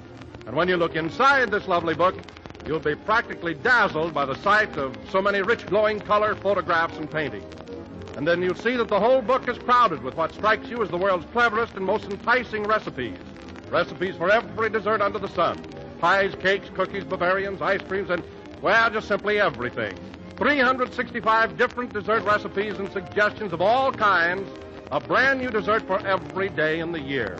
So, friends, be sure to write for your copy. All you have to do is mail 10 cents in coin or stamps to Don Wilson, care of General Foods, Battle Creek, Michigan. That's all, just 10 cents. And remember the address, Don Wilson, care of General Foods, Battle Creek, Michigan. Send for your copy today.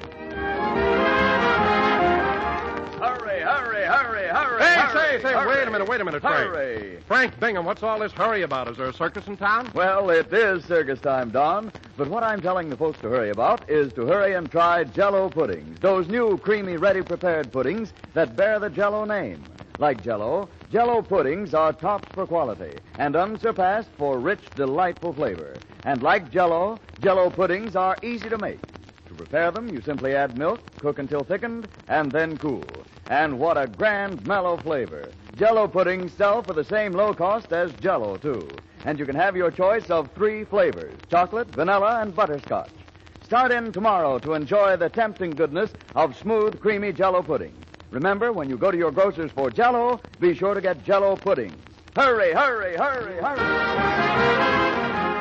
This is the last number of the 28th program in the current JELL-O series, and we will be with you again next Sunday night at the same time. Now, I want to take this opportunity of thanking the makers of Alka-Seltzer, Lewis Cowan, and the Quiz Kids for their splendid cooperation on tonight's program.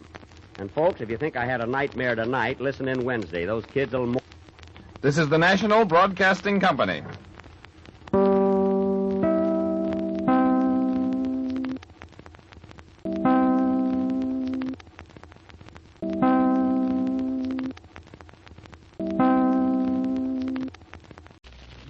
No, Mary, I've made up my mind.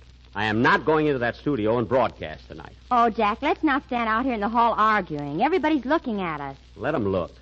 If you think I can do a show tonight after making a monkey out of myself on that Quiz Kids program, you're crazy. That was Wednesday. People have forgotten all about it. Oh, they have, eh? And besides, you're a comedian. You're not supposed to have any brains. Oh, you're just trying to make me feel good. There I was with those little kids, and I couldn't answer one question. And me, 34 years old.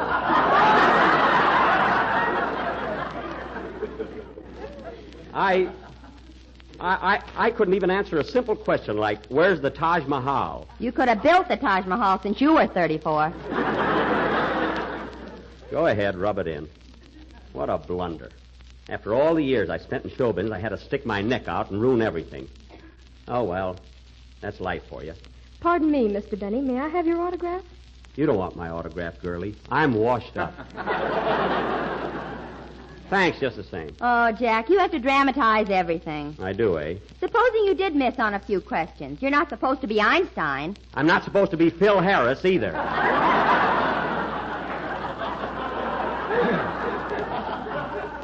My goodness. My cousin Boo Boo would have been as good as I was on that program, and all he knows is...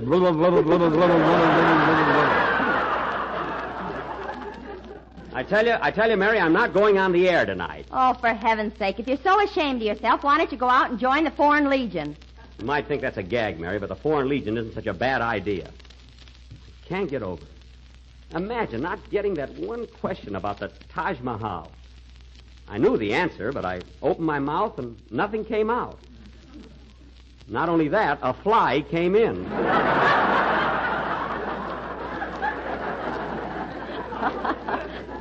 Oh, well. Nothing I can do about it now. Jack, hurry up. The program starts in 30 seconds. Well, I won't be on it. Now, Jack Benny, stop acting like a big baby. He'll be right in, Don. Mary, I'm not going... Stop pulling me. Mary, let go my arm. Come on, Jack. Remember, you're a trooper. A what? Oh, yes, that's right. Once a trooper, always a trooper. The show must go on. Quiet, Jack. We're on the air. Okay. Gee, I hope I'm good tonight. JELL-O. The JELL-O program starring Jack Benny with Mary Livingston, Phil Harris, Dennis Day, and yours truly, Don Wilson. The orchestra opens the program with The Vine Street Vigil.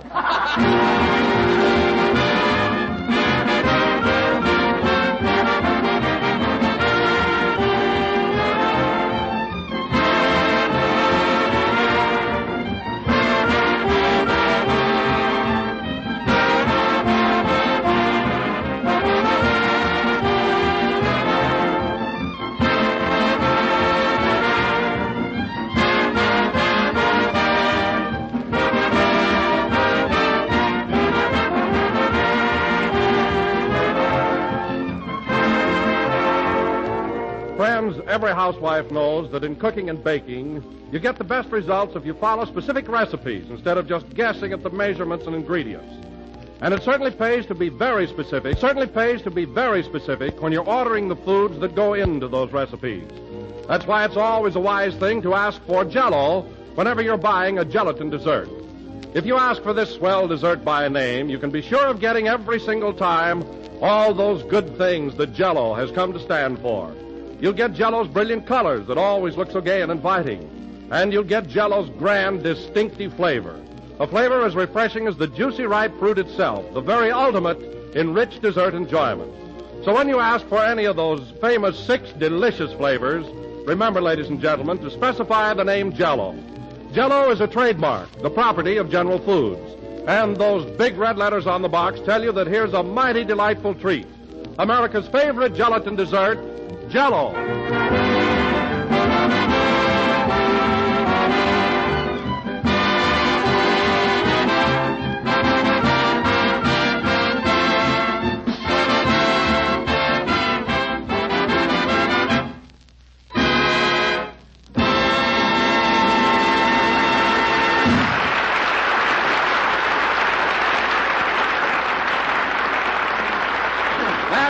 The Vine Street Vigil, played by the orchestra.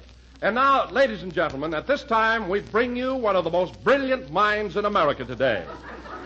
A man whose meek and humble appearance conceals the brain of a genius. A man who appeared on the Quiz Kids program Wednesday night and didn't know the Taj Mahal from the Empire State Building, Jack Benny.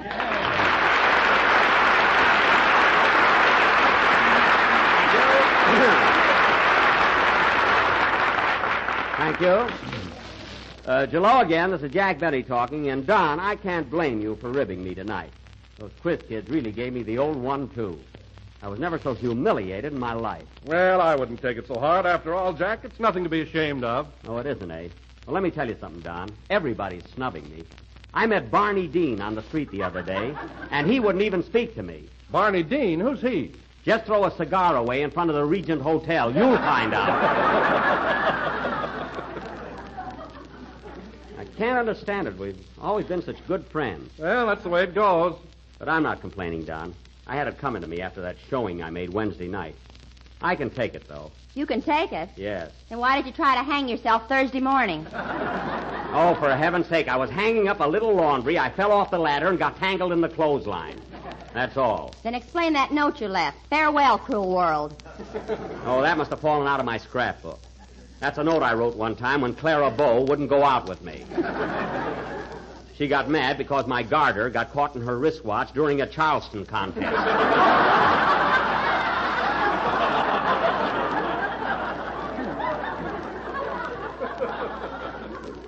We were disqualified.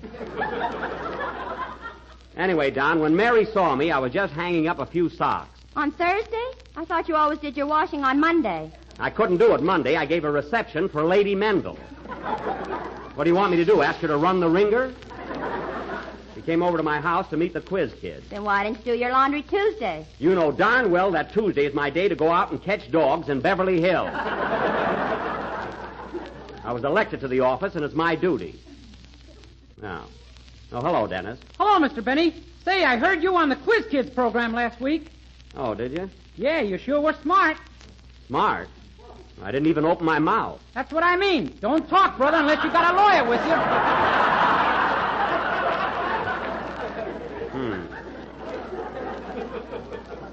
You're a little mixed up, Dennis, but thanks anyway. You know, Mr. Benny, when I was 8 years old, I was just as bright as any one of those quiz kids. You were? Yeah. What happened to me? I'm sure I don't know. Some say one thing and some say another. Well, don't worry about it.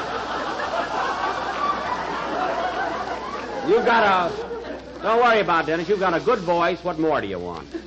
You know, Don, as a rule, I'm pretty hard-boiled, but even though those quiz kids made me look like a nickel, I can't help liking them. They're so sweet and unspoiled. By the way, Jack, are they still living at your house? Yes, Don, but they're leaving tonight. They better check out before 6 o'clock or they'll be hooked for another day. Listen, Mary, at a lot of hotels, the guests have to come to be out by noon. So don't run down the Beverly Hills Tourist Haven. Rotary Club every Wednesday. I thought the Campfire Girls met on Wednesday. Only in the winter. But honestly, fellas, those kids really made a hit with me. Gosh, they were wonderful company. I may be a bit sentimental, but I don't know. I'm going to miss the patter of little feet running around the house. It'll be so quiet. Why don't you put shoes on the mice? Oh, stop. No use being sentimental around here. Say, Dennis. Yes, please? As long as Phil isn't here yet, how about your song? What's it going to be? I'm going to sing a brand new number called Once Upon a Summertime. And this is the first time it's ever been done on the air. Well, a newie, huh? Let's hear it, Dennis. Okay. Hold it a minute. Come in. Telegram for Jack Benny. Take it, Mary. Wait a minute, buddy. Here's a dime for you. Oh, goody. Now I get my curls out of Hawk.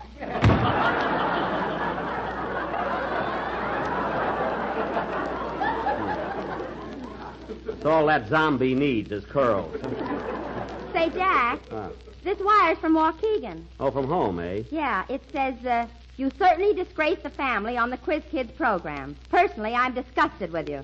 Disgusted with me? Who's that from? Cousin Boo Boo. Well, how did Boo Boo ever find out about telegrams? He must have seen the picture Western Union. Sing, Dennis.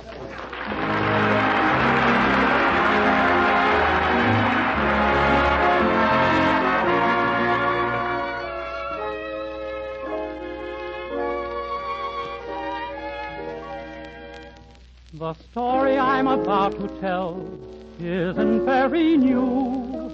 A lot of people know it well. Now I know it too. It's a load off my heart, nothing more.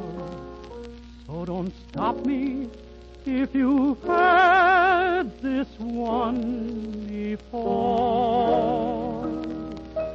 Once upon a summertime, not so long ago, there were two in a love affair. One of them didn't care. What happened I'll never know. For once upon a winter time, This affair turned cold, and because of a change of heart, this story had to be told. It lasted through September, October, and November, and I still remember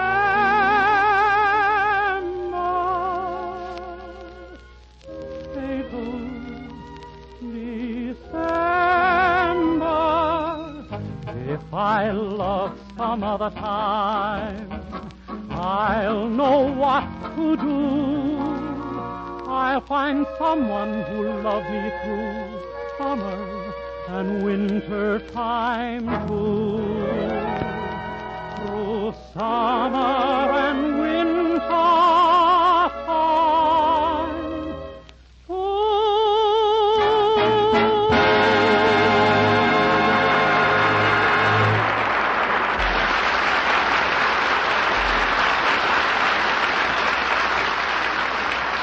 That was Once Upon a Summertime, written by Jack Brooks and Norman Barons and sung by Dennis Day. And Dennis, that was not only a great number, but your voice was really heavenly.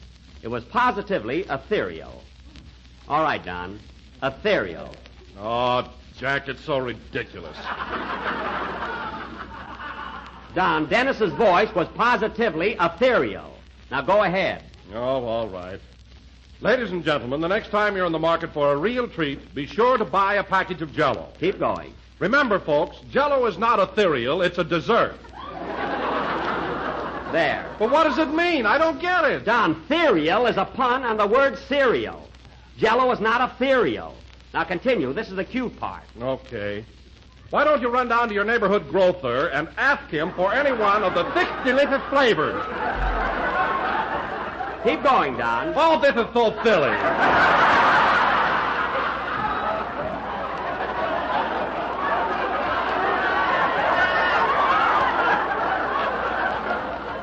Don! So look for the big red letters on the box. Darn you, Jack Benny, I'm going home. What? Well, I'll be darned, he left. I must have wounded his big fat vanity. He's so temperamental lately. Well, I don't blame him. Did you write that commercial, Jack? Yes. Well, it thoroughly stunk. Mary, those are all clever ideas and should be tried out. You know, I got a marvelous one for next week. Look, as soon as Dennis finishes his song, we'll... Oh, hello, Phil. Hiya, Jackson. What's the matter with Don? I just seen him walking down the hall. Oh, he's mad at me. The guy's screwy. I said hello to him, and he says, I'm sick of you, too.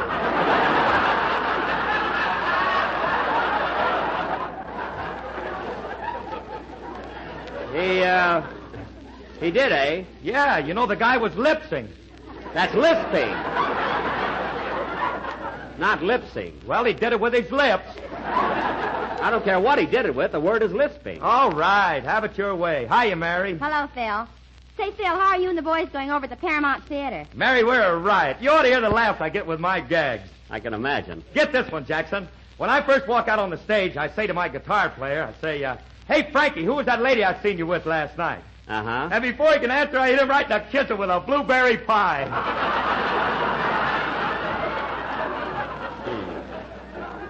Why, Phil Harris, you ought to be ashamed of yourself. Throwing a pie in a guy's face is the oldest comedy bit in show business. With blueberry? You're thinking of custard.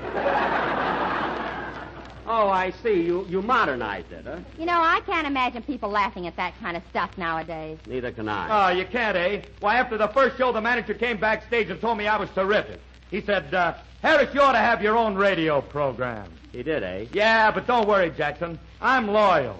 I'm with you for years. Well, thanks. Now, if I was loyal, you'd be all set.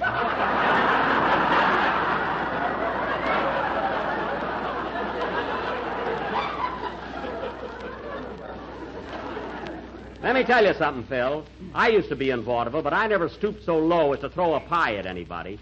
That's real hokum. What about that corny piece of business you used to do in your violin act? Corny piece of business. What was it, Mary? Jack used to play by the waters of the Minnetonka, and for a finish, Barney Dean would squirt him in the face with a bottle of seltzer. Yeah. Now the guy won't even speak to me.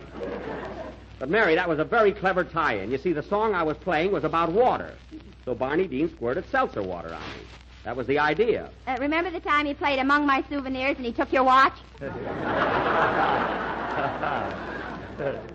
that was just for a gag. I got it back later. Anyway, I'll never forget one day when Come in. Hello, boss. Oh, hello, Rochester. I got the quiz kids out in the car. They're all ready to go to the station. Already? I didn't know it was that late. Say, Phil, the kids are going back to Chicago tonight, and I promised to take them down to the train. So you carry on with the show, will you? Okay. Hey, Frankie, go out and get a blueberry pie. You don't have to do that here. Just play some numbers. Come on, Mary, you ride down with us. So long, Phil. See you later, Dennis. So long, Mr. Benny. The kids are in the car, eh, Rochester? Yes, sir. And, boss, listening to those kids talk is really an education. It certainly is. You know, I told them the salary you were paying me, and they took my weekly earnings, multiplied it by 52, and gave me the square root of my annual income. The square root, eh?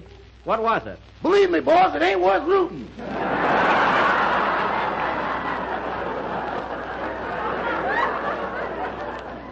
That's too bad. Now, listen, Rochester. Oh, there you are, Mr. Benny. Yes? I've got your papers ready to sign. You leave in 10 days. What? Oh, I meant to get in touch with you about that. I'm not going. Well, it's pretty late for that, Mr. Benny. I'm sorry. You'll have to forget the whole thing. Come on, Mary. Darn it, I meant to write him a letter. Who is that, Jack? The recruiting officer for the Foreign Legion. You know how depressed I was. It's all off now, though. I'm sure disappointed, boss. I got a gal in Morocco. Well, you weren't going. Well, there are the kids. Come on, Mary. Okay, Bo Jeff. Hello, kids. Here's Uncle Jackie to take you to the train. Now, I'll sit up in front with Rochester. And, Mary, you get back there with the kids. Move over, Gerard.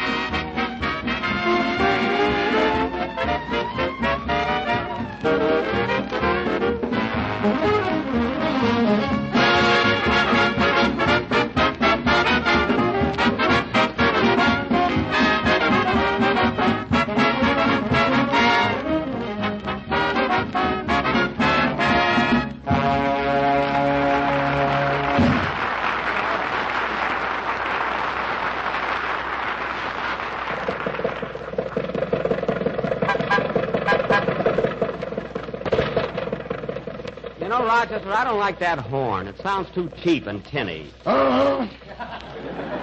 That didn't come with the car. Where did we get that horn, Rochester? That ain't no horn. It's an old atomizer.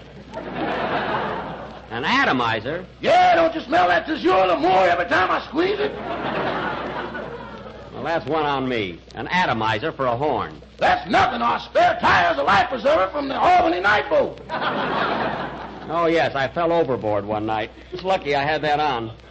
Everything comfortable in the back seat, kids? Yes, Mr. Benny, it's fine. Yeah, fine. Good, good. You know, Uncle Jackie is going to miss you, little rascals. But you certainly had me on the ropes last Wednesday night. We sure did. Yes. Yes, sir. Do you still feel like hanging yourself, Mr. Benny? No, I'm all right now.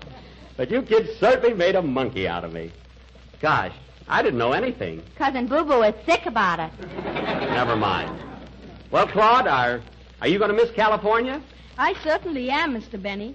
I believe that Horace Greeley put it very succinctly when he said, "Go west, young man." Oh, he did. He put it very...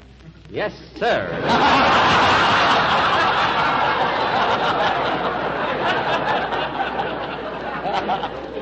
You know, Horace Greeley was a great inventor. Why, Mr. Benny, Horace Greeley wasn't an inventor.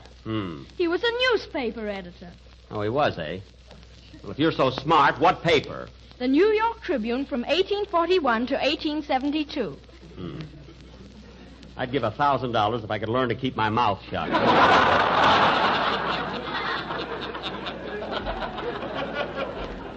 Anyway, I wouldn't be surprised if Horace Greeley did invent something. Ask Dad Amici. He'll know. All right, Gerard. 1841. I'll check on that. Hey, boss, there's Mr. Wilson walking down the street. Oh, yes. Pull up alongside him. Okay. Oh, Don. Don, would you like to ride down at the station with us? I'm not speaking to you. Okay. Keep going, Rochester. Poor guy, his tongue is still twisted. Well, Richard, you're rather quiet back there. Did you enjoy your visit with Uncle Jackie? Yes, Mr. Benny, but I'm sure sorry I didn't get to see Carmichael. Oh, yes. I was quite anxious to see your polar bear, too. Me, too. Well, kid, you certainly missed a treat. Carmichael is just about the cutest thing you ever saw. Soft, white, silky fur, loves to play, and he's just as gentle as a lamb. Then what happened to the gas man?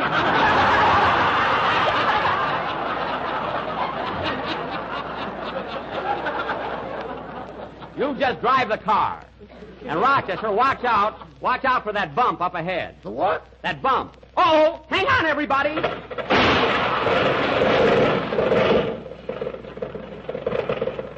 Rochester, will you please watch where you're driving? You're at the wheel now.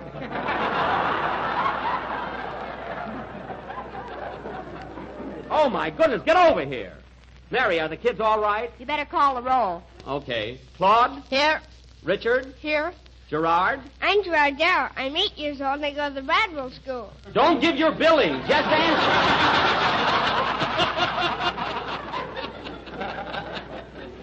Well, thank heaven the kids are all right. Be careful now, Rochester. Yes, sir. Still don't like that horn. Why to get something unusual? Something that sounds different. Why don't you get your cousin Boo Boo to go...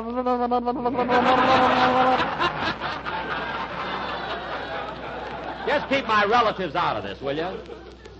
Well, kids, it won't be long now before you'll be on that choo-choo. Choo-choo? What's that? Oh, that's baby talk for locomotive.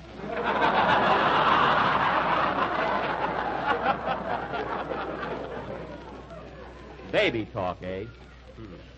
I said choo-choo till I was 29 years old. You didn't stop drooling till you were 30. Oh, quiet. Hey, Rochester, we're near the station, are we? Pretty soon, boss. Oh, Gerard, I think we ought to straighten things out with Mr. Benny now, don't you? Let Richard do it. Do what? What is it, Richard? Well, Mr. Benny, we've been living at your house and we haven't paid our bill yet. Your bill? Oh, forget it, kids. I don't want your money. But, Mr. Benny, we ought to pay you. We lived at your house 2 weeks. 2 weeks and a day. But forget it.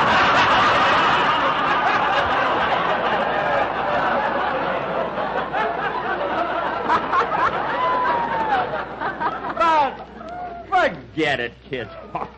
It's all right with me. I enjoyed having you. Really. But, Mr. Benny, if we went to a hotel, it would have cost us money, so why shouldn't you get it? Yeah. Why should... Oh, forget it. Forget it. You kids were my guests. Let it go at that. But, Mr. Benny... Watch out, Claude. This can't last forever.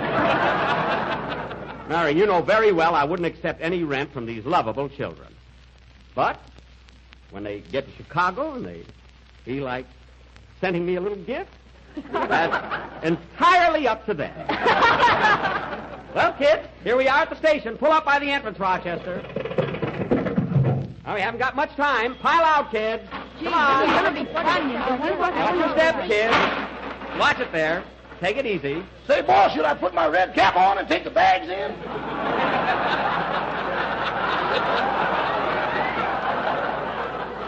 Not so loud. There are a lot of them standing around. Come on, kids. Come on, Mary. This way, kid. You just got time to make the train.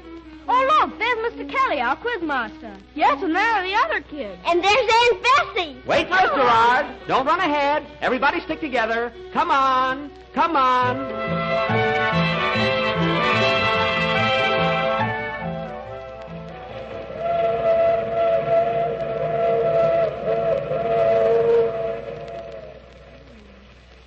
Well, here we are on the choo-choo, as Mr. Benny puts it. Gee, he's a nice man. And he didn't even charge us for those 2 weeks. He certainly fooled me.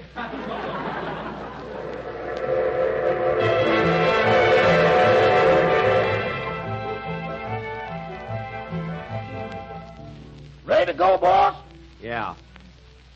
Gee, I hated to see those kids leave. You know, Mary, they got to be just like my own children. No kidding, I was crazy about them. Oh, stop blubbering. You'll see him again. Yes, but I was so used to playing with them and everything. I mean, what'll I do now? I mean, what'll I do when I come home evenings?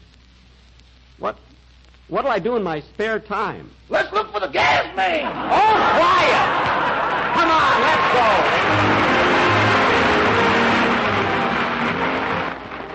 Here's a dessert that's just as pretty as a picture, and you'll be so proud of how good it looks that you'll probably want to put a frame around it and hang it on the kitchen wall for family and friends to admire.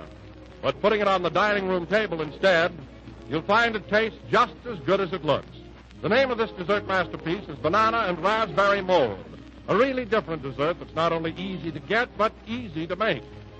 Simply dissolve 1 package of raspberry Jell-O in 2 cups of hot water and chill until slightly thickened. Next, fold in 2 medium bananas sliced. Mold and chill until firm. Then garnish with sliced bananas and serve. And what a treat! A dessert that's as different as it is delicious. Incidentally, raspberry Jell-O, like strawberry and cherry Jell-O, has a new improved flavor obtained by using a natural flavor base artificially enhanced. And that means it's better than ever. Discover its new goodness for yourself by making the swell dessert combination of luscious sliced bananas and rich red raspberry Jell-O.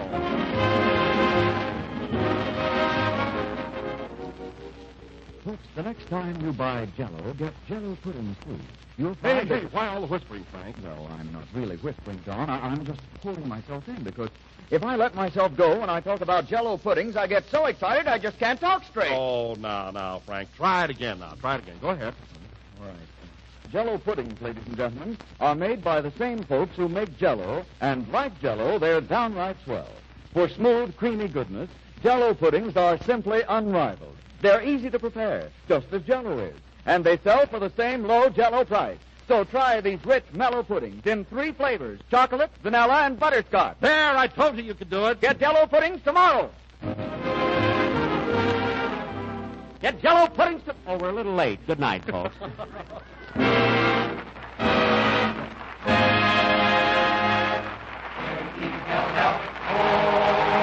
Remember, next Sunday, April 27th, this program will come to you on daylight savings time. Consult your local newspaper or movie and radio guide for current time in your community. This is the National Broadcasting Company.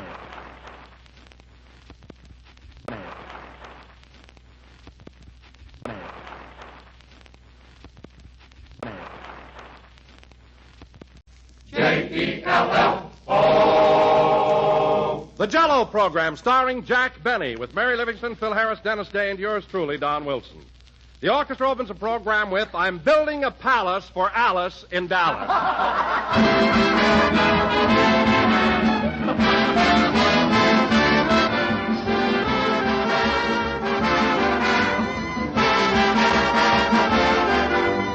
Scarcely a day passes, ladies and gentlemen, that doesn't bring us dozens of letters full of praise for Jell-O. Some of these letters tell us how much children love Jell-O's gay color and delightful goodness. Others report on new and especially tempting desserts that can be made with Jell-O. And still other letters applaud the fact that Jell-O is so easy to make, sets so quickly, and dissolves in lukewarm water. Put all these letters together and you get a picture of a dessert that just can't be beat. A dessert full of rich, tangy flavor, as refreshing as the juicy, ripe fruit itself. And a dessert that takes only a few minutes to make, a few pennies to buy. Order it tomorrow in any or all of Jell-O's 6 delicious flavors: strawberry, raspberry, cherry, orange, lemon, and lime. Incidentally, if you think strawberry, raspberry, and cherry Jell-O taste even better than ever, you're right. because they now have a new improved flavor obtained by using a natural flavor base artificially enhanced. Start to enjoy JELL-O right away, friends. Ask your grocer for this grand dessert tomorrow and make up a rich, luscious mold of shimmering JELL-O.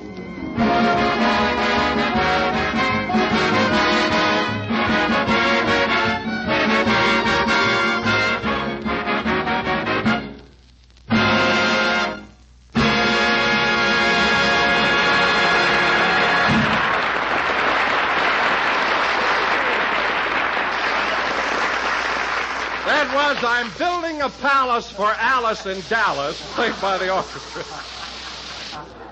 And now, ladies and gentlemen, as there are only 5 more weeks left in the current JELL-O series, at this time I would like to pay tribute to a man who, for the past 30 weeks, has brought joy and happiness into millions of American homes. Well, what's this? A man whose wit, charm, and personality have endeared him to the hearts of his public. Something fishy going on here. A man who every year at this time renews the contracts of myself and the other members of the JELL-O cast. Oh-ho! Jack Benny!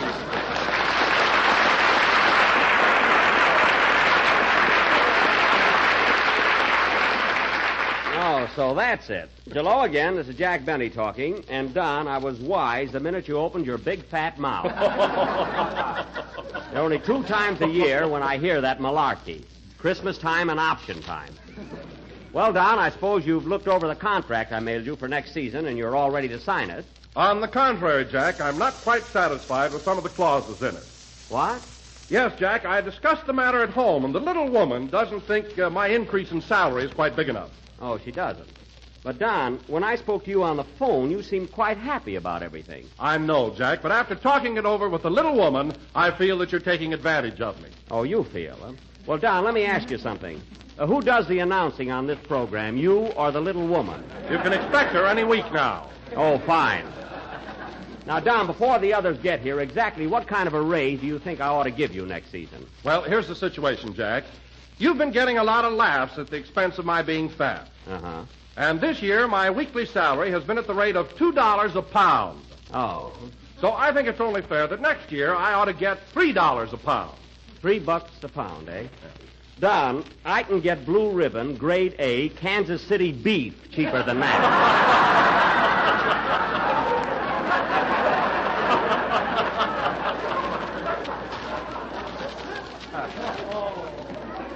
Anyway, the raise I offered you is as high as I can go. Now, what do you say? Well, I can't decide right now, Jack. I'll have to talk it over with the little woman. Oh, you and the little woman. Haven't you got a mind of your own? Yes, but I respect my wife's opinion, and I'm very devoted to her. Oh, you are? After all, I'm home with her every day except Sunday. Well, I can fix that, too.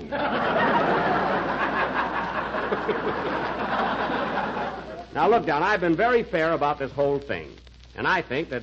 Oh, hello, Mary. Hello, Jack. What are you talking about? Oh, Don isn't satisfied with his new contract for next season. He isn't? No. Oh, my goodness. After all you've done for him?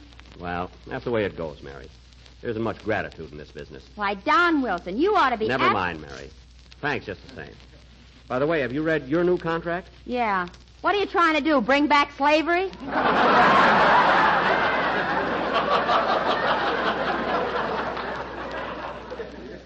Oh, so I'm going to have trouble with you, too. What's the matter with your contract? Well, I'm getting paid to rehearse on Saturday and do this program on Sunday. Well? But if you think I'm going to mend your socks the rest of the week, you're crazy. Well, you're getting paid on the basis of a full week. Anyway, I can't mend my own socks. I don't know anything about sewing. You don't know anything about sewing. No, I don't. I'd hate to race you making a soup, brother. Oh, for Pete's sake. I maybe made a half a dozen suits when vaudeville started to slip. And that was so long ago, I've forgotten all about it. Go on. You could thread a needle with your toes. Oh, stop, will you? I was never a real tailor, so forget about it. Say, Don. Sleeve 32. Sleeve 32. Now cut that out. Listen, Mary, I want you to stop kidding about me being a tailor. I don't like it. Oh, it's nothing to be ashamed of, Jack. If you made that suit you're wearing now, you're an excellent craftsman. This suit? Oh, it's a lovely fit, Don, but I didn't make it. A fellow named Marino makes all my clothes. Marino? Yes, you ought to try him sometime. Hiya, Jackson. Boy, are you lucky I made the broadcast tonight. Oh, hello, Phil. Well, that audience wouldn't let me off the stage at the Paramount. Oh, you're still there, eh? Say, Phil, are you doing the same gags you did last week? No, Mary, everything new, all fresh material. I can imagine. No kidding, Jackson. You remember that bit last week we did where my guitar player pulls a gag and I hit him in the face with a blueberry pie? Yeah? This week's strawberry shortcake. Well, that's a switch. It's a little more subtle, Phil, but I imagine the audience gets it, huh? So you hit Frankie with a strawberry shortcake, eh? Yeah, but I had to take out the strawberries. He's allergical to them.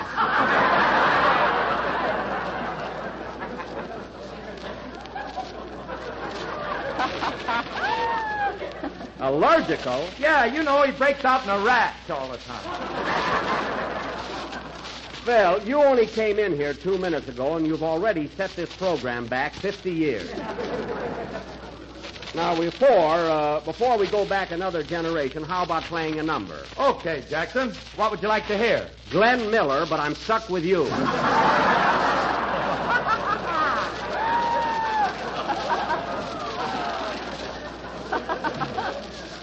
Go ahead. Now, go ahead. Play anything. Hold it. Come in. Telegram for Jack Benny. Take it, Mary. Wait a minute, Bud. Here's a dime for you. Oh, darn it. Now I'll have to sew up that hole in my pocket. I'd love to have his head for my rock garden.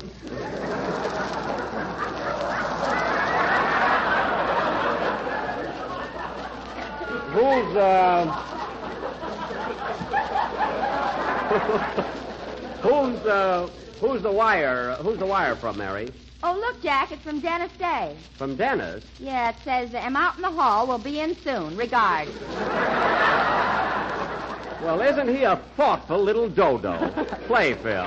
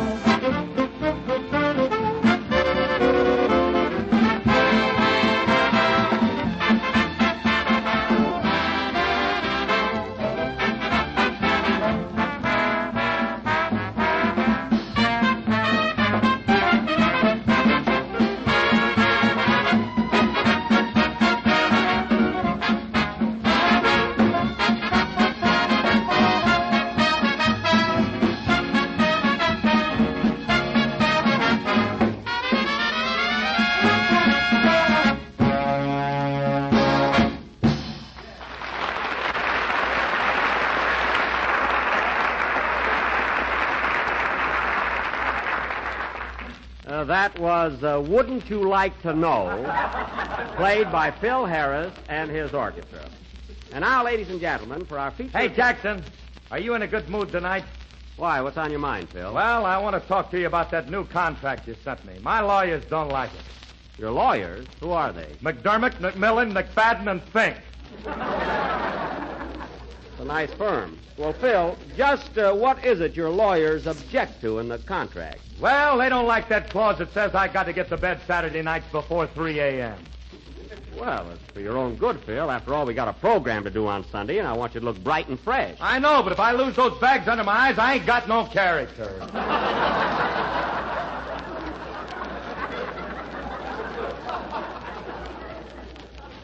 Oh, I'm sorry, Phil, but that clause stands. You'll have to be in bed by 3 a.m. Okay, but you won't be able to call me Twitch no more. I'll just have to take that chance. And now, ladies and gentlemen, as I started to announce, for our feature attraction this evening, the Benny, If You Like Us, Tell Your Friends, Even Though You Lose Them players, will present an original detective thriller entitled Murder at the Movies, or No Croaking on the Main Floor. Now, in this gripping drama, Don Wilson will be sergeant of police, and I will be the captain. We knew that. You always have to have the star part. Well... Yeah, Jack, why can't I be the captain? Because you're too soft, Don, too sympathetic. Well, you got to be a tough and callous and hard-boiled like I am. Look who's hard-boiled. When the quiz kids left town last week, you cried like a baby. Well, I did feel pretty bad at the station, especially when little Gerard put his arms around my neck and kissed me. That really made me cry. Well, I didn't mind that, but when you got down on your knee and sang a chorus of Sonny Boy, I could have kicked you.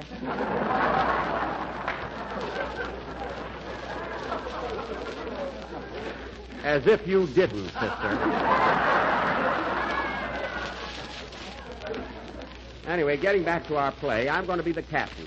Now, let's see. Hello, Mr. Benny. Did you get my telegram? Yes, but what a silly thing to do, Dennis. You're only out in the hall. Why send a telegram? Why, am I too young? No, but a telegram. You were right outside here. Why didn't you open the door and yell in? That's old-fashioned. Old-fashioned? You're the kind of a guy that said the automobile wouldn't be practical. What? You better wake up, Bub. What the heck are you talking about? Silliest thing. Now, settle down. And as long as you're here, kid, we're casting our play. We're doing Murder at the Movies, and you're going to be the ticket taker. You mean the guy that takes tickets? No, the guy that shovels coal in the basement. The guy that takes tickets. And Mary, you're going to be the girl in the box office, the one that sells tickets. Okay, give me a stick of gum and let's get going. Here you are. Here's your penny. Thanks.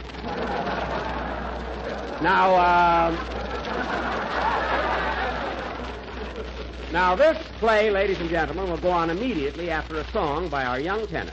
Are you ready, Dennis? Yes, sir. Say, Dennis, I like that new suit you're wearing. Who made it for you? Marino and Benny.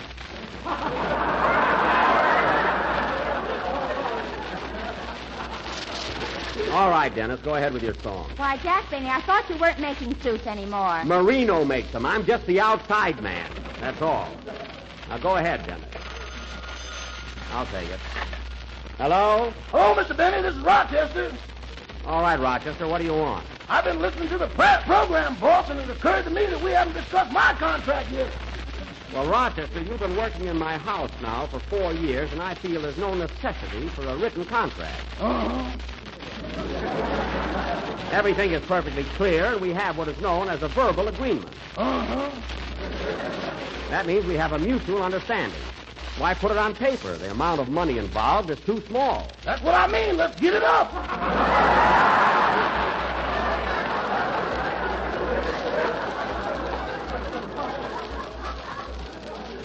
Never mind. Now, believe me, Rochester, there's no necessity for a written contract. But my attorneys advised it, whereas and to wit. Your attorneys, who are they? Sambo, Tambo, Sugarfoot, and Smythe.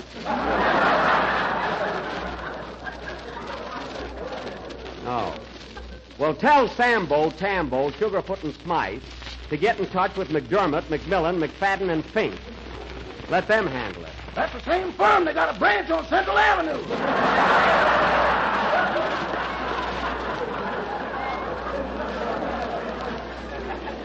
Oh. Well, anyway, Rochester, you've got nothing to worry about. I'm giving you a substantial raise next year. Substantial? Yes. You know what the word means, don't you? I ain't illiterate. I'm skeptical.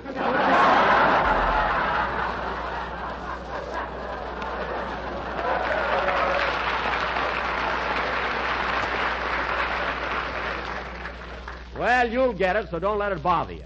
Now, we got a play to do. Goodbye. Goodbye.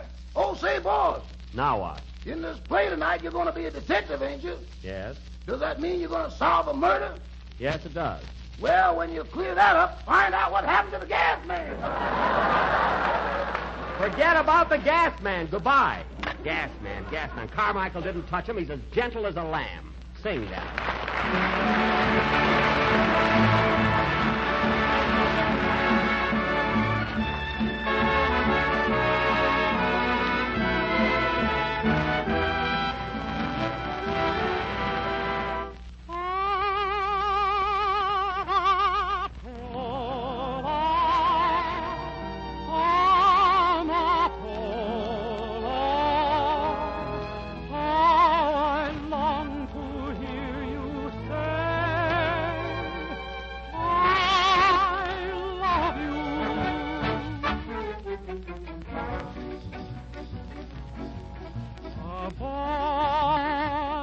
found a dream upon a distant shore.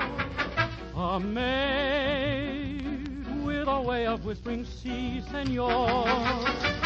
Each night, while guitars would softly play, the tune seemed to dance round the words that we say. Amapola, my pretty little poppy, you're like a lovely flower, so sweet and heavenly. Since I found you, my heart is wrapped around you, and loving you it seems to be a rhapsody.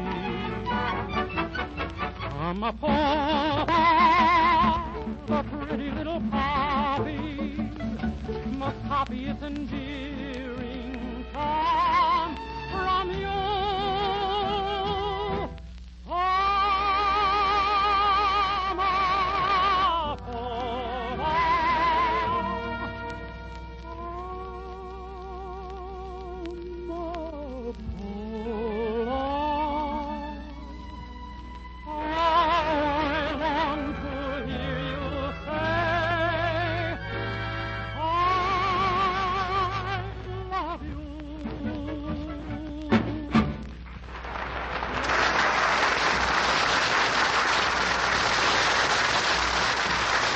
Was Amapola, sung by Dennis Day. And, Dennis, I can't get over how you're improving every week. Tonight your voice was like a breath of spring.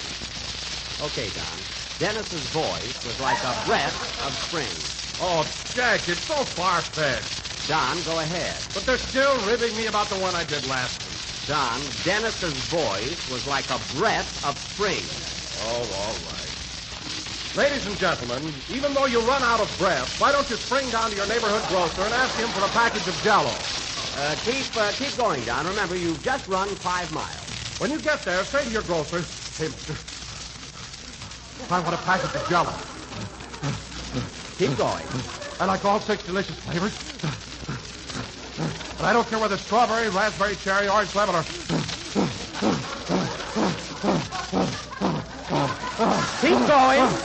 Fine. I'm going out and get a rub down. Come back here. I never saw such a guy. Say, I rack my brains out trying to think of clever commercials. The least you can do is read them. See, you'd think I wrote the corniest material in the world. Next to the corniest, don't forget Strawberry Shortcake Harris. Oh, yes. And now, ladies and gentlemen, for our play, Murder at the Movies, or He Took the Count at the Paramount. Now, the scene opens. The Paramount? Am I the guy that's going to be killed? Phil, if you've been there 2 weeks and no one has taken a shot at you yet, you're safe. Now, the scene opens at police headquarters, where Captain Benny is seated at his desk. Curtain. Music.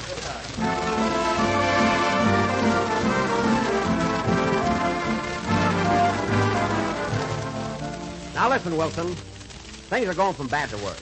The chief just phoned, said we better clean up the crooks in this district or else. Oh, we're doing all right. Doing all right. You were on duty in Westlake Park last night. You let somebody steal a canoe. Well, what are you worried about, Cap? I was in it with my girl. And another thing, you're a fine-looking policeman. Where's your badge? Down here. My suspenders broke. Well, put it back where it belongs. They'll fall down. Let them fall. And listen, Wilson, I want action around here. Action. I'm going to fill this jail if I have to put in jukeboxes. That's what. I'll take it. Hello, police headquarters. Captain Benny speaking. Hello, this is Mamie Livingston, cashier at the Paramount Theater. Oh, hello, Mamie. How's Trick? Fine, she just had pups.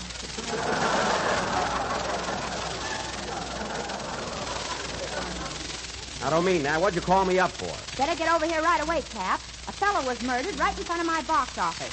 Gee, he was cute. Murdered, eh? How do you know he's dead? He doesn't wink back. I see. Well, tell me, when did this murder happen? About 3 hours ago. 3 hours ago? Why didn't you call me then? I was reading a movie magazine. Oh. Is there a picture of me in it? Yes, and you look worse than the guy that's laying here. I doubt that. Well, hold everything, Mamie. We'll be right over. Come on, Sarge. A murder's been committed in front of the Paramount. Let's go. Okay, the squad car's right out in front. Good. Pull up your pants. Yes, sir.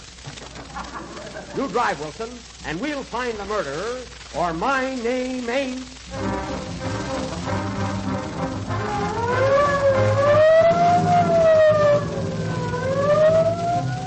Calling all cars. Calling all cars. There's a sale on uniforms at Marino and Benny. That is all. Forgot to mention those easy payments. Step on it, Sarge. Here's the tater, Wilson. Look at that marquee. Bing Crosby and Bob Hope on the road to Zanzibar, and Phil Harris on the road to any bar.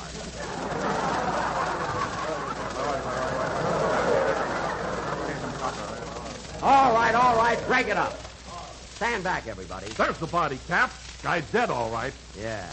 Get a load of that suit he's wearing. Tailoring is awful. That sleeve isn't hand-stitched. It was done with a machine. I wonder who made it, Cap. I'll find out. Let's see the label.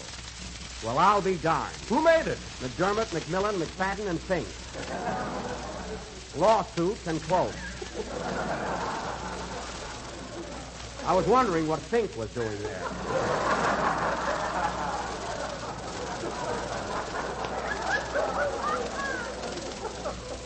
Well, there's Mamie in the box office. I'll see what she knows about this crime. Hello, Mamie. Hello, Cap. I'm glad you got here. Now tell me, Mamie, how was this man murdered? He was shot through the little finger.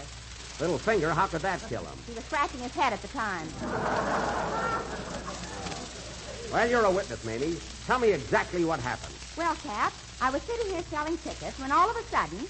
How many, please? One in the balcony. If you got a man with you, I'm going to hold him. Come on, mister. All right, Mamie, let's get going. I want the facts about this crime. Well, Cap, I was sitting here selling tickets when all of a sudden I heard a shot. Yes? So I looked around and... How many, please? The 6. I want to lie down.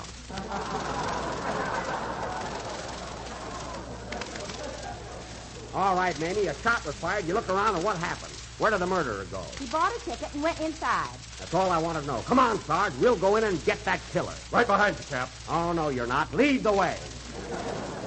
There's the doorman. Hey, buddy, did a man come in here a few minutes ago with a gun in his hand? Yes, sir, he did.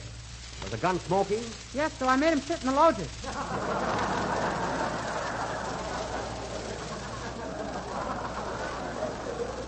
You hear that? Come on, Wilson. Okay. And pull up your pants. Let's go inside. I'm sorry, mister, but you fellas will have to have tickets. Tickets? We're the police, and we're after a criminal. Here, look at our badges. They're very pretty, but you've got to have tickets.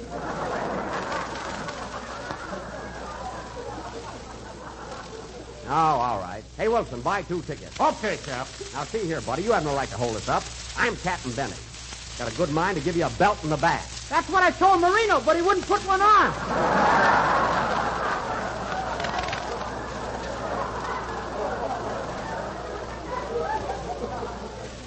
Well, he is stubborn. Now, look. I've got the tickets, Cap. Okay. Here you are, buddy. Hold your stubs, please. All through your pants, Wilson. Now, come on. The murderer must be upstairs. Follow me.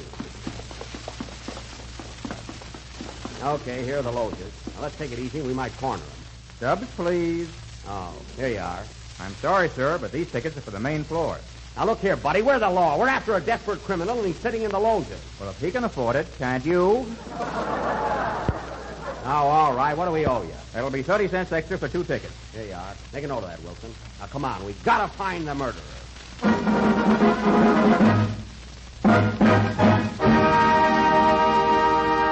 Hey, look, the stage show started. Oh, yes, and there's Phil Harris making his entrance. Hiya, folks. Make me know you're glad to see me.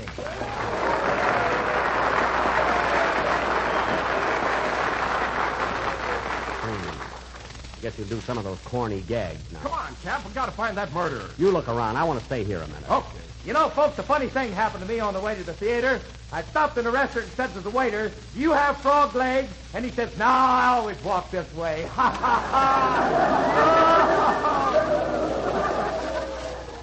ha. Oh, my goodness. Oh. Listen to him laugh at that. Ain't that stuff terrible? How does he get away with it? You got me, mister. Anyway, folks, when I got through with the frog legs, I wanted some coffee.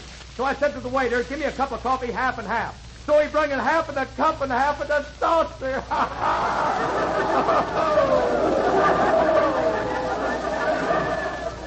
Oh, brother. Isn't that awful? It sure is, buddy. And now, folks, we're going to play a little number entitled Papa Gets a Hammer. There's a fly on Baby's head. Holy smoke! Hit it, boys!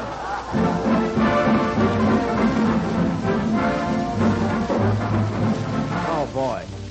I can't get over those gags. I wonder where Harris gets them. I know where he used to get them, but he ain't going to get them no more. What do you mean? I just bumped off the guy that wrote that stuff. What? Yeah, he's laying out in front of the theater right now. Oh, so you're the murderer. Well, I'm from police headquarters. I'm sorry, but I'll have to arrest you. Okay, Cap, let's go. Not right now. I want to stay here and listen to the rest of Harris's act. Well, I can't stand this anymore. I'm going over to the jail and wait for you. Okay, just tell them who you are and they'll let you in. Thanks. So long, Cap. So long, and you got nothing to worry about, mister. There ain't a jury in the world that'll convict you. See you in jail.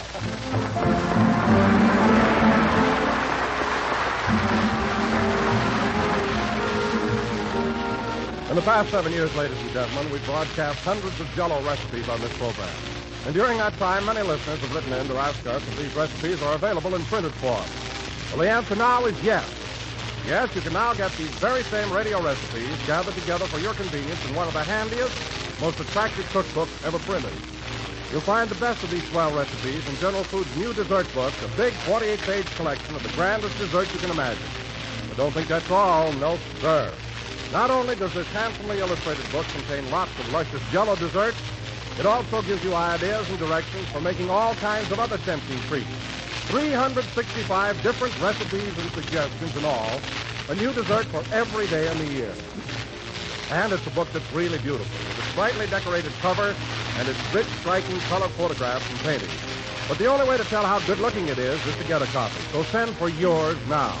Mail 10 cents in coin or stamps to Don Wilson, care of General Foods, Battle Creek, Michigan. Remember, all you send is 10 cents in coin or stamps. And the address again is Don Wilson, care of General Foods, Battle Creek, Michigan. We're a little late, so good night, folks.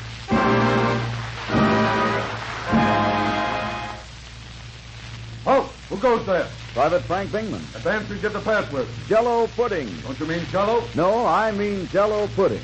Jell-O puddings are not gelatin desserts like their partner in pleasure, Jell-O. They're smooth, creamy puddings that you make with milk.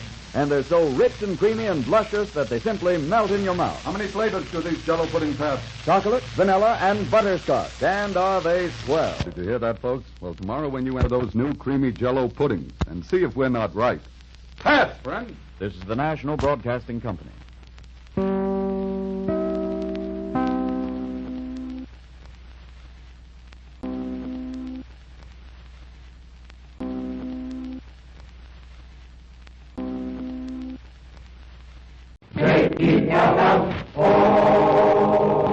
The Jell-O program, starring Jack Benny, with Mary Livingston, Phil Harris, Dennis Day, and yours truly, Don Wilson.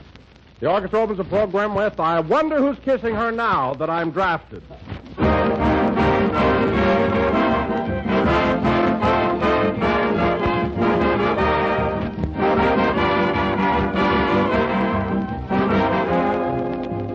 Tomorrow morning, thousands of housewives will say to their grocers, Jell-O, please. And tomorrow night at dinner, thousands of families will say, Jell-O pleases. Because, ladies and gentlemen, it certainly does. Jell-O is a bang of good dessert, a swell treat that everyone likes right from the very first shimmering spoonful. The vivid colors of Jell-O give this attractive dessert a bright, tempting beauty that no other dessert can surpass. And Jell-O's intriguing flavor is just as refreshing as the juicy, ripe fruit itself. Jell-O is delightfully easy to make, too. It dissolves instantly in lukewarm water and sets in the twinkling of an eye. And Jell-O costs so little, you can afford to enjoy it as often as you please. By the way, strawberry, raspberry, and cherry Jell-O now taste better than ever. Each has a new, improved flavor obtained by using a natural flavor base artificially enhanced. And the result is something mighty delicious. So try a rich, glistening mold of Jell-O tomorrow.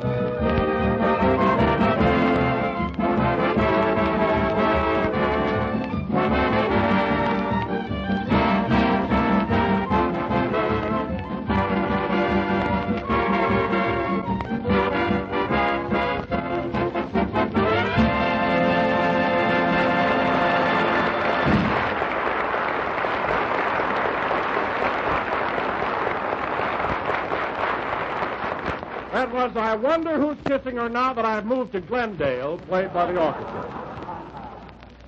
And now, ladies and gentlemen, it is with great pride and pleasure that I present to you a man who next Friday, May the 9th, celebrates his 10th anniversary in radio, Jack Benny.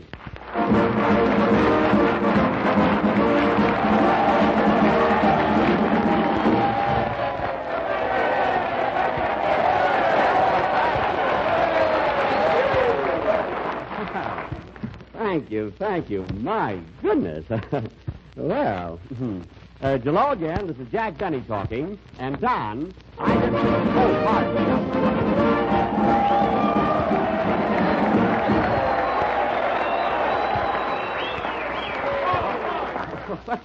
My goodness. Gosh, fellas, I'm really getting a send-off here. It's a wonderful tribute. JELL-O again, this is Jack Benny talking, and Don, I can't tell you how much I appreciate your thoughtful introduction. You know, I'd almost forgotten about my 10th anniversary. But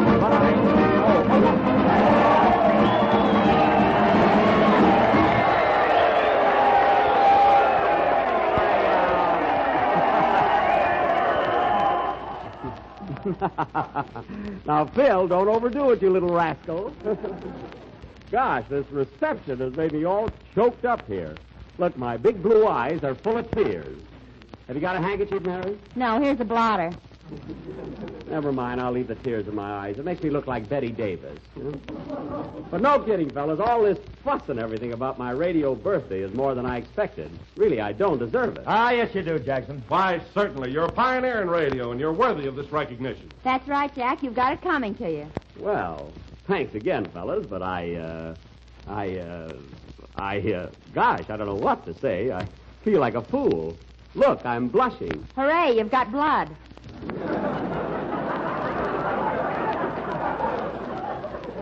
Well, I'm just excited, that's all. Naturally, I'm flustered. Well, that's perfectly natural, Jack. After all, we're making a great big fuss over you, and you've always been so modest and unassuming. Well, not always, Don. There are times when I'm a little on the hammy side. Of course, it doesn't show, but it's there. Eh, Mary? Well, if you ask me. Who asked you? Go away, Mary, please. Yeah, leave him alone, Mary. Say, Jackson, when you started out in radio, I'll bet you never thought you'd last 10 years, did you? You said it, Phil. 10 years in this business is a long time. Gee, I'll never forget how nervous I was on my first broadcast. See, there I stood, 24 years old and scared to death.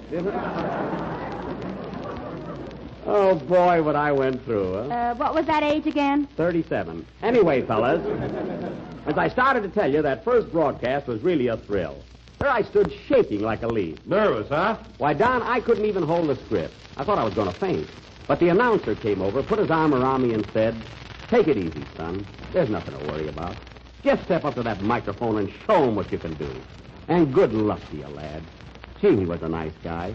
By the way, Jack, who was the announcer on your first broadcast? Peter the Hermit. Now, cut that out. Mary, for heaven's sake, will you please try and remember that this is my 10th anniversary?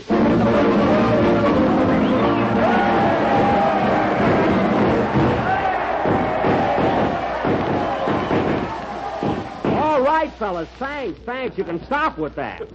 I'm a jolly good fellow now. Let's forget it. Now, where was I? You were telling us about your first radio program. Yeah, what product were you selling in them days, Jackson? Well, I was on the air for Burger's Black Beauty Buggy Whip. Buggy Whip? And this was only 10 years ago? Well, old man Burger was trying to bring back the horse. Gosh, I'll never forget that program. We had a theme song and everything. Theme song? Yeah, I even remember it. It went like this. Now, let's see. What was that melody? Oh, yes.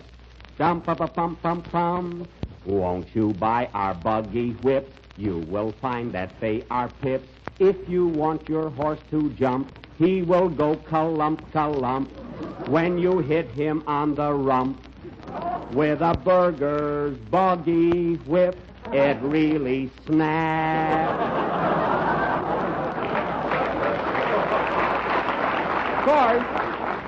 Of course, fellas, that doesn't sound like anything now, but if you could have heard those 8 voices behind me and a team of horses whinnying, I tell you it was sensational. Hey, Jack, whatever made you leave that program? Oh, it was one of those things. I went up to see old man Burger one day about a raise, and he whipped me. with a burger's buggy whip. But enough reminiscing about my early days. It's probably boring everybody. No, this is very interesting, Jack. What program did you go on after Burger's Buggy Whips? Well, from there, I went on one of those early morning dramatic shows, The Heartbreaks of Hortense Hooligan. I used to break her heart every morning at 7 a.m. I was pretty good. Huh? Oh, I remember that program, Jack. Were you the leading man? Yes, sir, that was me. I remember that show, too. It was awful. Well, it was so awful, Mary. Why'd you listen to it? Why didn't you turn it off? I was such a little girl, and I couldn't reach the dial. Mary, that was only 9.5 years ago. And if I remember correctly, young lady, you didn't have any trouble peeking over that hosiery counter. Anyway, Don, if I'd have kept up with my dramatic work today, I might have been one of... Oh, hello, Dennis. Hello, Mr. Benny. Congratulations on your anniversary. Thank you, Dennis. Oh, by the way, Dennis, you haven't signed your contract yet for next season. Did you speak to your mother like I told you to? Yes, I did. Well, what'd she say? She said it's not worth the Kleenex it's written on. Dennis, in the first place, it's not written on Kleenex. And in the second place, let me give you a little advice. On my first radio job, I made the same mistake you did. I went to my boss, asked him for a raise, and he whipped me. Well, beat me, Daddy. I want one, too. Dennis, it's no time to talk about money. It's my anniversary. And now that you're here, let's have your song. Okay. Hold it a minute. Come in. Telegram for Jack Benny. Take it, Mary. All right, buddy, what are you waiting for? Did you ever hear about tipping, or do I have to enlighten you?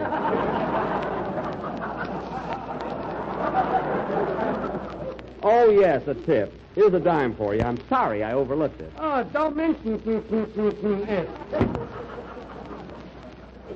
This guy's nuts. Mary, who's the telegram from, huh? It's from Fred Allen. Fred Allen? What is that? Now, wait a minute. Now, stop her. What's the matter with you? Allen is not a jolly good fellow. All right, Mary, what's he got to say? Dear Jack, congratulations, and I knew you'd leave your print and radio. You're just the heel that can do it. What a rat. Why do I let him get away with that stuff? Why don't I do something about it?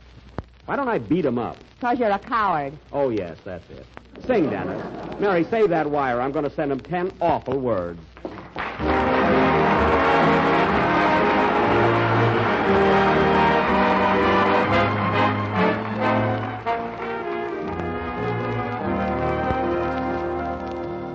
The warm and lovely world we knew has been struck by a bitter frost.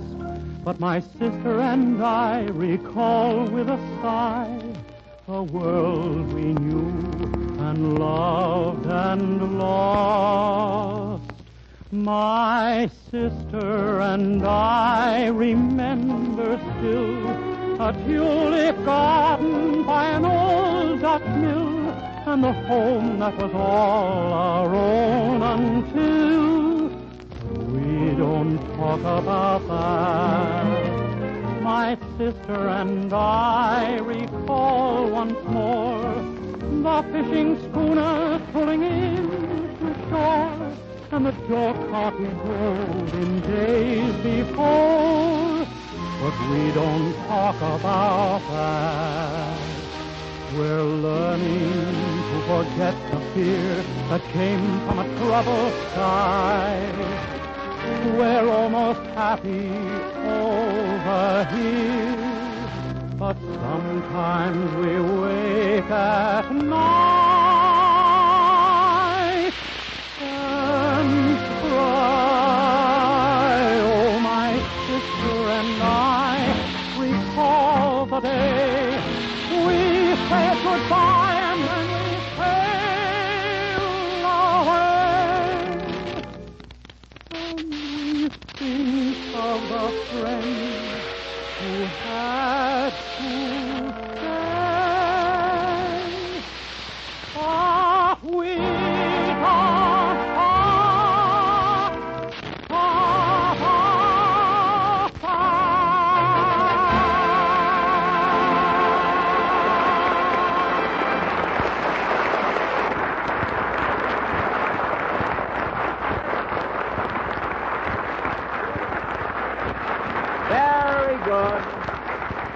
Very good, Dennis. Very good. Yes, sir. That was My Sister and I, sung by Dennis Day, our own Irish nightingale.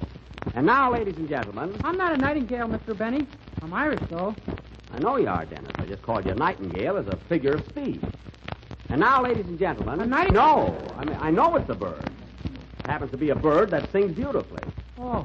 That's why I called you a nightingale. It's meant as a compliment, that's all.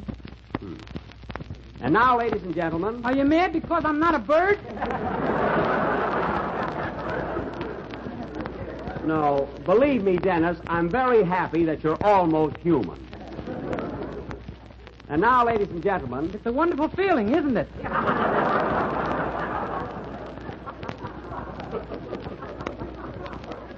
Certainly is.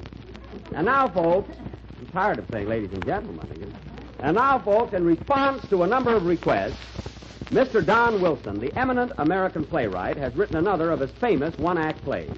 Take it, Mr. Wilson. The scene, ladies and gentlemen, is the home of Mr. and Mrs. Boyle Heights in the little town of Eggplant, Missouri.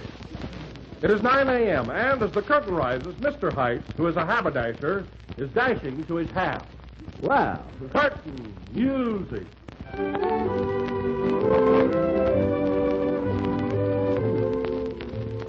Well, goodbye, dear. I'm off to work.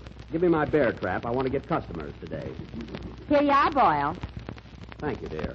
By the way, dear, what are we having for dessert this evening? I thought we'd have Jell-O, dear. Jell-O, dear? All right, I'll stop at our neighborhood grocer, dear, and buy a package. Is Jell-O very dear, dear? No, it's economical, dear, and easy to make. And it comes in 6 delicious flavors, dear. Strawberry, dear, raspberry, dear, cherry, dear, orange, dear, lemon, and lime, dear. Well, I better be going, dear. Take your umbrella. It looks like reindeer. That sounded a little corny, dear.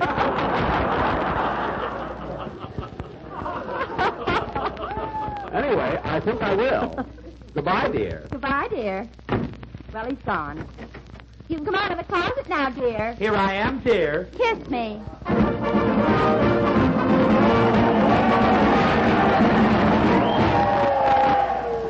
Hey, what is this? So Mr. and Mrs. Heights' son, who hasn't seen his daddy for years, comes out of the closet. Oh. And will Mr. Heights be in for a surprise that evening when he comes home with the Jell-O? I thank you. Very good. That was excellent. You know, Don, dear, Don, that was one of the cleverest plays you've ever written. It's got suspense and everything. It's one of those plots that you just can't wait to see what's going to happen. Well, as a matter of fact, Jack, I wrote a second act to it. The scene where you come home to dinner that same evening. And meet my son? Well, let's do it. Come on, Mary. Set the scene, Don. Okay. It's 7 o'clock that evening, ladies and gentlemen, and Mr. Boyle Heights is returning home after a busy day trapping customers. Curtain, music.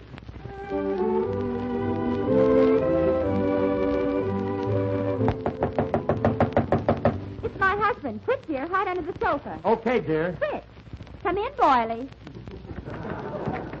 Ah, good evening, dear. Hello, dear. Did you work hard today? Yes, dear, and my feet is killing me. Well, where's the surprise, dear?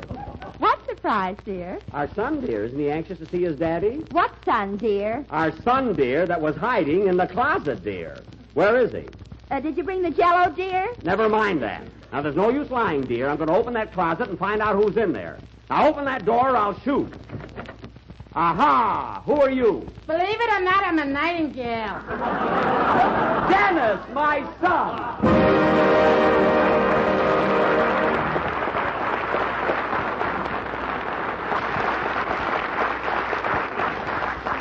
Well, Don, that second act was certainly a switch. Well, I've got a third act, Jack, where later that same evening... Thanks, Don, but it's too good for this program. That's Theater Guild stuff. Hey, Phil, it's time for a band number. What's it going to be? Well, Jackson, we're going to play a real old-timer tonight in a swell tune. It's called Ida, Sweet as Apple Cider. Say, that is a good tune. You know, when I did my violin act in vaudeville, Ida used to be one of my feature numbers. Be nice hearing it again. Go ahead, Phil. Oh, say, Jack, this being your anniversary, I think we ought to put the spotlight on you tonight. Now, how about playing a chorus of Ida on your fiddle? On my fiddle? Oh, say, I might at that. Don had opened his big fat mouth. Well, Don's got a little sentiment in them. That's more than you have. Phil, can I borrow a fiddle from one of your violinists? You ask him. He doesn't speak English. Never mind, I'll use my own. I happen to have it right here under my arm. Wait a minute, I'll tune it up. Lot, that'll help. Just the same, I'm going to tune it up. I'm not going to start out off key. Hey, Charlie. Charlie, give me A, will you?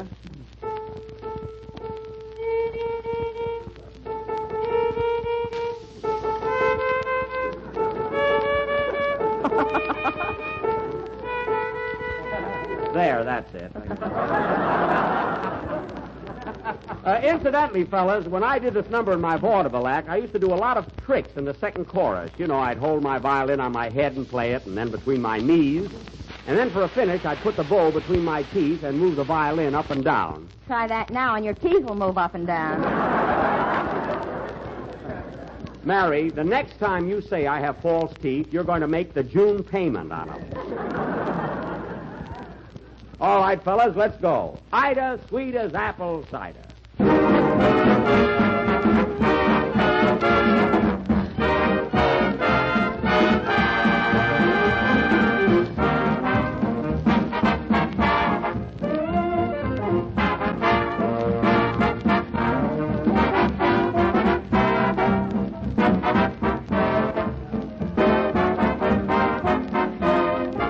Here I come, folks.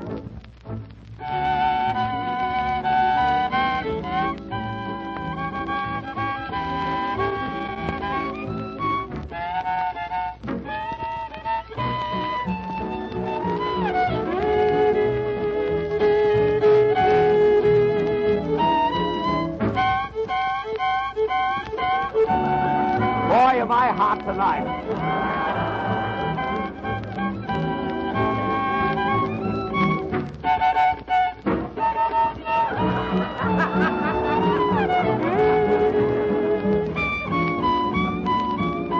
Sing a chorus, Bill. Oh, I will.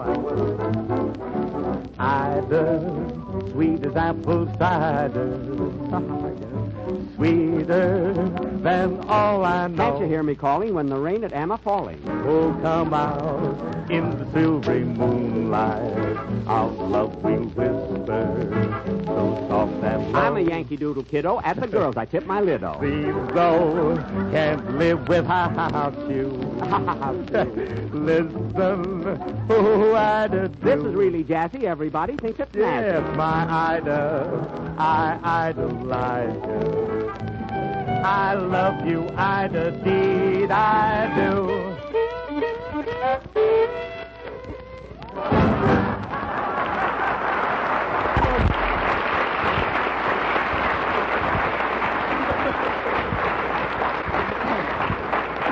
I knew my violin would get this program going. No kidding, Will.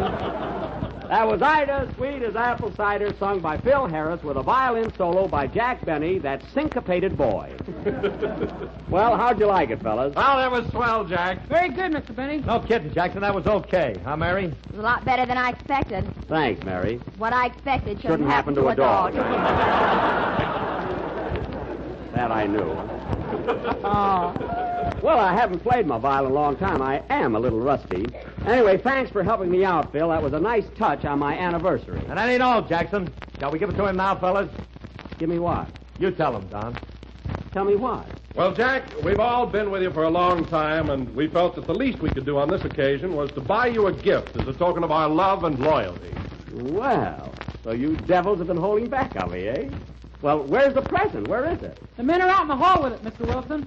Man, what can it be? All right, carry it in, boys. Right this way, fellas. Now take it easy. Don't drop it. Oh, my goodness. Look at that enormous crate. See, it takes 4 men to carry it. Set it down here, boys. Easy now. Gosh, it's certainly heavy. Well, quick, open it up. I'm dying to see what it is. Okay, men, open it up. Gee, this is the biggest present I ever got in my life. Look at those men. They're working like beaver. By golly, I haven't been so excited since Orchard School. Gee whiz! Hurry, fellas, I'm dying to see it. Well, I'm just... No, well, thanks. Well, thanks, boys. Well, there it is. Get out of my way, Don. I can't see the present. Oh, pardon me, Jack. Well, Jackson, are you surprised? Oh, my goodness. How you like it? Oh, fellas, just what I needed.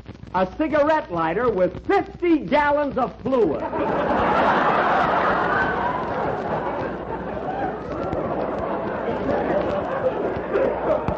Oh! Well, by golly. Isn't it well, Mr. Benny? Oh, gee, I can't get over it. Just think, I'll be able to light my cigars with this lighter until I'm 8,000 years old. 10,000 if I'm conservative. Oh, what a present. Well, we didn't know what to get you, Jack. You've got everything. Everything and a barrel of oil. Well, thanks. All right, boys, roll out the barrel and leave it in the hall. Wait a minute, Jack. I wrote a poem that goes with that present. Oh, goody. That's all I need now. Never mind the poem. Let her read it, Jackson. It's very apropos. Apropos. Phil, you got the right word, but you ought to have brakes put on it. All right, Mary, let's hear the poem. It's my own fault for being on the radio so many years. What's the title of it? Old Man Benny, he just keeps puffing along. I'm warning you, Mary. This better be good. Now, go ahead. Oh, Jack Benny, I salute you, Mary live. A gol darn I do not give. I don't give a gol darn either. You have stood the acid test, and you've had a great success. People think you are a mess. So do I. Mary, you bees mean to me. Mary, you bees mean to me. Go ahead. Okay. It's a silly show, folks. How we love you, dear Jack Benny. And we hope Hold it. Wait till I answer the phone. Hello? Hello, Mr. Benny. This is Rochester. All right, what do you want? Boss, I'm telling you for the last time, I ain't gonna live in the same house with Mr. Billsy. He's crazy every day. Oh, you're always worrying about our border. What's he done now? He came down to eat a little while ago dressed in a dinner jacket. Well, it's Sunday night. What's wrong with a dinner jacket? That's all he had on. No pants, no shoes, no socks, no nothing. Oh, well, he's absent-minded. We know that. He's a little peculiar. Then right in the middle of the dinner, he sent the mashed potatoes back to the kitchen. What is wrong with the mashed potatoes? He wanted lumps put in them. Well, next time, make him with lumps. Believe me, Rochester, there's nothing wrong with Mr. Billingsley. He's just a little eccentric. Eccentric? Yes. Boss, when a man waltzes with the hog tree all afternoon, eccentric ain't apropos.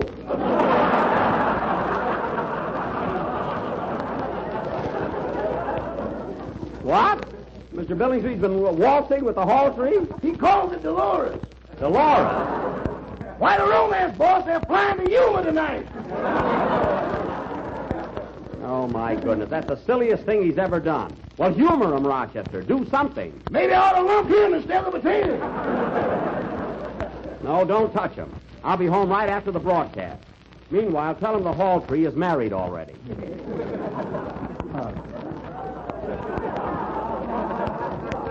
See you later. Goodbye. Goodbye. Oh, say, boss. Now what? The gas man came today.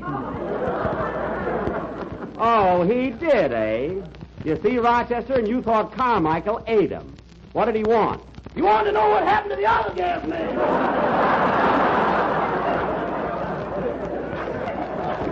Oh, forget it, will you? Goodbye. Gosh, I hope Mr. Billingsley doesn't go too far off the beam. Now, he's the best boarder I've ever... How we love you, dear Jack Benny. Oh, yes, the poem. More than ever, deed we do. And we hope that we will always keep on loving you. Oh, get this over with. Dennis loves you, Philby loves you, Donzy loves you, so do I. So does Sammy, so does Arthur, so does Bert and Apple Pie.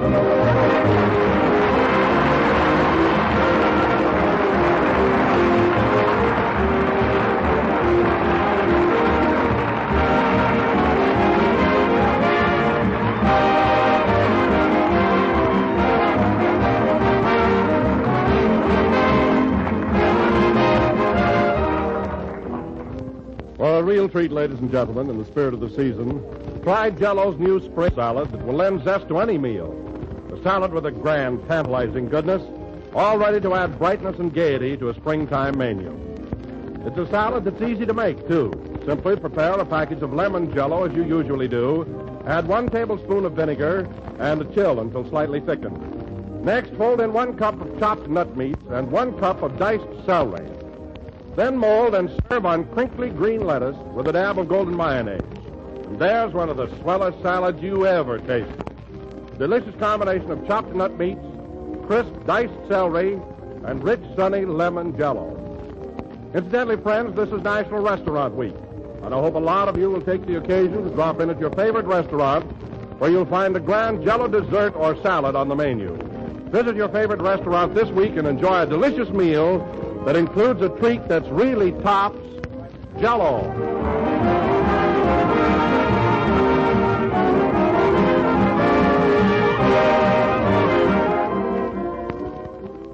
Gee, I was thrilled with my violin solo. This is the last number of the 31st program in the current JELL-O series. And we will be with you again next Sunday night at the same time.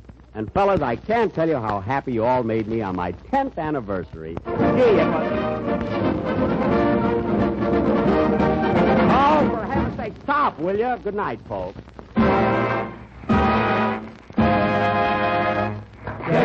JELL-O.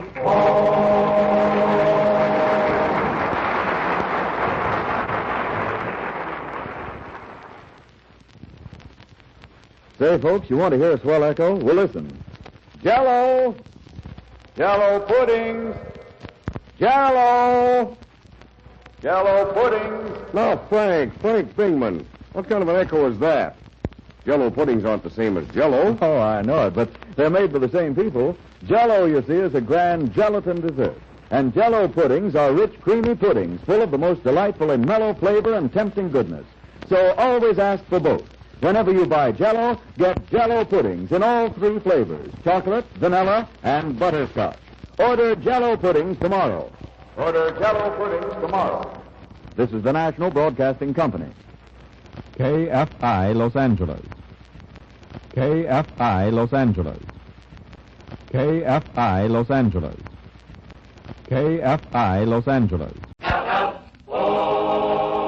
The JELL-O program starring Jack Benny with Mary Livingston, Phil Harris, Dennis Day, and yours truly, Don Wilson. The orchestra opens the program with Brown Eyes, Why Are You So Close to My Nose?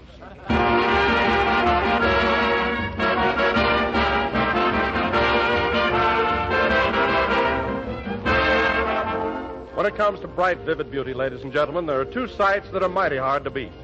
One is a garden of spring flowers bursting into color with daffodils, tulips, and primroses. And the other is a big shimmering mold of JELL-O in any of its 6 delicious flavors: strawberry, raspberry, cherry, orange, lemon, or lime. JELL-O's rich, glowing colors are so gay and inviting, they make JELL-O one of the most attractive desserts of all. There's bright golden lemon, rosy pink strawberry, clear green lime, ruby red cherry, sunny orange, and crimson raspberry, the cheeriest, most charming colors that ever delighted the eye or tempted the taste. And flavor? Say... There's just nothing more delicious than the flavor of JELL-O. A delightful flavor as refreshing as the juicy ripe fruit itself. So enjoy JELL-O real soon. Let's say the strawberry, raspberry, or cherry flavors. All 3 have a new, improved flavor obtained by using a natural flavor base artificially enhanced.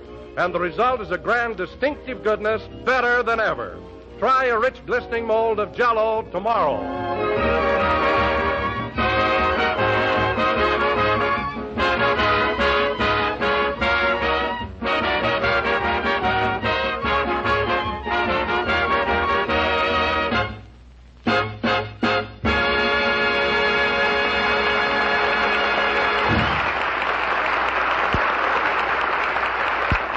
Brown Eyes, Why Are You So Close to My Nose, played by the orchestra.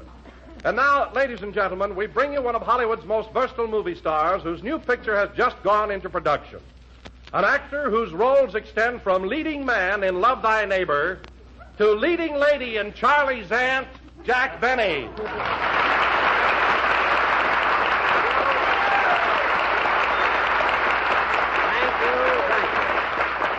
Thank you. JELL-O again. This is Jack Benny talking. And, Don, you were a little confused in your introduction. You see, in the picture I'm making now, Charlie's Aunt, I'm really a man. I merely masquerade as a woman. Oh, I see. Well, that's a rather difficult assignment, isn't it, Jack? Oh, it is. 'Tis. You see, Don, the picture takes place around 1890, and I never realized how uncomfortable women's dresses were in those days. Boy, they had more contraptions. Leg of mutton sleeves, tight collars, 7 petticoats. Yes, they were pretty complicated. By the way, Jack, does your dress have a bustle on it? A bustle? I think so, Don. It can't be me.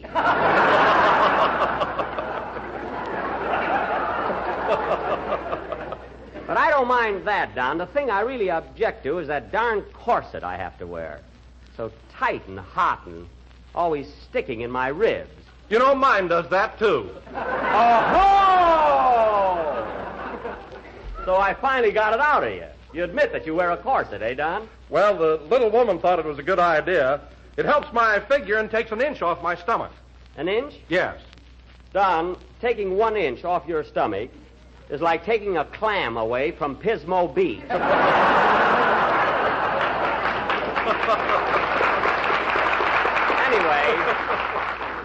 Anyway, wear it in good health. But getting back to my costume, Don, Oh, hello, Mary. Hello, Jack. What are you talking about? Corsets. Well, that lets me out. I mean the corset I wear in my picture. And Don, listen. There's one thing I found out about women's clothes in those days. Excuse me, Mary. I want to go over and talk to Don. Okay, boys. Don, you'll never believe it. What is it, Jack? Long pants.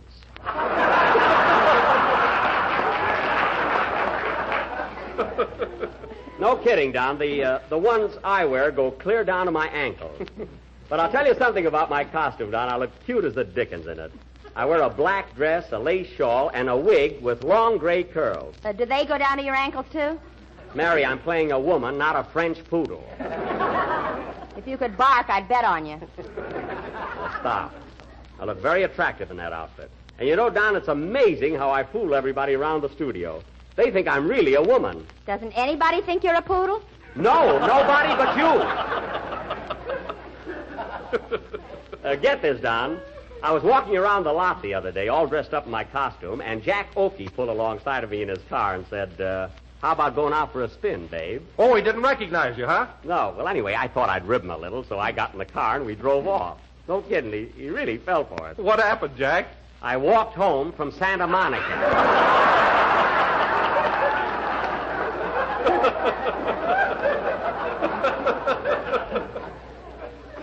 You know, I'll either have to get another picture or roller skates. It's terrible. By the way, Jack, is Charley's Aunt a Paramount picture? No, Don. I'm making this one for 20th Century Fox. You see, I'm signed at 3 different studios now. Paramount, Fox, and Warner Brothers. Well, that's odd. Why should 3 studios want you? They don't. They toss them around like a hot potato. They do nothing of the kind. Now, you were at the studio, Mary, and you know very well that when I walked into Mr. Zanuck's office the other day, he gave me a wonderful reception. Some reception. He said, I'm busy. See me later. He said, I'm busy. Please see me later.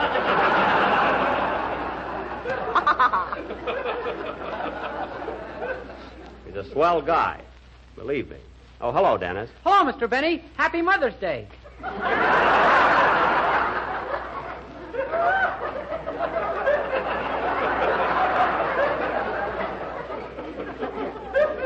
Dennis, this is Mother's Day, but if that was meant for a rib, I don't like it. Oh, I wasn't ribbing, Mr. Benny. You know, you've been like a mother to me ever since I've been on this program.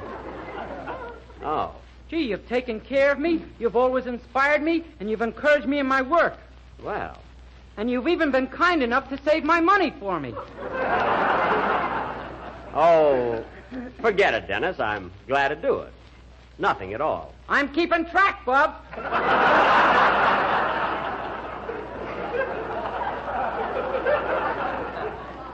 All right, keep track. I'm only doing it for your own good. When summer comes along, you'll be able to take a little trip somewhere. You know, we'll be off the air in 3 more weeks. Oh, yeah. Say, Mr. Benny, where are you going on your vacation this summer? Jack Oakey is taking him to Honolulu. Now, cut that out! And don't be silly. I haven't decided yet, Dennis, but I may go. Hiya, Jackson. Oh, hello, Phil. I'm sure sorry I missed that big banquet NBC gave you, but I was playing that night in Pasadena. Well, we missed you too, Phil. Yeah, Phil, we certainly had a wonderful time. Well, I tried to get out of my engagement, but the manager said okay so fast I went right into a number. I don't blame you, but you sure missed a swell party. You know, I looked pretty nifty in my full-dress suit. Say, Phil, you should have been there when Jack was introduced. Boy, was he embarrassed.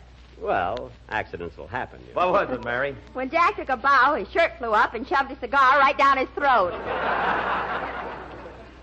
Well, that's nothing to laugh at. I could hardly go on with my speech. That was nothing to laugh at either. I did all right, sister. Anyway, it was a grand testimonial, and I appreciate it. Say, Jackson, did you hear the wonderful tribute Fred Allen gave you last Wednesday? Tribute? Certainly I heard it. But what do you mean, tribute? He did your biology, didn't he? That's biography. Biology is with the bees. Allen was supposed to eulogize me for 60 minutes, and he practically ignored me. And after all I've done for that guy. What have you ever done for Allen? What have I... Did you hear that, Mary? When Allen first broke into show business, who gave him a friendly pat on the back? You did. Yeah, who gave him advice? You did. Who gave him money when he needed it? You did?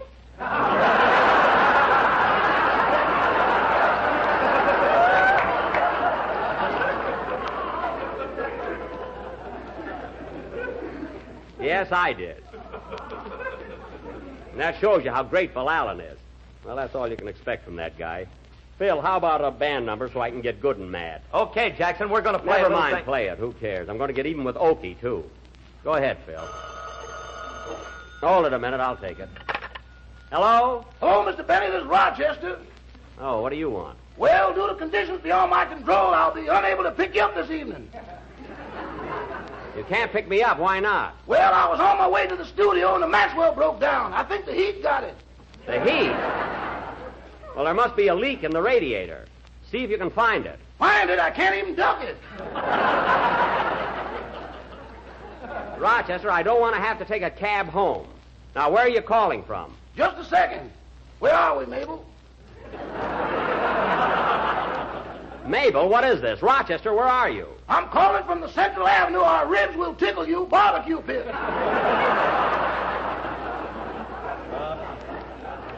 Well, let me ask you something. What are you doing on Central Avenue with a girl when you're supposed to pick me up? If you could see Mabel, you'd forgive me, boss. She's TNT from Tennessee. I imagine. She's really... What's that, honey? Correction, boss. Mabel's name is Magnolia. I don't care what her name is. I want you over here, so get out of that barbecue stand and fix that car. But, boss... You're not afraid to get a little grease on your hands, are you? I don't think so. I just tucked away 7 plates of ribs. Well, I'm not going to argue with you, Rochester. Get over here right away. Goodbye. Goodbye. Oh, say, boss. Now what? That was a nice gold watch they gave you at the banquet the other night. Yes, it's beautiful. What are you going to do with your old watch? Oh, I don't know. I guess I'll give it to you. Thanks. You can keep it, Magnolia. What? So long, boss. And that boy doesn't waste any time playing.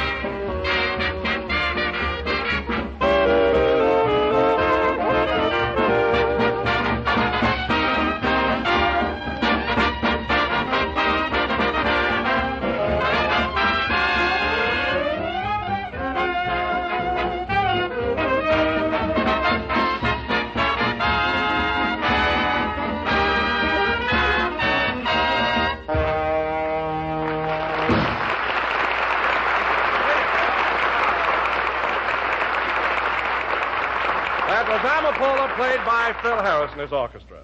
And now, ladies and gentlemen, the National Broadcasting Company is taking over the remainder of this evening's JELL-O show for a special program which they have prepared.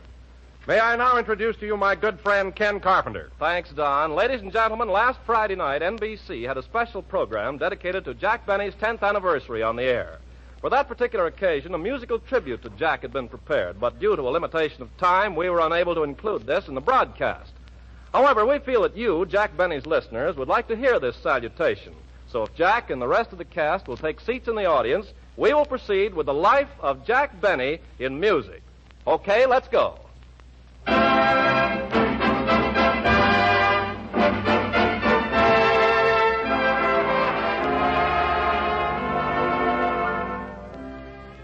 "47 years ago, Waukegan, Illinois, was a little-known settlement boasting a few scattered stores, one of which was owned by one Meyer Benny. There was much excitement around Mr. Benny's store the day we start our story, easily explained by the cries of the newsboys on the neighboring streets. Extra! Extra! A message from the store! Mr. Benny found a baby boy when he came home from work. He's proudly handing out cigars and boasting he will be the father of a president in 1903. The father of a president in 1903. As Jack remembers only too well, his father's predominant characteristic was strictness. He was the sort of a man who regarded the raising of a youngster as stern business. On the occasion of bringing his first report card home from school, we find Jack approaching his father with considerable alarm. Let me look at your report card, Jack, my boy. Jack, my boy. I am sure my heart will overflow with joy. Flow with joy. What's this? English C, Algebra D, History D, Geography F. He draws his maps in the treble clef. Scholarship 4, Deportment 4, Scholarship 4, Deportment 4. I just can't do a thing with him. He won't study, he won't work. I can't make him concentrate. He'll be the death of me, a bad influence. Thinks of music all the time. Music. Deportment 4, Scholarship 4, Deportment 4. What's this? Music A? Music A?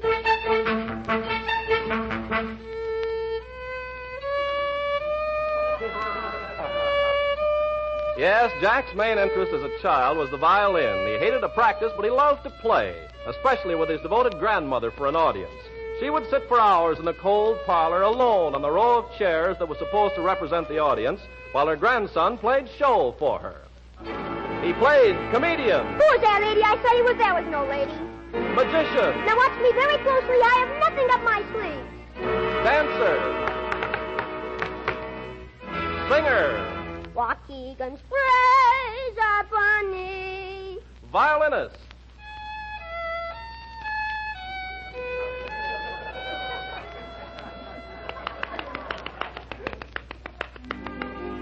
In spite of his intense dislike for practice, Jack soon attained sufficient skill to play in the junior orchestra of Waukegan, and occasionally in a reel-for-shore dance orchestra in one of the neighboring towns.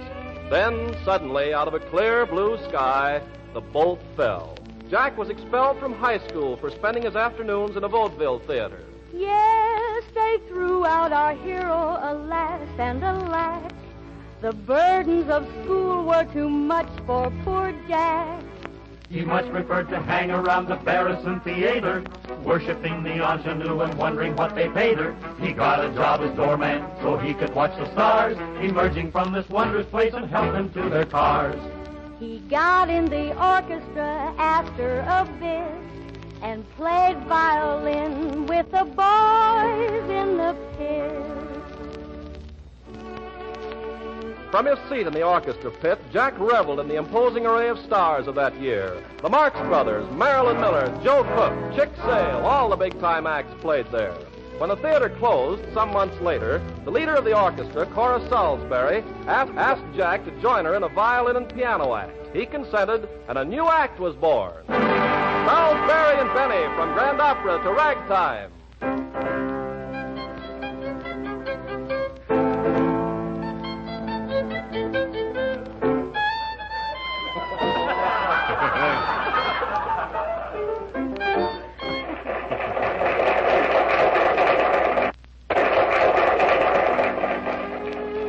Jack Benny's apprenticeship was served in musty old theaters with a few worn pieces of scenery, a two-piece orchestra in the pit, cramped dressing room in the cellar, rats that ate the grease paint right off the shelves, but he loved it.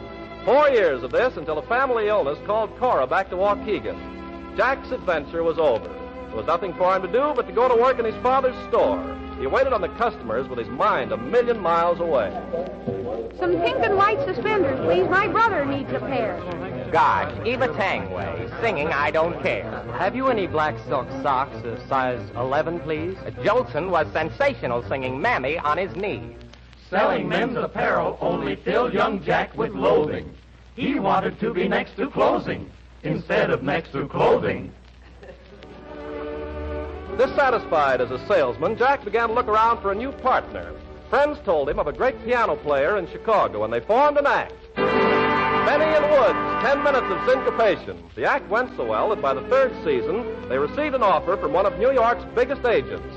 He not only agreed to handle them in New York, but proceeded to book them immediately into that mecca of all vaudevillians, the Palace. New York, New York, New York, New York, New York, New York, New York, New York. Now every act that's ever been from Jacksonville to Chickapin has always wanted to be in the Palace. Though they're a wow and Kankakee and get a raise in salary, their ultimate goal will always be the Palace. We'll kill 'em in the palace, we'll slay 'em in the palace, we'll wow 'em in the palace, we'll lay 'em in the aisles. They'll love us in the palace, they'll cheer us in the palace.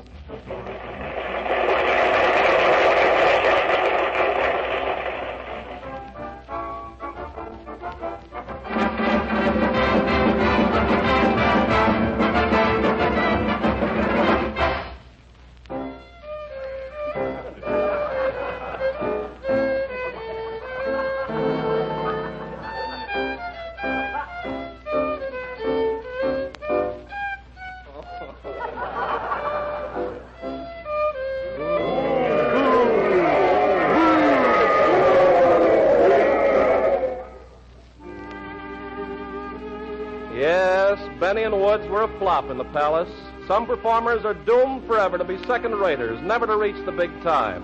Violinist Jack Benny was one of these. He would never succeed. Well, it was after Jack joined the Navy that he discovered himself to be a comedian. There was nothing mysterious about it. He appeared in the Great Lakes Review, and the author, Dave Wolfe, gave him a few lines to speak, and people laughed at him, that was all. When the war ended, Jack went back to vaudeville, but as a single this time, emphasizing comedy and using the violin just to fill out the act. Not long after that, Jack fell in love. He was wandering around the May Company in Los Angeles one day in search of a new... I beg your pardon, but where can I find men's suits? 4 aisles over and 3 aisles down. Well, thank you. Oh, by the way, what do you sell? I sell ladies' hosiery and things. Oh, yes, I just remembered. That's what I need, some ladies' hosiery and things. For my sister. Really? Can I help you in your selection? Definitely. Here, and when I buy my suit, and whenever I need anything else. Ha, ha, ha! That's fine. That's just fine. Guess what her name was, guess what her name was. My name was Mary Marks that day that Benny bought his suit. But now I'm Mary Livingston and Mrs. Benny to boot.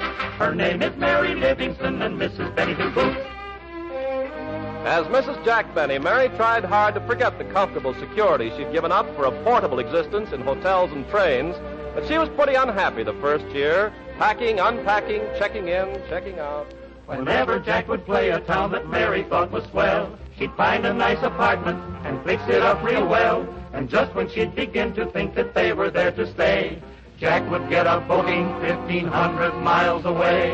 One day he got an offer to do a Broadway show. That's for me, said Mary. Just say the word. Let's go. We'll get a nice apartment near Central Park, and then we'll hope and trust and pray we'll never have to move again. So Jack assumed the starring role in Carol's Vanities, and they were sitting pretty as you please. But just when they had signed a lease and paid the bills they owed, the Vanities closed its New York run and went out on the road. So Jack turned to radio as a solution to his problem. He auditioned and auditioned and auditioned to no avail. Finally, the New York columnist Ed Sullivan invited Jack to make a guest appearance on his program. A far cry from his familiar JELL-O again, these are the first words that Jack Benny ever uttered on the air. Ladies and gentlemen, this is Jack Benny talking. There will be a slight pause while you say, who cares? You know, Ed, I just got in from Hollywood, but I'm going back in a couple of weeks. I'm going to be in a new picture with Greta Garbo. They sent me the story last week, and it's a very novel idea. When the picture first opens, I'm found dead in the bathroom. It's sort of a mystery picture. I'm found in the bathtub on Wednesday night.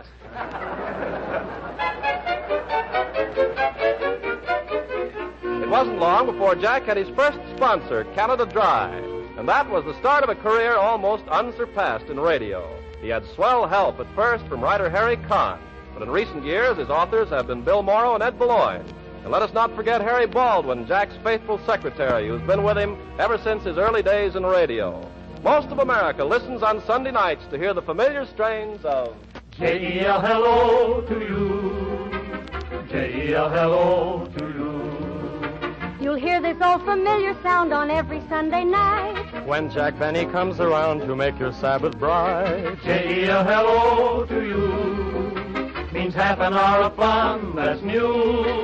He'll tell you how he killed him at a Wednesday matinee. Complain about the awful salaries that he has to pay. No matter what he talks about, you're glad to hear him say, J.E.L. hello to you. We must have music, so play, Phil. You're okay, Phil. You know the way, Phil. He murders the English language and he panics all the dames. He plays the kind of music a jitterbug acclaims. And Benny found out long ago you simply can't embarrass Phil Harris. We must have a singer, so sing, Denny. Your fans are many, so sing, Denny.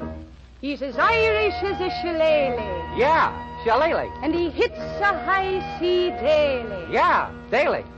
Whenever Jack puts on a play, the boy that plays the menace is Dennis.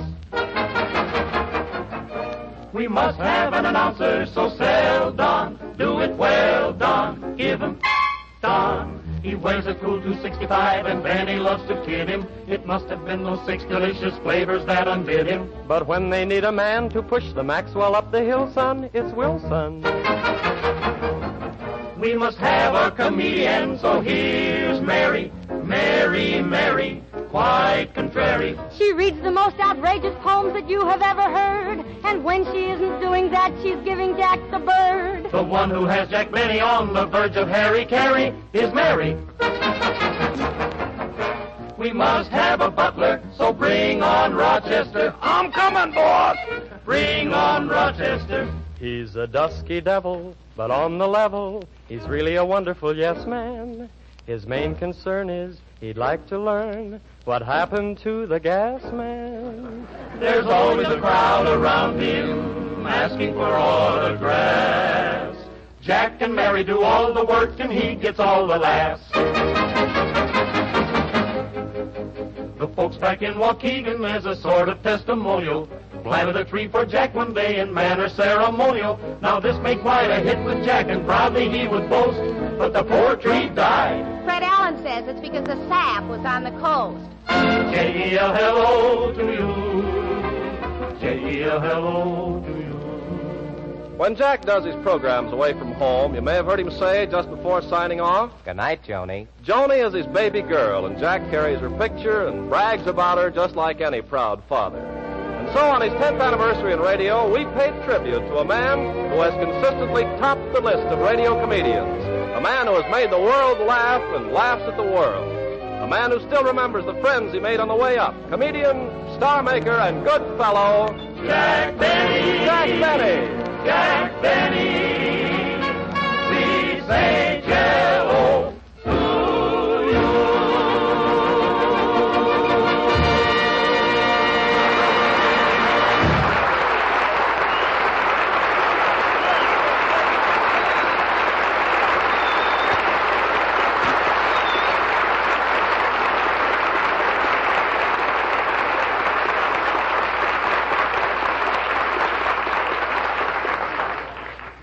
Thanks to NBC and you, Ken Carpenter, and to Gordon Jenkins for a swell job of directing. And thanks to all the others who participated. Really was a thrill, and I got a big kick out of it. I'm sure my cast did, too.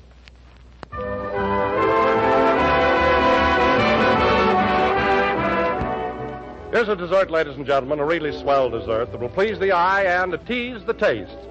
It's a grand springtime delight called Jell-O cubes with strawberries, and what a rich, enjoyable treat it is. Full of tempting, tantalizing flavor, and one of the most colorful desserts you've ever seen. It's easy to make, too. Simply prepare one package of orange Jell-O as you usually do. Turn into a shallow pan and chill until firm. Next, cut into small cubes and arrange in sherbet glasses with sweetened sliced strawberries. Then serve either plain or with cream, and watch the whole family smile approval. For beguiling flavor, for sheer attractiveness, and for easy, inexpensive preparation, this new dessert hits a new high. So try it soon. And see if you've ever tasted anything more delicious than sweet, juicy red strawberries mingled with tiny, shimmering cubes of golden orange Jell-O. This is the last number of the 32nd program in the current Jell-O series, and we'll be with you again next Sunday night at the same time. This has been a pretty hectic week for me, ladies and gentlemen. I have so many people to thank, I don't know where to begin. However, I would like to express my gratitude to those who appeared on the NBC program Friday night. Claudette Colbert, Herbert Marshall, the Quiz Kids, Eddie Cantor, Ed Sullivan, Ole Olson, Ed Thorgerson, and Aloys Hevrilla. Thanks a million. Well, Mary, I'm pretty tired. I think I'll go home. Where's my hat? I threw it away. It doesn't fit you anymore. Oh, yes. Good night, folks. Hey, we thank the Signal Oil Company for the services of Gordon Jenkins this evening. Everybody loves a grand dessert, and featured on many dinner tables these days are Jell-O. Wait a minute, Frank Bingman.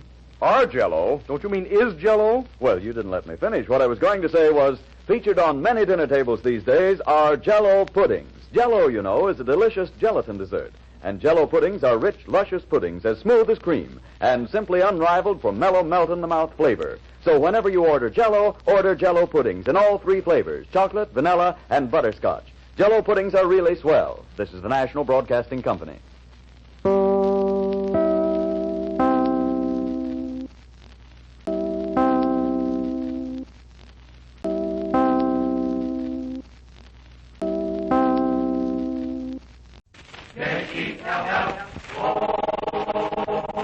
The Jell-O program, starring Jack Benny with Mary Livingston, Phil Harris, Dennis Day, and yours truly, Don Wilson. The orchestra opens the program with The Knot Was Tied and then Sonata, played by the orchestra.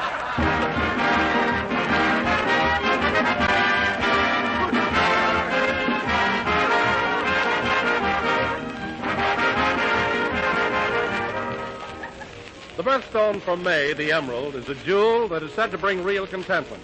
And the same thing is true, ladies and gentlemen, of that perfect jewel of a dessert, Jell-O. Well, there's nothing like a grand meal topped off with a rich, shimmering mold of Jell-O to put a person at peace with the world. Jell-O's beautiful jewel-like colors hold a promise of true enjoyment, a promise that is always fulfilled by Jell-O's delightful goodness. You'll find in Jell-O a new dessert pleasure that comes from Jell-O's superb flavor. A flavor as refreshing as the juicy, ripe fruit itself. And you'll be pleasantly surprised to discover how easy Jell-O is to prepare, because it dissolves instantly even in lukewarm water and sets as quick as a wink. So try Jell-O tomorrow, friends, in any of Jell-O's 6 delicious flavors: strawberry, raspberry, cherry, orange, lemon, or lime. And by the way, the next time you try a strawberry, raspberry, or cherry Jell-O, just notice how much better they are than they've ever been before. Each has a new, improved flavor obtained by using a natural flavor base artificially enhanced. And the result is something really swell. A rich, unique goodness that you get only in genuine Jell-O. Try a colorful mold of bright, tempting Jell-O tomorrow.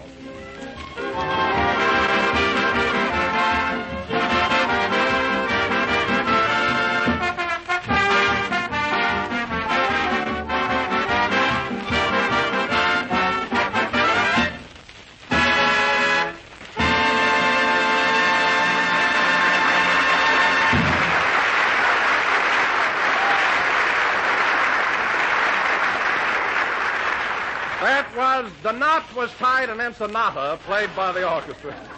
And now, ladies and gentlemen, as we mentioned last week, Jack Benny has started production on his new picture, Charley's Aunt, in which he masquerades as a woman. So without further ado, let us eavesdrop on Jack's dressing room at 20th Century Fox Studio, where he's getting ready to go on the set. Take it away. Now, Rochester, hurry up. I want that corset pulled tighter. I'm pulling, boss. Ooh, You don't have to put your knee in my back. What's the matter with you? You've been half an hour getting me dressed. Well, boss, I'm not used to women's clothes. What you need is a maid. I don't need a maid. Just use your head, that's all. You ought to know that my pantaloons go under my petticoat. Now, let's see. Hand me my wig. Old Faithful or the one you wear in the picture?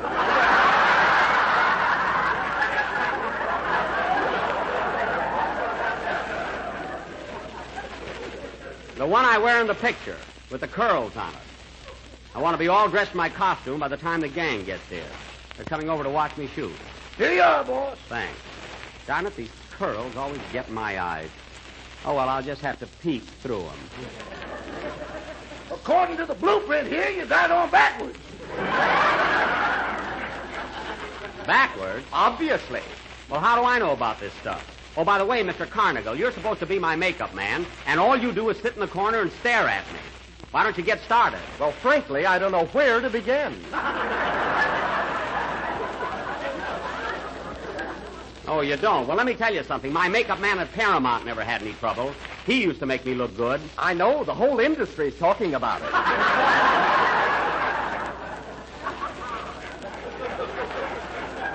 Oh, don't be smart. Now get over here and make me up, or I'll tell Mr. Zanuck on you. He's the head of the studio, and I play polo with him every Saturday. Will you please hold still? Hold still, hold still. Now, close your eyes. I want to glue your eyelashes on. Oh, all right. Get going. What's that? I did it again, boss. I caught another mouse. Rochester, how many times do I have to tell you that's not a mouse trap? That's a bustle.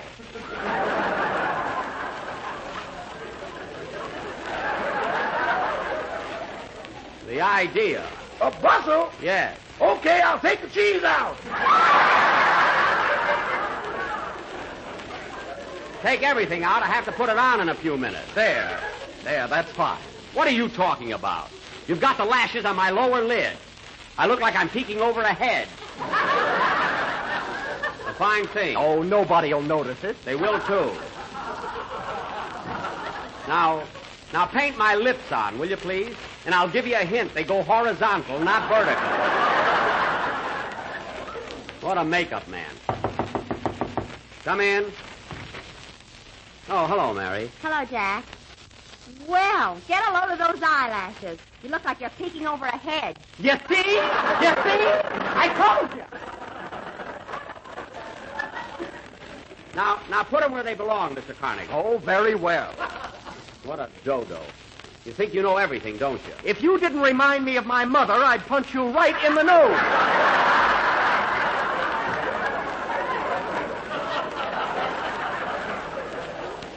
Oh, yeah? Mary, hold my dress.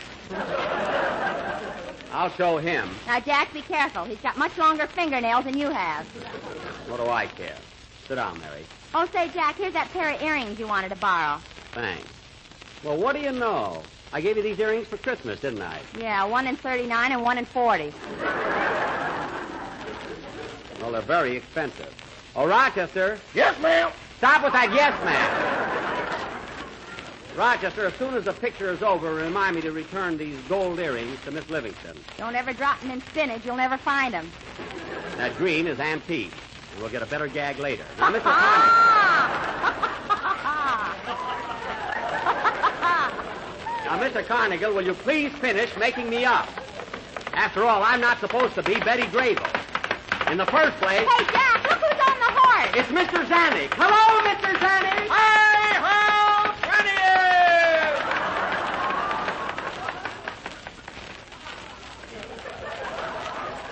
Gee, isn't that a beautiful horse, Mary? He keeps it right here on the lot. You ought to know, eh, Jack? Mary, if you mention one word about that to anybody, you'll get yours. Say, Rochester, run over to the set and ask the director how soon he'll need me.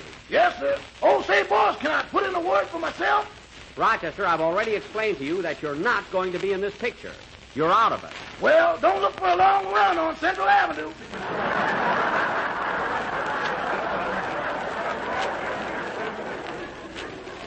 They'll like it, don't worry. Now get over that set. Okay. Here's Mr. Wilson and Mr. Day, boss. Oh, hello, Don, Dennis. Oh, hello, Jack. Hi, Mary. How are you doing? Well, what do you think of me, boys? Oh, you're pretty as a picture, Jack. Mr. Benny, what are you wearing a dress for? Well, Dennis, in the picture, Charlie's aunt, I'm Charlie's aunt. Oh. Well, why doesn't Charlie have an aunt that's a woman? Well, he has got an aunt that's a woman, but I'm his aunt that's a man. I mean, when his real aunt doesn't show up, I'm the aunt that takes his aunt's place. Do you understand? Who, me?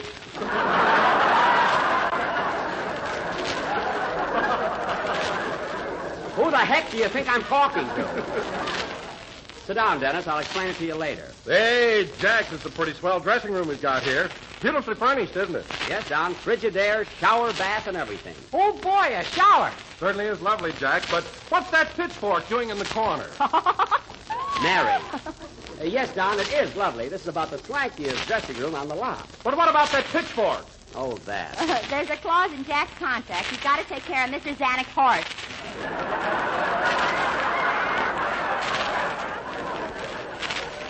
Never mind.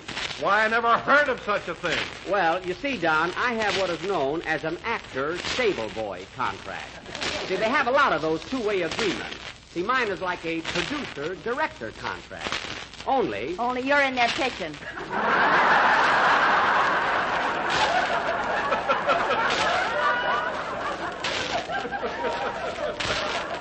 Well, it's more or less of a personal favor, so I don't mind. Of course, I could kill my agent. Oh, well. There we are, Mr. Benny. You're all made up. Thanks. I'll see you on the set. Okay. Bring your pitchfork, you little devil. Get out of here. I have to put up with that guy every morning. But at that, I do look cute in this outfit, don't I? You certainly do, Jack. You know, I think these curls are just the right touch. Hey, listen to that. Who's taking a shower? It must be Dennis. He went in there. Oh, well, I'll be darned. I hope the kid didn't forget to take his clothes off. I'll bet 8 to 1 he sings. Well, naturally, all tenors sing in the shower. Sing, Dennis. You know, I think these curls add just the right touch to my face. They give it a soft outline.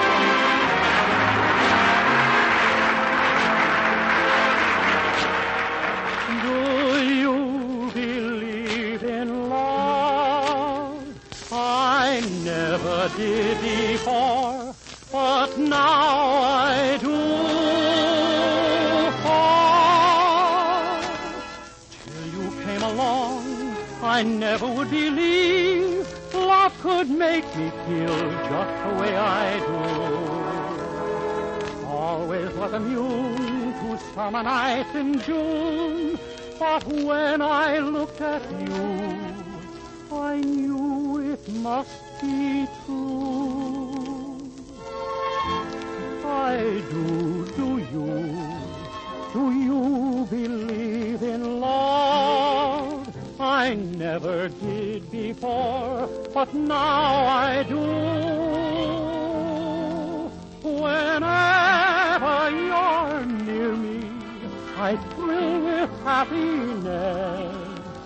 And if that isn't love, I miss my guess. Oh, yes, I do. Do you believe it's love? What else could bring an angel down to earth?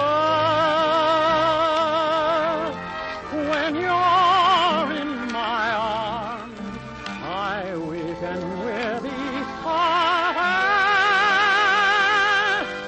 Oh, yes, I do believe in love.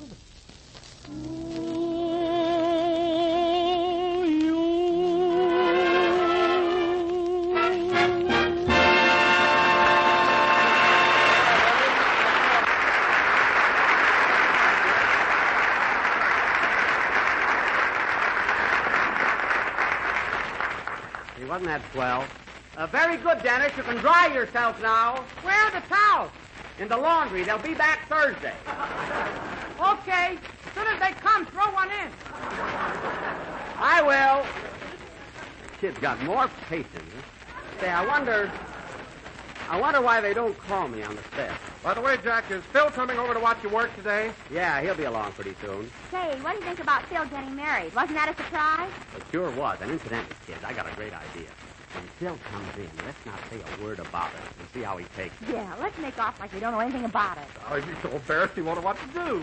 Now, look. Look, kids. Look, kids, as soon as he walks in, That must be the set calling. Hello? Hello, Mr. Benny. The director says he'll be ready for you in about 10 minutes. Okay. In the meantime, can I ask him about me being in the picture? Rochester, I told you there's no part for you. The scene is in England. You can't be an English butler. No, but I can be a carbon copy. Never mind. Tell the director I'll be over in a few minutes. Okay. Cheerio, boss. I wish he'd stop bothering Mr. Mayo. Do you think Archie Mayo is a good director for you, Jack? Oh, he'll be marvelous. He's made a lot of important pictures. The Great American Broadcast, Four Sons, Marco Polo, Convention City, Petrified Forest. Well, if he made Petrified Forest, he'll be perfect for you. Well, maybe that's a funny gag, but I don't get it. Now, ribbing is all right here, Mary, but when we're on the set... Hey, wait a minute. I'll bet that's Phil. Now, remember, don't talk about it, Mary. Come in. Well, hello, Phil. Hiya, Jackson. Hello, Mary. Don. How are you, Phil? How's the boy? Oh, I can't complain. I've been on a little vacation down in Mexico. Uh-huh. Did you go down there for a rest, Phil? Yeah, I kind of wanted to change the scenery. You know how it is. Uh-huh. Uh-huh. Yes, Mexico is beautiful. Oh, tis. Hey, Jackson, this is some dressing room. Sure is ritzy. You like it, Phil? You know, Alice Faye used to have this dressing room. Alice Faye? Is she that cute little blonde? You know who she is.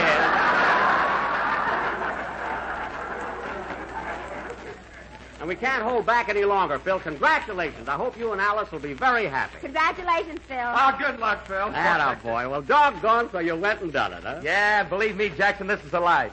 Home every night for dinner, then I put on my slippers and we sit in front of the fireplace for hours. You two sit by the fireplace in this hot weather? Who knows about the weather? Well, love sure is a wonderful thing. Well, as long as we're all here, let's go over on the set. They're waiting for me. Okay, Jack. I'll take this mousetrap along. That's my bustle. Take it. So long, Dennis. Goodbye, Mr. Benny. If you run across a towel, let me know.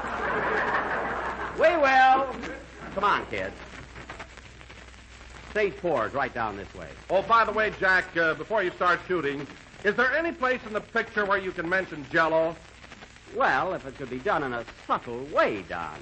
Have you any suggestions? Well, I noticed that your wig has 6 curls on it, so I thought it'd be rather clever if they were in different colors, like strawberry, raspberry, cherry, orange, lemon, and lime.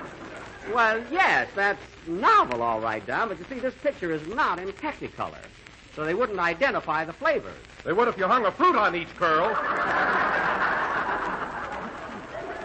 Oh, I see what you mean. Well, Don, that might be good for a flash, but I doubt that it would sustain through the whole picture. I'll keep it in mind, though. We turn to our right here, fellas. Say, Jack, isn't that Caesar Romero coming towards us? Where? Oh, yeah. Joe, this costume I got on fools all the boys. Watch me flirt with him. He's handsome. Hello, Mr. Romero. Hello, miss. Get this. Hello, Caesar. Hello, Jack.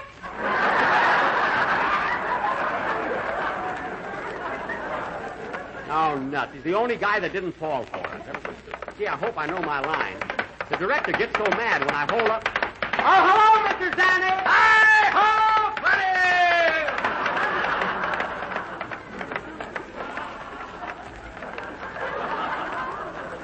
Gee, he's so proud of his organization. And you can't blame him either. Gee, that's a beautiful horse he's riding. It sure is. Is that a Palomino? No, it's a pal of Jack.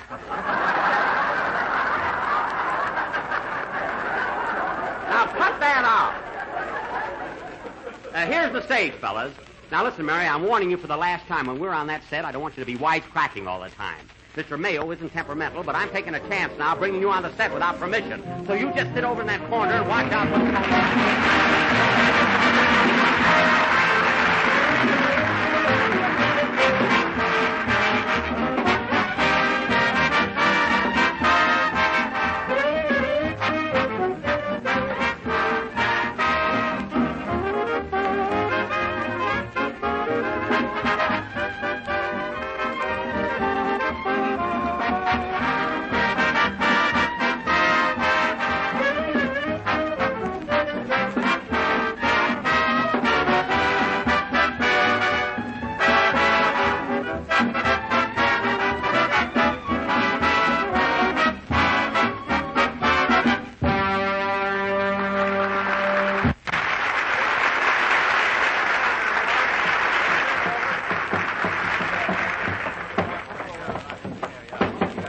Well, this is it. You see, fellas, this set represents an English garden. Come on, they're going to shoot over there by the gate. Quiet, please. Quiet, please. Quiet on the stage. Listen, boys. Cut out that noise. The director's in a race. Now settle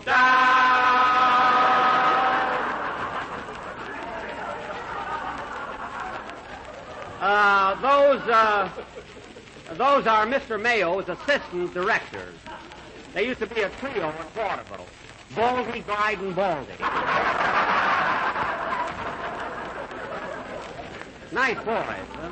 Say, Jack, who's that fella crawling around on his hands and knees? Where? Oh, that's Pev Marley, the cameraman. The cameraman? Yes, he broke his glasses the other day, and he's afraid he'll bump into something. I hope the sound man doesn't lose his ear trumpet. Say, Jackson, ain't that Kay Francis standing over there?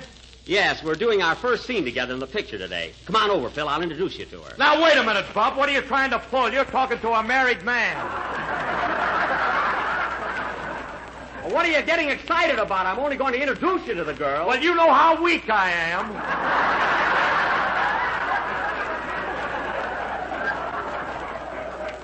All right, Phil. Stay here with Don. I'll see you later. Quiet, please. Quiet, please. All this noise must faulty. We're head men here. So lend an ear. To Baldy, Glide, and Baldy. We have no hair.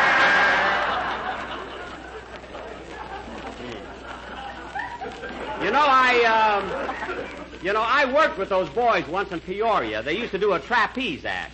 2 of them fell off a lot. Well, excuse me, fellas. I'm going over and talk to Kay Francis. I've never met her, Jack. Can I come along? Not now, Mary. You charged me 25 cents to come on this set, and I want to meet Kay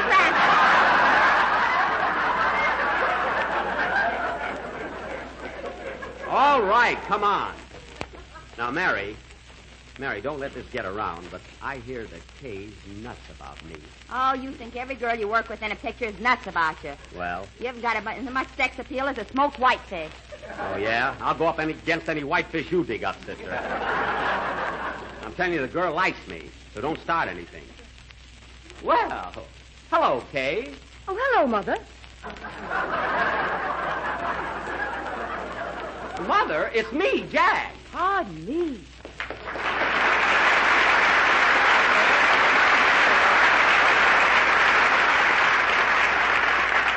Well, you look gorgeous in that outfit, Kay. That dress is very flattering to your figure. Thank you, Jack.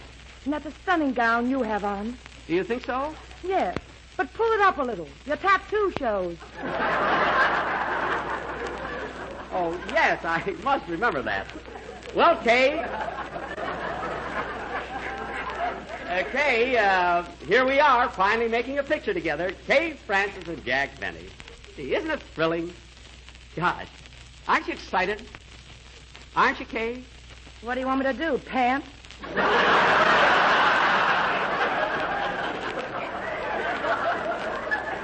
Well, no.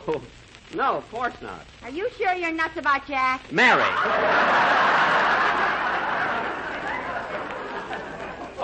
Pardon me, Kay. This is Mary Livingston. Oh, hello, Mary. I've always enjoyed you on the radio. It's a pleasure to meet you. Well, that's too sweet of you. Mary, what's the matter with you? Don't pay any attention to her, Kay. She's always a little jealous. Oh, I don't mind. After all, Mary and I have something in common. Oh, are you jealous, too? No, but I used to shop at the May Company.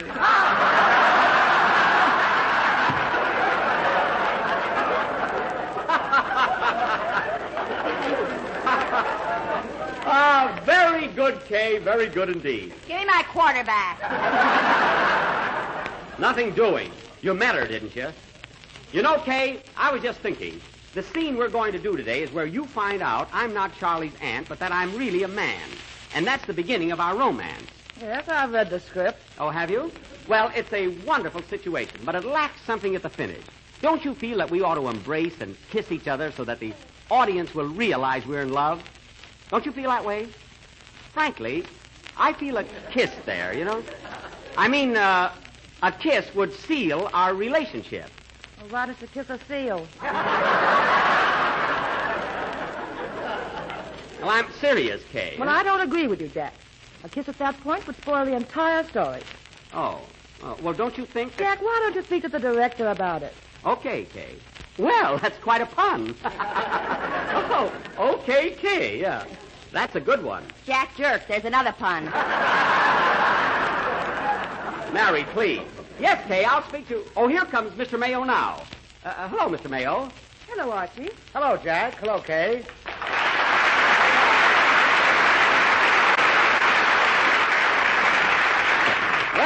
Well, Archie, here I am, raring to go. We'll find out. Now, Kay...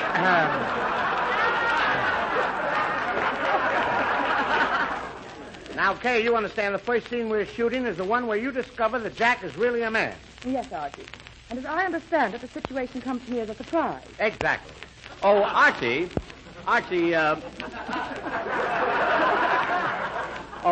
Miss Frances had a rather good suggestion a moment ago. She thought that at the finish of the scene, we ought to embrace and kiss each other. Isn't that a good idea? Why, Jack Benny. I mean, how do you feel about it, Archie? I don't feel about it. The kiss is out. Oh, well, tough luck, Kay.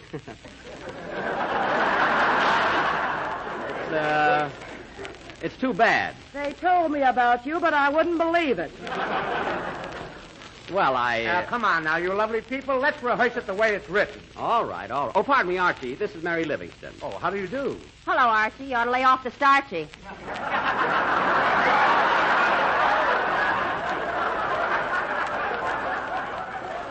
Mary, he's not so plump. Now, listen, Jack, let's get going. Let's rehearse. Well, Mary insulted you. She said you were fat. Well, I am fat. Okay. All right, now, everybody, quiet for rehearsal. Quiet, please. Quiet, please. They're ready for rehearsal. Hickory, dickory. Dickory, Doc. The mouse ran up the bustle. Oh, Mother Goose. Oh, what is this, anyway? Come on, let's cut the clowning. Now, you've got the first speech, Kay. You've just found out that Jack is not Charley's aunt, but you kid him along. Yes, I understand. And, Jack, you're still the woman. Yeah, I get it. Now, go ahead, Kay. Read your first line. So you're Charley's aunt, eh? That's a coincidence. I knew your late husband quite well. Well, Jack, what are you waiting for? The Robert E. Lee?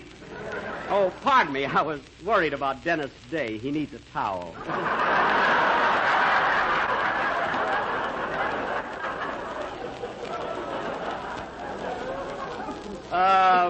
Give me that again, Kay. So you're Charley's aunt, eh? That's a coincidence. I knew your late husband quite well. Oh, did you really? Hiya, Jack. You're a woman. Oh, did you really? Hiya. Oh, did you really? How's that? I mean, how's that?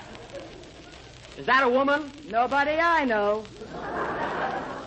Well, that's the best I can do. Well, now, look, Jack, your voice is all right, but remember you're in England, so talk with an English accent. Well, Mr. Pearlberg, the producer, said I should do it my own way. I don't care what Pearlberg says. Talk with an English accent. All right. Give me that lead again, Kay. I knew your late husband. I knew your late husband quite well, and I wish you were with him. That's not the line. Now, please, Kay. Hey, Jack. What? I'm beginning to like her. Oh, stop. Now, Kay, give me the whole speech, will you, please? Oh, my goodness. Now, remember, Jack, an English accent. Go ahead, Kay. So you're Charley's aunt, eh? That's a coincidence. I knew your late husband quite well. Oh, did you, Riley? Riley, what kind of an accent is that? Well, that's the best I can do. Anyway, I'm not English. I was born in Waukegan. I'm going to see Mr. Pearlberg. Quiet on the set. Quiet, please.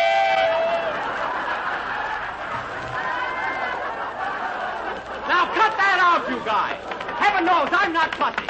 But if you think I'm going to change my personality and my character just to make you happy, you... Oh, hello, Mr. Zanuck.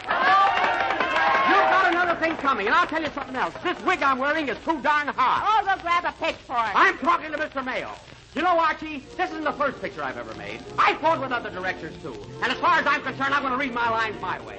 Come on, Kay, give me that line again. I know you're late. Springtime is salad time, friends, and here's a salad that's right in tune with the season. It's called cool cucumber salad. And a more tempting, taste-teasing salad just never was invented. It's easy to make, too. Simply prepare 1 package of lime Jell-O as you usually do. Add 1 teaspoon of vinegar and a dash of salt and chill until slightly thickened. Then fold in 1 cup of diced cucumber, mold, and serve on lettuce with mayonnaise. You'll find this gay springtime salad a grand treat that the family will enjoy the whole year round because it has such a swell, tantalizing flavor and such an inviting appearance. And it's a salad you'll enjoy making because it takes almost no time at all. So start serving it now.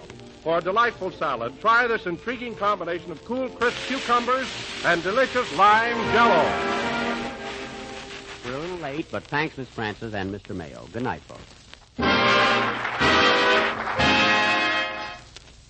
Cool, refreshing homemade ice cream. It's easy to make. Inexpensive, too. And boy, is it swell. Yes, everybody has a good word to say for homemade ice cream. It's a grand treat and easier than ever to make with Jell-O freezing mix.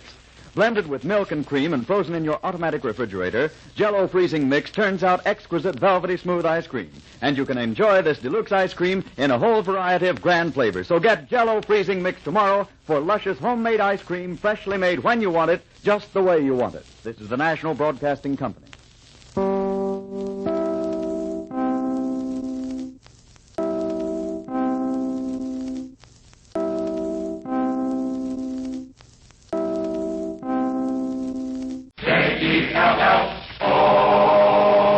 The Jell-O program starring Jack Benny with Mary Livingston, Phil Harris, Dennis Day, and yours truly, Don Wilson.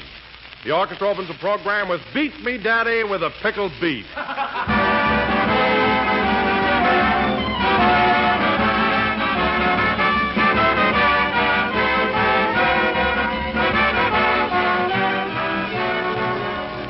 Did you ever go out into an orchard, ladies and gentlemen, and pick fresh, ripe fruit right off the trees?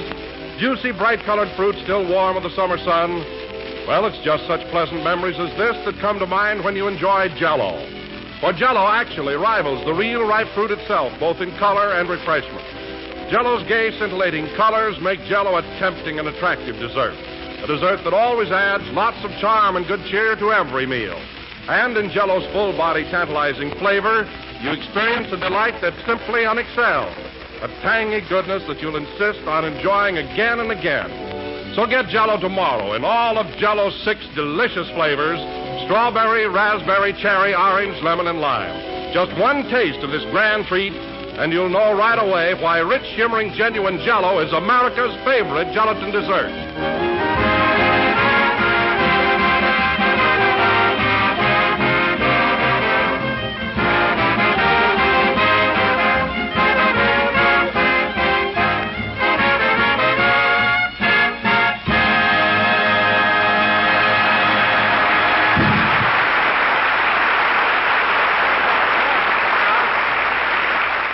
Was Beat Me Daddy with a Pickled Beef, played by the orchestra.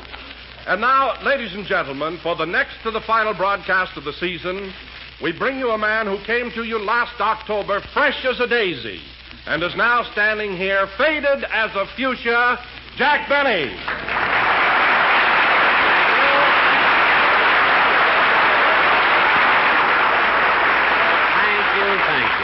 Jell-O again. This is Jack Benny talking. And, Don, I'm sure glad we've only got one more program to do. After 35 consecutive weeks of broadcasting, I'm worn out. Boy, I'm all in. Oh, Jack, radio isn't as tough as all that. When you come right down to it, you only broadcast one day a week. I know, Don, but think of all the preparation, the jokes, and the new ideas I have to have. Tell you, I'm exhausted. Well, you've got writers, haven't you? You mean corn and pone?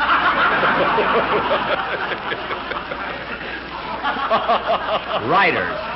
A fine team. I bought them a typewriter the other day, and they did a maypole dance with the ribbon. A lot of help they are. Where'd you ever find those boys, Jack? Were they professional writers when you picked them up? No, they were just a couple of fast talkers. I met them in a drugstore in New York. One of them used to demonstrate hair tonic, and the other one drank it. Anyway, they told me they were writers, so I hired them, and I've been sorry ever since. Well, Jack, if they don't do their work properly, why don't you get rid of them? Why don't you fire them? No, I'm going to give them one more chance, Don. But if I don't grow hair by next year, out they go. No jokes, no hair. No wonder I'm tired. Oh, Jack, you always have to make such a big issue out of everything. What? To hear you talk, anybody think you work like a dog.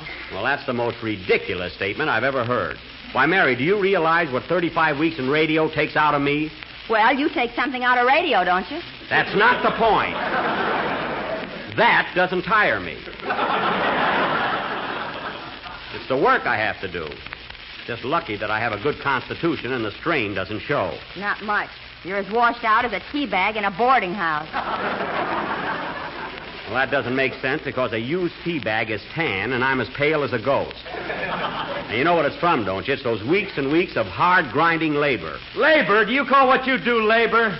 Well, choo, choo, choo, if it isn't the Honeymoon Express.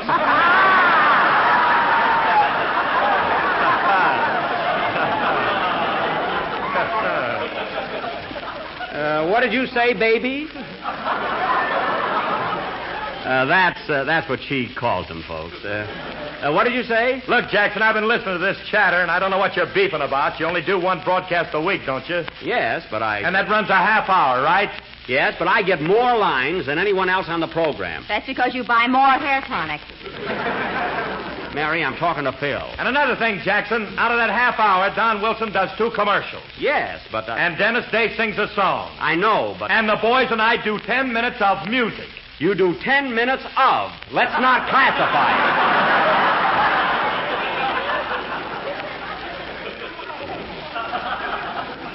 it. Music, he calls it. Well, Alice thinks my band is wonderful.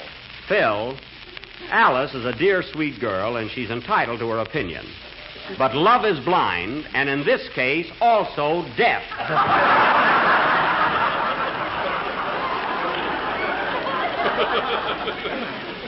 Anyway, Phil, I don't know what you're driving at. What he means, Jack, is this. When you boil it down, you personally work on this program only 13 minutes a week. What? Imagine, only 13 minutes. Well, it's not the time involved, Don. It's the importance. For your information, it only took George Washington 12 minutes to cross the Delaware. How do you know? Jack was rowing the boat.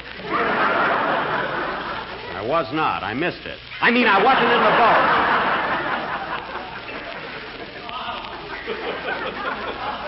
Now, let me tell you guys something else. Hello, everybody. What's all the excitement? Oh, this gang. Hello, Dennis. What's the matter? Jack's complaining because he has to work 13 minutes a week. Oh, where's he working?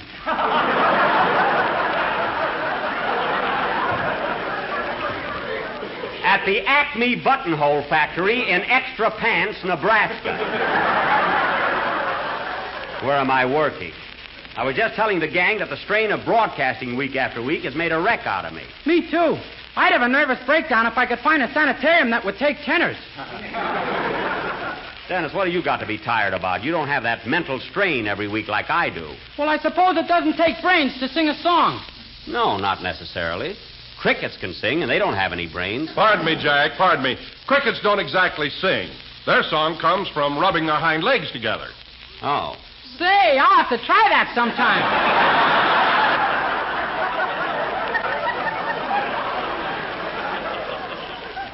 Do, Dennis, and let me know how it comes out. Meanwhile, let's have your song in the old-fashioned way. We're about ready. Okay. What's it going to be? I'm going to sing You and I, a brand new number written by Mary Beth Wilson. That's Meredith Wilson. He's a conductor on the Maxwell House program. Oh. Now, go ahead. Hold it a minute. Come in. Mr. Benny? Yes? I wonder if your writers would sell me a bottle of hair tonic. I imagine they would. Do you want to grow hair? Yes, I'm tired of the wind and the rain in my scalp. Oh, get out of here. You know, every time I see his head, I feel like sticking my finger in his ear and bowling.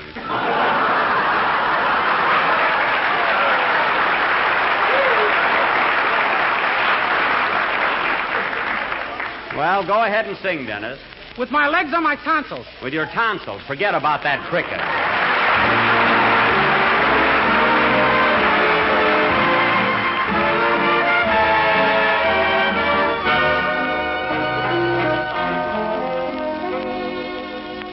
Poet and musician sing the same old tune to the sweetheart come and go. Let your intuition, aided by the moon, tell you little things a poet doesn't know. Darling, you and I know the reason why a summer sky is blue, and we know why birds in the trees sing melodies too,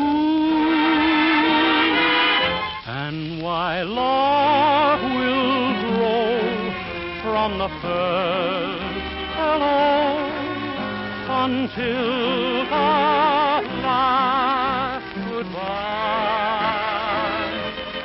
So to sweet romance there is just one answer. Why love will grow from the first hello until the last goodbye.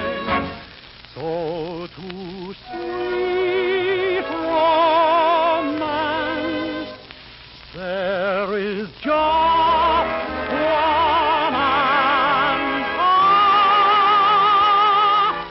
You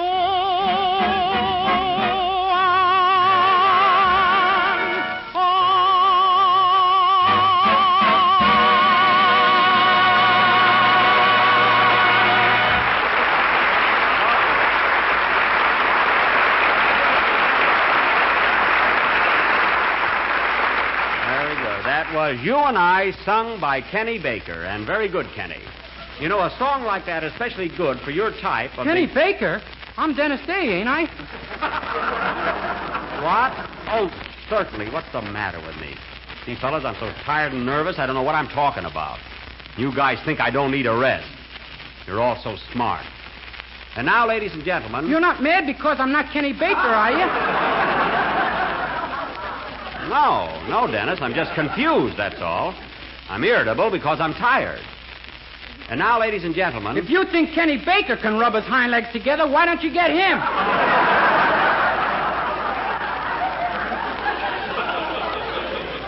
Dennis, will you please stop interrupting? Now go crawl under the piano. Okay. See you later. And now, folks... What a kid. And now, folks, Mr. Don Wilson, that eminent American playwright, has written another of his famous one-act plays. Take it, Mr. Wilson. Thank you. Ladies and gentlemen, before proceeding, I would like to announce that any resemblance in this play to persons living or dead is purely coincidental. That's right. The play opens in the home of Mr. and Mrs. PHILBERT Harris. Now, Jack Benny will play the part... Hey, wait a minute. I object. I don't want any play about my personal life, Bud. What's this got to do with you? Bill, the character in our play is PHILBERT Harris, not Phil. There's no connection. Go ahead, Don. PHILBERT, an orchestra leader, has just finished playing a one-night stand on the sidewalk in front of the Ambassador Hotel. Uh-huh. Hey, now, hold it a minute. This guy's an orchestra leader, and I'm an orchestra leader. I smell a rat. Well, it's not you. Continue, Don. As the scene opens, PHILBERT's newly wedded wife, played by Miss Livingston, is at home waiting for her husband, PHILBERT, played by Mr. Benny. It is dinner time. Curtain, music.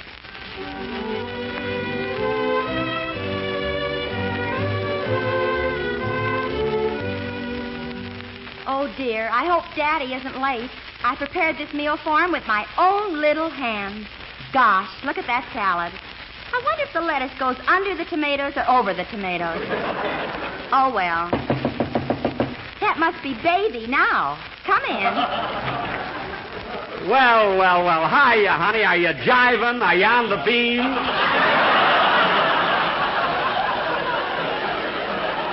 Are you solid? Now, hold on there, Jackson. That guy is me. I talk like that. Quiet. I'm telling you, this is a fictitious character. I'll take it again, Mary. Hiya, honey. Are you jiving? Are you on the beam? What's cooking, baby? Ham hocks and butter beans. Now you're in business, honey. Yeah. Now you're operating. Yeah. Well, sit down, Phil. Mary. Bert. Say, honey, this food is okay, but where are them whipped potatoes you said you was going to make? We aren't having any. I couldn't find the whip. Nice going, honey. That's a Lulu. You're in there punching, Alice. Alice? Now I got you. That's my wife's name. Phil, this Alice is A-L-Y-C-E. How does your wife spell her name? Well, wait a minute. I'll call her up. Believe me, it's A-L-I-C-E. There's no connection. Go ahead, Jack. It's your line. Oh, yes. Say, honey, are we having black-eyed peas with candied yams for dessert? No, baby. We're having Jell-O. Jell-O? Well, doggone, dish me, honey. Dish me. Yeah. Not till you've had your ham hock. All right, baby, I'll eat them ham hocks, but I'm going to save plenty of room for Jell-O. Yeah. So you see, ladies, if you're hep and want to keep in solid with your husband, serve him a dish of tempting, appetizing Jell-O. It comes in 6 delicious flavors: strawberry, raspberry, cherry, orange, lemon, and lime. They're all Lulu. Attaboy, Don. Attaboy.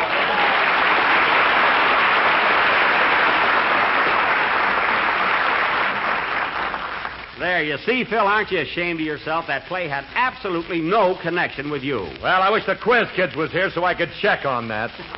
Don't worry about it. Well, Don, that was a very original playlet. And incidentally, while we're on our vacation, why don't you write up a few more for next season? I'll try to.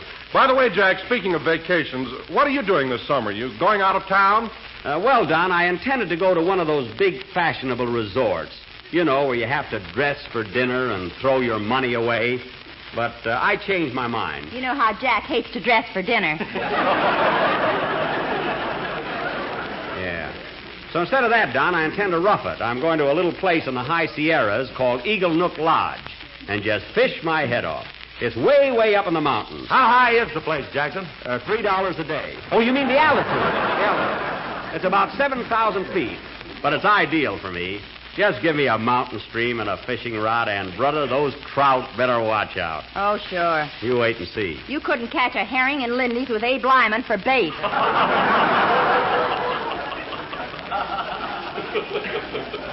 Mary, one more word out of you, and I'm going to trade you in for a station wagon.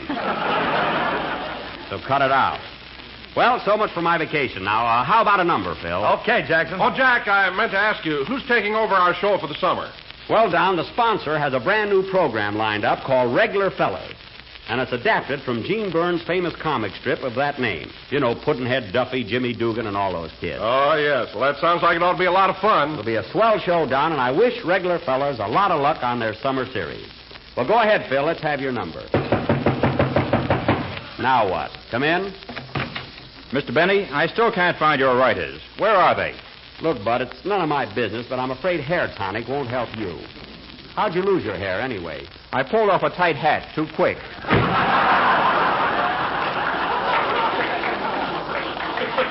Hair tonic. What that guy needs is a mop with a part in it. Play, Philip.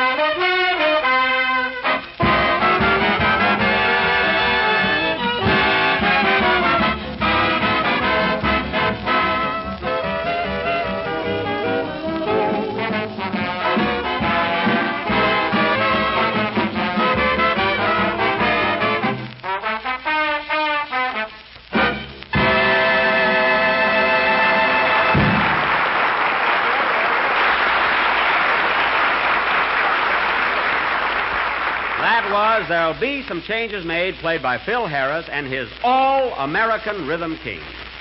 American Rhythm Kings meaning a perfect description of this outstanding musical organization, and all meaning I take it all back.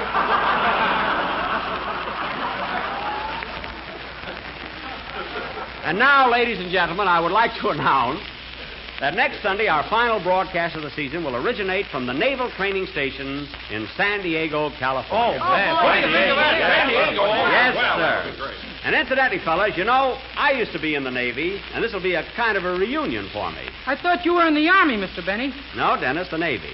Don't you remember? He was in that boat with George Washington. Mary, I take an oath I never even knew George Washington. Please believe me. But no kidding, fellas. Sometimes I regret ever having left the Navy. Gee, with that blue suit and my blue eyes, I was really something. You really liked the service, huh, Jack? I certainly did, Don. And I was getting along swell. Who knows, if I'd have stuck, I might have been an admiral today. With my chest just covered with medals. How could you hold him up? Mary, I really need a station wagon. Anyway, I was just talking about what might have been. You know, fellas, I often wonder if... I'll take it. Hello? Hello, Mr. Bennett. This is Rochester. Oh, what do you want? Boss, if you don't get our board out of the house, I'm leaving. That man's getting crazier every day. Oh, for goodness sake, you're always worried about Mr. Billingsley. What's the matter now? Well, he's been planning his summer vacation all day long.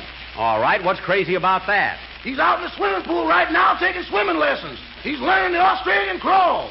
Well, what's crazy about that? He's going to swim to Australia.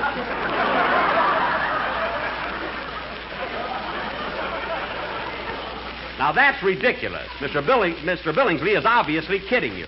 He can't be serious about swimming to Australia. Oh, he means it, boss. He told me to meet him at the docks at San Pedro early tomorrow morning. Oh, my God. What does he need you for? He wants me to hit him on the head with a bottle of champagne.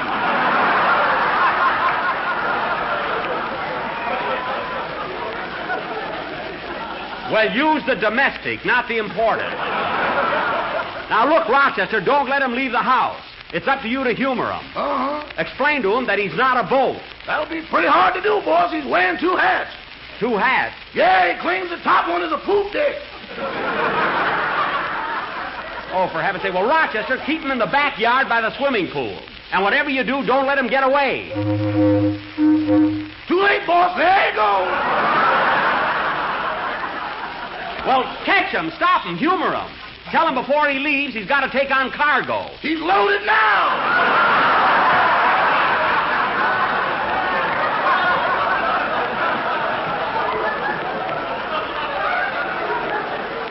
Well, Rochester, do something. Lock the front door. I'll be home right after the broadcast. Okay.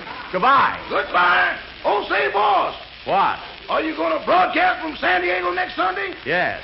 Am I going with you? Yes, Rochester, you're going to drive me down in the Maxwell.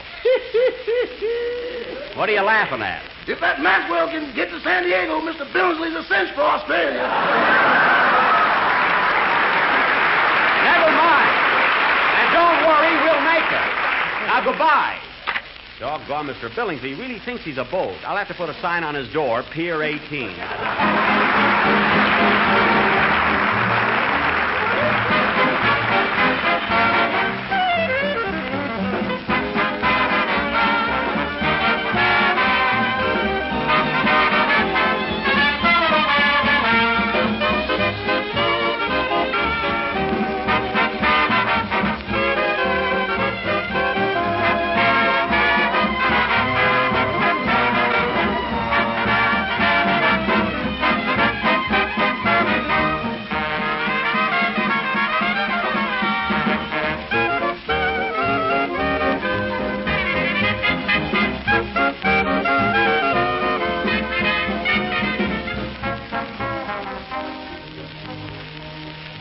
Ladies and gentlemen, we have saved a few minutes of our program this evening to bring you a message from a distinguished guest, one of the nation's outstanding Americans. A call has gone out, a call which concerns the very defense of America, one which affects vitally the morale of the 1.5 million men already called to the colors. Realizing this serious situation, the President of the United States, the Secretaries of War and of the Navy, and the Federal Security Administrator have called upon every American to support the United Service Organizations. Mr. Thomas E. Dewey has been drafted as National Campaign Chairman of the USO. So, ladies and gentlemen, I have the honor and pleasure to present at this time the District Attorney of New York City, Mr. Thomas E. Dewey.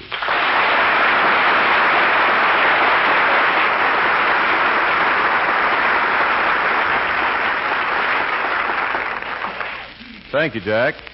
Ladies and gentlemen, I'm mighty happy to be with you tonight. Now, Jack, after that fine introduction, I'd like to ask you something. What do you know about the USO? Well, Mr. Dewey, I think, well, let's see, it's got something to do with soldiers or sailors. You know, if I'd have stayed in the Navy, I might have been an admiral today. Admiral Benny. I know, Admiral. I heard your program. Oh.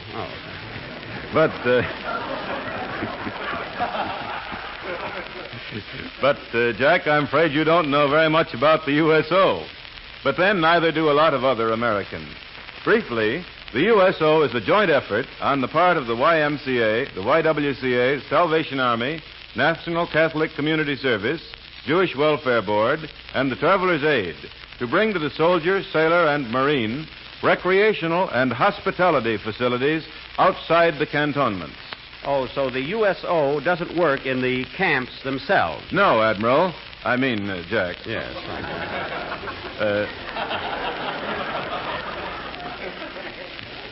The service clubs will be all located outside the camps and bases.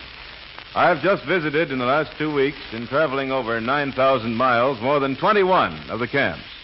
Imagine some of these places with 30,000 men cooped up in a camp, and the nearest town has 1,700 men, women, and babies. When they get a day off, the men have no place to go and nothing to do. It's a pretty serious business when we transplant 1.5 million men from their homes and then leave them to think we've forgotten all about them. These men must know that 130 million Americans are really behind them. Yes, Mr. Dewey, that's a swell idea. It's going to cost a lot of money, though, isn't it? Not as much as you'd think. With the help of every real American, we can do a grand job for a little more than $10 million. Well, but that won't build recreational centers, will it? No, the federal government is supplying the buildings. It's up to the USO to get the funds to operate the clubs. Well, how are you going to get this $10 million? In every community in the United States, right now, the USO is organizing an appeal for funds. On June 3rd, the drive starts with a broadcast from every part of the country to dinners all over the country. Every American, regardless of his views on foreign policies or anything else, can unite on this job and through the USO get behind his own defenders. Thank you, Jack, and thank you, ladies and gentlemen.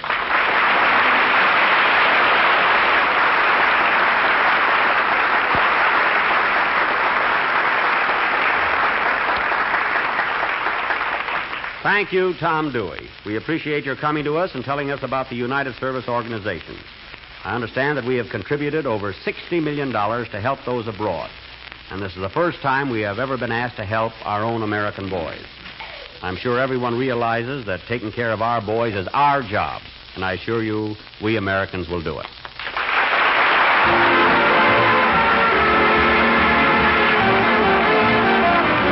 Here's a grand dessert, ladies and gentlemen, that's not only delightfully unusual, but unusually delightful. A real novelty and a real treat. It's JELL-O's latest dessert triumph, JELL-O Shallow. Something mighty good the whole family will enjoy. It's inexpensive, too, and of course, like all desserts you make with JELL-O, easy to prepare. Simply make up a package of cherry JELL-O as you usually do and chill until slightly thickened. Next, hollow out the centers of a dozen cupcakes and fill with the slightly thickened JELL-O. Then chill until firm and serve with a topping of snowy white whipped cream. And just watch the family response to this tempting new dessert surprise. So different and so delicious. Get a package of cherry JELL-O and make up this swell dessert. You'll find the cherry JELL-O, like strawberry and raspberry JELL-O, has a new improved flavor obtained by using a natural flavor base artificially enhanced. And this means a flavor that's better than ever. a rich, distinctive goodness that you find only in genuine JELL-O. So treat yourself to a new treat. Tomorrow night for dinner, serve JELL-O Charlotte, a luscious combination of dainty cupcakes and shiny, ruby red cherry JELL-O. The last number of the 34th program in the current JELL-O series, and we will be with you again next Sunday night at the same time, doing our final broadcast from the Naval Training Station in San Diego. And after that, be sure and tune in every Sunday night to our sparkling summer show, Regular Fellas. Oh, Mary. Yes, Jack. I'm all in. Will you say good night for me? Sure. Good night, folks. Thanks. Here's a snappy new dessert, Ginger Snap Ice Cream. Where do you buy it? Well, you can't buy it, but you can make it right in your own automatic refrigerator with vanilla JELL-O freezing mix. Just take a can of vanilla JELL-O freezing mix and make up a freezing tray full of smooth, luscious, homemade vanilla ice cream. Then, when you stir it, add 3/4 of a cup of golden, spicy ginger snaps broken into bits. Making it at home is the easy way and the only way. So get vanilla JELL-O freezing mix tomorrow. This is the National Broadcasting Company.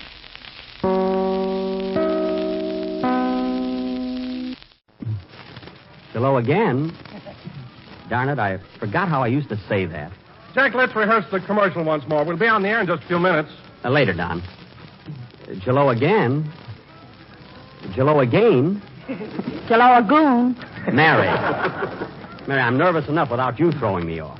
We'll be on the air in a few minutes. Why don't you study the script? Some script. I went through it 5 times, and I can't find a single joke. Well, hold it up to the light. There must be some there.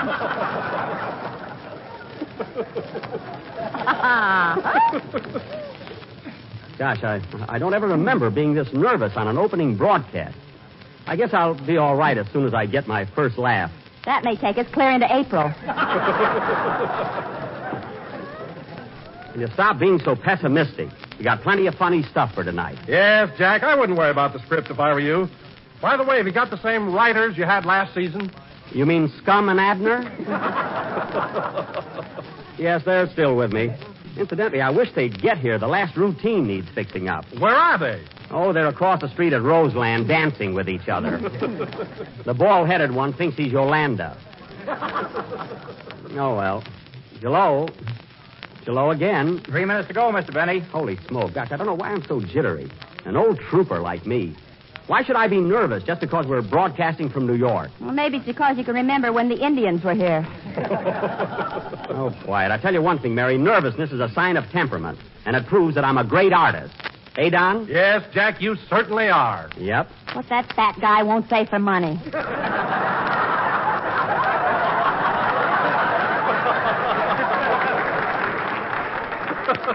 You keep that up, Miss Livingston. And when you get your first paycheck... Dennis, if you want to practice, go out in the hall. I'm all on edge the way it is. What's the matter, Mr. Benny? Well, we've been off the air since last May. We'll be broadcasting in a few minutes. Aren't you nervous? No, I'm happy. It'll be fun to start eating again. What? Why, Dennis, you poor kid. If you needed money for food this summer, why didn't you come to Uncle Jack? Uncle Jack's rates are too high.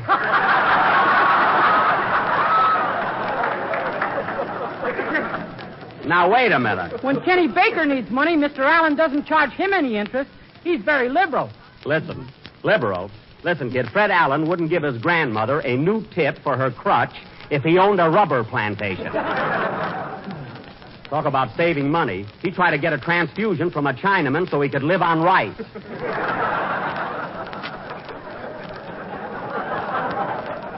Imagine. I'd keep quiet if I were you. You took me to the store club the other night, and when the check came, you pulled a knife on the waiter. Well, where do they get that stuff? $1.50 for a steak sandwich? Who wouldn't complain? Who wouldn't squawk? Well, I'm getting tired of being thrown out of every place we go. Nobody was thrown out. Now, listen, Mary. 2 minutes to go, Mr. Benny. Yipe. Hey, I wonder if the music is all set. Where's Phil Harris? There he is, looking out the window. Oh, yes. Gee, has that guy changed? Huh? Gosh, he's so in love since he married Alice. Yeah. Oh, Phil? Phil? Have you noticed, fellows, the leaves are turning brown?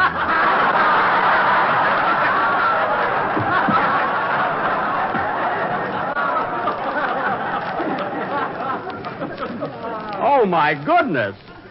Phil, snap out of it. Now, remember not to play your opening band number too loud, Phil, because Don has to do his commercial over it. So keep it down. I'll be very happy to. Thanks. See, while he's in such a soft mood, I ought to slug him. I may never get another chance like this. Now, Phil, come too, will you? Say, Jack, What? I'm not going to do this joke here. It's too corny. Where? This one here. Mary, that's a topical gag. We have to do them. Topical or no topical, I'm not going to say that you go out with a girl in Brooklyn because you can't dodge her. Dodger, don't you get it? Mary, the Brooklyn Dodgers. That's a baseball joke. If I had a bat, I'd hit you right over the head with it. A fine attitude. Now, look, I'm the boss here, and if you don't Jack, here comes our sponsor. Whoops, the sponsor. Oh, hello, hello, Mr. Mortimer. Hello, Jack. Hello, Mary and everybody. Oh, hello, Mr. Mortimer. Hello, Bill. Hello, Don. Well, Mr. Mortimer, we're just about set for our first broadcast. Are you going to listen to the show this year? I mean, this evening? Yes, Jack. And I hope it'll be funny. We don't want to get off on the wrong foot, you know. No, we don't. No, indeedy. No, sir. No. You know the public. They can tune you out just as fast as they can tune you in. Oh, faster. I mean, yes, sir. It's up to them, all right. 1 minute to go, Mr. Benny. Okay. Get ready, fellas. Now, Mr. Mortimer, you've looked over the script, and everything is fine, I hope. Yes, Jack. There's only one thing I don't like. Why don't you... Yes. Oh, absolutely. Wait till he tells you. Oh, yes. Now, what was that suggestion, Mr. Mortimer?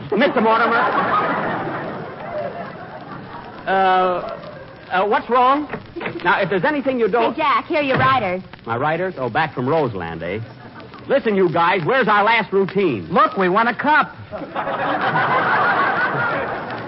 All right, you won a cup. You're wonderful dancers. Now go in the other room and fix up our last spot. On what? On what? Where's your typewriter? We bet it on Lou Loba. Oh, my goodness. Well, use a pencil, anything. Get it done. Okay. Come on, Yolanda. Coming. Phil,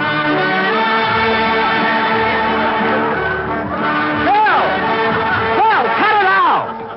Now, cut it out. Don't encourage them. Isn't that awful? You'll have to excuse him, Mr. Mortimer. Now, what was that gag you didn't like? The one Miss Livingston tells about your girl in Brooklyn that drives a Dodge. Oh, no, Mr. Mortimer. You've got that wrong. She drives a Dodger. I mean, I go with a girl in Brooklyn because I can't dodge her. It's very funny, don't you get it? Now, just what is there between you and this woman? Nothing, Mr. Mortimer.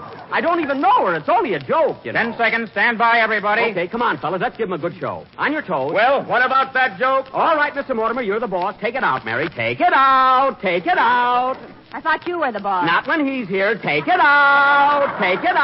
Jack, quiet. We're on the air. Take it. Oh, JELL-O again. Pardon me, that's too soon. Quiet, everybody. Quiet, we're on. JELL-O. The JELL-O program brought to you by JELL-O and JELL-O puddings, coming to you from New York City, starring Jack Benny with Mary Livingston, Phil Harris, Dennis Day, and yours truly, Don Wilson. The orchestra opens the program with Hi, Neighbor.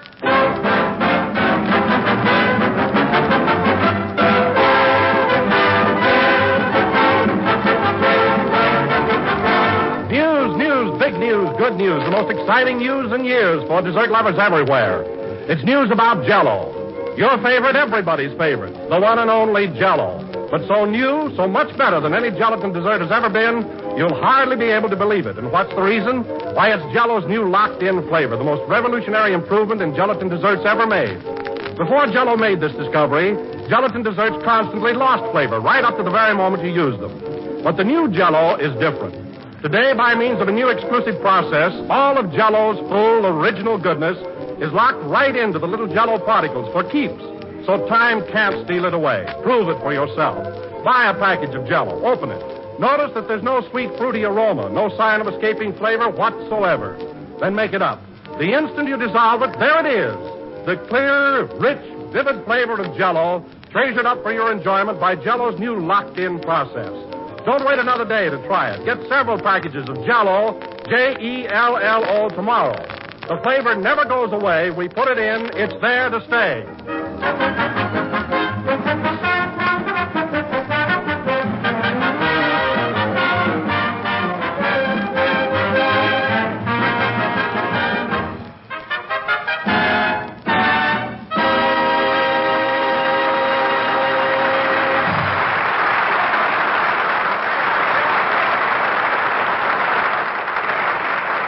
That was High Neighbor, played by the orchestra. Now, ladies and gentlemen, for the first time this season, we bring you our master of ceremonies.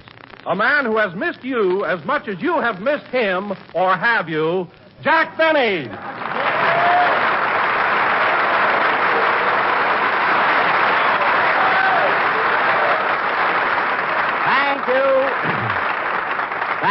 Thank you. JELL-O again. This is Jack Benny talking. And, Don, isn't it wonderful to be opening our season here in New York for a change? There's so much going on, so much excitement and everything. Yes, Jack, I've never seen the old town so crowded. Well, why not? All the new shows opening, the Lewis Nova fight, the World Series. Have you seen any of the games, Don? No, I haven't, Jack. I knew it would be terribly crowded, and I didn't want to get pushed around. Look who's worried about being pushed around there. Now, wait a minute, Jack. That fat stuff isn't going to be believable this year. I was on a diet all summer, and I lost 8 pounds. 8 pounds, huh? Don, taking 8 pounds off of you is like losing a homing pigeon. Look in your backyard, and there it is.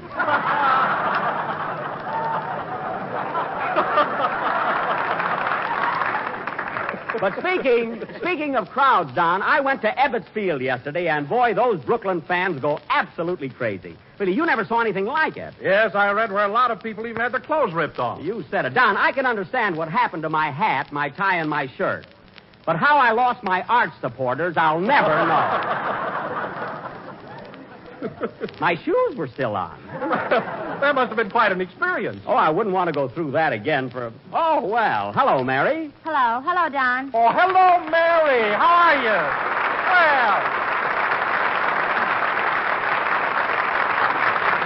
Well, Mary, here we are in New York again. And believe me, we couldn't have picked a better time. Huh? Yeah, things are sure popping. Yes, sirree. Jack and I were just talking about all the people that came here for the fight in the World Series. Yep. The hotels are so crowded, it's hard to get the accommodations you're accustomed to. Oh, it's murder. I'll say. Jack had to take a room with a bath. Now, wait a minute, sister. I always get a room with a bath. None of that walking down the hall for me, you know. Oh, no? No. Then why do you always buy hiking shoes with your pajamas? Mary, you keep that up, and I won't take you to any more shows. You're not the only girl I know around here. That's right. You know, Don, Jack goes with a girl in Brooklyn because he can't... Whoop, whoop, whoop, whoop, whoop, whoop. Hold it. Take it out. Take it out. What's the matter with you? Mary, we can't do that gag. The sponsor's sitting in the front row. That's all right. He's asleep. Well, a big laugh will wake him up. Just remember, Mary, we're not doing any corny gags on this program. Correction, look who's coming. Hiya, folks. Here's your little ray of California sunshine. Make me happy.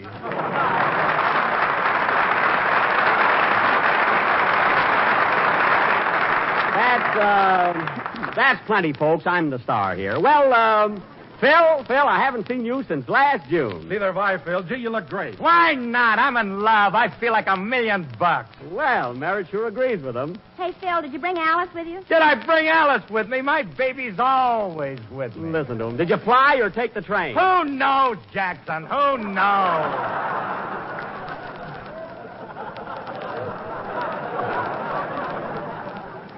Well, I'll be darned. Folks, ain't love grand. What hotel are you stopping at, Phil? Well, you know them 2 big towers on the Waldorf Astoria? Yeah? We're living on a cloud right above them. On a cloud? Hey, Jack, maybe you can get one without a bath. Mary. Well, Phil, you sure got it bad. You know, I haven't been in...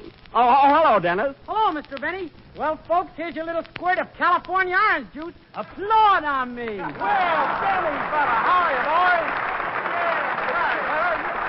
Oh, yeah. Well, here we are, the JELL-O gang all together again. Well, have you been enjoying yourself, Dennis? Yeah, I've been listening to the World Series games on the radio. Those Dodgers are a cinch to win. Oh.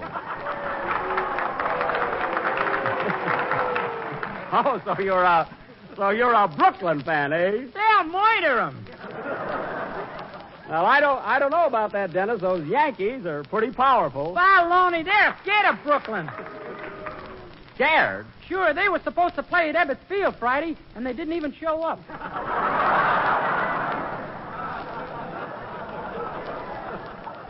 Well, Well, naturally, it rained Friday. Oh, yeah? Dennis, they don't play baseball when it rains. Now, look, Dennis, if you're so sure of the Dodgers, and they certainly had a tough break today, I'm sorry, Leo, but how would you, Dennis, if you're so sure of them, how would you like to make a little bet? I haven't eaten since May, and he wants to bet me. Oh, yes, I forgot about that. I'll tell you what, Dennis. Right after the broadcast, meet me over at the Stork Club, and I'll buy you a nice steak dinner. The Stork Club? Why, Jack, I thought you just Never mind, Don. Never mind. It's a date, Dennis. Meet me there. But it's always so crowded, Mr. Benny. How'll I find you? If you come at the right time, they'll throw 'em right in your face. Mary, one more crack out of you, and you'll be holding that cake of ice in the new Olson and Johnson show.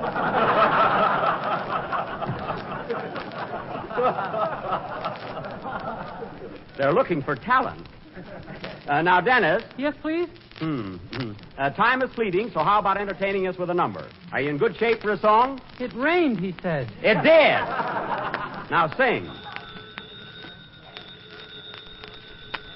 Wait a minute, I'll take it. Hello? Hello, Mr. Benny. This is Rochester.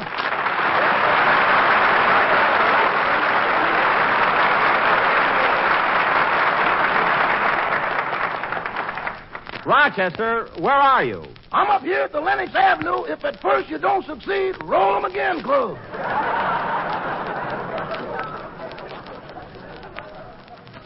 Oh, shooting dice, eh?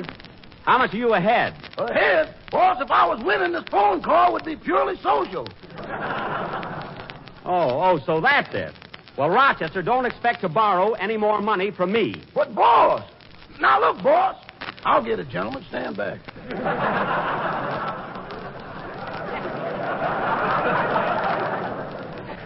Rochester, who are you talking to? Some fraternity brothers who ain't too fratty.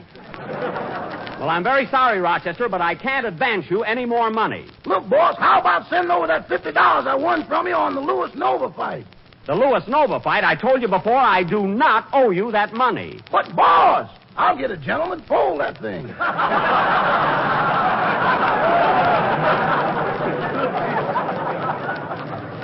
Rochester, our bet was that Nova would be knocked out. Knocked out? Yes.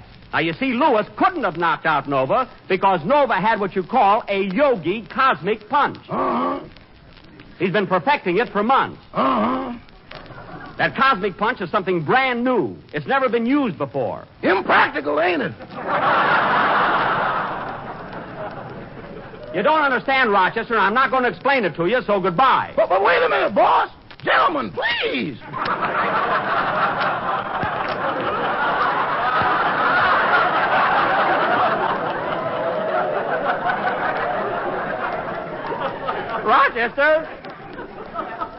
Rochester, I'm going to hang up now, and I'll discuss this with you tomorrow.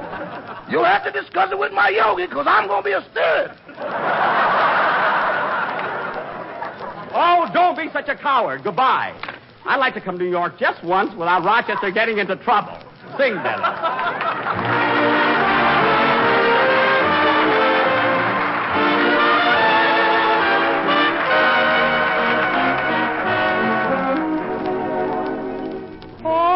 Musician, sing the same old tune to the sweethearts that come and go.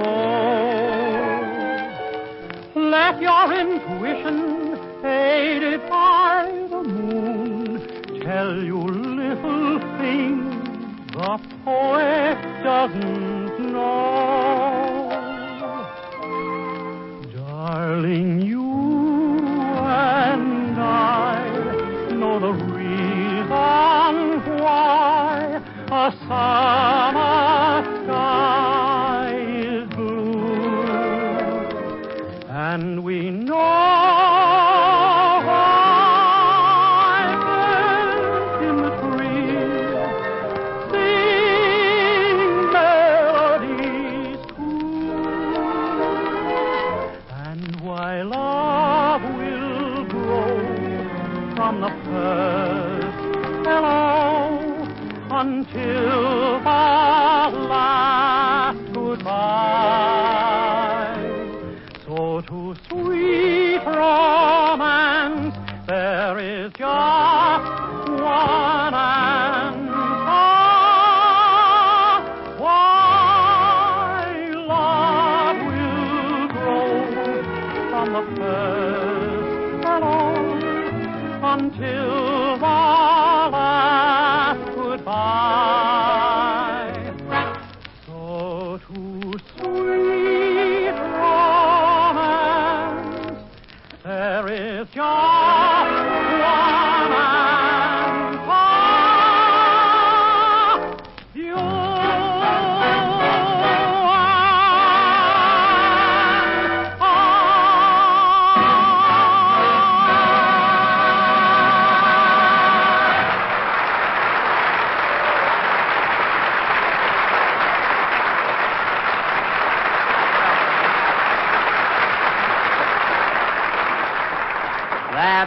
That was You and I, sung by Dennis Day, and very, very good.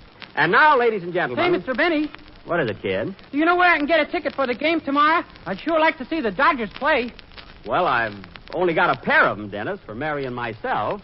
Do you want to go tomorrow, Mary? Sure I do. I paid for my ticket and I'm going.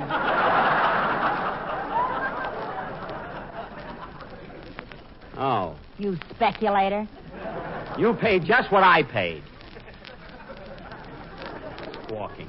I'm sorry, Dennis. Why don't you give him your ticket? You've been out to every game and haven't seen one of them. All right, so I left my glasses in California. Anyway, I told you I don't need glasses. Go on. You can't even read the news flashes on the Times building without them. Well, those letters move. That's why. You should have seen him last night running round and round the building trying to get the headlines. Oh, quiet. And now, ladies and gentlemen... But, Jack, what about those glasses you're wearing right now? Don, they came this morning, airmail special, so I'm wearing them. Big thing over nothing. And now, ladies and gentlemen... You don't need your glasses, eh? Tell him what happened in Ebbets Field yesterday. Nothing happened. You know, when you try to catch Mary. What was it, Mary? Tell us about it. Oh. Well, Jack and I went over to Brooklyn. And when we got to Ebbets Field, boy, was it crowded. I told him about the crowds. Well, anyway, as Jack told you, he's left his glasses in Hollywood. So as we walked through the gates, he kept saying to me, "Are you sure this is the place, Mary? Are you sure? Are you sure?"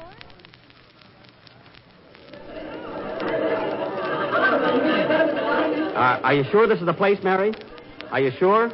Mary. Mary, where are you? Don't get panicky. I'm right here in front of you. Oh. Well, take hold of my hand. You promised to lead me.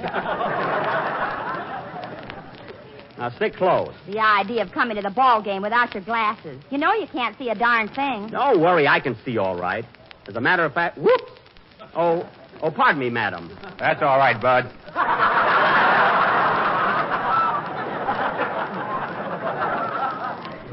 I mean, sir. So crowded here, I can't tell a man from a woman.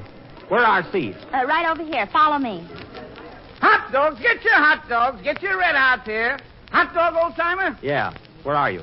Where is he? Where are you? Where... Just follow the garlic. Oh. Oh, yes. Yeah. Give me 2 hot dogs, buddy. You want the regular or the king size? The regular will be all right. Yes, sir. Here you are. Thanks. This hot dog sure smells good. You said it. Oh, pardon me, mister, but you're putting the mustard on my thumb. Oh, I'm sorry. It just so happens that... What? What's that? What happened, Mary? Where? Who? What happened? Hurry up, Jack. The game started. Gee, I hope we haven't missed much. Where are our seats? Right down here by the first baseline. Oh, nice and close, eh? Hello, Mary. Hiya, Jackson. What's cooking? Who's that, Mary? Jeepers, he's deaf, too.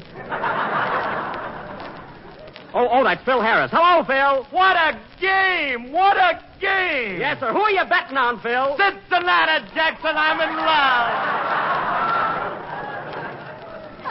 And he's going to be a father. What a guy. See you after the game, Phil. Here we are. Uh-oh. Hey, Jack, look at that. Where? Who? What? Look at what? Where? Say something. Where? There's a great big guy sitting in our seat. Oh, there is, eh? Well, I'll straighten him out. I'm sorry, mister, but you're sitting in my seat. So what?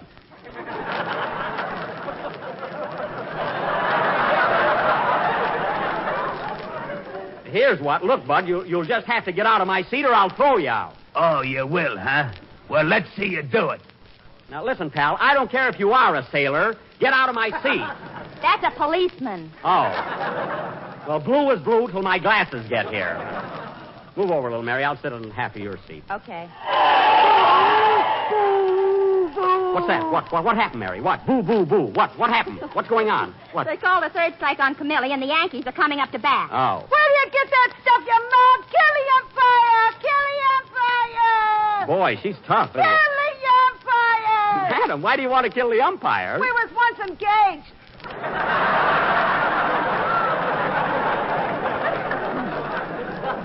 Oh, it's personal. I mean, it's personal. Oh, boy, what a game. Who, what? What are they cheering? What's going on, Mary? What? DiMaggio is coming up to bat. Oh, boy, now there's a guy that can really hit. Hooray for DiMaggio. Out. Madam, what's that right? That's me left. Would be right. I'd accuse you. Oh. Gee, there's a fan for you, huh? Yeah, the Dodgers sure are popular. You said it. Say, that gives me an idea, Mary. I just thought of a terrific gag for our program next Sunday. What is it? Well, you say to Don Wilson, Jack goes with a girl in Brooklyn because he can't dodge her. This dame here? No. Look, a Dodger, don't you get it? It's a topical gag, and the sponsor will love it. It's terrific. I ain't laughing. When I want your opinion, officer, I'll ask for it. You see, Mary, when Don says to you... What? What's that? What happened, Mary? Mary, what happened? What? DiMaggio hit a fly. Oh. It's a foul ball, and it's coming this way. It is? Oh, yeah. Stand back, everybody. I got it. Get out of my way. I got it. Oh, no, you know, lady, I got it. Look out, Jack. I got it. Ooh.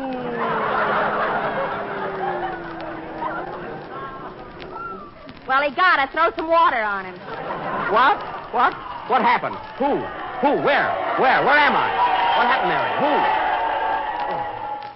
So you see, Don, that's exactly what happened when Jack went to the ball game yesterday without his glasses. Well, I'll bet you're glad you got him now, Jack. You'll enjoy the game today. Oh, for heaven's sake. Are you going to believe Mary? Look, Don, here's what really happened. When Medwick hit that foul ball... That was DiMaggio. All right, DiMaggio. When DiMaggio hit that foul ball, I saw it coming my way. I stood up and caught it with one hand. You know, Don, when I was a kid, I used to play shortstop with the Waukegan Wildcats. Why, we used to beat the best teams in the league. Kenosha, Racine, Zion City, Highland Park. Why, there was nothing to it.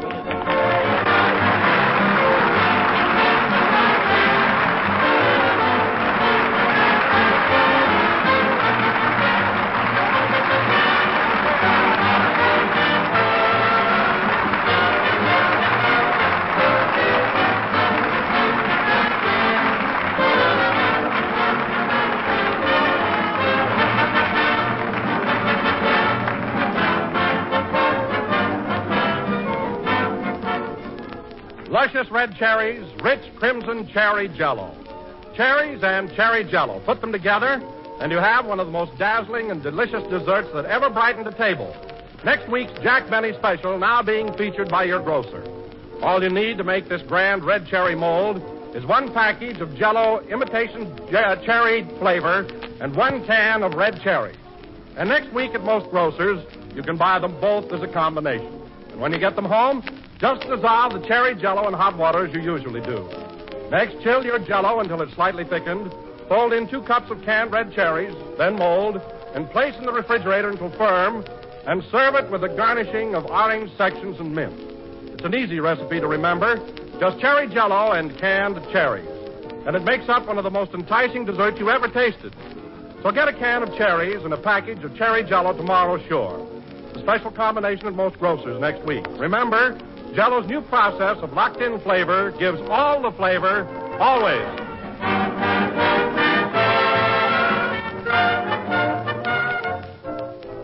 This is the last number of the first program in the new Jell-O series, and we will be with you again next Sunday night, again broadcasting from New York City.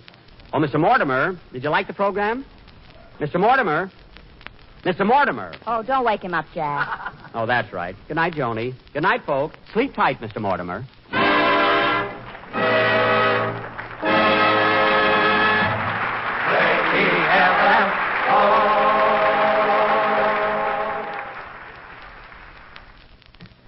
remember, folks, when you order JELL-O tomorrow, be sure to order several packages of JELL-O puddings. There's JELL-O chocolate pudding, and a more luscious, creamy dessert you just couldn't imagine. It has a smooth, mellow flavor developed exclusively for JELL-O chocolate pudding by the famous Walter Baker chocolate people. And that makes every spoonful of this grand dessert a real delight. If you ever thought it was impossible to make a pudding the way Grandmother could, well, just try JELL-O chocolate pudding. It has all the rich, tantalizing goodness of a pudding that's homemade. Yet it's so much easier and inexpensive. So when you ask your grocer for JELL-O, ask for JELL-O puddings in all three flavors: chocolate, vanilla, and butterscotch. Honestly, JELL-O puddings are just like Grandma's, only more so. This is the National Broadcasting Company. KFI, Los Angeles.